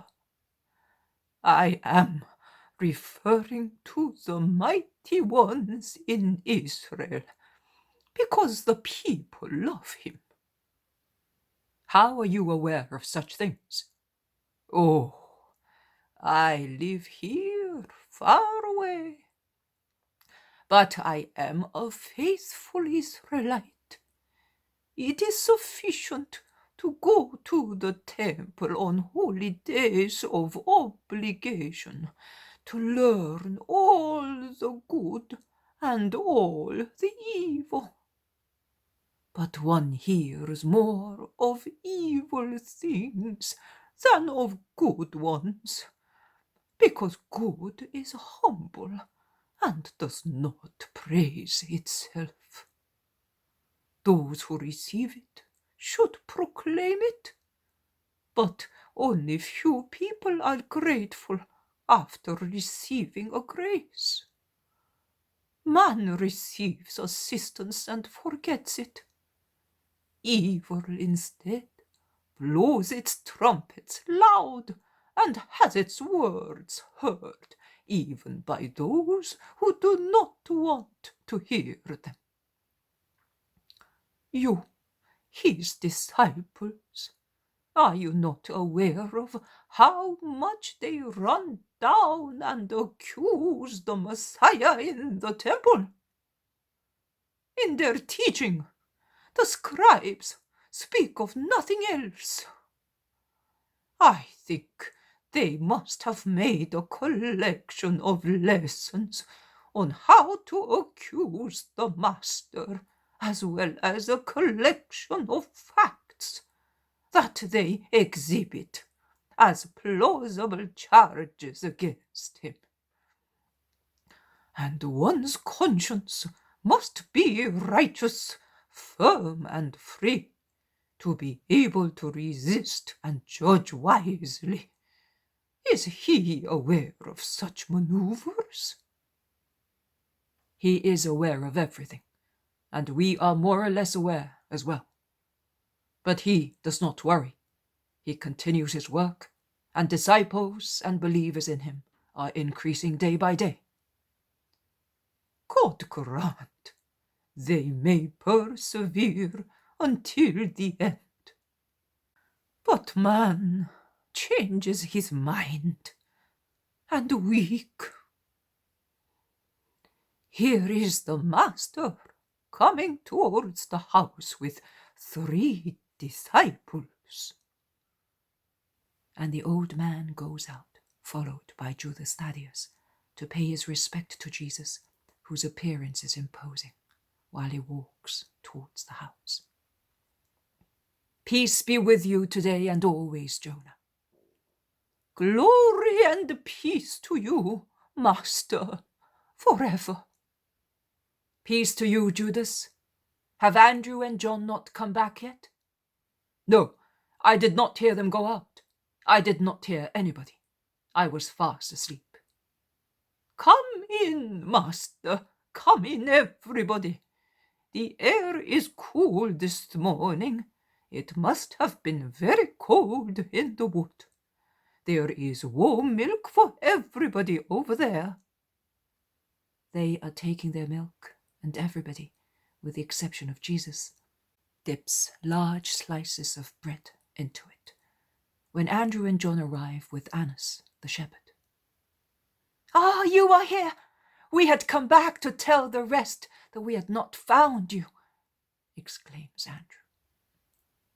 Jesus wishes peace to the 3 and adds, Quick, take your share and let us leave, because I want to be at least at the foot of the mountain of Achzib before evening. The Sabbath begins this evening. What about my sheep? Jesus smiles and replies, They will recover after I bless them. But they're on the eastern side of the mountain.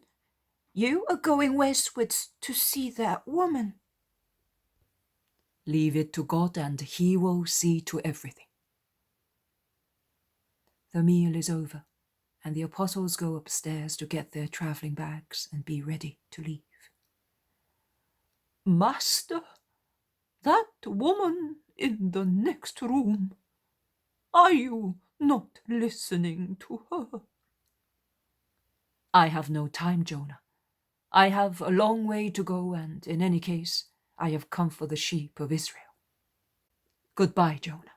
May God reward you for your charity. I bless you and all your relatives. Let us go. But the old man begins to shout at the top of his voice. Children! Women! The Master is going away! Come quick! As a brood of chicks scattered in a stackyard rush towards the broody hen calling them, so women and men, some already busy, some still half asleep, rush from every side, together with half-naked children who are smiling, although they have just woken up.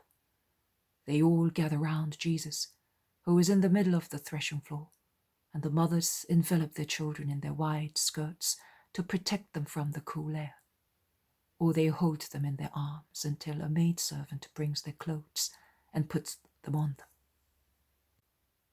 Also, a woman, who is not of the household, comes forth. A poor, weeping, shy woman. She stoops and comes forward almost creeping, and when she reaches the group where Jesus is, she begins to shout, "Have mercy on me, O Lord, Son of David! My daughter is tormented very badly by a demon who makes her do shameful things. Have mercy on me, because I am suffering so much, as everybody sneers at me because of that, as if my child were guilty of what she does. Have mercy, O Lord! You can do everything. Raise your voice and your hand, and order the unclean spirit to go out of Palma. She's my only daughter, and I am a widow. Oh, don't go away, mercy!" Jesus, in fact, after blessing each member of the household and reproaching the elder ones for telling people of his arrival there, and they justify themselves, saying, "We have not said anything. Believe us, Lord," goes away.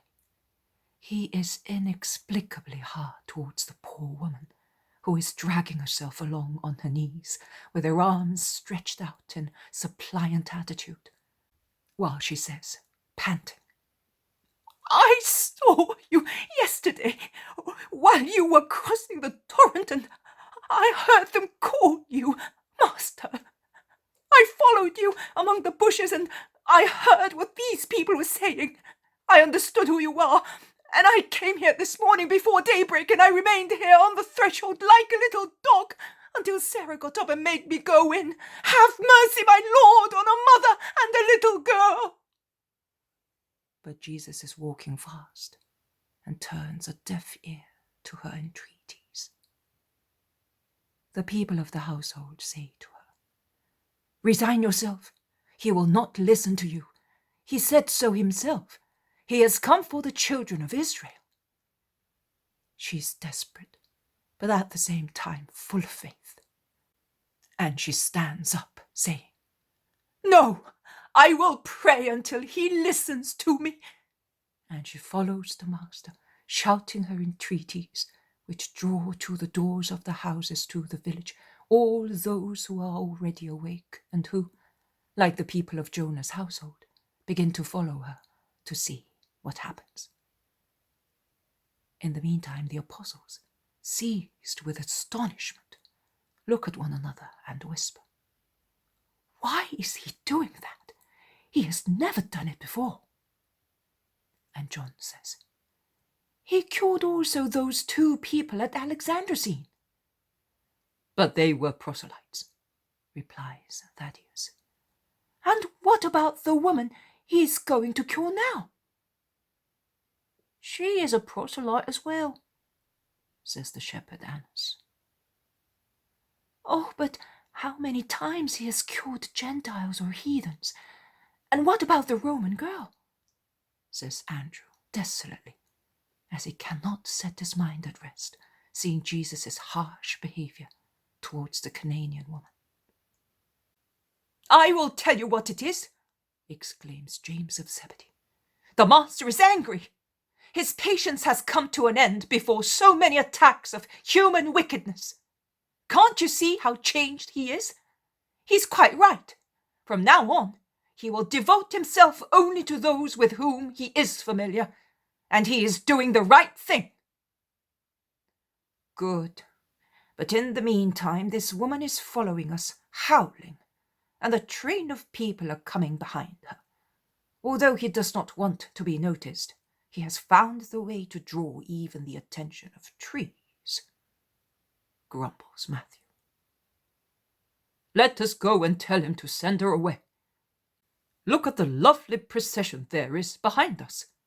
If we arrive at the consular road like this, we will be in trouble, and she will not leave us unless he drives her away," says Thaddeus, who is very annoyed.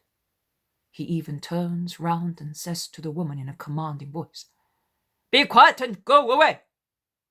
And James of Alphaeus is solid for his brother. But she is not impressed by threats or orders, and continues to implore. "Let us go and tell the master to send her away, since he does not want to hear her. This cannot go on," says Matthew, while Andrew whispers, "Poor woman! And John repeats continuously, I do not understand. I do not understand. John is dumbfounded at Jesus' behavior. They quicken their pace and reach the master, who is walking as fast as if he were chased. Master, please dismiss that woman. It's a scandal. She's shouting after us. She's pointing us out to everybody. The road is getting more and more crowded with people, and many are following her. Tell her to go away. You can tell her yourselves. I have already replied to her. She will not listen to us. Please, you must tell her, and very severely. Jesus stops and turns round. The woman takes it as a sign of grace. She quickens a step. She raises the already shrill tone of her voice, while her face becomes pale with her increased hope. Be quiet, woman, and go home. I have already told you. I have come for the sheep of Israel, to cure the ones that are ill, and find the ones that are lost. You are not from Israel. But the woman is already at his feet, and she kisses them, worshipping him, holding his ankles tight, as if she were a shipwrecked person who had found the rock of salvation. And she moans, Lord, help me. You can help me, Lord. Give the order to the demon, since you are holy. Lord, you are the master of everything, of graces and of the world. Everything is subject to you, my Lord. I know, I believe it. Take, therefore, your power and use it for my daughter. It is not right to take the bread of the children of the house and throw it to the dogs in the street.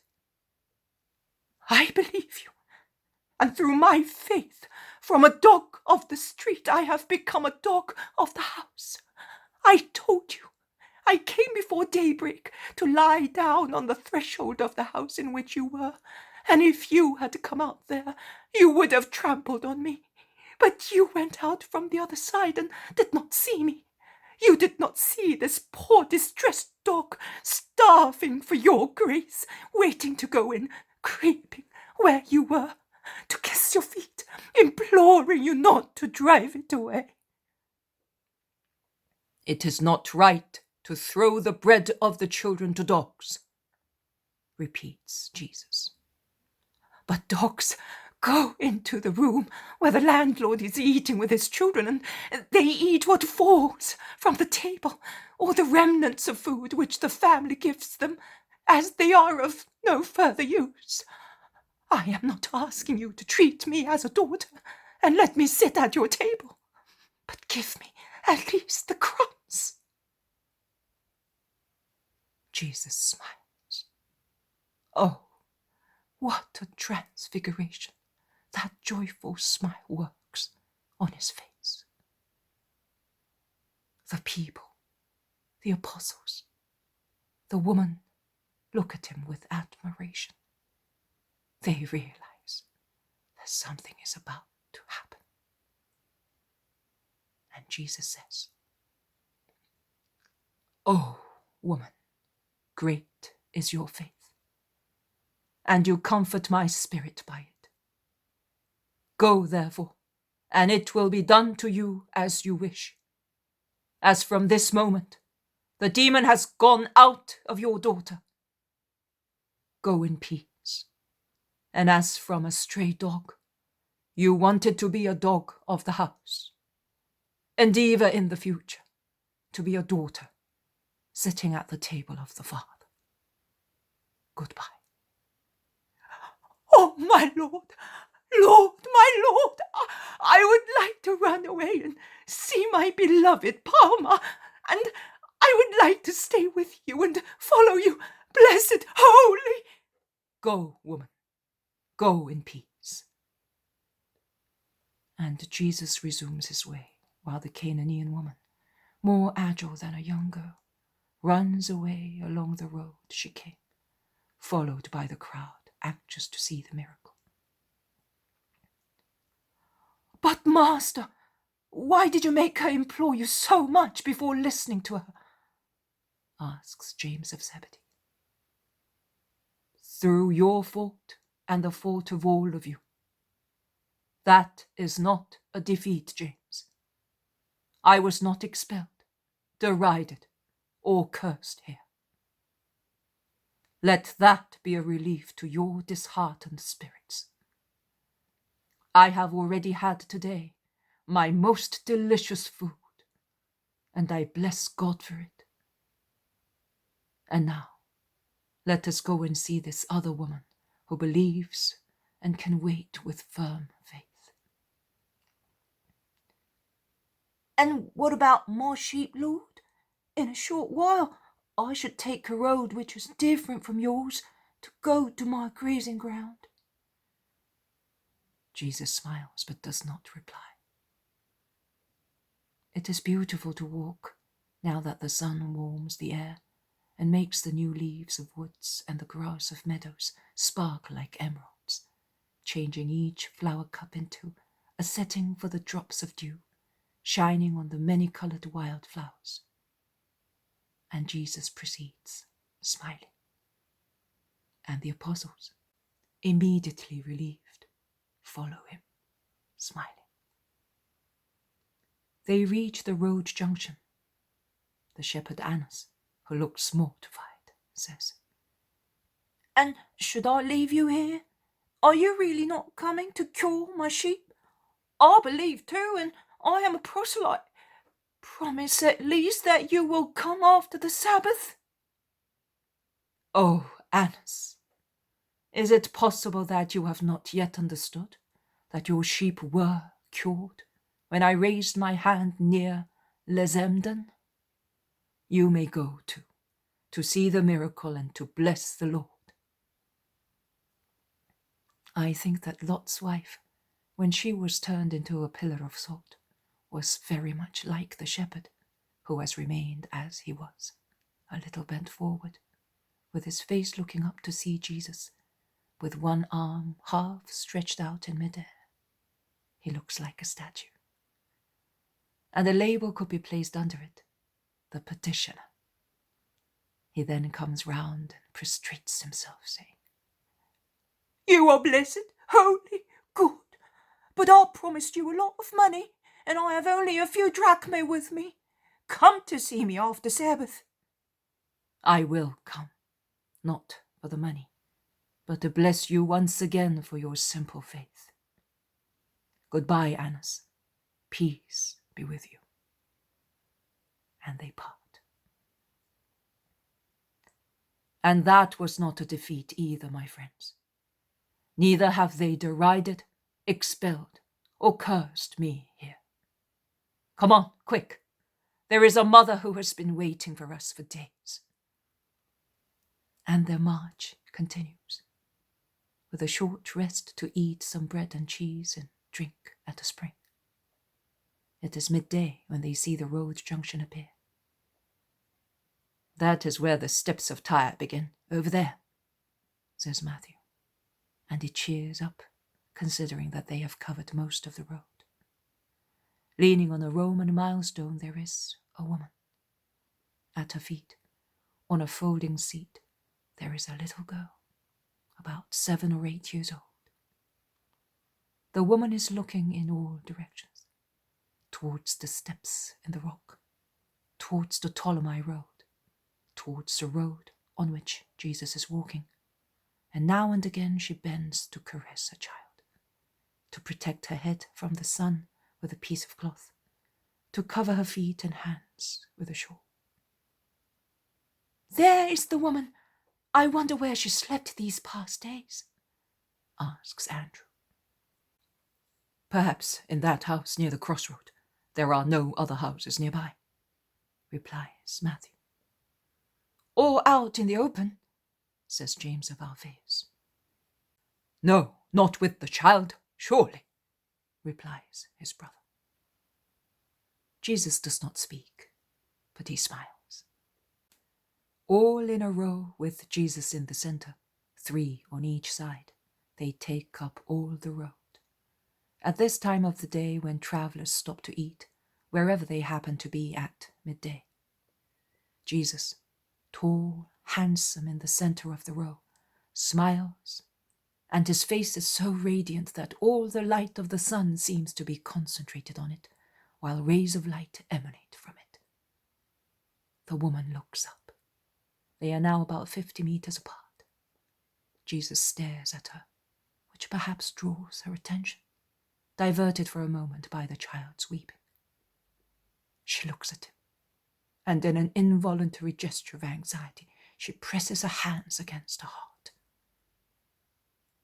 Jesus smiles more broadly, and his bright, inexpressible smile must tell the woman a great deal, as she is no longer anxious but smiling, as if she were already happy. She bends to pick up her child, and holding her in the folding seat with stretched out arms, as if she offered her to God, she comes forward.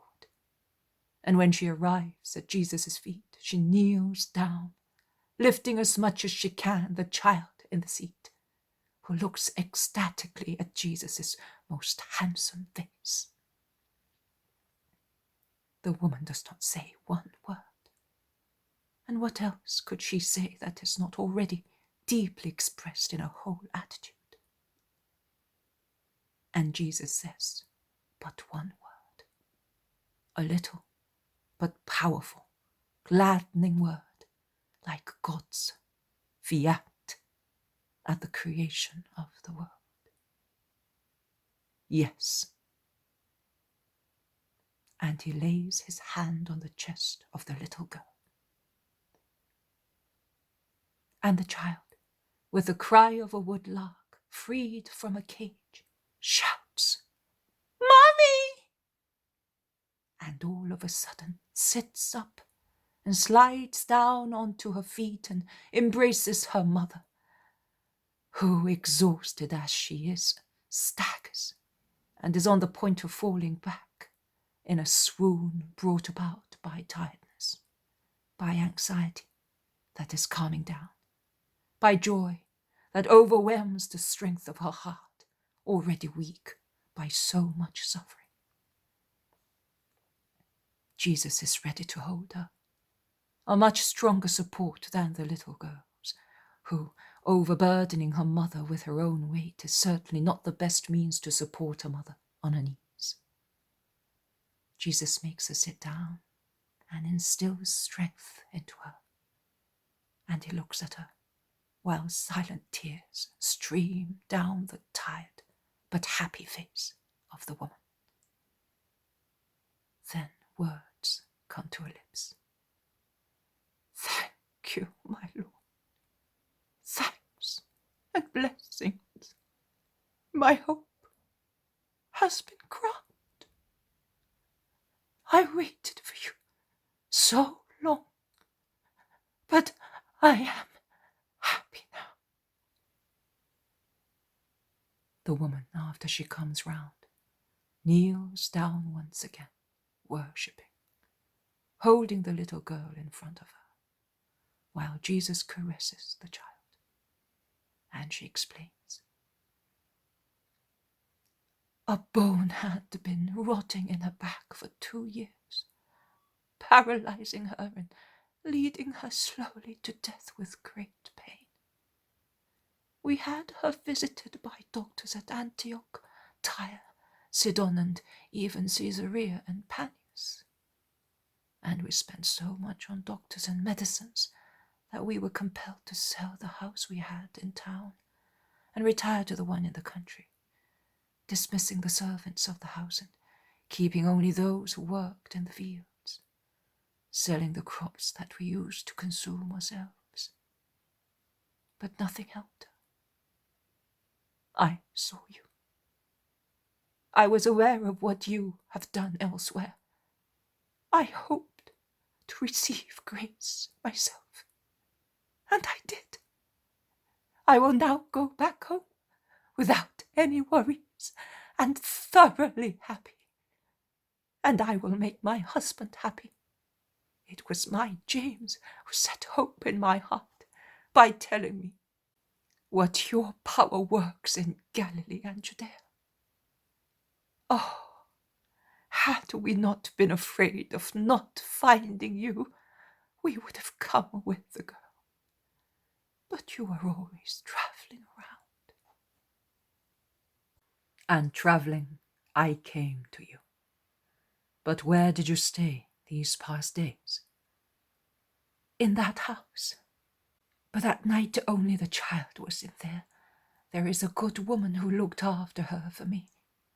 I remained there all the time, because I was afraid that you might pass by at night. Jesus lays a hand on her head. You are a good mother. That is why God loves you. You can see that he has helped you in every way. Oh, yes. I could perceive it when I was coming here. I came to town, hoping to see you, so I had little money with me and I was alone.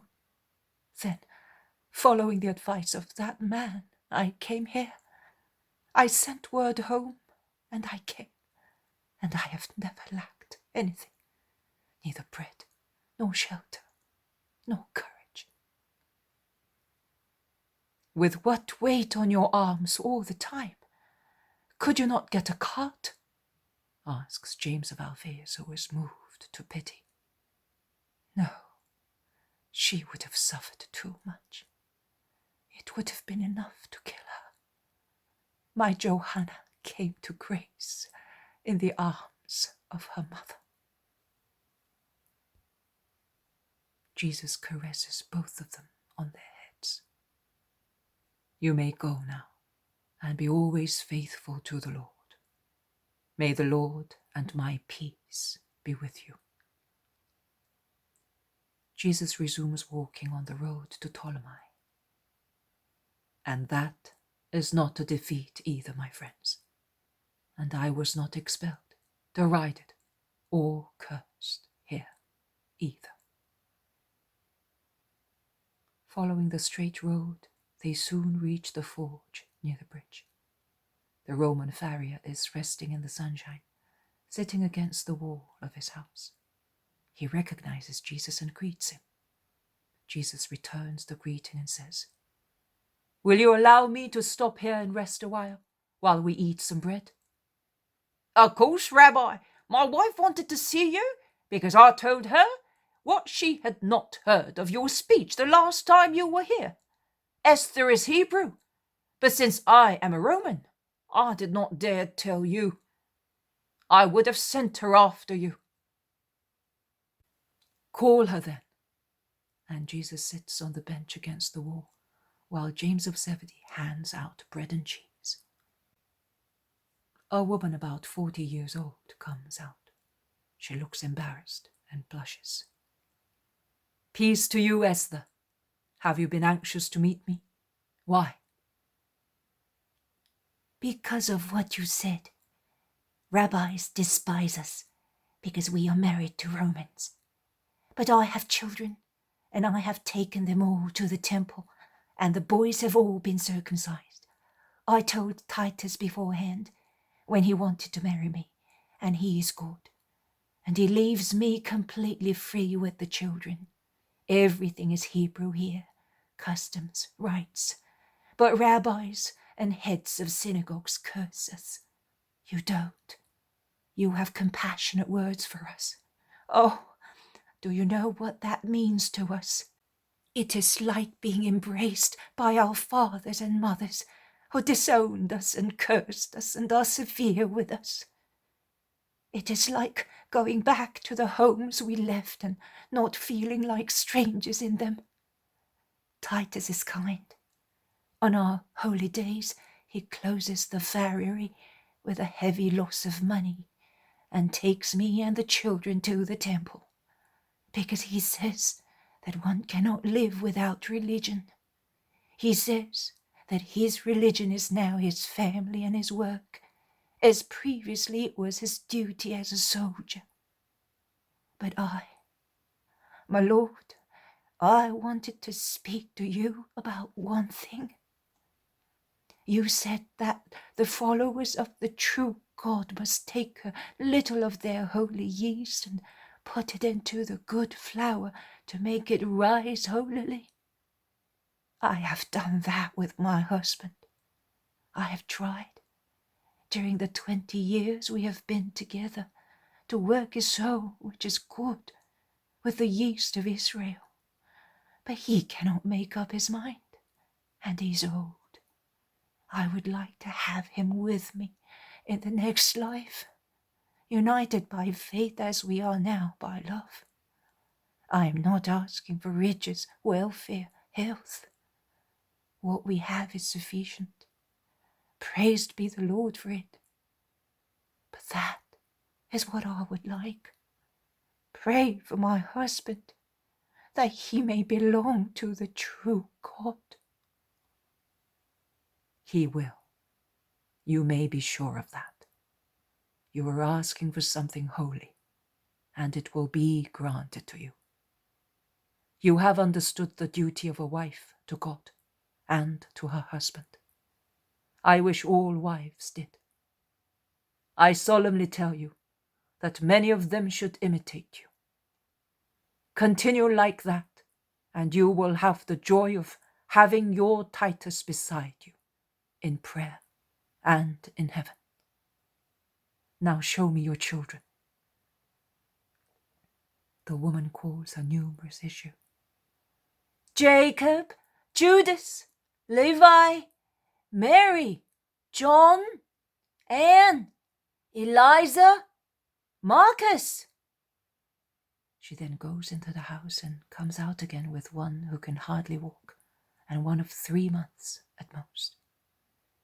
And this one is Isaac, and this little one is Judith, she says, ending the introductions. Plenty, says James of Zebedee, laughing. And Judas exclaims, 6 boys, and everyone circumcised, and with pure names, very good. The woman is happy, and she praises Jacob, Judas, and Levi, who help their father every day except on Sabbaths, when Titus works by himself, shoeing horses with shoes made previously, she says. And she praises Mary and Anne, who help their mother. But she does not forget to praise also the 4 little ones, as they are good and not naughty.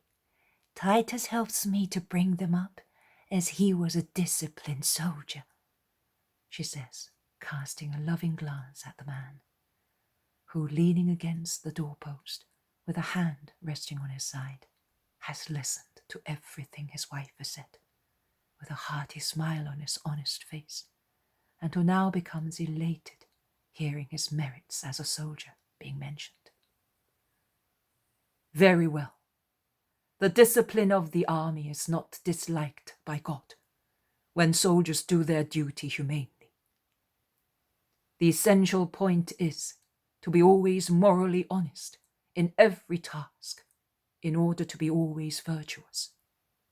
Your past discipline, which you now instill into your children, must prepare you to enter a higher service, the service of God. We must part now. I will just manage to reach Achzib before sunset. Peace to you, Esther, and to your house. May you all belong to the Lord before long. The mother and children kneel down while Jesus raises his hand, blessing them. The man, as if he were once again a soldier of Rome, in front of his emperor, stands stiffly at attention and salutes in Roman style. And they go away. After a few steps, Jesus lays a hand on James's shoulder. And once again, the 4th time today, I would point out to you that that was not a defeat, and we were not expelled, derided, cursed. What do you say about it now? That I am a fool, my lord, says James of Zebedee impulsively. No, you and all the others are still and always too human. And you have all the alternatives of those who are ruled more by their human nature than by their spirits. When the spirit is sovereign, it is not affected by every breath of wind that cannot always be a scented breeze. It may suffer, but will not change. I always pray that you may reach such sovereignty of spirit. But you must help me with your efforts. Well, we have come to the end of our journey. During it, I have sown what is necessary to prepare the work for you, when you will be evangelizing. We can now begin our Sabbath rest with the consciousness that we have done our duty, and we shall wait for the others. Then we shall set out again, always, until everything is accomplished.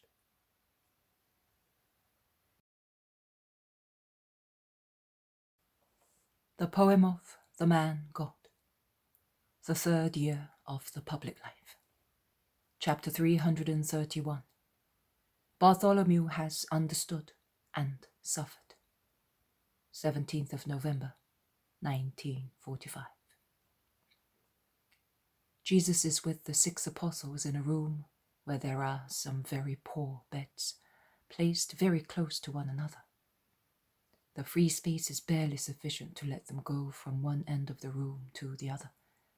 They eat their very plain food, sitting on the beds, because there are no chairs or tables in the room. At one point, John goes and sits on the windowsill to be in the sunshine. That is why he is the first to see Peter, Simon, Philip, and Bartholomew coming towards the house. He shouts to them and then runs out, followed by all the rest. Only Jesus remains inside, and he stands up and turns towards the door. The new arrivals come in. It is easy to imagine the exuberance of Peter, as it is easy to imagine the deep respect of Simon Zealot. But the attitude of Philip, and particularly of Bartholomew, is a real surprise. I would say that when they come in, they look afraid and worried, and although Jesus opens his arms wide towards them to exchange the kiss of peace which he has already given Peter and Simon, they fall on their knees and bend their foreheads to the floor, kissing Jesus' feet, and they remain thus. And Bartholomew's stifled sighs indicate that he's weeping silently on Jesus' feet. What is worrying you, Bart? Are you not coming to be embraced by your master? And you, Philip, why are you so timid? If I did not know that you are two honest people, in whose hearts no wickedness can dwell, I should suspect that you are guilty. But it is not so. Come, therefore. I have been waiting so long to receive your kisses, and to see the limpid look of your faithful eyes. So have we, Lord, says Bartholomew, raising his face, on which tears shine. We have desired nothing but you, and we have been wondering how we might have displeased you, to deserve to be kept away from you for such a long time. And we thought that it was unfair. But now we know. Oh, forgive us, Lord. We ask you to forgive us, I in particular, because Philip was separated from you because of me. And I have already asked him to forgive me. I am the guilty one. I, the old Israelite, who is so reluctant to change, and who has grieved you. Jesus bends and forces him to stand up, as he forces Philip, and he embraces them together, saying, But of what are you accusing yourself? You have done nothing wrong, neither has Philip. You are my dear apostles, and today I am very happy to have you here with me, reunited forever. No. For a long time we have been unaware of the reason why you rightly distrusted us, to the extent of excluding us from the apostolic family. But now we know, and we ask you to forgive us, and I in particular ask you, Jesus, my master. And Bartholomew looks at him full of anxiety, of love and compassion. Old as he is, he seems a father who looks at his afflicted son and scans his face thin, which he had not noticed. Neither had he noticed that his face had thinned and aged. And fresh tears streamed down Bartholomew's cheeks, and he exclaims, But what have they done to you? What have they done to us to make us all suffer like this? An evil spirit seems to have come among us to upset us, to make us sad, weak, listless, foolish. So stupid that we did not understand that you were suffering. On the contrary, we increased your suffering through our meanness, dullness, respect for public, and your perfect vitality has never been able to renew us. That is what disturbs me. Notwithstanding all my love, I have not been able to change, to understand you and follow you. I have followed you only with my body, but you wanted us to follow you with our souls, to understand your perfection, in order to be able to perpetuate you.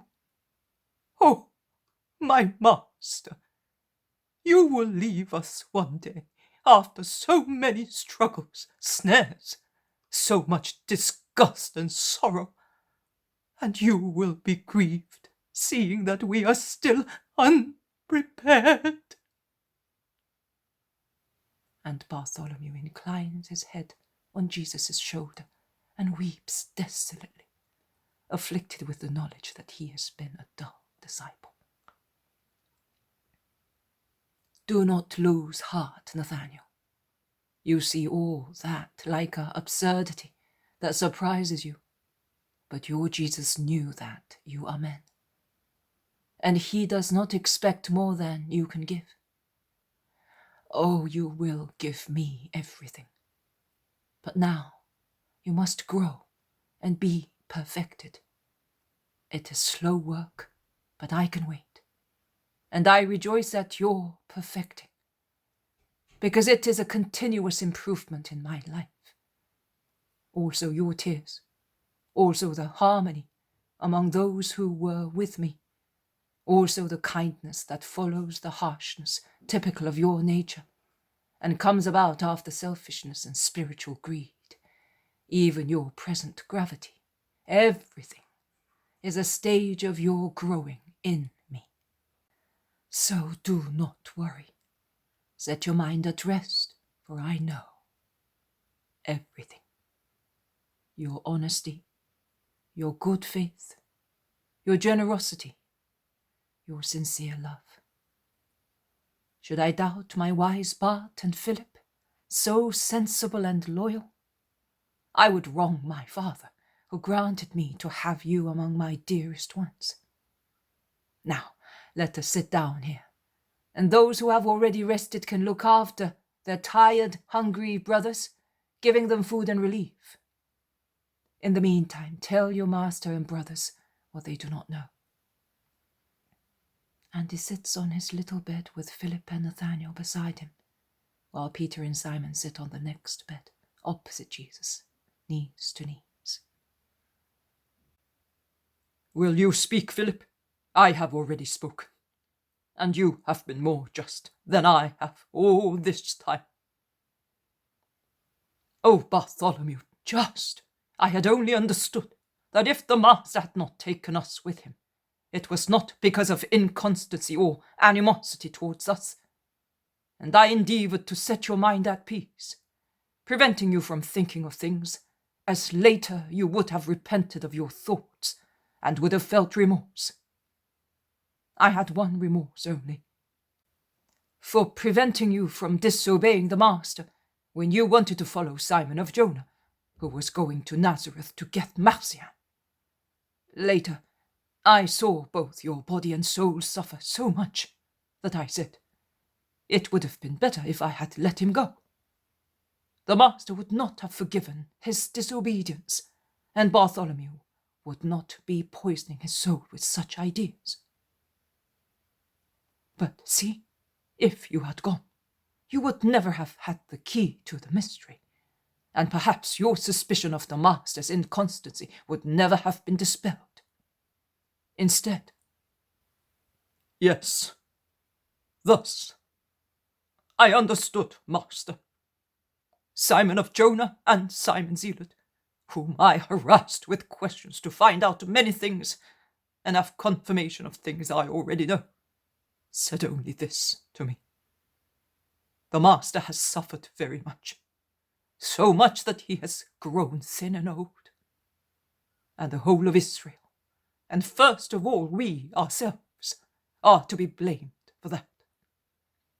He loves and forgives us, but he does not want to speak of the past.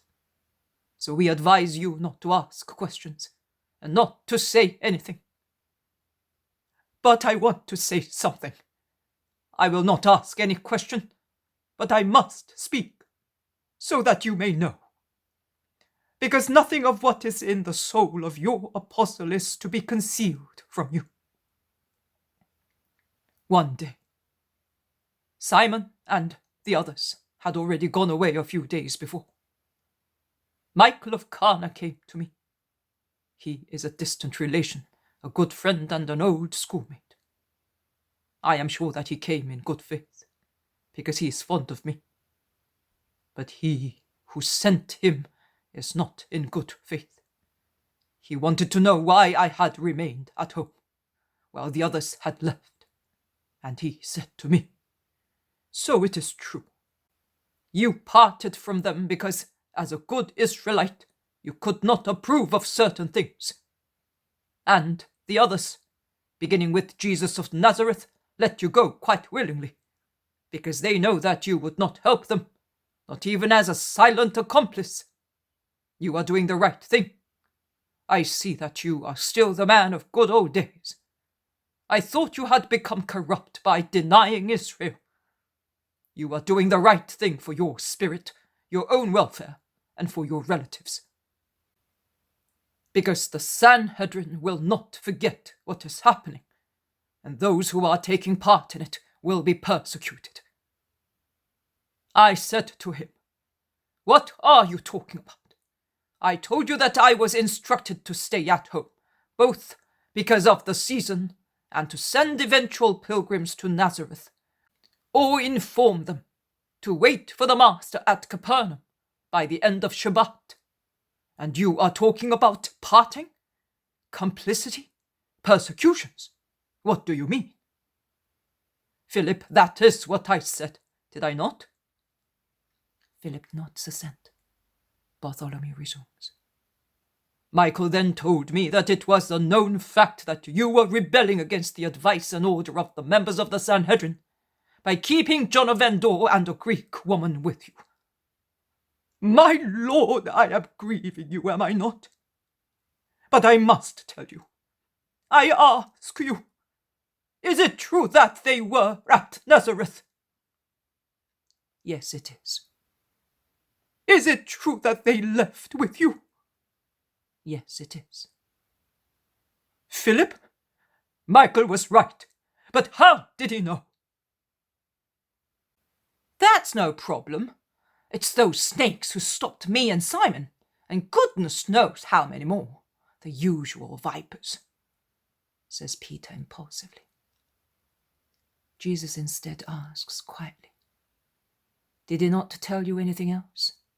Be sincere with your Master to the very end." "Nothing else. He wanted to know from me, and I told Michael a lie. I said. I will be staying at home until Passover. I was afraid he might follow me, or I don't know. I was afraid I might injure you. Then I understood why you had left me. You realized that I was still too much an Israelite. Bartholomew begins to weep again. And you had doubts about me?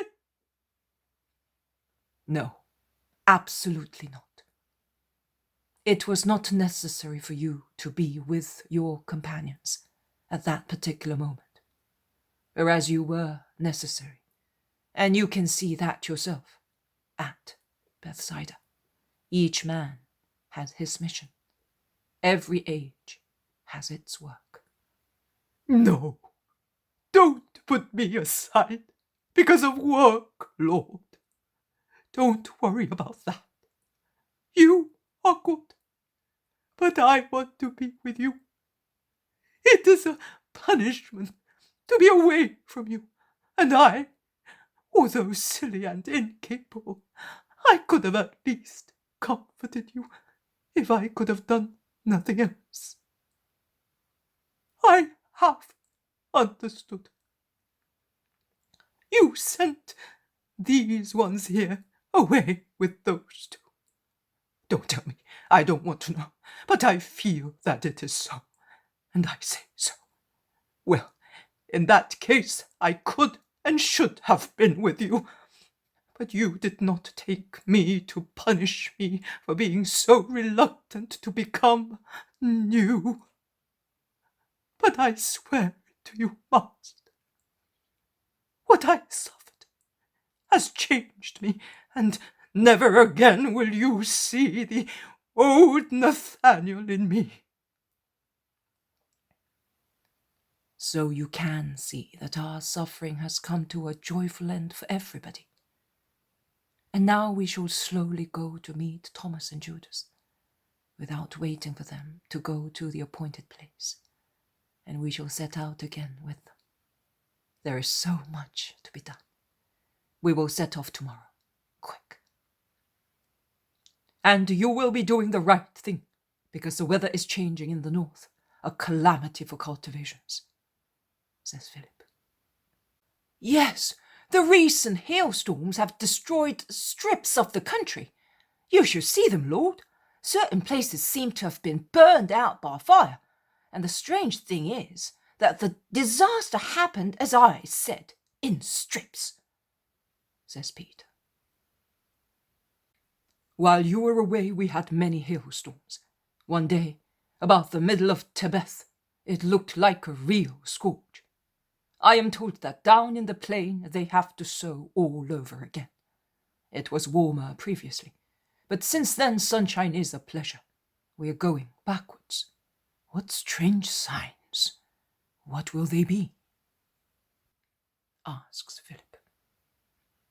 Nothing but the effect of lunations. Do not worry about it. These things should not impress you.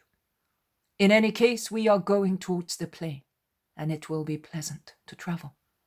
It will be cold, but not very, and in return it will be dry weather. Come with me in the meantime. There is lovely sunshine on the terrace. We can rest up there, all together.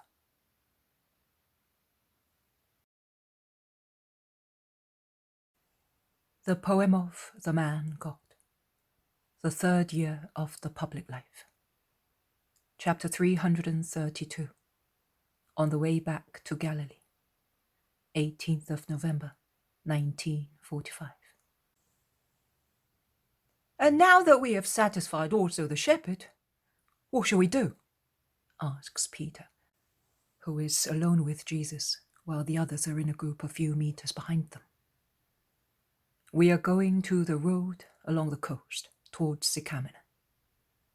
Are we? I thought we were going to Capernaum. It is not necessary, Simon of Jonah. Not necessary. You have had news of your wife and of the boy, and with regard to Judas, it will be easier to go and meet him.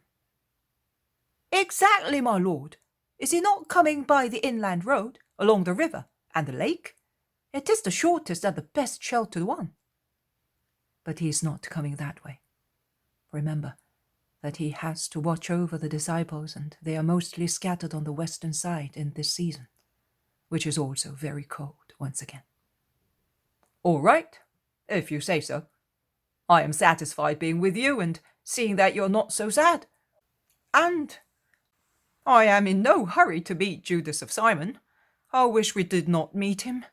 We have been so well among ourselves. Simon, Simon, is that your brotherly charity? Lord, it is my truth, says Peter frankly, and he says so with such impetuosity and expression that Jesus finds it difficult not to laugh.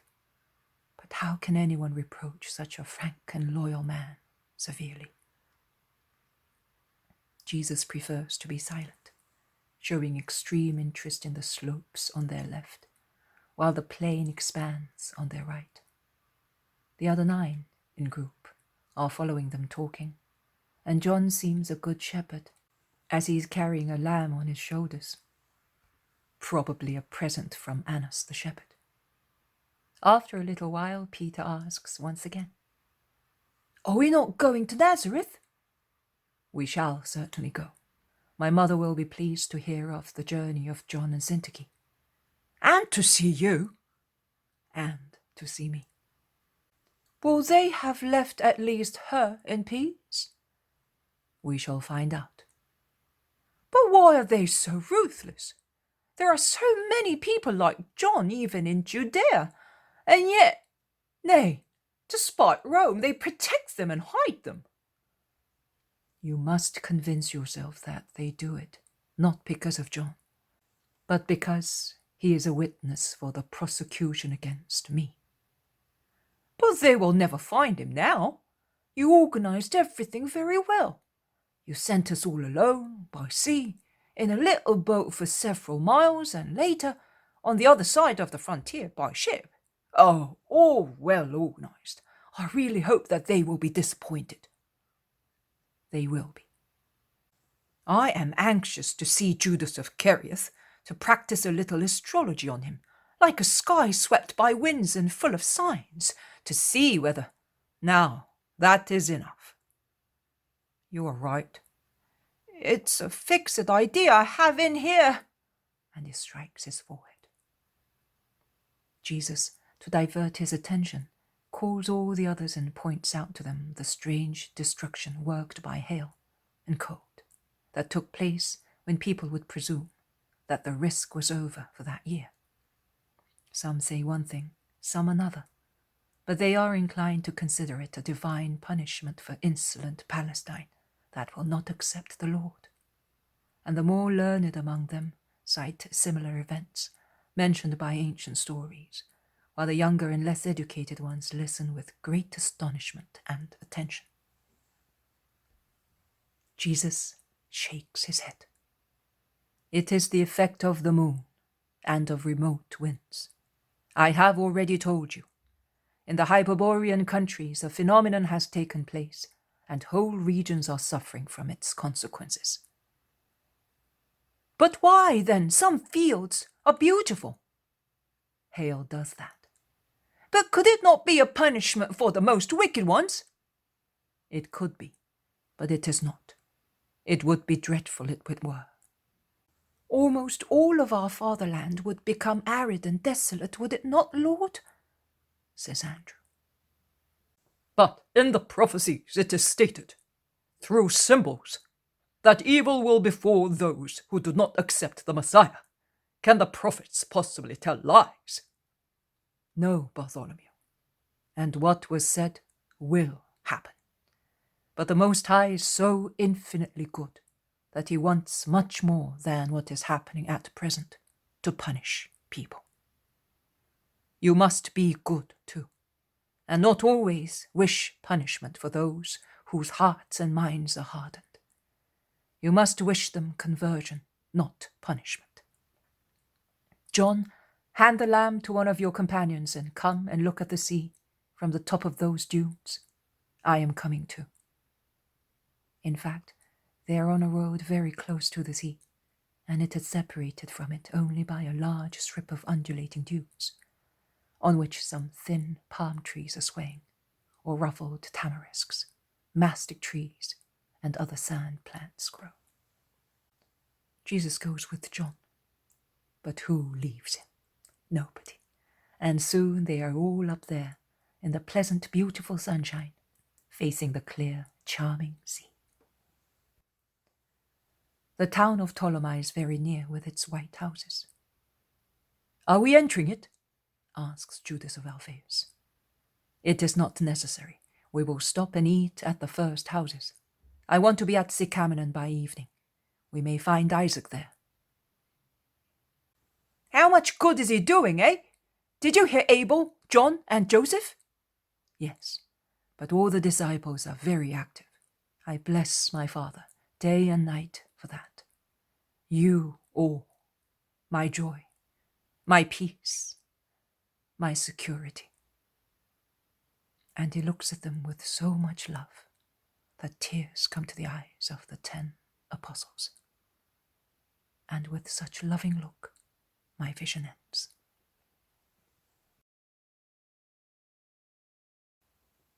The poem of the man God, the 3rd year of the public life. Chapter 333. Meeting Judas Iscariot and Thomas. 19th of November, 1945. Although the sun is shining in the clear sky, it is bitter cold in the Kishon Valley, swept by an icy wind blowing across the northern hills and destroying the tender plants, which shiver and crumple up, nipped as they are, destined to die with their new verdant foliage. Is this cold going to last long? Asks Matthew, enveloping himself in his heavy mantle, through which only a tiny part of his face can be seen, that is his nose and eyes. Bartholomew replies in a voice stifled by his large mantle that covers his mouth. Perhaps until the end of this lunation. In that case, we are in for it. But never mind. Fortunately, we shall be staying in hospitable houses in Nazareth, and in the meantime it will be over.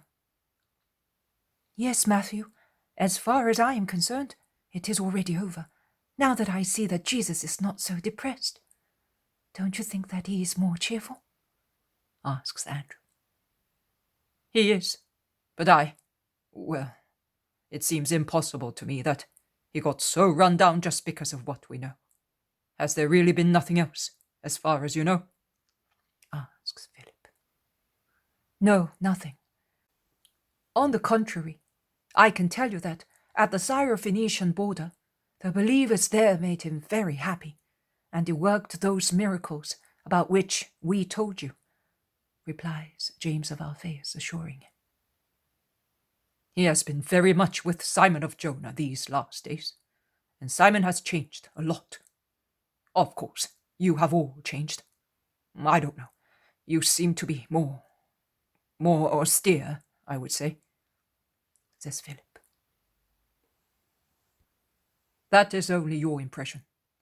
In actual fact, we are what we were. Certainly, it was not pleasant to see the master so depressed for so many reasons, and hear how fierce they are against him. But we will defend him. Oh, they will not do him any harm if we are with him. Last night, after I heard what Hermas was saying, and he is serious and reliable, I said to him, "You must no longer remain alone. You now have disciples who, as you can see, are active and are doing well, and are continuously increasing. So we will stay with you. I do not mean that you will have to do everything. It is time for you to cheer up, my dear brother. You will stay with us, among us, like Moses on the mountain, and we will fight for you. And will be ready, if necessary, to defend you also physically. What happened to John the Baptist must not happen to you. Because after all, if the disciples of the Baptist had not been reduced to 2 or 3 faint-hearted ones, he would not have been caught. And we are 12, and I want to persuade some of the most faithful and vigorous disciples to join us, or at least to be near us. For instance, those who were with John at Machaerus. They are brave and faithful men. John, Matthias, and also Joseph. Do you know that he's a promising young man? Says Thaddeus. Yes, Isaac is an angel, but his strength is entirely spiritual. Joseph is strong also physically. He's almost our age. And he learns quickly. Did you hear what Hermas said? If he had studied, he would be a rabbi beside being a just man. And Hermas knows what he is talking about. I, however, would keep close to us also Stephen and Hermas, and John the priest, because of their knowledge of the law and of the temple. Do you know what their presence means for scribes and Pharisees? A check, a restraint. And for the people in doubt it means also the best people in Israel are with the rabbi as his pupils and servants, says James of Alphaeus. You are right. Let us tell the master. You heard what he said yesterday. You must obey. But it is also your duty to open your minds to me and say what you think is right, so that you may learn how to instruct people in the future. And if I see that what you say is just, I will accept your ideas, says the zealot. Perhaps he does that to show that he loves us, seeing that we are all more or less convinced that we are the cause of his suffering, remarks Bartholomew. Oh, he is really tired of having to see everything, and of being the only one who takes decisions and responsibility. Perhaps he also realizes that his perfect holiness is, I would say, almost an imperfection, considering what is in front of him. The world is not holy. We are not perfect saints, just not as bad rascals as other people, and therefore more able to reply to those who are just like us, says Simon Zealot. And to know them, you should say, adds Matthew. Oh, as far as this is concerned, I am sure that he knows them too. Nay, he knows them better than we do, because he can read the hearts of men. I am as certain as I am sure that I am alive, says James of Zebedee. Well then, why at times does he behave as he does, exposing himself to trouble and danger? Asks Andrew desolately. Who knows? I cannot tell you, says Thaddeus, shrugging his shoulders, and the others agree with him. John is silent. His brother teases him. Since you always know everything about Jesus, at times you seem to be very close to each other. Has he ever told you why he behaves like that? Yes, I asked him also recently. He always replied, because I must. I must act as if the whole world were of ignorant but good people. I teach everybody the same doctrine, and thus the children of truth will be separated from those of falsehood. He also said to me, See, John, this is like a first judgment, not a universal or collective one, but a single judgment. According to their action of faith, charity, and justice, lambs will be separated from kids, and that will last also afterwards, when I shall no longer be here, but there will be my church, forever and ever, until the end of the world. The first judgment of the mass of human people will take place in the world, where men act freely in front of good and evil, truth and falsehood. as the first judgment took place in the earthly paradise, in front of the tree of good and evil, infringed by those who disobeyed God. Then, at the death of each individual, the judgment already written in the book of human actions by a faultless mind will be ratified. The great, the terrible judgment will be the last one, when the mass of men will be judged again, from Adam to the last man. They will be judged for what they freely wanted for themselves on the earth. Now, if I should select by myself those who deserve the word of God, miracle, love, and those who do not, and I could do it by divine right and ability, those who are excluded, even if they were demons, on the day of their individual judgment, would shout loud, "Your word is the culprit, because he did not want to teach us." But they will not be able to say that. Or rather, they will say so, lying once more. And they will therefore be judged. So, to refuse his doctrine is to be a reprobate, asks Matthew. I don't know about that, whether all those who do not believe will be reprobates. If you remember, while speaking to Syntyche, he gave us to understand that those who act honestly in life are not reprobates, even if they believe in other religions. But we can ask him. Israel, which is aware of the Messiah and now believes in him partly and badly, or rejects him, will certainly be severely judged. The Master speaks a lot to you, and you know many things which we don't, remarks his brother James. It's your fault, and the fault of all of you. I ask him questions with simplicity. At times, I ask him questions that must make his John appear a big fool to him. But I don't mind. All I want is to know what he thinks, and keep it within me to make it mine. You ought to do the same, but you were always afraid. Of what? Of being ignorant? Of being superficial? Of being blockheads? You should be afraid only of being not yet prepared when he goes away. He always says so, and I always repeat it to myself to be prepared for the separation. But I feel that it will be very sorrowful. Don't make me think of it, exclaims Andrew, and the others echo his words, sighing. But when will it happen? He always says soon. But that could be within a month or within years. He's so young and time flies so fast. What is the matter, brother?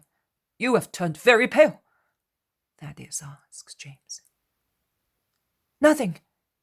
I was thinking, replies immediately James of Alphaeus with his head lowered.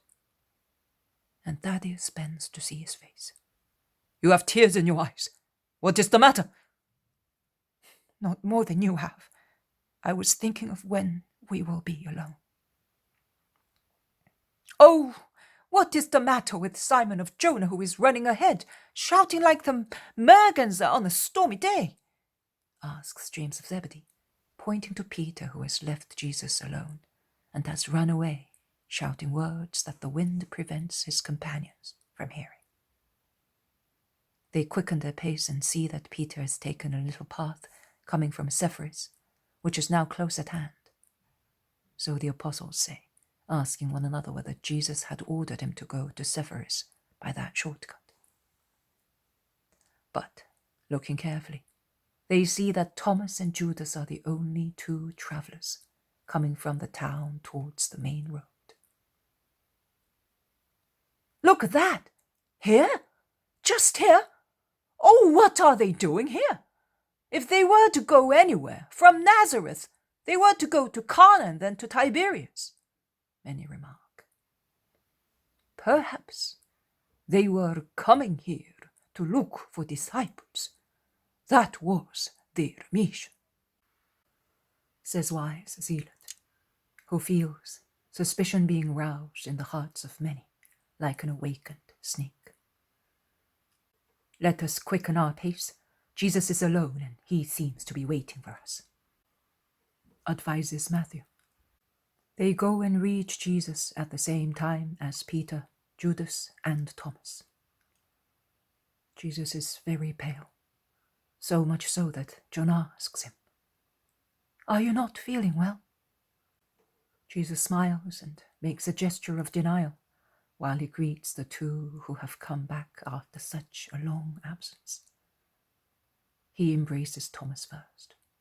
He is as prosperous and cheerful as usual, but he becomes serious when he sees the master so changed, and he politely asks, "Have you been ill?" "No, Tom, I have not. And have you always been well and happy?" "Yes, I have, Lord. I have always been well and always happy. I missed you. Had you been there, my heart would have been utterly happy. My father and mother are grateful to you for sending me home for a little while. My father was not very well, so I worked for him. I went to my twin sisters and saw my little nephew, and I had him named as you suggested. Then Judas came, and he made me go round like a little dove in love, up and down, wherever there were disciples. He had already gone round very much on his own, but he will tell you now, as he worked for 10 and deserves to be listened to by you." Jesus lets him go, and it is now Judas's turn, who has been waiting patiently, and now comes forward in a frank, easy, triumphant attitude. Jesus pierces him with his sapphire eyes, but he kisses him and is kissed by him, exactly as he did with Thomas. And the words that follow are full of love. "Was your mother happy to see you, Judas? Is the holy woman well?" "Yes, Master, and she blesses you for sending her Judas to her. She wanted to send you some gifts, but how could I bring them? Since I had to go here and there, across mountains and valleys. You need not worry, Master. All the groups of disciples whom I visited are working in a holy manner. The news is spreading out more and more. I wanted to make a personal check on the consequences with the most powerful scribes and Pharisees.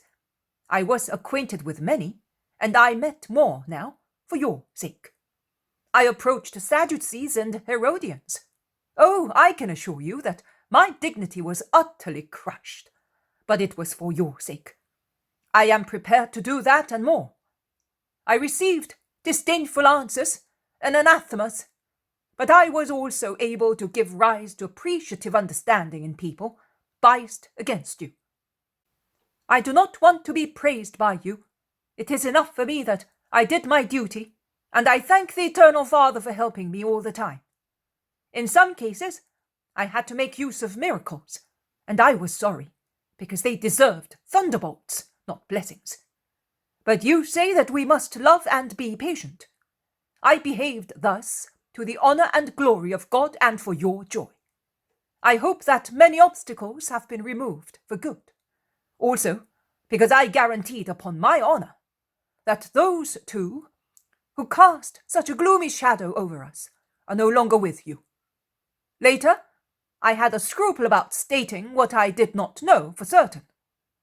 So I decided to check in order to do what might be necessary, as I did not want them to find out that I had lied, which would have made those to be converted suspect me forever.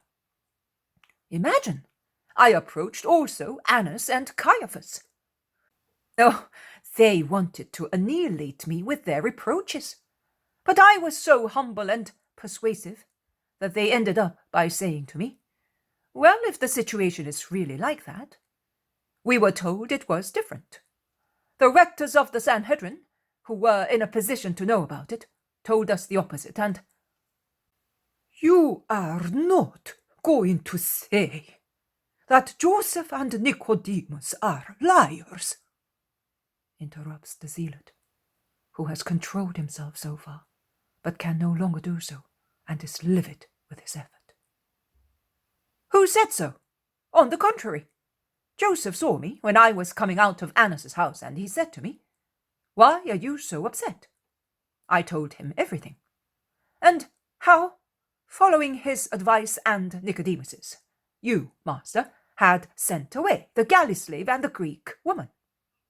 Because you have sent them away, have you not? Says Judas, staring at Jesus with his jet eyes, which shine to the point of being phosphorescent. He seems to be wishing to pierce Jesus with his eyes in order to read what he has done.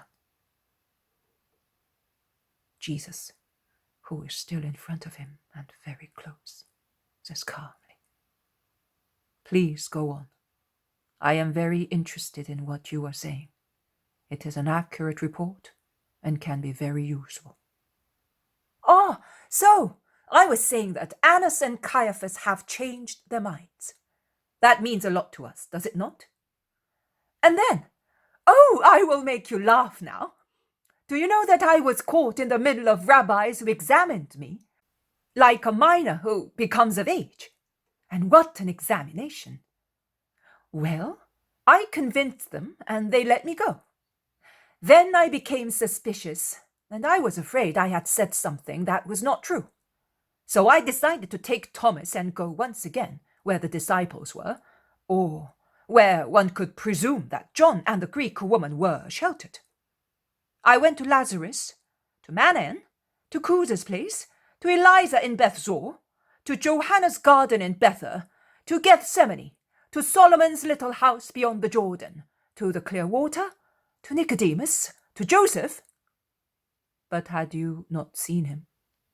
Yes, and he had assured me that he had not seen those two any more. But you know, I wanted to be sure. In short, I inspected every place where I expected him to be. And do not think that I suffered not finding him. You would do me wrong. Every time, and Thomas can confirm this, every time I came out of a place without finding him, and without any trace of him, I would say, "Praised be the Lord." And I said, "O eternal Father, grant that I may never find him." I did. It was the desire of my soul. Israelin was the last place. Ah, by the way, Ishmael ben Fari, who is in his country house at Megiddo, wishes to have you as his guest. But if I were you, I would not go. Why not? I will certainly go. I am anxious to see him, too. Nay, we will go there at once. Instead of going to Sepphoris, we will go to Israelin, then to Megiddo the day after tomorrow, which is the Sabbath eve, and from there to Ishmael's house. No, Lord, why? Do you think that he is fond of you? But if you have approached him and changed him in my favor, why do you not want me to go? I did not approach him. He was in the fields, and he recognized me. But is that true, Thomas? I wanted to run away when I saw him, but I could not, because he called me by my name.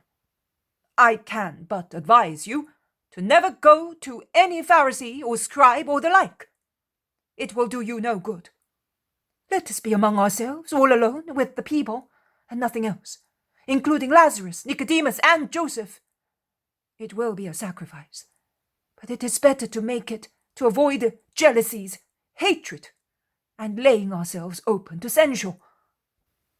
When at table you speak, and they work underhand at your words. But let us go back to John. I was now going to Sycamnon, although Isaac, whom I met at the border of Samaria, swore to me that he had not seen him since October. And Isaac swore the truth. But what you are advising concerning contacts with scribes and Pharisees clashes with what you said before. You defended me. That is what you did, is it not? You said, "I have demolished many prejudices against you." You said so, did you not? Yes, master, I did. Well then, why can I not complete my defense myself? So we will go to Ishmael, and you will now go back and warn him. Andrew, Simon Zealot, and Bartholomew will come with you. We shall go to the peasants and rest with them. As far as Sycamnon is concerned, we have just come from there, and we were 11. We confirm to you that John is not there. Neither is he at Capernaum or Bethsaida, at Tiberias, Magdala, Nazareth, Chorazin, Bethlehem in Galilee, and so forth, for all the other places you perhaps wished to call at, to make sure that John is not among disciples or in friendly houses. Jesus speaks calmly, in a natural tone, and yet there must be something in him that upsets Judas, who changes colour for a moment. Jesus embraces him as if he wanted to kiss him, and while his cheek is against Judas's, he whispers to him in a low voice, "You wretch, what have you done with your soul?" Must I? Go away, you stink of hell, more than Satan himself. Be quiet and repent if you can. Judas, I would have run away at full speed, not he. He impudently says in a loud voice, Thank you, master, but I beg you, before I go, may I speak to you privately for a moment? All the others move a good distance away. Why, Lord, did you say those words to me? You grieved me. Because it is the truth. Who deals with Satan smells like Satan. Ah, is it because of necromancy? Oh, you frightened me, that was a joke. Nothing but the joke of a curious child. And it helped me to approach some Sadducees and to lose all desire to meet them again. So you can see that you can absolve me without any worry. They are things of no importance when one has your power. You were right. Come on, master. My fault is a very light one. Great is your wisdom. But who told you? Jesus looks at him severely, but does not reply. But have you really seen the sin? In my heart? Asks Judas, somewhat frightened. And it disgusted me. Go away, and say no more. And he turns his back to him, and goes back to the disciples, whom he orders to change route after saying goodbye to Bartholomew, Simon, and Andrew, who join Judas and go away quickly, while those who have remained walk away slowly, unaware of the truth, which is known to Jesus only. They are so unaware that they praise Judas for his activity and sagacity, and honest Peter sincerely accuses himself on his heart's rash judgment on his fellow disciple. Jesus smiles, a mild, rather tired smile, as if he were abstracted and could just hear the chattering of his companions, who know of events only what their human nature allows them to know.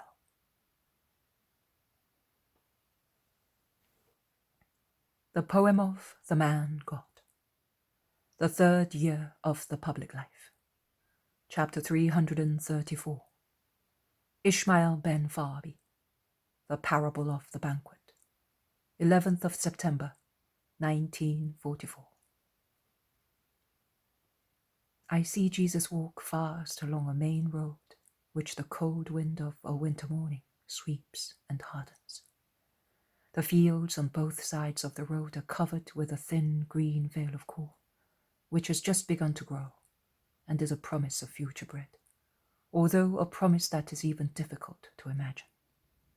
There are drills in the shade, which are still devoid of that blessed green down, and only those in the more sunny places have the light green veil, that is so joyous as it announces the oncoming springtime. Fruit trees are still bare. None of the dark branches have yet put forth buds. Only olive trees have their everlasting green-grey foliage, which is as sad in the August sunshine as it is in the first light of this winter morning. Also the thick leaves of cacti are green, a mellow green of freshly painted ceramic. As usual, Jesus is walking 2 or 3 steps ahead of his disciples. They are all enveloped in their woolen mantles. At a certain point, Jesus stops and turning round, he asks the disciples, "Are you familiar with the road?" "This is the road, but we do not know where the house is, because it is farther inland. Perhaps it's over there, where those olive trees are." No, it must be down there, at the bottom, where those big bare trees are. There should be a road for carts.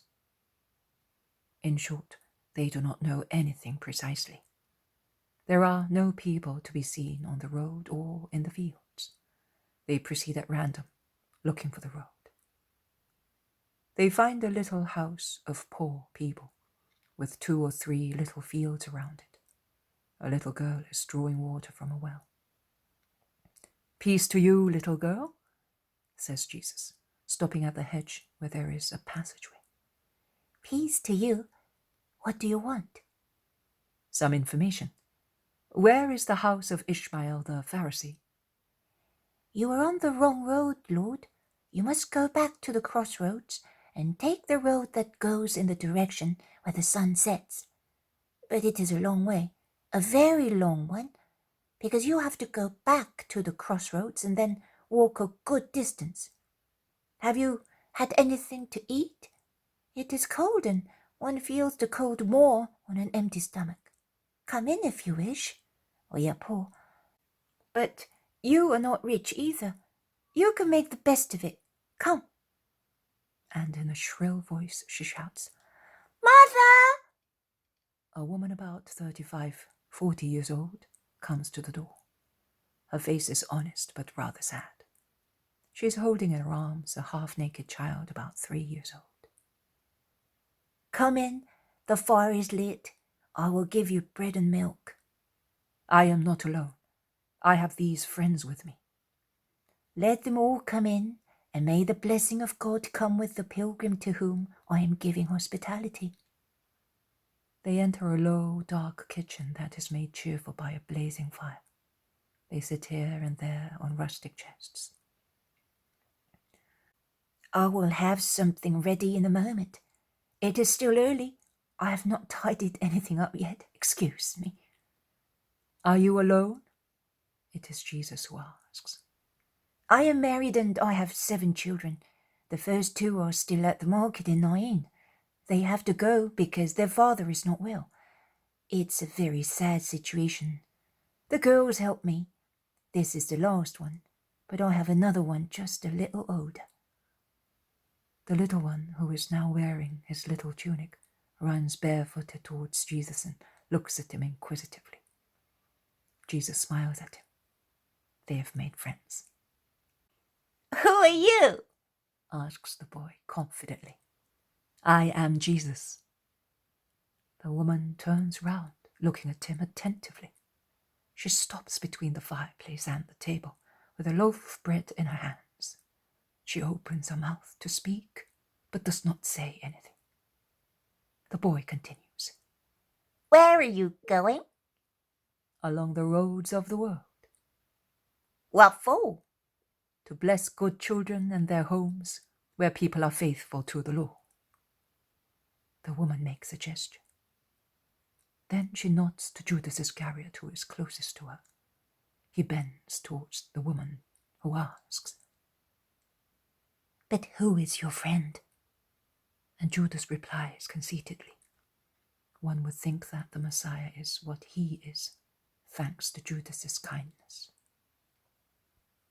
"He is the Rabbi of Galilee, Jesus of Nazareth. Don't you know, woman?" This is a secluded road, and I have so many sorrows.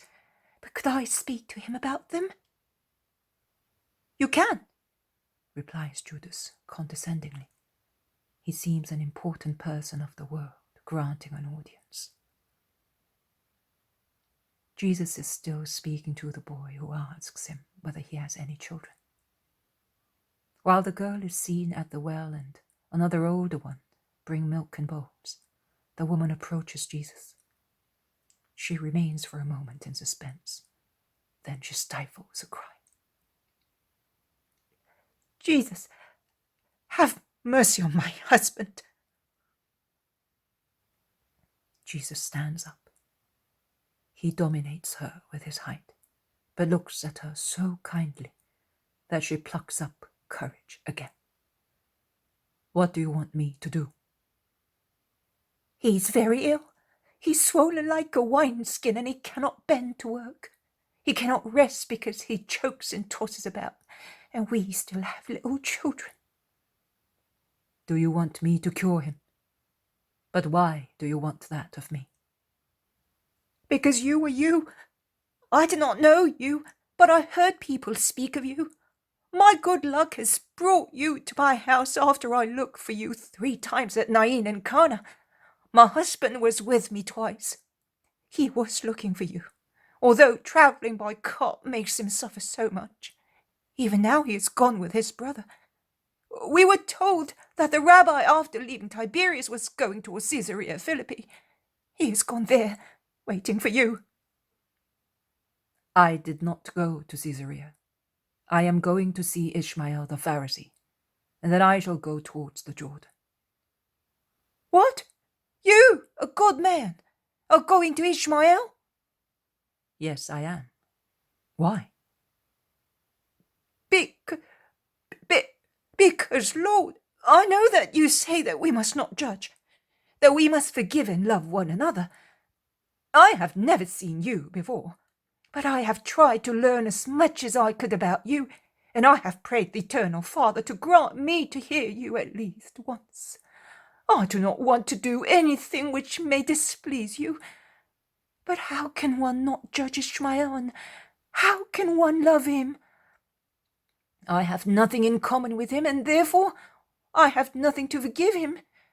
We just shake off the insolent words he says to us when he meets our poverty on his way, with the same patience with which we shake off the dust and mud when he splashes us passing by in his fast coaches. But it is too difficult to love him and not judge him. He is so bad. Is he so bad? To whom?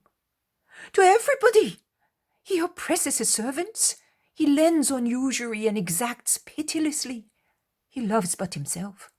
He is the most cruel man in the countryside. He is not worth it, Lord. I know. You have spoken the truth. And you are going there? He invited me. Do not trust him, Lord. He did not do it out of love. He is not capable of loving, and you cannot love him. I love also sinners, woman. I came to save those who are lost. But you will not save him. Oh, forgive me for judging. You know, everything you do is good. Forgive my silly tongue and do not punish me. I will not punish you, but do not do it again. Love also wicked people, not because of their wickedness, but because it is through love that mercy is granted to them, that they may convert. You are good and willing to become even better. You love the truth, and the truth speaking to you says that he loves you, because you are pitiful to guests and pilgrims, according to the law, and you have brought up your children accordingly. God will be your reward. I must go to Ishmael, who invited me, to show me to many of his friends who want to meet me. I cannot wait any longer for your husband, who incidentally is on his way back home. But tell him to be patient for another little while, and to come immediately to Ishmael's house. and I ask you to come as well. I will cure him." "Oh, Lord!" The woman is on her knees at Jesus' feet and looks at him, smiling and weeping. She then says, "But this is the Sabbath." "I know. I need it to be the Sabbath, to say something to Ishmael concerning it. Everything I do for a definite, unerring purpose. You must all be aware of that, including you, my friends, who are afraid and would like me to follow a behavior according to human convenience to avoid eventual damage. You are led by love, I know, but you must love in a better way those whom you love. Do not postpone the interests of God to the interests of the person you love. Woman, I must go now. I will wait for you. May peace last forever in this house, in which God and his law are loved, marriage is respected, children are brought up holily, the neighbor is loved, and the truth sought. Goodbye." Jesus lays his hand on the heads of the woman and of the 2 young girls. He then bends to kiss the little ones and goes out. Winter sunshine now mitigates the very cold air. A boy about 15 years old is waiting with a rustic ramshackle cart. "This is all I have, but it will be quicker and more comfortable for you." "No, woman. Keep the horse fresh to come to Ishmael's house. Just show me the shortest road." The boy walks at his side, and through fields and meadows they go towards an undulating ground, beyond which there is a well-cultivated dell, a few acres wide, in the middle of which there is a beautiful, large, low house, surrounded by a well-kept garden. "That is the house, my lord," says the boy. "If you no longer need me, I will go back home to help my mother." Go, and be always a good son. God is with you. Jesus enters Ishmael's magnificent country house. Many servants rush to meet the guest, who is certainly expected. Some go and inform the landlord, who comes out to meet Jesus, bowing deeply. You are welcome to my house, master. "Peace to you, Ishmael ben Farbi. You wanted to see me. Here I am. Why did you want me?" To have the honor of having you and to introduce you to my friends. I want them to be your friends as well, as I want you to be my friend. "I am the friend of everybody, Ishmael." I know. But, it is wise to have friends high up, and I and my friends are such. Forgive me for telling you, but you neglect too much those who can help you. "And are you one of those? Why?" I am. Why? Because I admire you, and I want you to be my friend. Friend.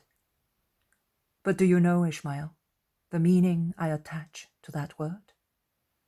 Friend to many people means acquaintance. To some, it means accomplice. To some, servant.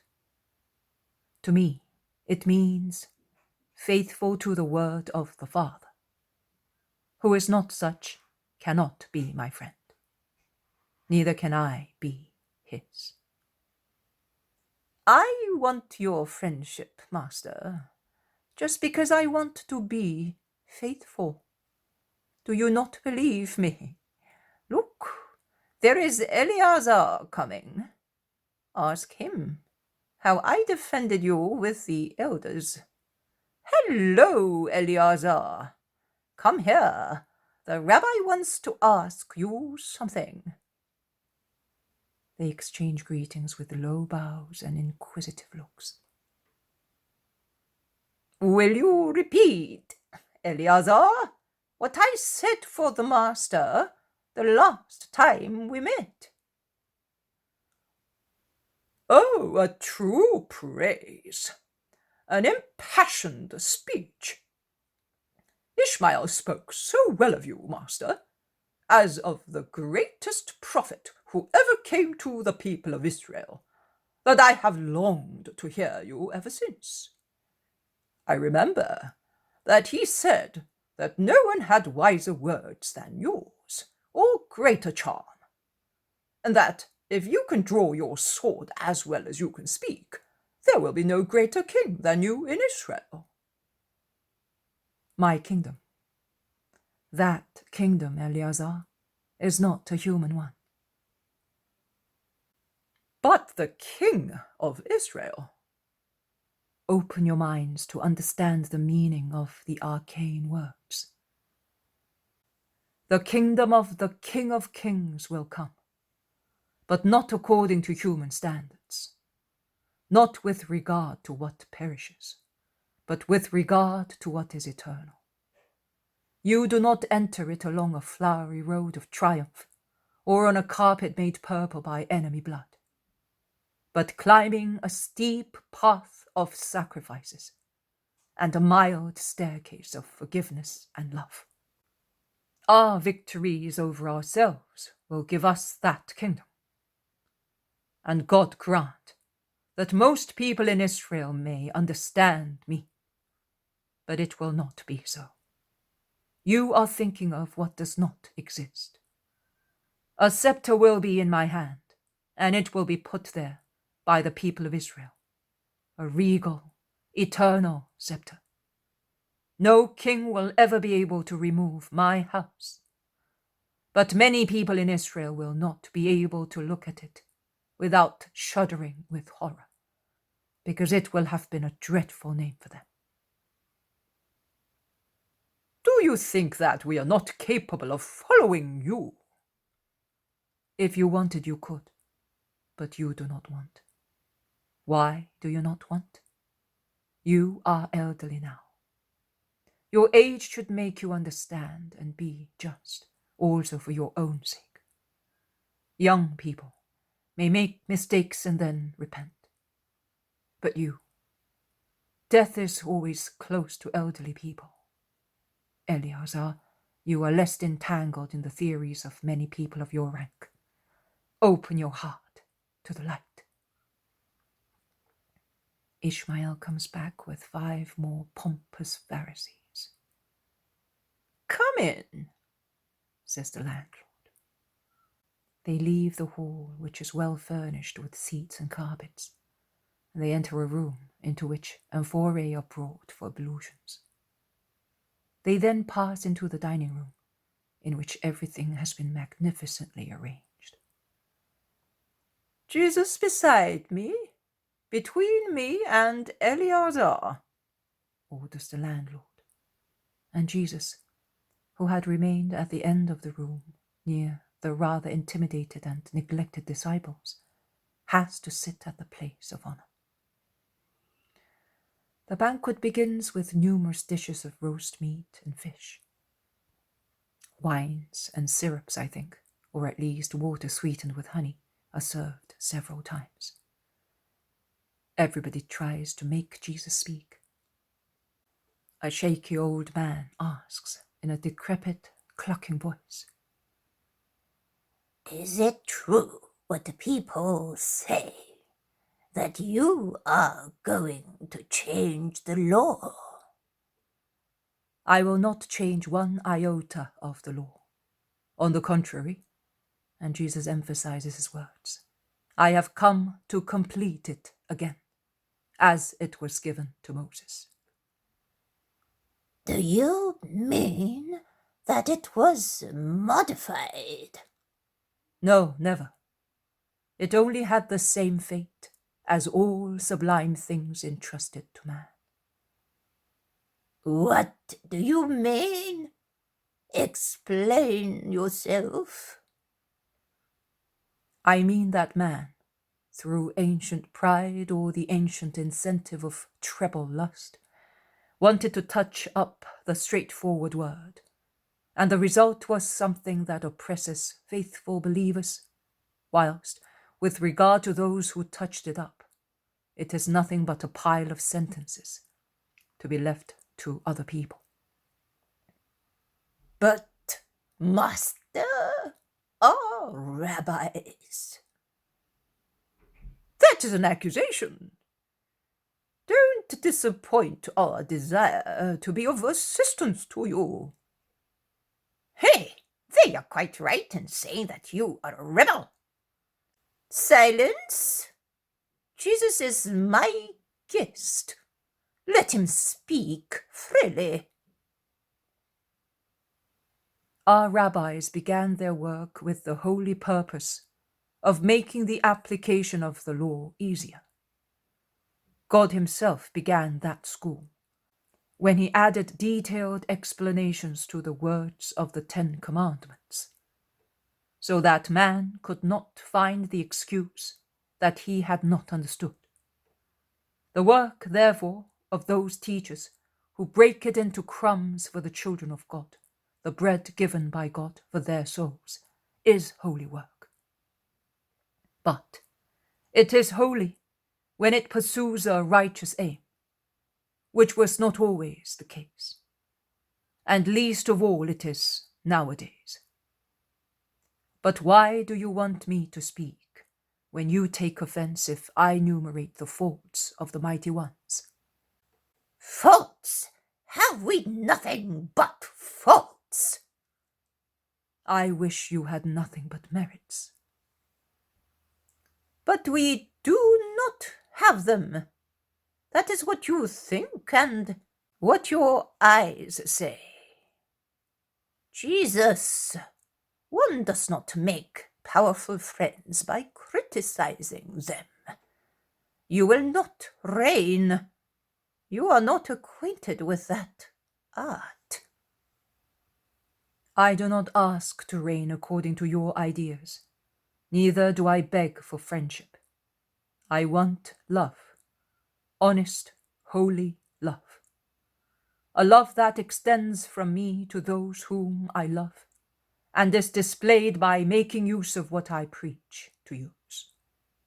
Mercy. Since I heard you, I have not lent on usury any more, says one, and God will reward you for that. God is my witness that I have not thrashed my servants any more, although they deserve to be lashed, after I heard one of your parables, says another one. And what about me? I left over 10 bushels of barley in the fields for the poor, states a third one. The Pharisees praise themselves excellently. Ishmael has not spoken. Jesus asks him. And what about you, Ishmael? Oh, I have always used mercy. I have but to continue as I behaved in the past. Good for you. If it is really so, you are really the man who feels no remorse. No, I really do not. Jesus' sapphire glance pierces him. Eleazar says, touching his arm. Master, listen to me. I have a special case to submit to you. I recently bought a property of a poor wretch who ruined himself for a woman.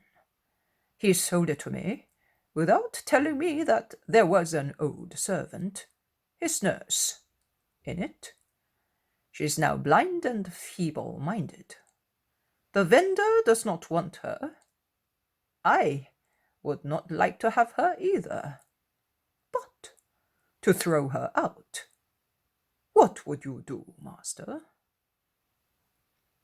What would you do if you were to advise somebody else? I would say, keep her, A piece of bread will not be your ruin. Why would you say so?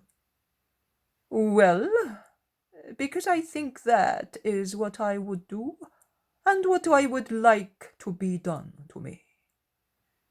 You are very close to Justice Eleazar. Do as you would advise, and the God of Jacob will always be with you. Thank you, master. The others are grumbling among themselves. What have you to grumble about? Asks Jesus. Is what I said not just? And has Eleazar not spoken justly? Ishmael, since you have always been merciful, defend your guests. Master, you are right, but if one always did that, one would become the victim of other people. Whereas, according to you, it is better if other people become our victims. Is that right? I don't mean that. But there are cases. The law says that we must be merciful. Yes, to a poor brother, to a stranger, a pilgrim, a widow, to an orphan.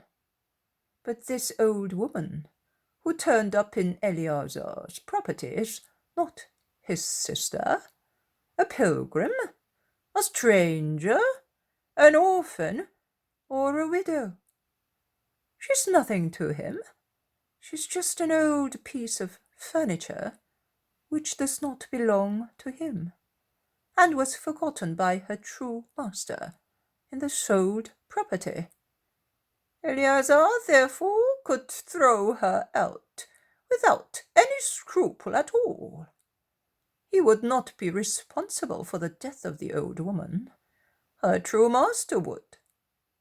And he cannot keep her any longer, because he is poor himself, and thus he is free from obligations as well. So if the old woman dies of starvation, is it her own fault? Is it not so? It is, master. It is the destiny of those who are of no longer any use. Sick, old, unfit people are condemned to misery, to begging. And death is the best thing for them. It has always been like that since the beginning of the world, and it will ever be so. Jesus, have mercy on me! A moaning voice is heard through the closed window. The room is in fact closed, and the chandeliers are lit, perhaps because it is cold. Who is calling me? A nuisance of a fellow. I will have him driven away. Or a beggar. I will have a piece of bread given to him. Jesus, I am ill! Save me! As I said, it is a pestering fellow. I will punish the servant for letting him in. And Israel stands up. But Jesus, who is at least 20 years younger than he is, and head and shoulders over him, makes him sit down again, laying a hand on his shoulders and ordering, "Stay, Ishmael. I want to see the man who is looking for me. Let him in." A dark-haired man comes in. He must be about 40 years old, but he is as swollen as a barrel and as yellow as a lemon. His half-open lips are vivacious and he is panting. The woman seen in the first part of the vision is with him. The man comes forward with difficulty because of his disease and because he is afraid. He, in fact, sees that he's being looked at with such evil eyes. But Jesus has left his place and has gone towards the unhappy man, taking him by the hand and leading him to the middle of the room, in the empty space of the U-shaped table, right under the chandelier. "What do you want from me?" Master, I have sought you so much, for such a long time. I want nothing but health, For the sake of my children and of my wife, you can do everything. See in what state I am. And do you believe that I can cure you? I do believe it. Every step, every jerk is painful, and yet I have travelled for miles and miles looking for you, and I've followed you also by cart without ever reaching you. Of course I believe. I am surprised that I have not already been cured, since my hand has been in yours, because everything in you is holy, oh, holy man of God. The poor man is puffing and blowing owing to the effort of speaking so much. His wife looks at him and at Jesus and weeps. Jesus looks at them and smiles. He then turns round and asks, "You, old scribe," he addresses the trembling old man who was the first to speak. "Tell me, is it lawful to cure on a Sabbath?" It is not lawful to do any work on the Sabbath. Not even to save a man from despair? It is not manual work.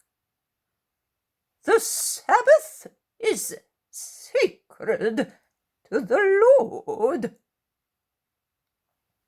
Which deed is more worthy of a sacred day than to get a Son of God to say to the Father, "I love and praise you because you have cured me"? He must do so even when he is unhappy. Hananiah, do you know that your most beautiful wood is on fire this very moment, and the whole slope of the Hermon is bright in the purple flames? The old man jumps as if he had been bitten by an asp. Master, are you telling the truth, or are you joking? I am speaking the truth. I see and I know. Me, my most beautiful wood, thousands of shekels reduced to ashes. Damn, cursed be the dogs that set it on fire. May their bowels burn like my wood. The little old man is in despair. It is only a wood, Hananiah, and you are complaining. Why do you not praise the Lord in your misfortune? This man is not losing just wood, which will grow again, but his own life and the bread for his children, and he should praise the Lord while you do not. Well, scribe, am I allowed to cure him on the Sabbath? Cursed be you, him, and the Sabbath! I have more important things to think of. And pushing Jesus aside, who had laid a hand on his arm, he rushes out furiously, and he can be heard shouting in his clucking voice to have his cart. "And now," says Jesus, looking around at the others, "now will you tell me, is it lawful or not?" No reply. Eleazar lowers his head, after moving his lips, which he sets again, shocked by the cold atmosphere in the hall. "Well, I will speak," asks Jesus. His countenance is imposing, and his voice thundering as usual when he is about to work a miracle. "I will speak, and I say, man, let it be done to you according to your faith.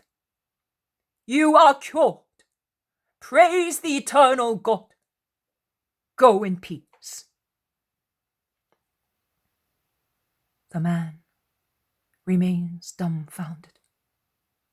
Perhaps he thought that he would become as thin as in the past, all of a sudden.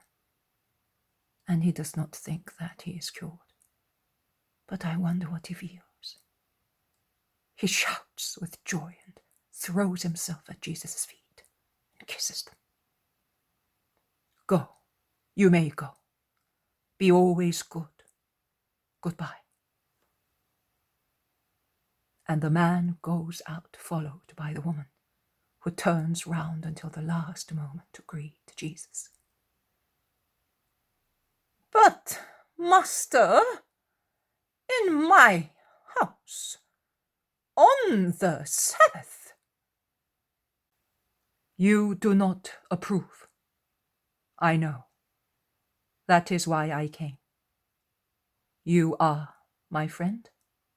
No. You are my enemy. You are neither sincere with me nor with God.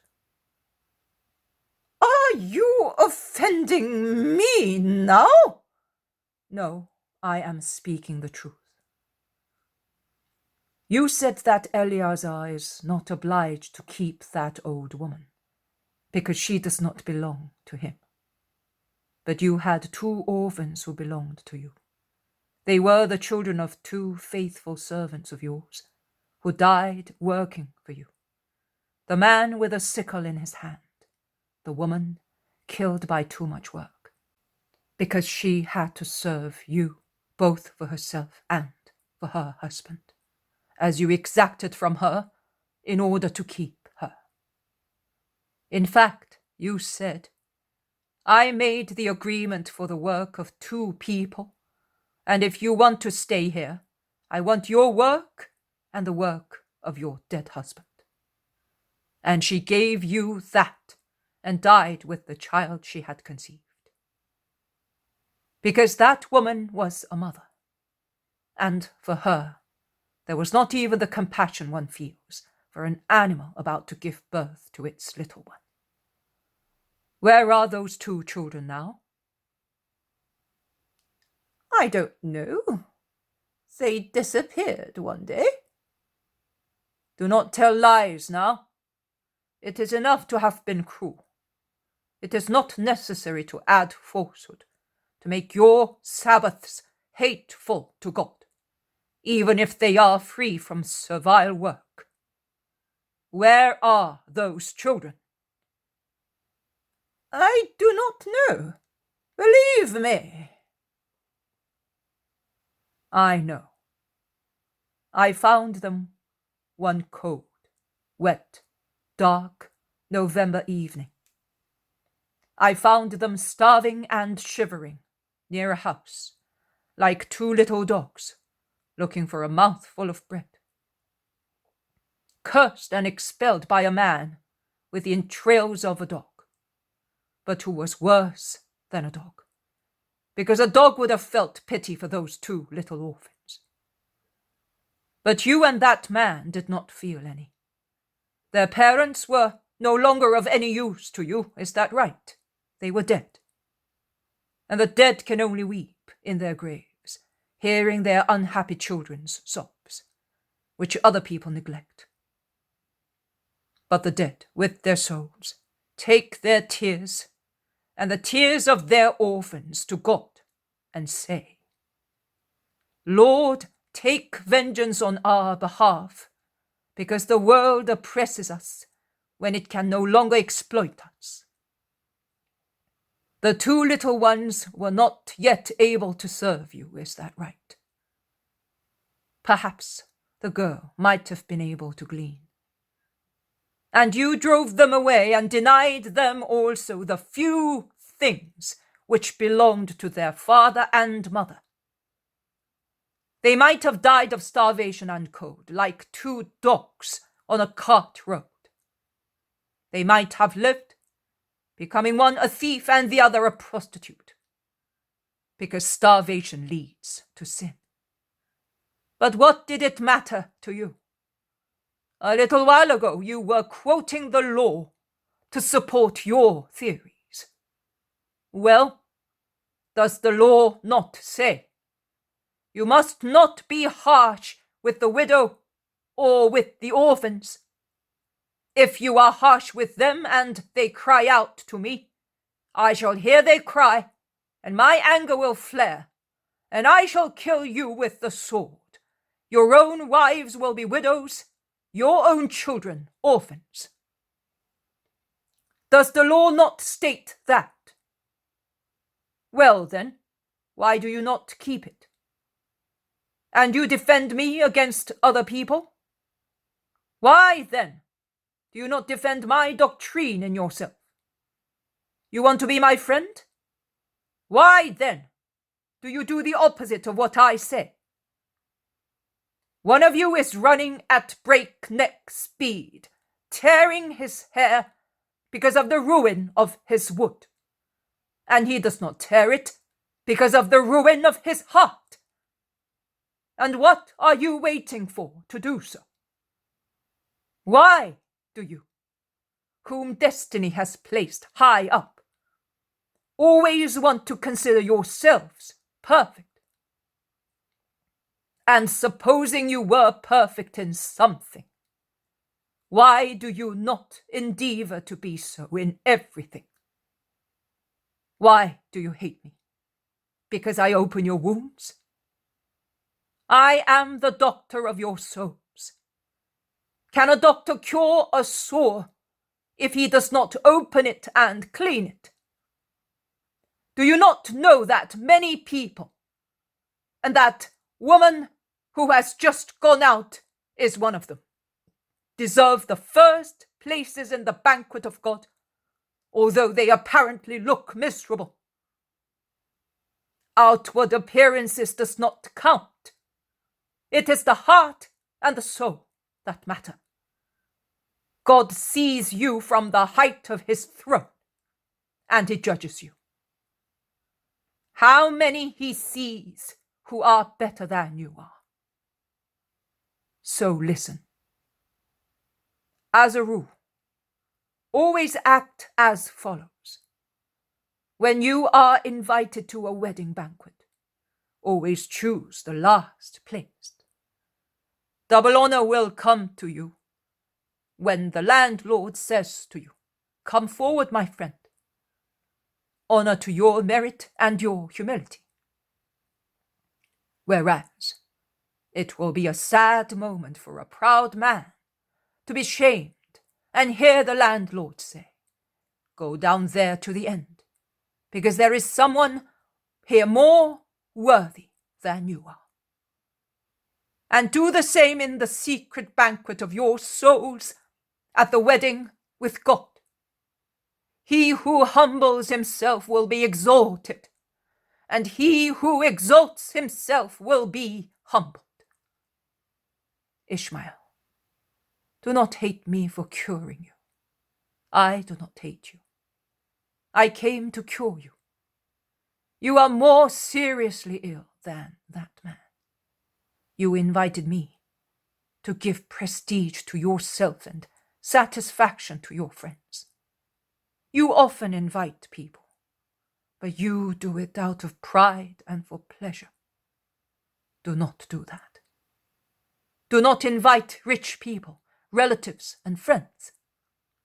Open your house and your heart to the poor, to beggars, cripples, to lame people, orphans and widows.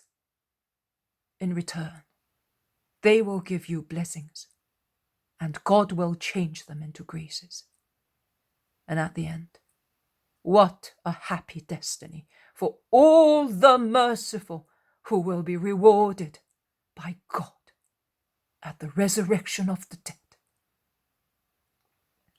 Woe to those who cherish only hopes of profit and later close their hearts to the brothers who can no longer serve them. Woe to them! I will revenge the forlorn. Master, I want to please you. I will take those children again. No, you will not. Why? Ishmael. Ishmael lowers his head. He wants to appear humble. But he is a viper deprived of its poison and does not bite, because it knows it has none, but waits for the opportunity to bite.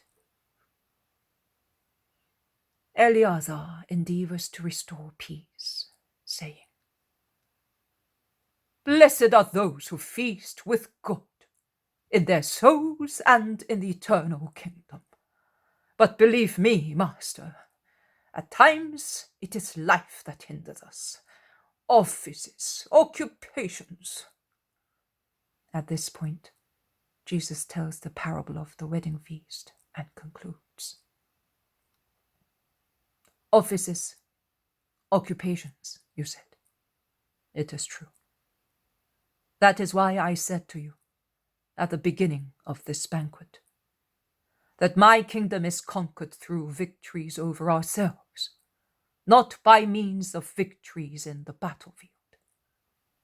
The places at the great supper are for the humble-hearted, who are great through their faithful love, which takes no account of sacrifices and overcomes all difficulties to come to me. Even 1 hour is sufficient to change a heart, providing that heart wants to change. And 1 word is sufficient. I have told you many, and I am looking. A holy tree is springing up in a heart. In the others, there are thorns for me. And in the thorns, there are asps and scorpions. It does not matter. I will proceed in my straight way. Let those who love me follow me.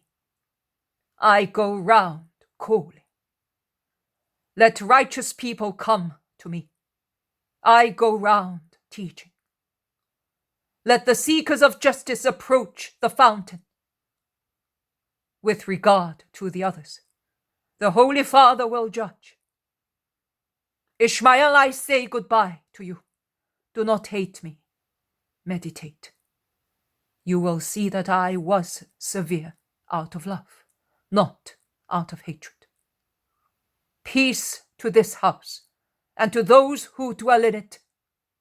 Peace to everybody, if you deserve peace.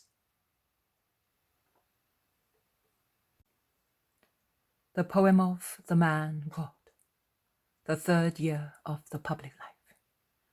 Chapter 335. Jesus at Nazareth with his cousins and with Peter and Thomas. 20th of November, 1945. You will put here the vision that you saw on 11th of September 1944, Ishmael ben Varbi. Jesus is once again with his disciples on the road that from Israel plain takes one to Nazareth. They must have spent the night somewhere, because it is early morning. They walk for some time in silence. Jesus is ahead of them, alone. Then he calls Peter and Simon and walks with them. Finally, they are all in a group until they reach a crossroads where the Nazareth road joins the road that leads to the north. Jesus beckons those who are speaking to be quiet and says, "We shall now part. I am going to Nazareth with my brothers, with Peter and Thomas. Under the guidance of Simon Zealot, along the Tabor and Caravan road, you will go to Debaret, Tiberias, Magdala, Capernaum, and then towards Meron. You will stop at Jacob's to see whether he has been converted, and you will take my blessing to Judas and Anne. You will stay in those houses where they offer you hospitality, more insistently. You will stay 1 night only in each place, because on the Sabbath evening we will meet on the Shaphat road.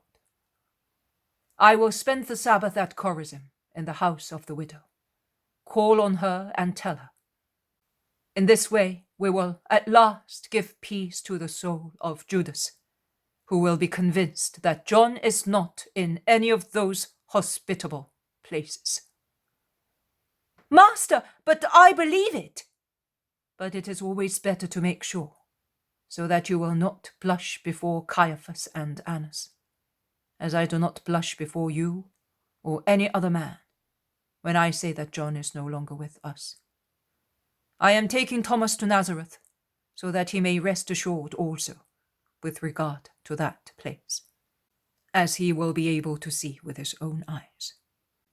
But master, what do I care? I am only sorry that man is no longer with us.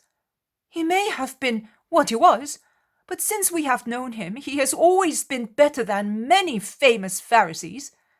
It is enough for me to know that he did not deny you and did not grieve you. And then, whether he is on the earth or in Abraham's bosom, I do not care. Believe me, if he were in my house, I would not disdain him.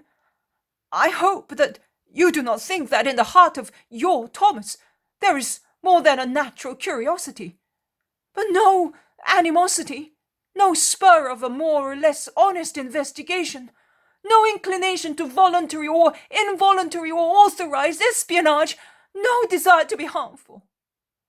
You are offending me. You are insulting me. You are lying. You have seen that I have always acted in a holy way during this time. So why do you say that? What can you say about me? Speak up! Judas is furious and wild. Be silent. Thomas will reply to me only, as I spoke to him. I believe Thomas's words, but that is what I want, and that will be done. And none of you are entitled to reprove my conduct. I am not reproaching you, but his insinuation struck me, and you are 12. Why did it strike you only when I spoke to everybody? Because I looked for John, Jesus says. Also other companions of yours did so, and other disciples will do so. But none will feel offended by Thomas's words.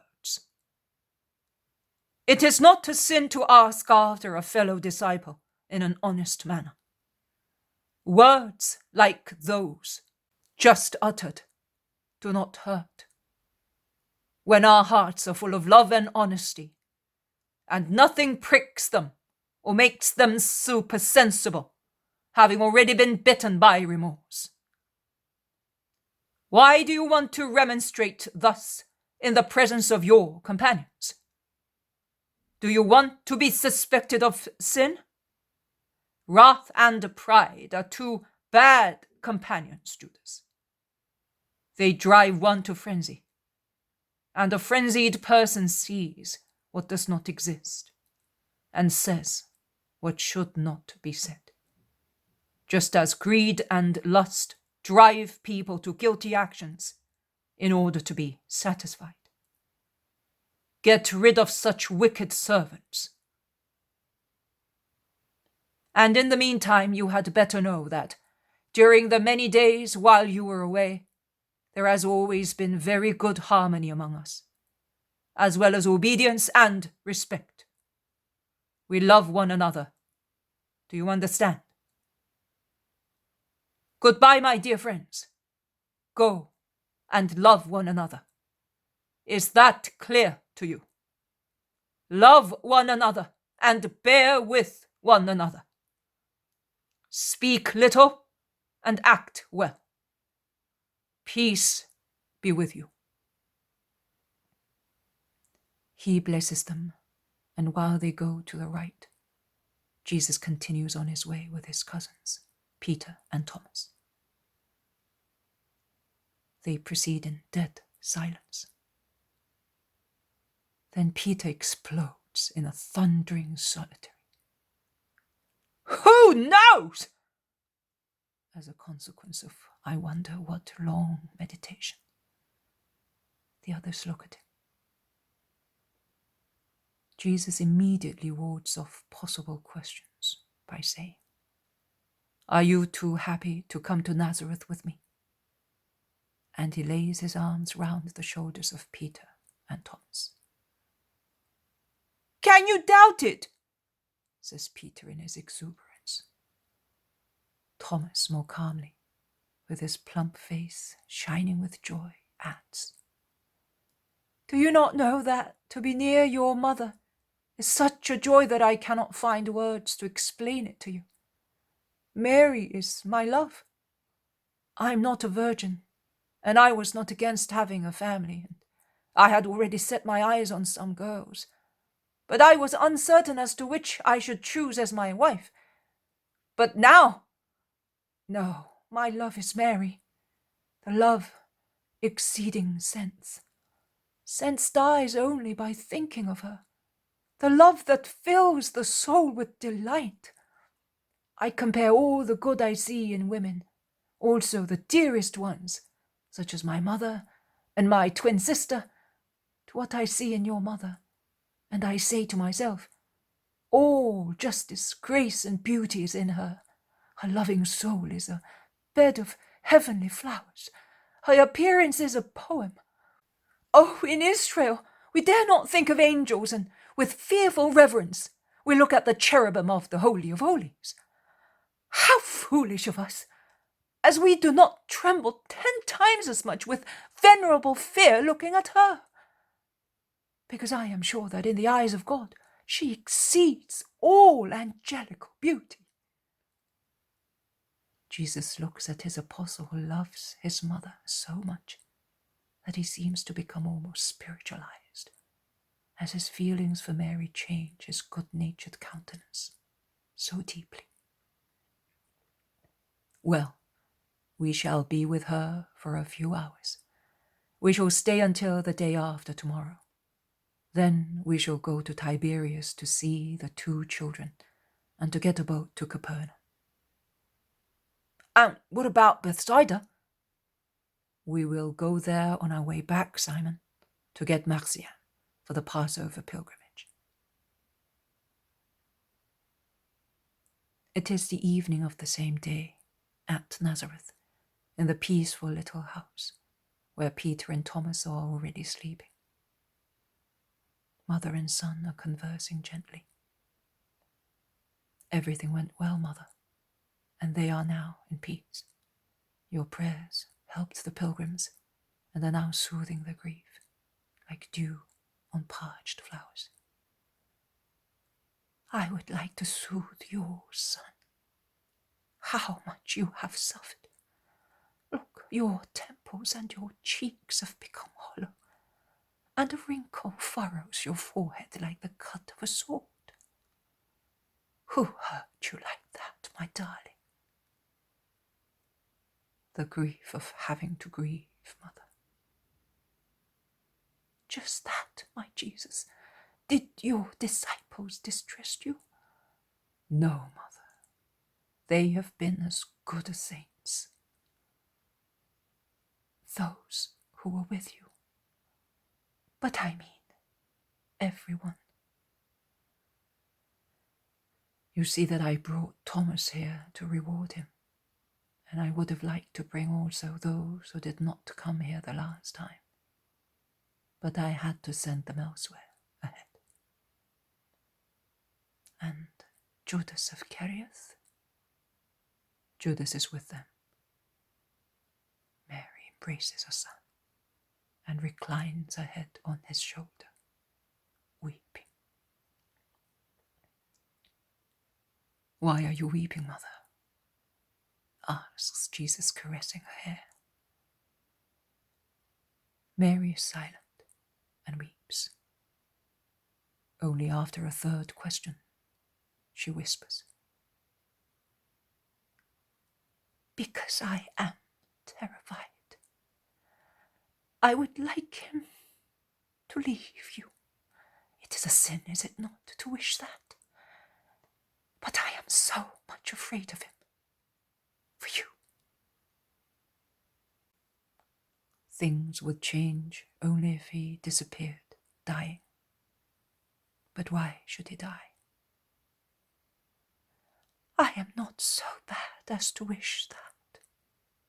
He has a mother as well, and a soul. which may still be saved. But, oh, son, would death perhaps not be a good thing for him?